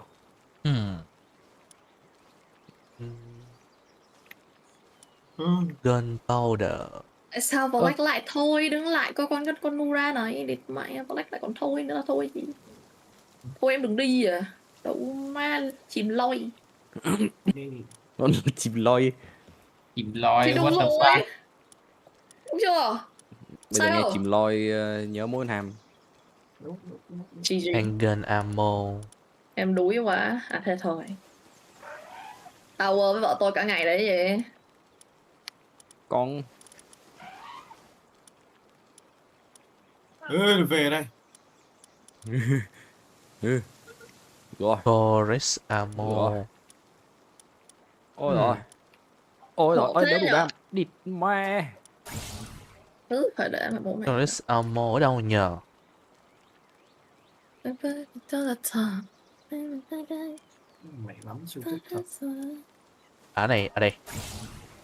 Này cũng xài gunpowder rồi. Tại này đi quay à, đi quay à. Ồ. Đánh Aram Ultra Span. thì thôi,ถ้าthích thì vào đánh Aram tới khi nào. Đấy, tới khi nào mẹ bên này Flex thì em nghĩ. Cũng được. Con Raven này, con Raven chửi đứa nào vậy? Nãy ai ôm AD vậy? Chịu. Con ở đây. Ai ôm? Em lấy con sinh nhật từ nãy giờ, chịu ấy. Tí tua lại suy biết ngay. Bố mày thích. Người lạ khác còn lại. Cái nãy chị nhớ chị hô vào anh nỉ mặt ta. Ai rồi? Anh cầm cái Yuara. Chắc thế. Ý chửi anh. Cái bố mày thích. Ô, giờ này cả. Ai rồi? Này là anh. Nói gì được? Nói gì được giờ? Này là bố mày thích cả. Gì. Không, anh phải mất một lúc mới biết là nó đang nói anh ấy. Sau khi mà anh nhìn qua cả cái team ấy.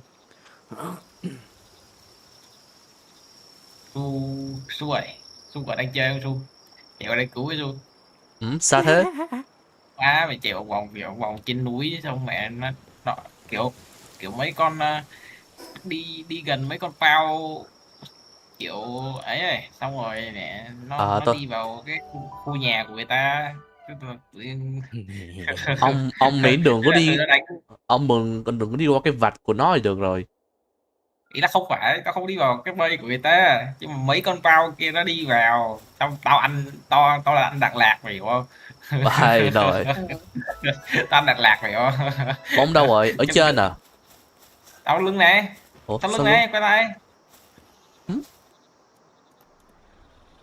Gì thấy thằng nào đang bò dưới trên không? Ủa, tao đâu thấy bóng dáng của ông đâu nhờ. Dưới. Ai nè. Má là sao rồi? Tao là kêu dưới chân mày mà. Tôi không ở trên cao. Tao biết bay rồi. Ôi rồi. Lúc này em phải nói là Su à, em phải nói là nó mà chắc là tại ông yếu quá, ông ở dưới quá, tôi đều nghe được tiếng của người ở dưới. Ai đang bị quỳ? Đấy, tôi xích thế. Ai đang bỏ? Ai đang bỏ ấy? Tôi thấy. Ai đang bỏ ấy, đâu thấy được. Đứng dưới nói bé quá, nói to lên. Đấy, mà nhìn thuyền, tôi xích lên. Ơi chị ơi. Ngày mặc dù tao sẽ trong game, ngày đấy tao trúng số thôi thật. Giờ chỉ biết trên dưới người ta nói giờ người ta nói như nào không?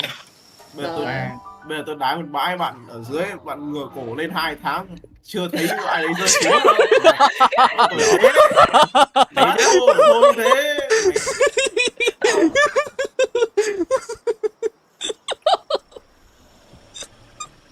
Trời ơi, con sinh nhật lại còn thất. Tại còn thất con đấy là chỗ tao nữa, địt mẹ mày. Hất phải trụ. Nhưng mà tao đang yếu màu. Thế à? Thế nào? Thế à? Mẹ luôn rồi. Thế à? Úi rồi. Đâu có muốn đâu. Cái quy này nó lan được đấy. Tao tách số hơi bị nhanh. Cái này là Oka Bell cho bạn. Đúng mà Oka Bell chắc là bạn.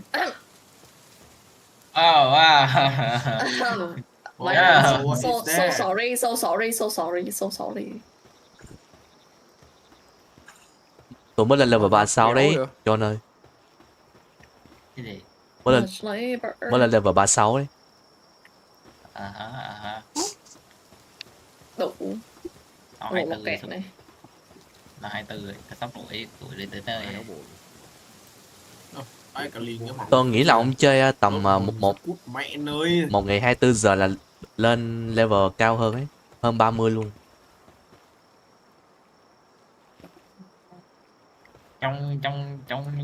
Trong người Su còn con chiêu lẹt nào không Su? Chiêu là đã gì? Con bao chiêu lẹt. À có. Đủ ma. Xin hết chiêu lẹt nha. Rồi được 4 thằng xong chúng nó chui hết mẹ vào bụi đeo thấy đường lộn má đó chứ. Có bắt tốt con đường. Su có đặt cái này ra không? Đây. Gì? Lấy chiêu lẹt bỏ vào trong người, bỏ hết vào đây, lấy chiêu lẹt bỏ hết vào đây. Hình như đúng con này thôi sao ấy. Đây đi bỏ luôn.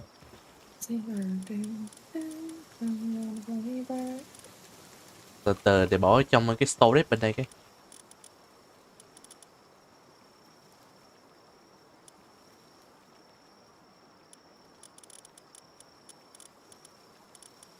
Ông thấy chưa?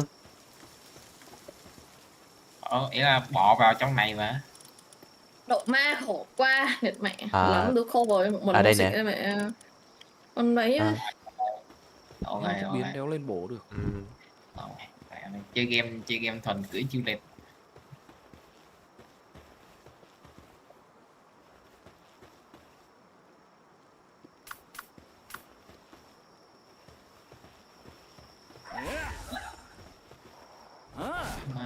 Qua chạm nhầm ăn đạn lạc không phải chết mẹ con tao ghét thật đấy chứ.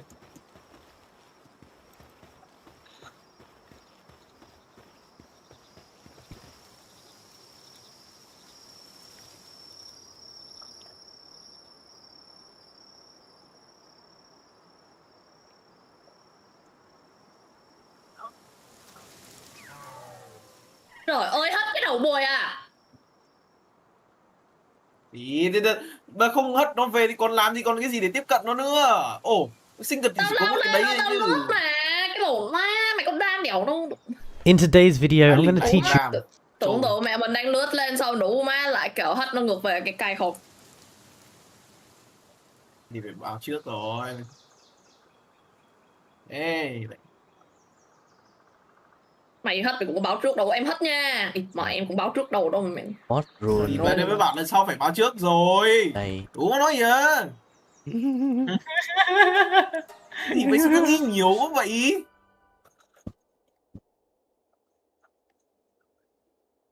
Trời đất ạ.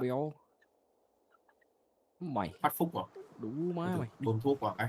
Nó thuốc vào. Rồi kìa đâu ấy. Ui. Chạy đồ quá. Cút kít rồi. Mày nâng cấp xuống vô cực cận. Sao? Má nó. Ui rồi.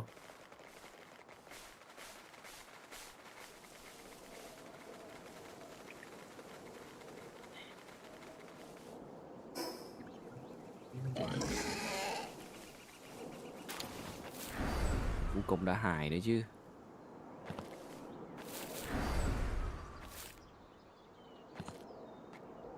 Bằng lạnh à? Khó quá. Con lột vậy nó cũng lướt.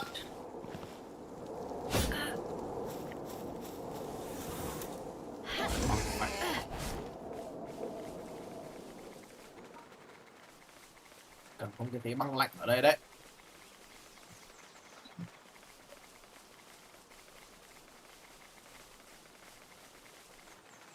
Ôm há một đống ghép chế. Ui rồi câm lặng. Phiền thế. Ồ. Đâu ấy? Đâu ấy? Ồ, phải luôn. Giống mẹ nâng cấp phục cửa. Đâu có vậy. Ơi. Ok. Để biết sao nó trổ chết nhưng mà nó sợ để biết vì sao nó nổ chết.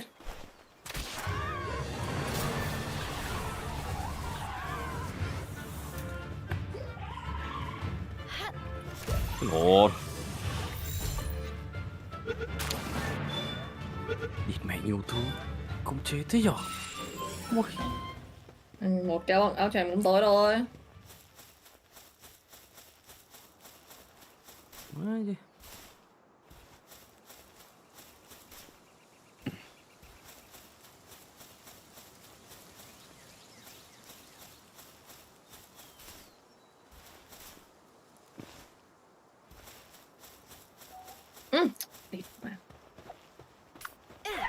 Từng từng từng.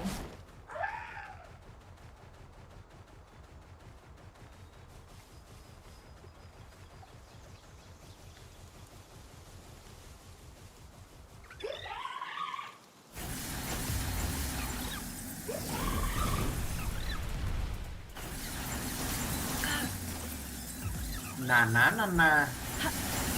Đại học Bách Khoa. Mày im. Hả? Mày im. Cái gì đấy? Ồ má, từ hôm qua đến giờ mày im. Cái lồn gì đó? Cứ đại học bách khoa thôi, đừng đại học bách khoa. Thế sao mày đéo thi mèo bách khoa đi, tao thi rồi nè. Đủ nó cứ ngày đại học bách khoa, đéo thi vào bách khoa, cứ đại học bách khoa, bách khoa. Con phải đâu? Úi dồi ôi, anh chết rồi. Một tỷ thứ mấy con chó này. Ở cái gì đấy? Đi. Con tôn đi. Hay rồi. Trôn liền kìa, nghe chưa trôn? Nghe chưa? À. Là gì đem đấy? Con Lisa chỉ mày kìa, con trôn liền. Tôi bị nhớ chữ. Cái mẹ gì chứ?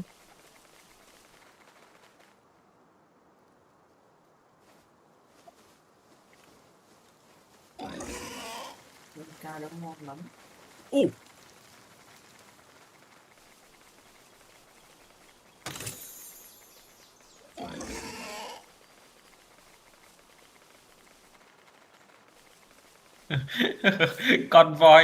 Con voi đứng trên bờ nhìn con mèo để Ôi công xúc nó nhanh đú nó bắn thốn quá. đi bên gì dung tục quá. Có cái đéo thì nó làm nó giảm tốc độ đánh của mình nhiều thế nhở?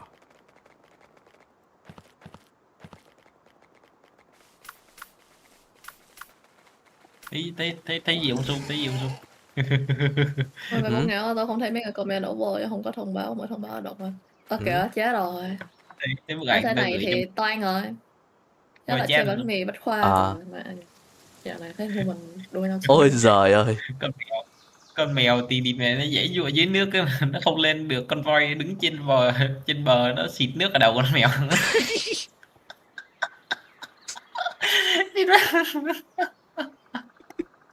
Ôi. Cái đầu kìa. Là ai hôm nay đã khiến cho thằng Su thành ra như thế này? Phải cái câu hỏi quan trọng nhất là Du nó có tính tiền nhầm nữa không rồi? Là sao nữa? Em quên mất nó tính phở, mẹ nó tính tiền phở à? Ủa. Còn mẹ thề luôn, con Kindred nó bắn thốn quá. Đủ má chết trong khi đang điệu van luôn mà. Điệu van nó chỉ là bất tử thôi, còn anh đang đốt trong đấy thì anh vẫn chết. Nó đốt anh chết thì anh vẫn chết. Vấn đề là thằng Kindred cơ. Kindred có gì đốt? Biết đâu nó có cái không mà là trong tin dốt thư mà bảo sao cứ quen hơn. Bạn này biết tin dốt thư à? Oh fuck em. William. Yeah. Oh shit. Chúng tôi thành thật xin lỗi. Mày thế nó không nói với mẹ về tim Mong chút. Sắp rồi đó. Không sao bê kịch Tao cứ thuần mong dốc liệt. Ủa mà con nghe lại mong ray quá. Nó cứ đeo tiếp cận. Sai bao.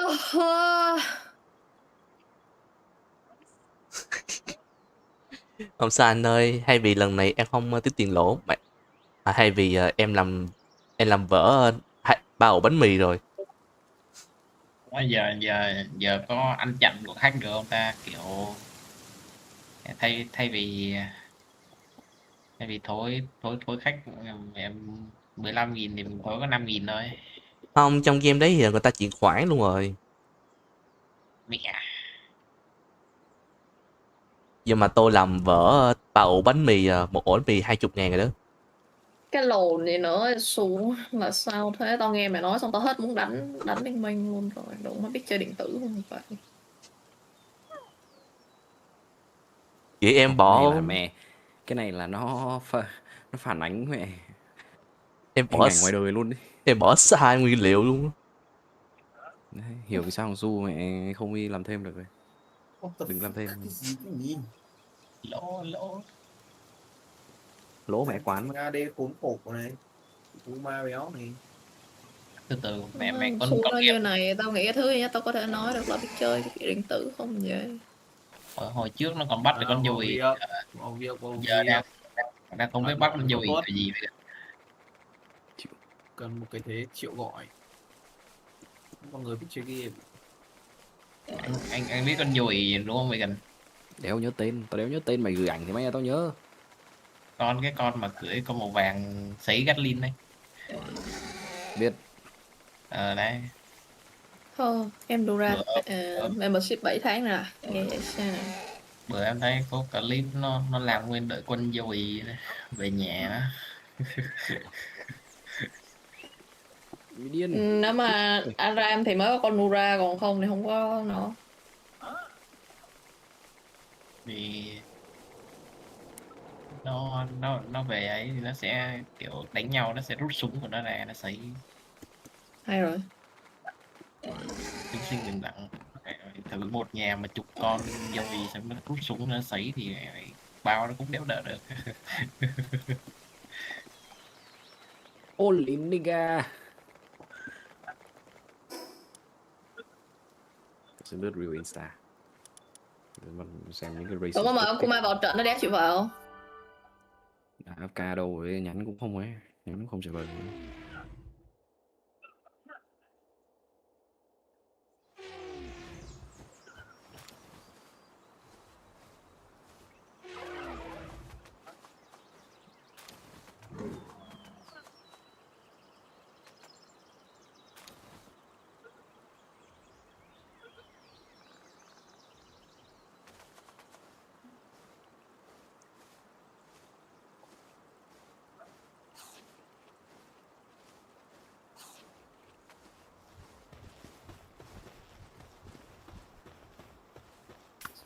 Modder. Dude, give me that shit, give me that motherfucker, give me the fuck. Oh, wow. Ok. Bữa làm con cho ghét trung tục vậy. Give me that shit, bro, give me that shit, bro. Khủng long cộng dồn cho ghét, khủng long cộng dồn tái tạo tuyệt chiêu.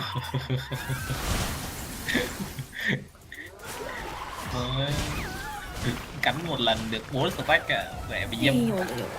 Bốn kìa.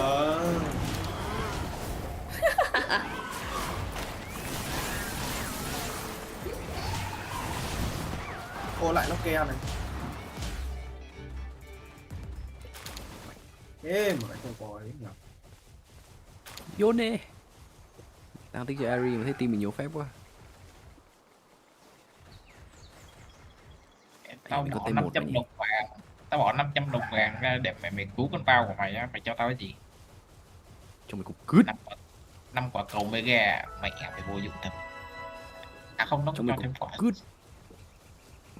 Cho quả sự sống à, quả sự sống. Rồi nha, quả sự sống là gì đây?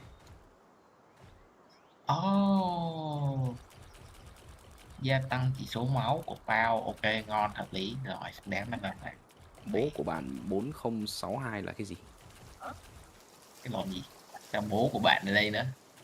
Xong rồi nó ghi số 4062, tao không biết số 4062 là gì. Hiếu Lai Ninh, xong rồi Bắc Kỳ ơi. Ai? Chọn đi xin mày. Có lulu nữa, nam gì đấy khởi nghĩa. Thì một thằng thì Bắc Mông Kỳ, Bắc gì đấy Mông Kỳ, một thằng thì nam gì đấy khởi nghĩa vãi cả lỗ. Thỏ rách này cái thịt mẹ. Hay rồi. Mấy ngày quá láo. Tỉnh đi vào like cũng được, em không chơi muộn đâu, ok. Mấy con chó này đẹp mà chứ. Quay này của ai đây ta? Coi được bay được của ai em đã không mà.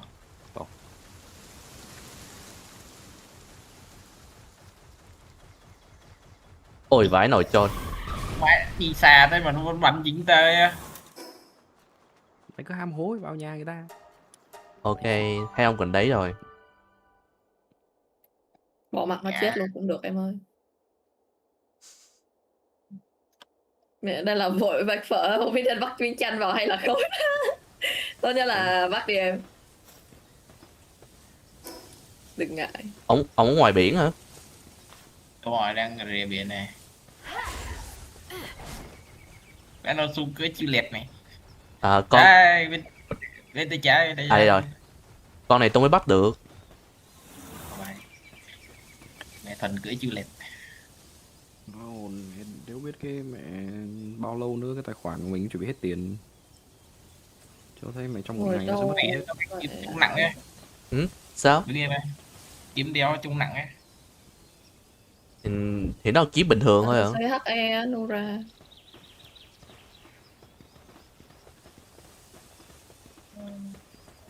Đồ cưới rồi giờ đi về cái gì ta? Không về căn cứ hay sao?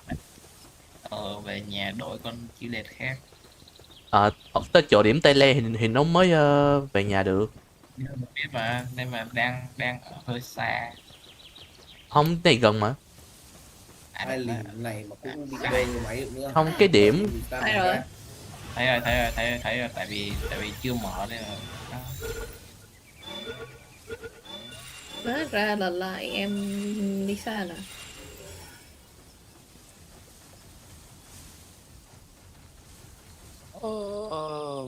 Mai thứ hai. Mai ngày mấy? 27, 28, 29, 30. Mai mày đeo đi học đúng chưa? Không. Bắt đầu dọn nhà ấy.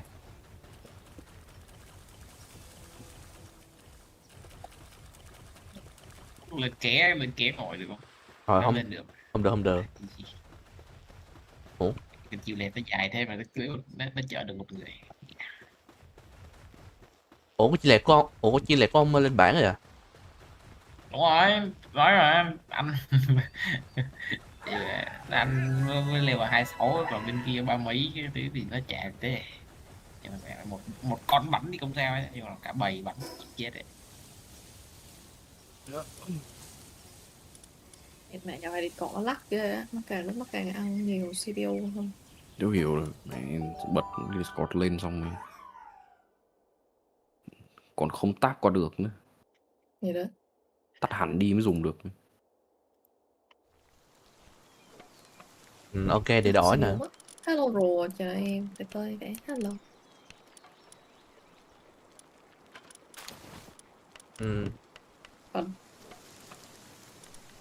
Quyết tâm bất diệt. Này, quyết tâm bất diệt. Vào ấy, sao vậy đó. Vì sao restart máy? Tí nó thấy nó lại ăn cái penalty. Nhầm. Đây á.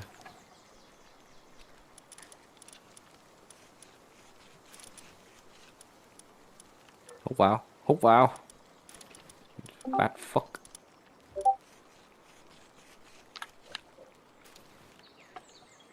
Nghĩ loi tên Michael Jackson đâu. Where's your friend? Tôi bỏ con chi lẹt ở trong đây á. Chiêu lẹt đánh ở đâu vậy? Con chiêu lẹt nó đánh ở đâu vậy?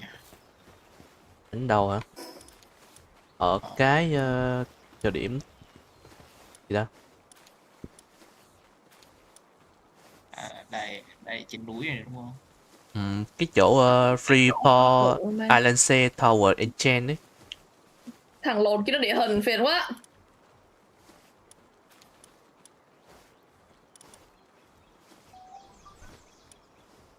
Hôm qua có một cái từ tiếng Anh gì đấy mà thằng Su đọc anh bị phản cảm này luôn.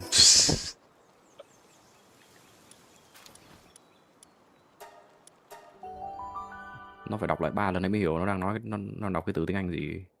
Chắc cũng mẹ ngang ngửa thông qua thằng học trò tao để mẹ bắt Bà kia xong đủ ma dạy nó đọc chữ slow, xong nó cứ slow, xong tao kiểu hả? Slow. Ông rồi hả? Slow. Nghe nói mày kiếp đấy. Mẹ bởi thề nhức cái đầu bỏ mẹ đéo biết nó đang nói cái gì, đúng á. Xong cái mẹ nó gọi là đúng má thằng nhỏ kiểu bây giờ cái gỗ trong tiếng Anh hoạt động như nào? Below. Nó cứ below, I'm fucking below, what do you know? Ơi, blow mà đi. Nó như vậy tôi nó như vậy. Below đi, các bạn cọc phải đại mà. Tại vì căn cứ đó gần đó mà. Đó. Mình đã đang đéo nghe rõ rồi, mình cũng đã hỏi lịch sự là con nói lại cô nghe không tức lâu. Đúng nó nói như kiểu là đúng mà bây giờ tao mà đéo nghe được là nó nói gì là tại tao ấy. Đúng mẹ con chó đấy. Tưởng là blow luôn đấy. Đúng đấy, blow mà đích đây. Không phải trong đơn này đâu. Rót mẹ luôn chứ. Biết mà. Blow thôi, chưa có job nữa. Trời đất ơi, bớt đi. Blow. Số đọc cái từ gì chưa nhớ ra được. 18 cộng stream. Ủa đi stream tao có lúc nào mà nó dưới cái 18 cái phụ rồi zoom mình. Cái nó rùa trời. Cái gì? Furnace. Cái lò nung. Cái lò nung tiếng Anh là gì? Furnace. Dù đọc Funance. Còn mẹ mày. Đó, tuyệt vời, 10 điểm. Tuyệt vời, địt mẹ. Rồi. Ăn với chả học. Thật là một sự nhục nhã thân vào. Đâu mất đi vì toàn người giỏi tiếng Anh là còn dạy tiếng Anh nữa địt mẹ em su.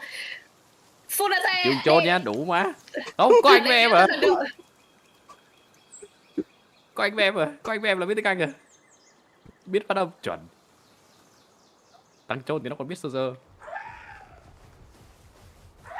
Nó mà sơ. Em tưởng nó là mẹ nhập môn. Em tưởng nó nhập môn. Nó vẫn hiểu được.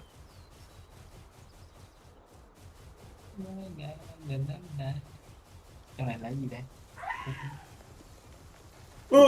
Sao lút sai? What?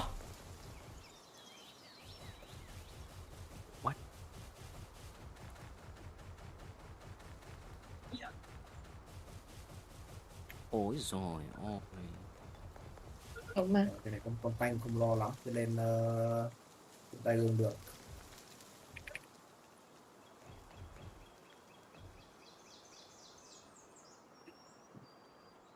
Đó là vì sao anh bắt em phải học hát bằng tiếng Anh cái sụ ạ? Em nghĩ là hát bằng tiếng Việt nó còn chưa hát được. Phu năng xe thật. Một là phu năng xe. Nó đi chọn cái bài của Linkin Park cái lộn má. Nó hát cái gì của Linkin Park? Nó chọn đúng cái bài mà trong tất cả các bài hát tồn tại trong lịch sử loài người. Chọn mẹ một nhóm nhạc rock. Hay rồi. Giỏi, tự tin là tốt. Tự tin là tốt à? Trong khi đấy đủ má. Hát nhạc bình thường pop gân lên nó đéo nổi rồi mày có hát nhạc rock. Nhưng mà rock kiểu nhiều lúc nó thấp mà, không thấp thì biết đâu nó hát được. Không em, rock là chỉ mẹ hầu như trong bài nào nó cũng gào hết cả lên đi.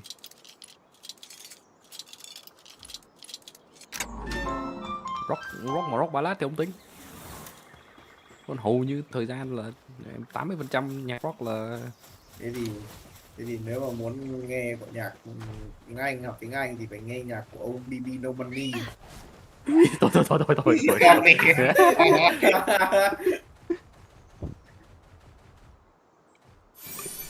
Anh không có tiền. Đi vào đây thì tụi nó vẫn thấy được mà đúng không? Nếu mà em nhận đam sao thấy? Trừ khi chị farm lính ở trong bụi hoặc là chị ôi biến hình, ôi địt. Oh shit. Mà ít đam quá. Holy shit, I'm about to die. Ôi. Ôi.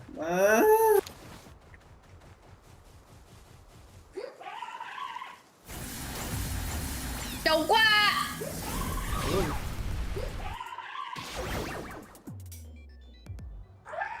Ôi, dễ nhất đi, Money, dễ nhất take đi. whatever. Yes, I'm colorblind.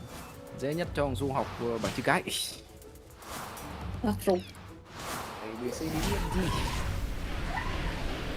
Cho nó hát Baby Shark.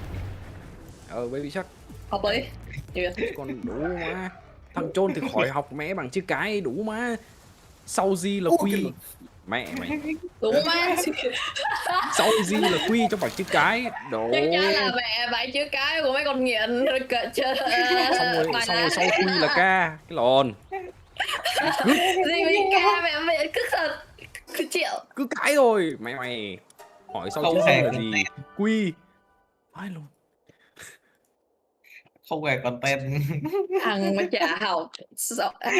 Đủ mà thêm con more nữa. Sau 3 là 6. Mày hay rồi. Đúng, sau 3 là 6. Đấy mẹ. Hỏi bảng chữ cái sau G là quy. Mẹ đã bay cây vã hồn một đống máu mà. Cay không? Sau A là 2. Giỏi. Sao mẹ bằng số? System restarting in 15 phút nữa. Oh, what the fuck? Mẹ mày hở tí sao có restart này? Về căn cứ liền đi cho nó. Xong vào lại luôn được mà. Lâu lắm. Tầm thế anh Bacon R 5 người. Em phải ulti 5 người. Khó thế. Cầm vô đây R 5 người nghe wet dream thế. Nghe ướt thế. Mày giờ có gì hút vào thì bay ra. Xong rồi Eloy đập biển đẹp sóng mơ 5 người. Ở đó ulti đi ăn hết mạng. Vua. Mơ. Làm được thế thì bây giờ đi thi đấu. Đúng á. What? Biết không? Con đi vết chết mẹ. Từ. Con lột board nó bảo là sau 3 là 6. Sau mẹ trôn lại. Cái lột. Đi. Cẩn thận cái đít mày. Thấy mày cẩn thận đít mày. Đít có ác lắm. Sau mẹ trôn là em. À sau mẹ trôn à? Chứ phải trôn à? Trôn thì ai đây? Em biết được, tưởng U-board là mẹ... Ôi trôn. Hoang dã. Úi rồi mèo mày bật khiên. Úi rồi. Sao nó béo thế nhở? Chó sao béo ấy.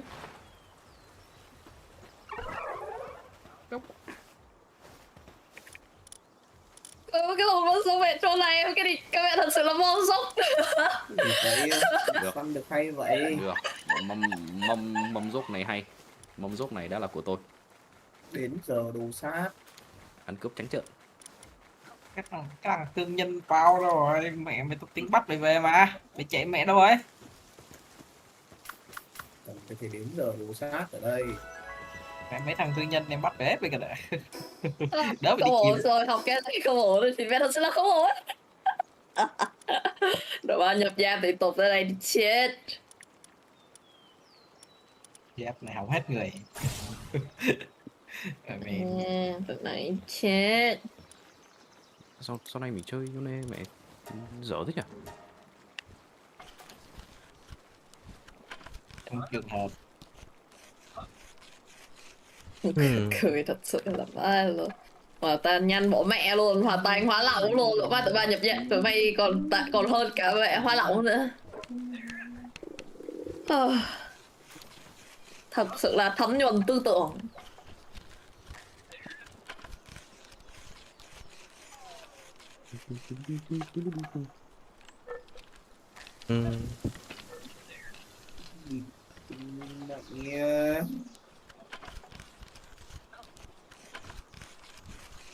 Ôi rồi, nó hon đi. Hon đi.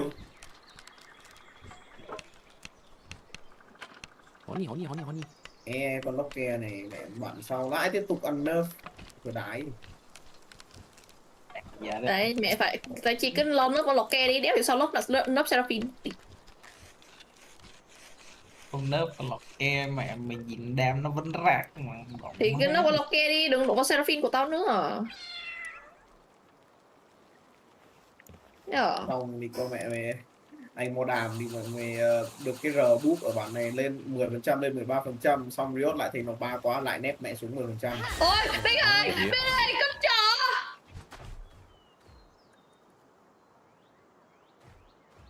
Ôi, ủa mà. Chả thế.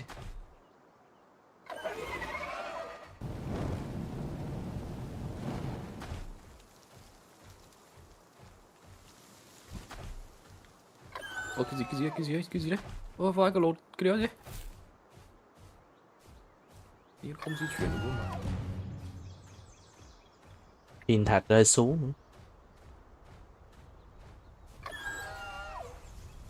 Bây giờ 100 xu đứng nhà đúng ta được mà. Được mà, Aram mà. Aram thì 100 xu nhanh mà. Vấn đề là vỡ trụ.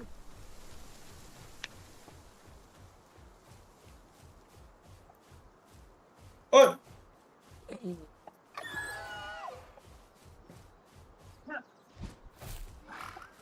Bọn này chơi game để win con mẹ, 2 support, 1 đấu sĩ, 1 tank, 1 AD, cái lồn ma mình ghê vậy. Đéo khác lộn như Flash.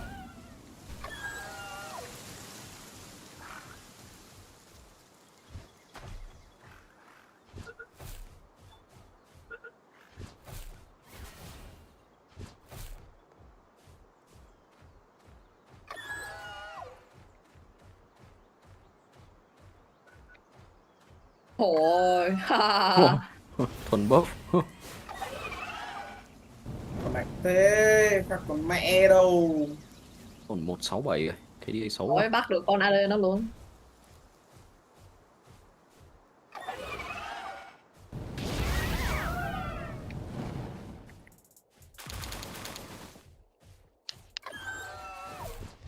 Lao lên là biến hình.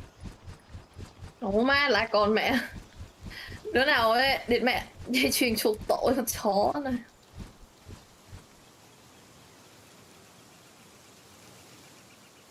One Jinx bắn. Ủa rồi. Cái địch. Hay rồi. Để mẹ tầm đánh. Tầm đánh thì cứ gọi là mẹ. Ủa what the fuck?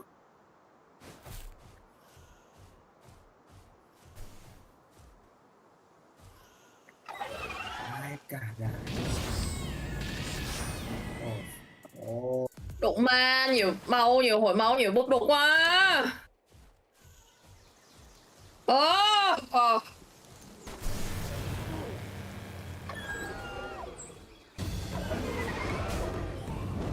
Ôi, biển đẹp sóng mơ. Nhưng như cứt. Ủa Lý Xin có một tí bao. Đeo chết.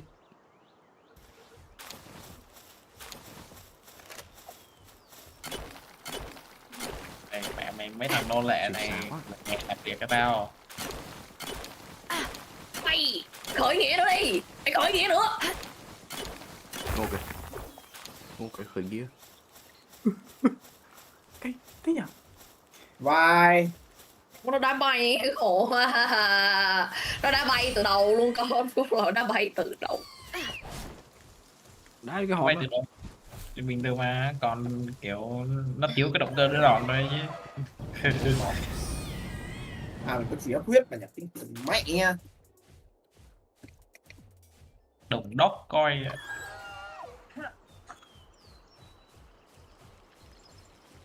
Ôi mà.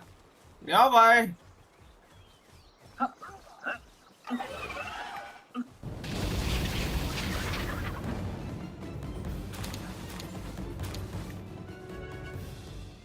Má nó lướt đau quá. Rồi.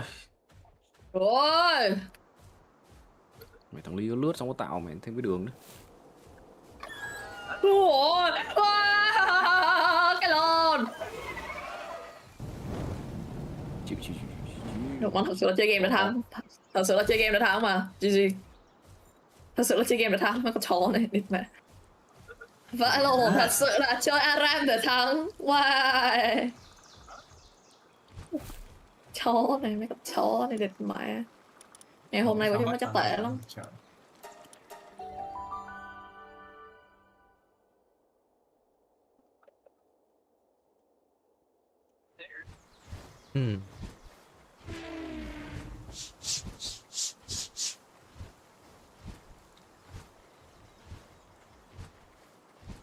Rồi chúng ta cứ thấy Aram như này đó hả? V Where's the Hai people? ơi, GG Bobby.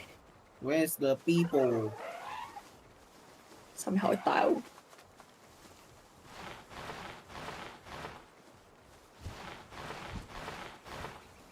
Mà lâu lâu có một thôi thúc trong chị kêu nên chơi Jana, chơi Jana, cho Jana vào lại cái bảng support của chị đi, nhưng mà thôi, tao thấy Jana giờ yếu vãi thái.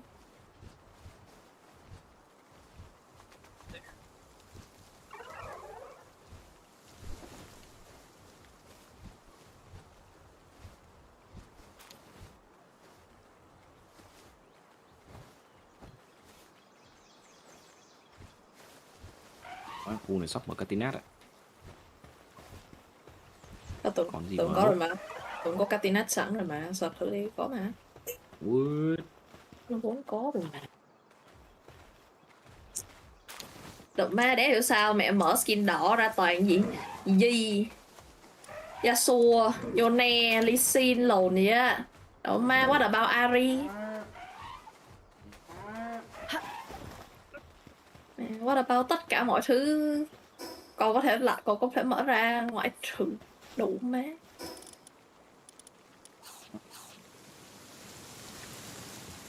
Chỉ là random. Mày câm. Em tôi được mày lên tiếng. Đủ má hiếu thứ tha mày anh à, thay vì hiếu thu hại. Đúng rồi, thay vì hiếu thứ hai thì bây giờ hiếu thứ tha cái gì cơ vậy. Ok. Mà cái Catinat đang có nó nhỏ xíu à. Chứ nó tính mở cái Catinat to à. Nó mở một cái store mà kiểu mặt tiền ngay bùng binh ấy. Là phải 3 mặt luôn ấy. Ở cái tòa ngay đối diện cái tòa S8 hay S9 gì, khu S8 S9 ấy. Cái khu có mấy cái nhà lẻ lẻ.